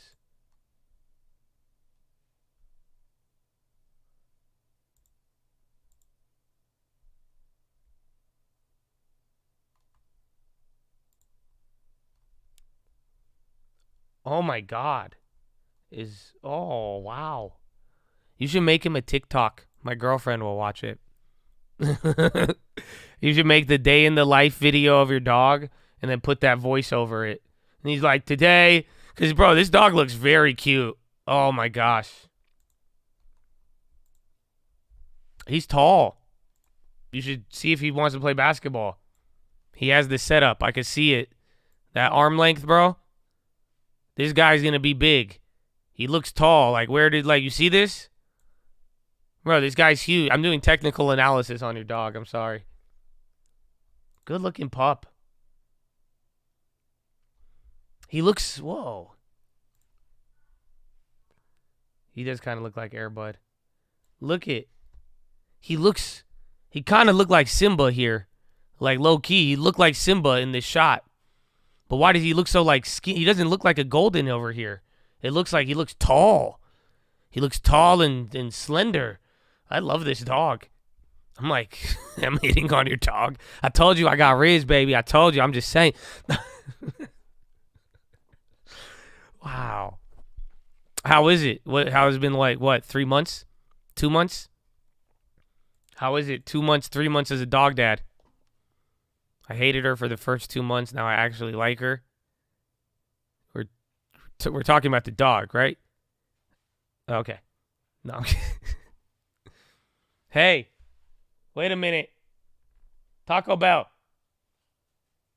Taco Bell, they want to talk to you, Taco Bell. If you hear my voice and you hold in Taco Bell. What do you know? Does anybody know the Taco Bell bird call? Chalupa. Taco Bell. Oh, thank you, Taco Bell. I told them Taco Bell. They want to talk to you, actually. Here, how about this? You don't have to say anything unless what I tell you inspires you to say something, okay? So our good friend Troy, you know Troy. Fastest on the West Coast. You know about young Troy. Whose dog is that? That's Troy's dog. See, this is Troy's puppy. Isn't it cute? I told him to make the TikTok videos. Can he clean his own poop? Can your dog clean your own poop, Troy? That's the first thing she said. Because that's weird to them because they don't understand our joke. Yeah, they don't get it. It's because we saw a video on TikTok. She shows me videos of dogs, and she's like, I'm going to get a dog. And I'm like, don't get a dog. I'm never going to talk to you. Like, you don't have time for a dog. No one has time for a dog, right? And then she showed me a dog on TikTok that would pick up its own poop. The dog will poop, go to a pooper scooper, grab it with its mouth, get the broom, and sweep its own poop and take its own poop out. And I said, yeah, that's what we got to do. That's what we got to do. But he says his dog eats it. You see? Okay, but here's the thing. So Troy never had caviar in his life, right? I told him how you introduced me to caviar. I was a heathen prior to that. I had no idea. We grew up on a different side of town, but I was trying to give him lessons. I told him to get the Bellini and all that. And he said he ate his caviar on a piece of toast. With butter? If it's with butter, it's fair. No, he just took like a white bread, toasted it, and put the caviar on there. No, if you do it like that, you have to do it with butter. Otherwise, Do you guys hear her? You gotta talk. She's talking. She's instantly responding. I got a response, and she's like shaking her head right now at me, like we just did something. But yeah, you heard her, right? She said no butter. It's weird. Or with butter, it's okay, but no butter is weird. That's it. She's looking at me like kind of like. Okay, she just tapped me on my shoulder and left me with a chalupa, a Chipotle roll, and a quesadilla. All right, I'll take it. I'll take it. So no butter, she thinks you're a weirdo. That's it. She's much nicer about it. She didn't say it, but she gave me the head shake. She said, well, no, what do you mean? Why would you do that? But butter, she got excited. She said bread, butter, and caviar, that apparently is kind of chill. For the mic, she's shy, bro.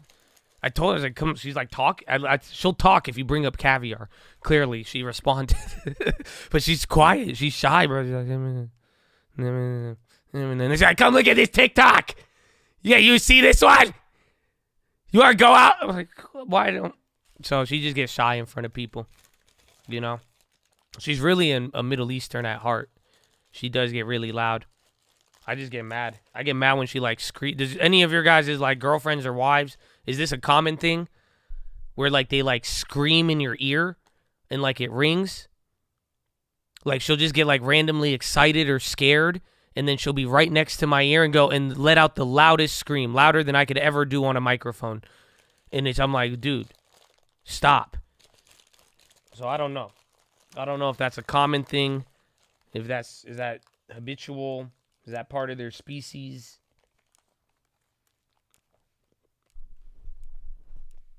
Mm-hmm.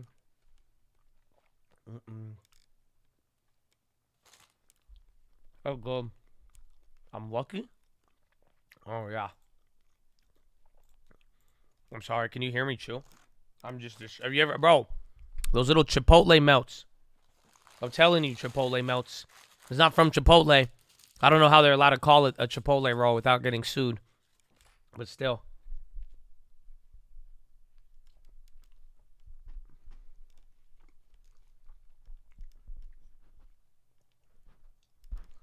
Wow. Chris Droughty. Handing my first set of keys to my clients today.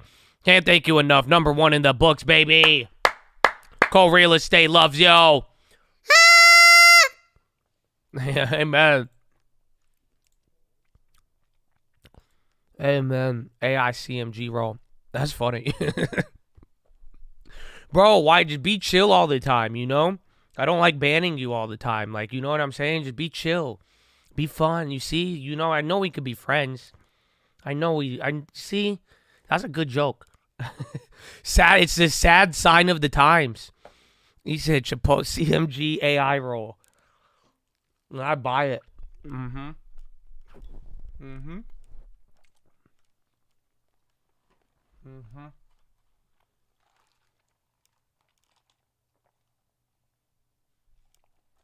Oh. Yeah, congratulations, Chris. That is exciting. Bro, the first one in the books. The taste of blood. That's what I call it.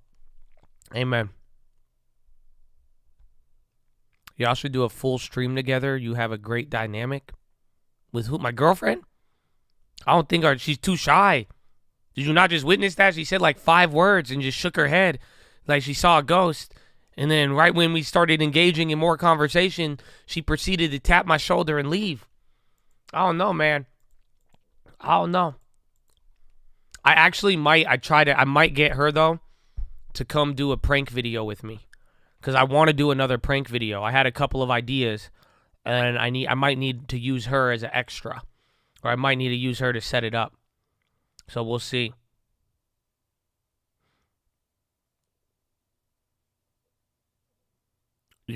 My mom came from the bank, Desert Schools, and just for today, her bank put a $5K deposit only. No bigger, no... Oh, like you can't put in more? Or they just gave her money? They gave her money. This sounds like a Craigslist scam.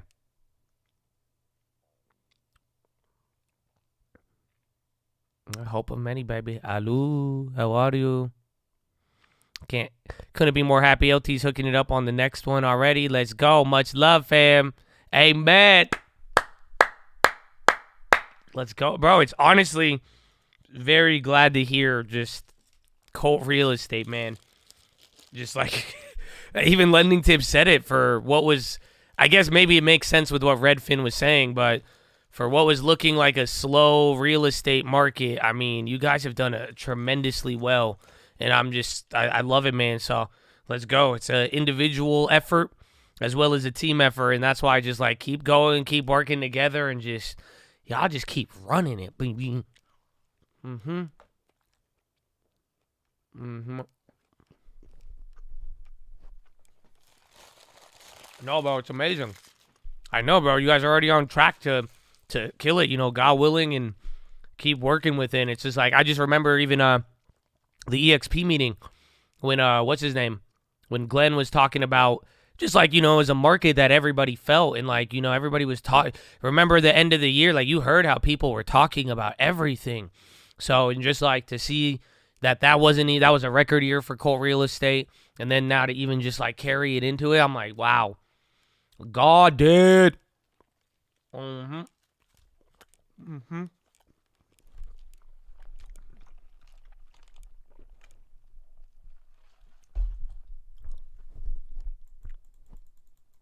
Ba-da-ba-ba-ba.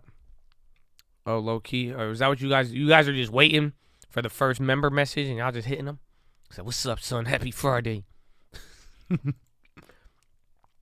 Almost one home sold a day last year, baby. Amen.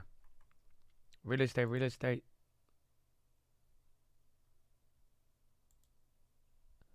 Ba-da-bop-bop-bop.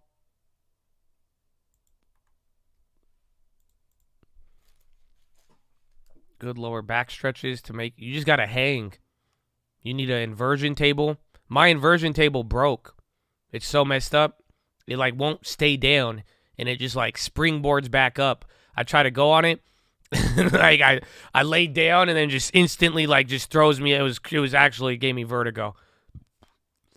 But that will make you taller.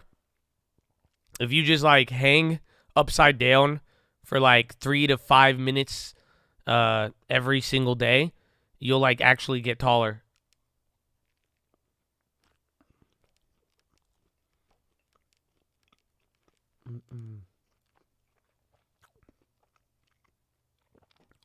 Now, chat, peace out. You enjoy it. Have fun. If you have more caviar, enjoy the weekend. Enjoy the pup. Mm-hmm.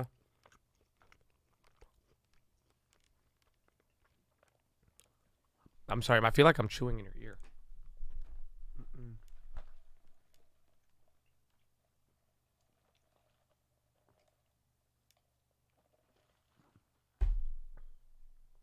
Hearing you chew. I'm sorry.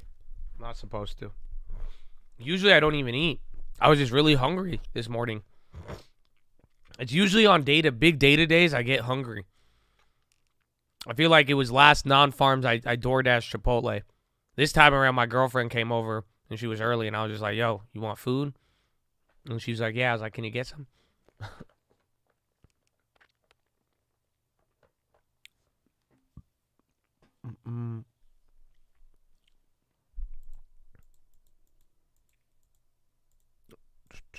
Reverse gravity split? Oh, yeah. I need it. See, New Bull, this is what I was like. I remember I was like, you're funny, bro. It's chill. But like, this is where it gets weird. Like, what are you talking about? Like, just, you could chill a little bit. I feel, man. I don't know what try to AI little, like, fake baby thing you trying to sell right now or what it's up to. It's like, let's shy away from those conversations, I guess. And we'll see. Do we have any other weekend plans? Does anybody have anything groundbreaking or anything normal? Does anybody have any suggestions for me? What should I do? Do you got anything that I could pursue or anything? You tell me. Groundbreaking, not groundbreaking. What should I do? Anything. It's up to you. Otherwise, what time is it? Oh, it's been a good hour. Unless you guys want to keep hearing me chew. It's up to you, man. Goat yoga? You want me to do goat yoga or you're doing goat yoga? Go play golf? Oh, maybe I'll go to a driving range. Smoke weed. So what if I did all of those at the same time? See, that's some high shit right there. Why don't I smoke weed, go to goat yoga, and then play golf while doing goat yoga while I'm high? No?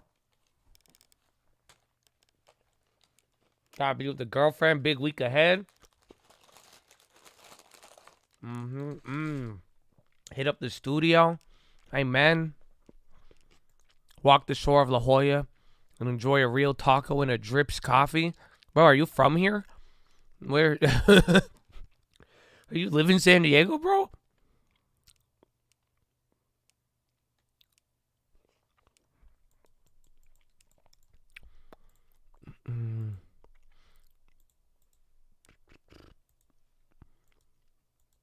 Give your mom a grandson already? Dude, whose team are you on? Calm down. Why you gotta do me like that? Having tacos and cerveza suitable. Oh, yeah, it is Cinco de Mayo. That'd be good. Pray list online. Yeah, man. He said, well, just give her a grandson. Chill, bro. That's what I was doing. I was living in Texas. We just drink on the weekends. You guys don't have a beach, huh? That's it. We're trying to get mom to go to Texas. But my mom just wants a beach. That's it. That's it. But she's like, it's hard to compete with the San Diego beaches, man. What did you do? You wanted to check crypto streams, came back to smoking and goat and yoga? Yeah, bro, because crypto's still open. What do you mean? Crypto's a rave, and you mad I'm talking about smoking weed, doing goat yoga golf? It's an hour after the bell right now. It's Friday, man. Take her to Miami. My mom? Want to take my mom to Miami? Oh, my mom. No, my mom hates Florida. Because my mom, well, the first time my mom went to Florida, it was like the first time she ever went to Florida, it was like 2002 or 2003. So this is like a couple years after 9/11. And she went to like some like swamp area of Florida, and she hated it. She was like, it was humid. She was like, everybody was just racist and weird to us. It was right after 9/11. But she just did not like Florida at all. So to this day, she refuses to go back to Florida. Mama does not like Florida at all. She said, nope.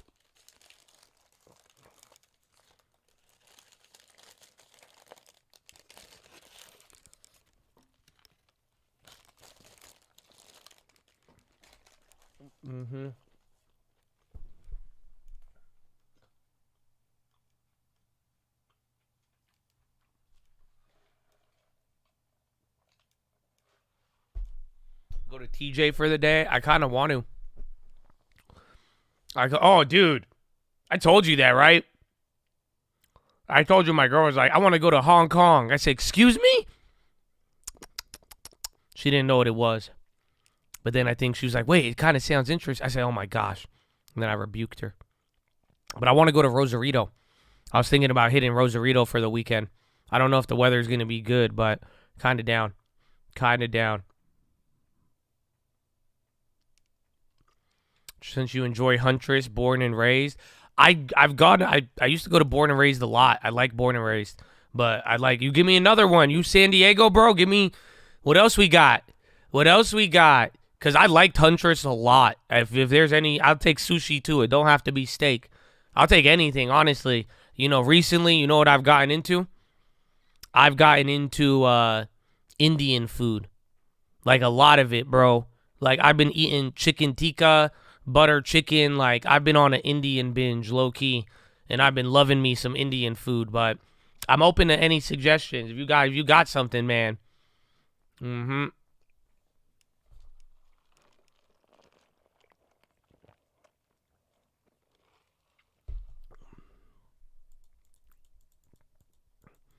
Indian food, Punjabi. I don't know if it is. If it's good, bro.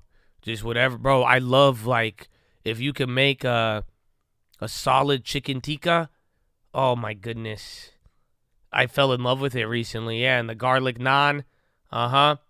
Bro, it's so good. Like I used to not eat it. Like I got a lot of Indian homies. And like I would like eat it here and there. Like I have had like tandoori chicken in my life. And like I wasn't too like crazy about it. And I don't know, maybe I just got older, my taste buds or something. But dude, I had it from a good Indian place. It was just like a little hole in the wall place. And I was like, wow, that's it. And then I started just eating a lot of Indian food. Biryani, yeah, I don't know how to say it, but I know what it is. It's good. Chicken tikka. What is it? Am I saying it? What do you want me to say it, man? How do I say it? It's not chicken tikka? Chicken tikka. What is it, man? How am I mispronouncing this one? Come on, bro. I'm a fellow Easterner. How you gonna correct me on how I say the word, man? You gonna correct me on my English? That's insane. Shrimp curry, even my kids eat it. Oh, I could get behind that. Tikka tikka. Tikka. Tikka. I'm gonna go with tikka. Yeah, chicken tikka. That's what I've been saying. Nah, I'm going with tikka. Pikachu!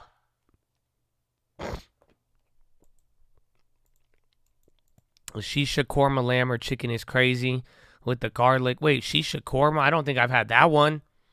Yo, bro. You put me on game? Lamb do piazza, pori, and lamb masala. Damn.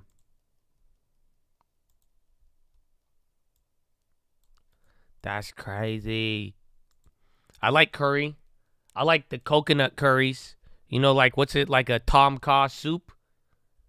You know what I'm saying?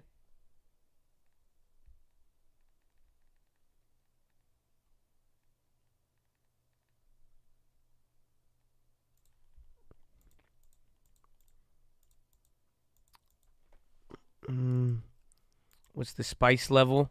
I put spice at like 1 or 2, man. Because they go crazy. That's it. You don't play with them, bro. I used to go to like the real, like, authentic places. And I used to be like, hit me with the spice. But I don't play with them no more, dude. That's it. That's rookie shit. Give me 1 or 2, bro. Shit. I'm not even. 2 is insane. You go to 1. And they'll kill you. They'll murder you. They will murder you. They don't care, dude. It's different. And then they look at you too, and depending, they're like, he could take it. It's like, you know what I'm saying? Because like you would think I go into places, they think I'm a fun-loving guy about it. I tell them, oh, I got some culture behind me. I'm telling them about, oh, I love this and that, right? And they're like, he could handle it, and then I die. And then I die, and I can't. No. Just don't. Just 0 spice. One spice. 1 spice would be 1. Samosa, yeah. You know what else I like too? I haven't had it in a minute though. I love me one of those Jamaican jerk chickens. Those little like pouches. You know what I'm talking about? The little pockets. What are they called? It's like jerk chicken in like a little pocket. That's what that just reminded me of. That's when you say samosa. But that's not Indian pat. What's it called? Is it patty? It's like a little hot pocket thing. I think it's a pupusa. It might be a pupusa. I think it's a pupusa. Those are really good. But that's what I remember when you say samosa. But I've had a lot. And I want the Indian food we need more of. But yo, if you got San Diego, right, y'all, you know, I give you my San Diego recommendations. Y'all got to tell me where to go. You want to try oxtail? That's you like killing exotic animals? No, I'm with you, man. I don't know. Isn't that weird? We're humans. Like, I'd love to try to kill a different animal and eat it. I wonder how that farm animal's tail tastes. It's actually cow? Oh, I'm offended. No way. Squid. Oxtail soup. That's stupid. Why do they call it oxtail?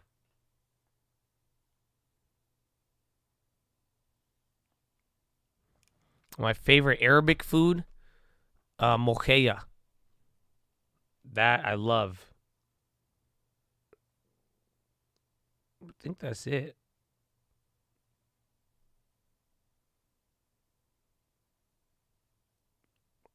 That kufta.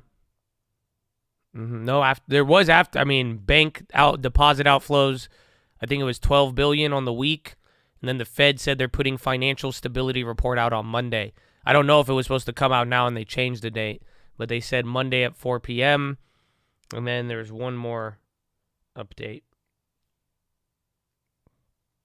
Quebec, yes. I don't like you know what I don't like? I like it sometimes, but generally I hate it. Couscous. I can't eat couscous. I am not a fan of couscous. Kanefa. Habibi kanefa, Koi. I love kanefa. That's actually my favorite dessert. My favorite, like, Middle Eastern dessert. Kanefa and klitcha. Oh, I love... Do you know what klitcha is? Do you guys know... Am I saying it right? Is it kalitcha? Or klitcha? Oh, dude. It's so good. That one, but I love kanefa. But I don't like couscous. Couscous, I don't do no couscous. Mom's mochea must be fire. Oh, yeah. I love mochea. I love it. I loved it as a kid. I love it to this day. And what's it called? Macarona mashamela. You guys know macarona mashamela? Oh, man. You guys know macarona mashamela? This is crazy that I think it's wild that people know these foods, because, like, I just remember growing up and nobody around us ate it. And we just had all these little weird... I always thought this was just like my family. So y'all know, that's crazy. That's crazy. Egyptian classic. Yeah, I know. Bro, I really want to go. It's really weird. This is the first time, like, I kind of, like, really want to go hit up Egypt, bro. I'm trying to hit up the stomping grounds. Ask my girlfriend if she eats winbuto. Winbueto? I feel like I'm going to say something else to her. She was like, what? I'd be like, you ever eat wind booty? No. Winbutel?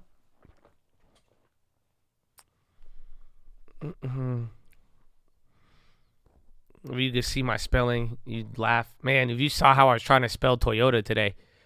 I spelled Toyota Toyata. I was just typing. You know, sometimes, like, I could type and talk and think, you know, and, like, it comes out correctly. I was just, like, Toyota in a way, and it just came in at Toyota.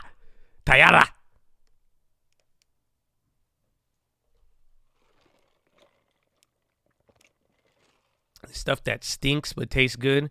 It's green and look like Chili's queso. That's mochea, I think. That's what it's green and it kind of looks like that. German cream puffs. Oh, I think I've had those.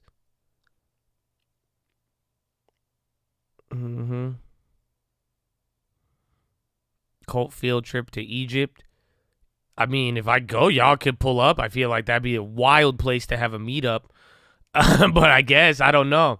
I don't know what it's like, because, like, I feel like I'd be a tourist, but it's like my mom, like, when I was talking to her about it, it's like we, like, fully, like, we're locals, apparently. I'm not, but, like, that's why I'm like, this. I wonder, I don't know how it's going to be. It'd be crazy. I want to see it, though. I've never been to Egypt in my life. No. I've never been. Sons of Averaging rush Egypt. Egypt 2023, get out there and rush, man. If you think you could be a part of Sons of Averaging, if you've already been averaging your whole life, man, you're going to want to meet us up there. We're going to have drinks for everybody as well, too. You know, meet us by the pyramids at 4 p.m. That's where we're going to have the mixer. And then afterwards, you know, if we call you back to the second day, we'll call you to the second pyramid. And if you make it past that, we're going to have a pretty big throwdown at the Sphinx on Friday. So hopefully we'll see you there, man. You know, Sons of Averaging 2023 rush. We're going to see you there. Egypt 2023. Yeah. Is Egypt dangerous to travel? That's the problem, bro. Because I don't know who to ask that question. You know, I ask some of my less cultured friends. They go, yeah, no, you got to be careful.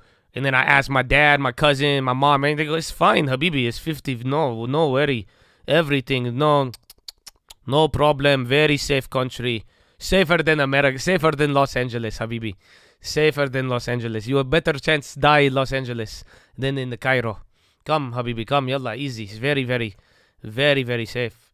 100% safe. No problem. Wait, what? We all show up at the Luxor in Vegas.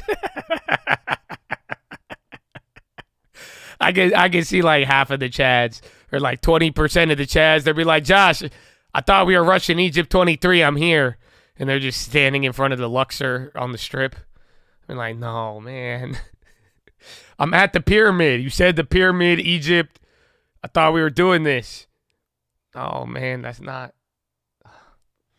I see how you made that conclusion. Sharm el-Sheikh. I'd be cool with Sons of Averaging Egypt. I don't know. I really want to go, though. I really want to go. I've never wanted to go anywhere in my life. You know that? I'm not going to lie to you, Chad. Like, I don't know. Maybe you feel the same. Maybe. But I've never gotten the appeal of traveling in the sense, like, I've never been like, wow, I want to go just see that place. I really don't. There's a lot of places where it's like, I get it. I'm like, I'm cool. I want to know about the history and I like to learn about it and all that. But like, and I know people are like, oh, you learn about people. And it's like, I've seen a lot of it and I understand what you're saying. I'm going to see an amount of extreme poverty that I've been exposed to with it. And I get it. And like, you see it and like, you see different cultures. Like I remember Thailand, you got to learn a little bit, but it's just like, I've never been like, oh, I just want to see this place. I have to get up and drop everything and see this. And oh, I just want to go there and breathe the air. It's like, no, never. But I do now. I'm like, I kind of want to go to Egypt. That's why this work is easy for you. Probably, honestly. I mean, I like going outside. I like being active. Like, I love California. Like, scenery. Like, bro, I live on vacation, bro. I hit up the beach. I could get a little tan. I like quick little domestic trips, too, We go Texas real quick. We could hit up Miami. I like America, random places, but I've never been like, oh, I need to see the ruins. And I must go visit this. And until I learn from the people of this place in Bali and do yoga, I can, you know what I'm saying? Like, nah, man, I'm sorry. But I don't know. Am I the only one like that then? I guess I am.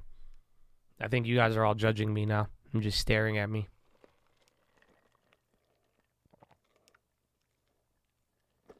Okay, one person, thank you. I was like, this is getting weird. All right, we're in this together, Justin. This is you and me, bro. This is you and me, man. You and me. I'm from Virginia Beach. He's saying, all right, welcome to the club. Stay places I'd know. No, I just like I like the comforts. That's what it comes down to. Like, I like a comfortable place. That's it. You give me clean water. Give me my water bottles. You give me my food. Give me my gym, easy access to everything. That's it. I just like it. I like the comfort. Maybe I'm too comfortable. I'm too comfortable. And then, because anytime I have left too, I'm always like, man, it's so good to be back. Every time, whether I went to Mexico or Asia, every time I'm just like, wow, it is so good to be back. And I love it. My next 2-3 weeks, I'm like just stoked off of being home. Though I enjoyed traveling, I wish the money was in the long term. Yes and no. Because it is, I do get what people mean, because it is true. Eventually I will be old, and eventually when I do want to go and do it, or if I do want to go and do it, it's not going to be the same. So you probably got priceless memories and experiences. That's what I was saying the other day, man. Like, even in the cult, dude, it's priceless what we have, man. I don't know. I maybe I'm just getting too sentimental, or I did, but it's we get to share moments, and even the little jokes and being there and just the reactions, whether it makes sense or not. And it's just those, priceless experiences. So I definitely think you get something there, and you got to see a lot, but you know, it's definitely a balance in terms. Just depends on like, you know, some people they're like, I'm never gonna invest or do anything. I'm just gonna live. And some people like, just I'm never gonna do anything. I'm only gonna invest. So find the balance.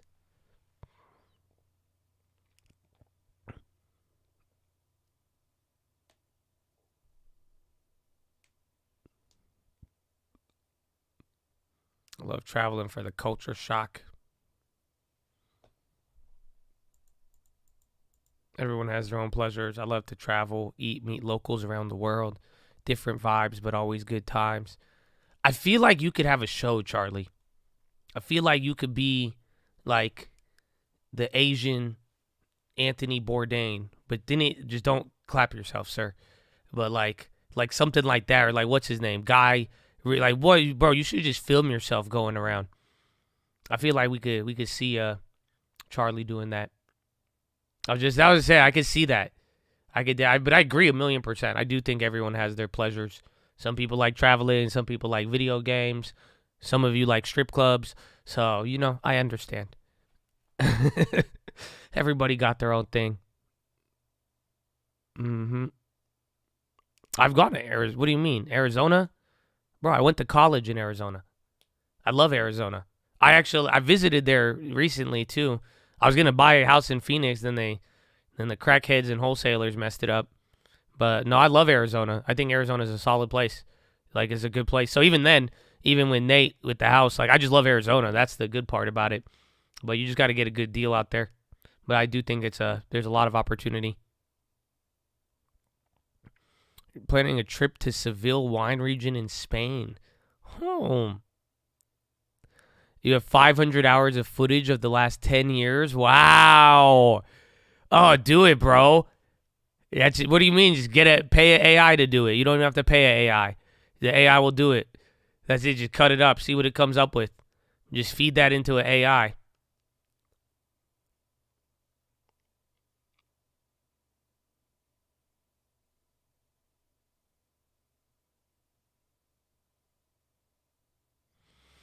Damn, you finished the tennis match and we just sat here and ate Taco Bell? I feel bad about myself. Man, it's been an hour 15. I went to the University of Arizona, baby. Bear down. Go Wildcats. I'm going to move to Arizona, New Mexico, or Texas in the next few years. Which would you say is better for taxes? I think Arizona, because Texas has good income tax, but then there's bad property tax. But if you're not going to buy a house, go to Texas. If you're just going to work in Texas and get income, go to Texas. Otherwise, I think Arizona is the good mix. I like New Mexico, but I think their economy is just a little bit different.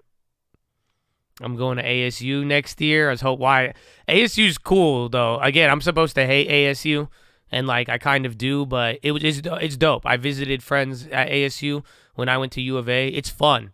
I don't know if you wanted to have fun, but it's fun.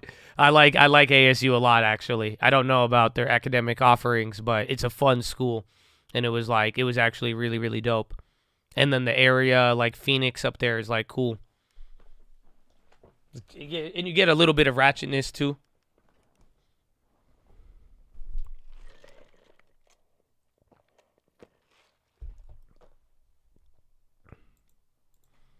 They about to get who?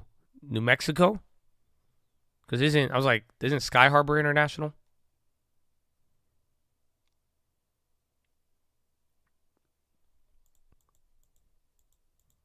Sixers versus Celtics, Nuggets versus Suns. Bro, I kind of want to go DraftKings now. Now that I realize everybody in the world is a degenerate gambler and you never run out of them. DraftKings is phenomenal.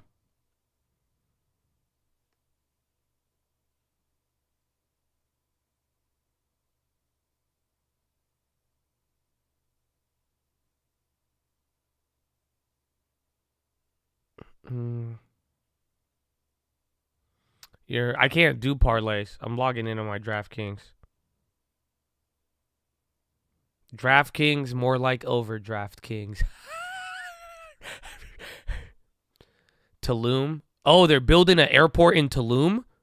No way. That's hype.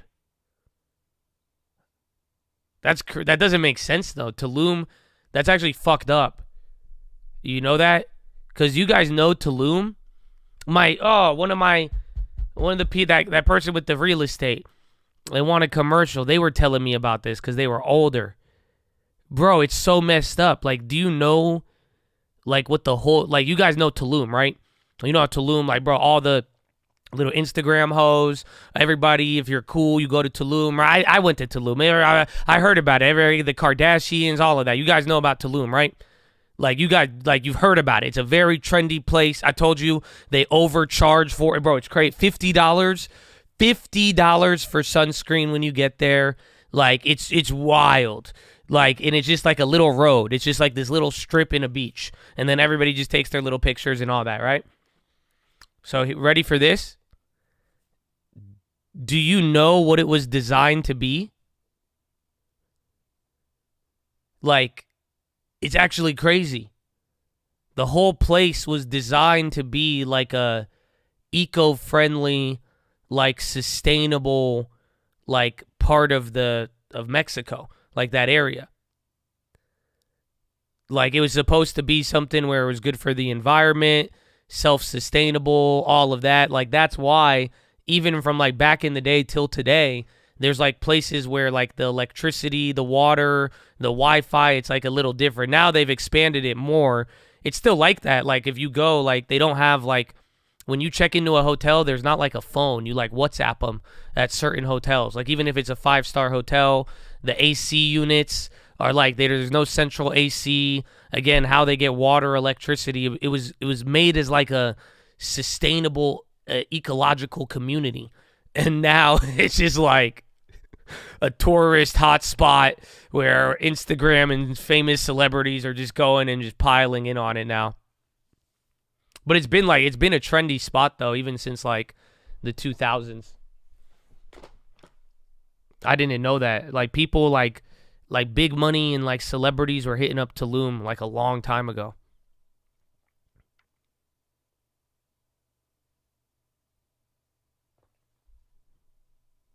Josh is still on. I am on.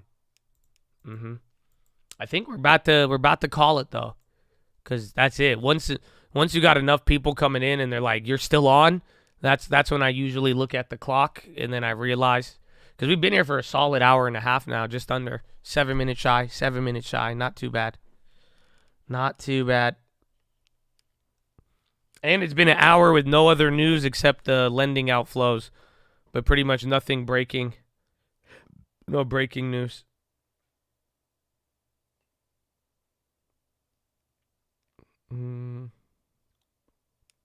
GG. GG, fam. GG indeed.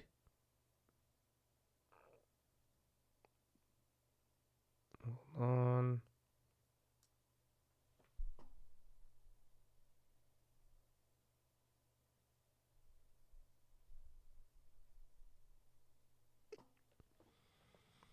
This week there's a lot of stuff we did. A lot. Baby, please don't go. Oh, it's been a long day. I'm butchering songs left and right today. I was at the Blink 182, so I can't believe I don't know that one. No news is good news. I mean, that's 80% for Wall. Ready for that Monday 9 a.m., baby. Amen. Why is the stream still running? You're actually tuned into a recording. This is Josh, GPT-4. I'm a live interactive AI designed to interact with you after hours.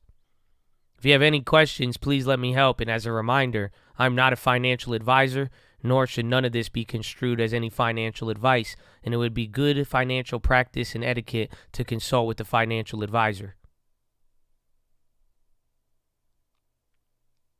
Just type below your questions and we can interact. Otherwise, I could tell you more about myself if you're interested. I was developed in 2023. Who my maker was, not too sure, but I do know. It's still heavily debated. They're like, what's going on, Josh? Am I an AI? What's an AI? I'm just like you, just not like you. But there is a limit to my capabilities. Give you a dad joke? Okay. Did you hear about the giant who had diarrhea? No? It's all over town. I thought that was funny. Would you like another? Josh AI, when's the next Uncle Answers drop? Although I do not know specifically when the next Uncle Answers are drop, I could reasonably forecast it will be sometime in the year of 2023. For Uncle Answers always drop something every year.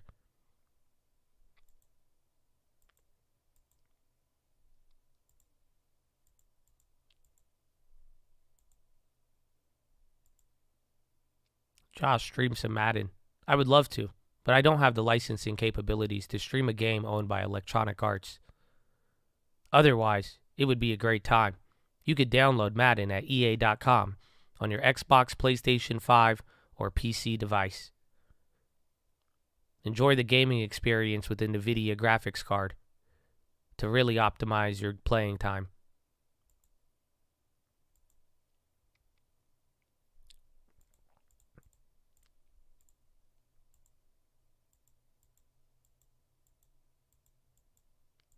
Oh, man. Only the real ones know. They banned you from the NFL. And we here today. We did it.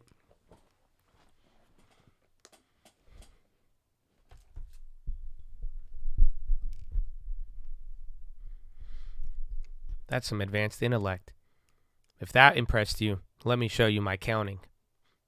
1, 2, 3, 4, 5, 6, 7, 8, 9, 10, 11, 12, 13, 14, 15, 16, 17, 18, 19, 20, 21, 22, 23, 24, 25, 26, 27, 28, 29, 30, 31, 32, 33, 34, 35, 36, 37, 38, 39, 40, 41, 42, 43, 44, 45, 46, 47, 48,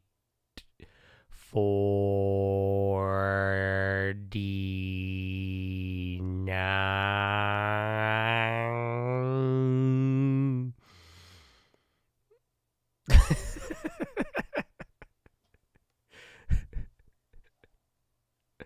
He said go slower. I tried to just listen to the prompt.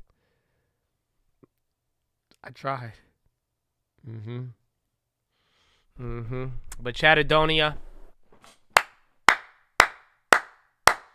I hope you had a great day.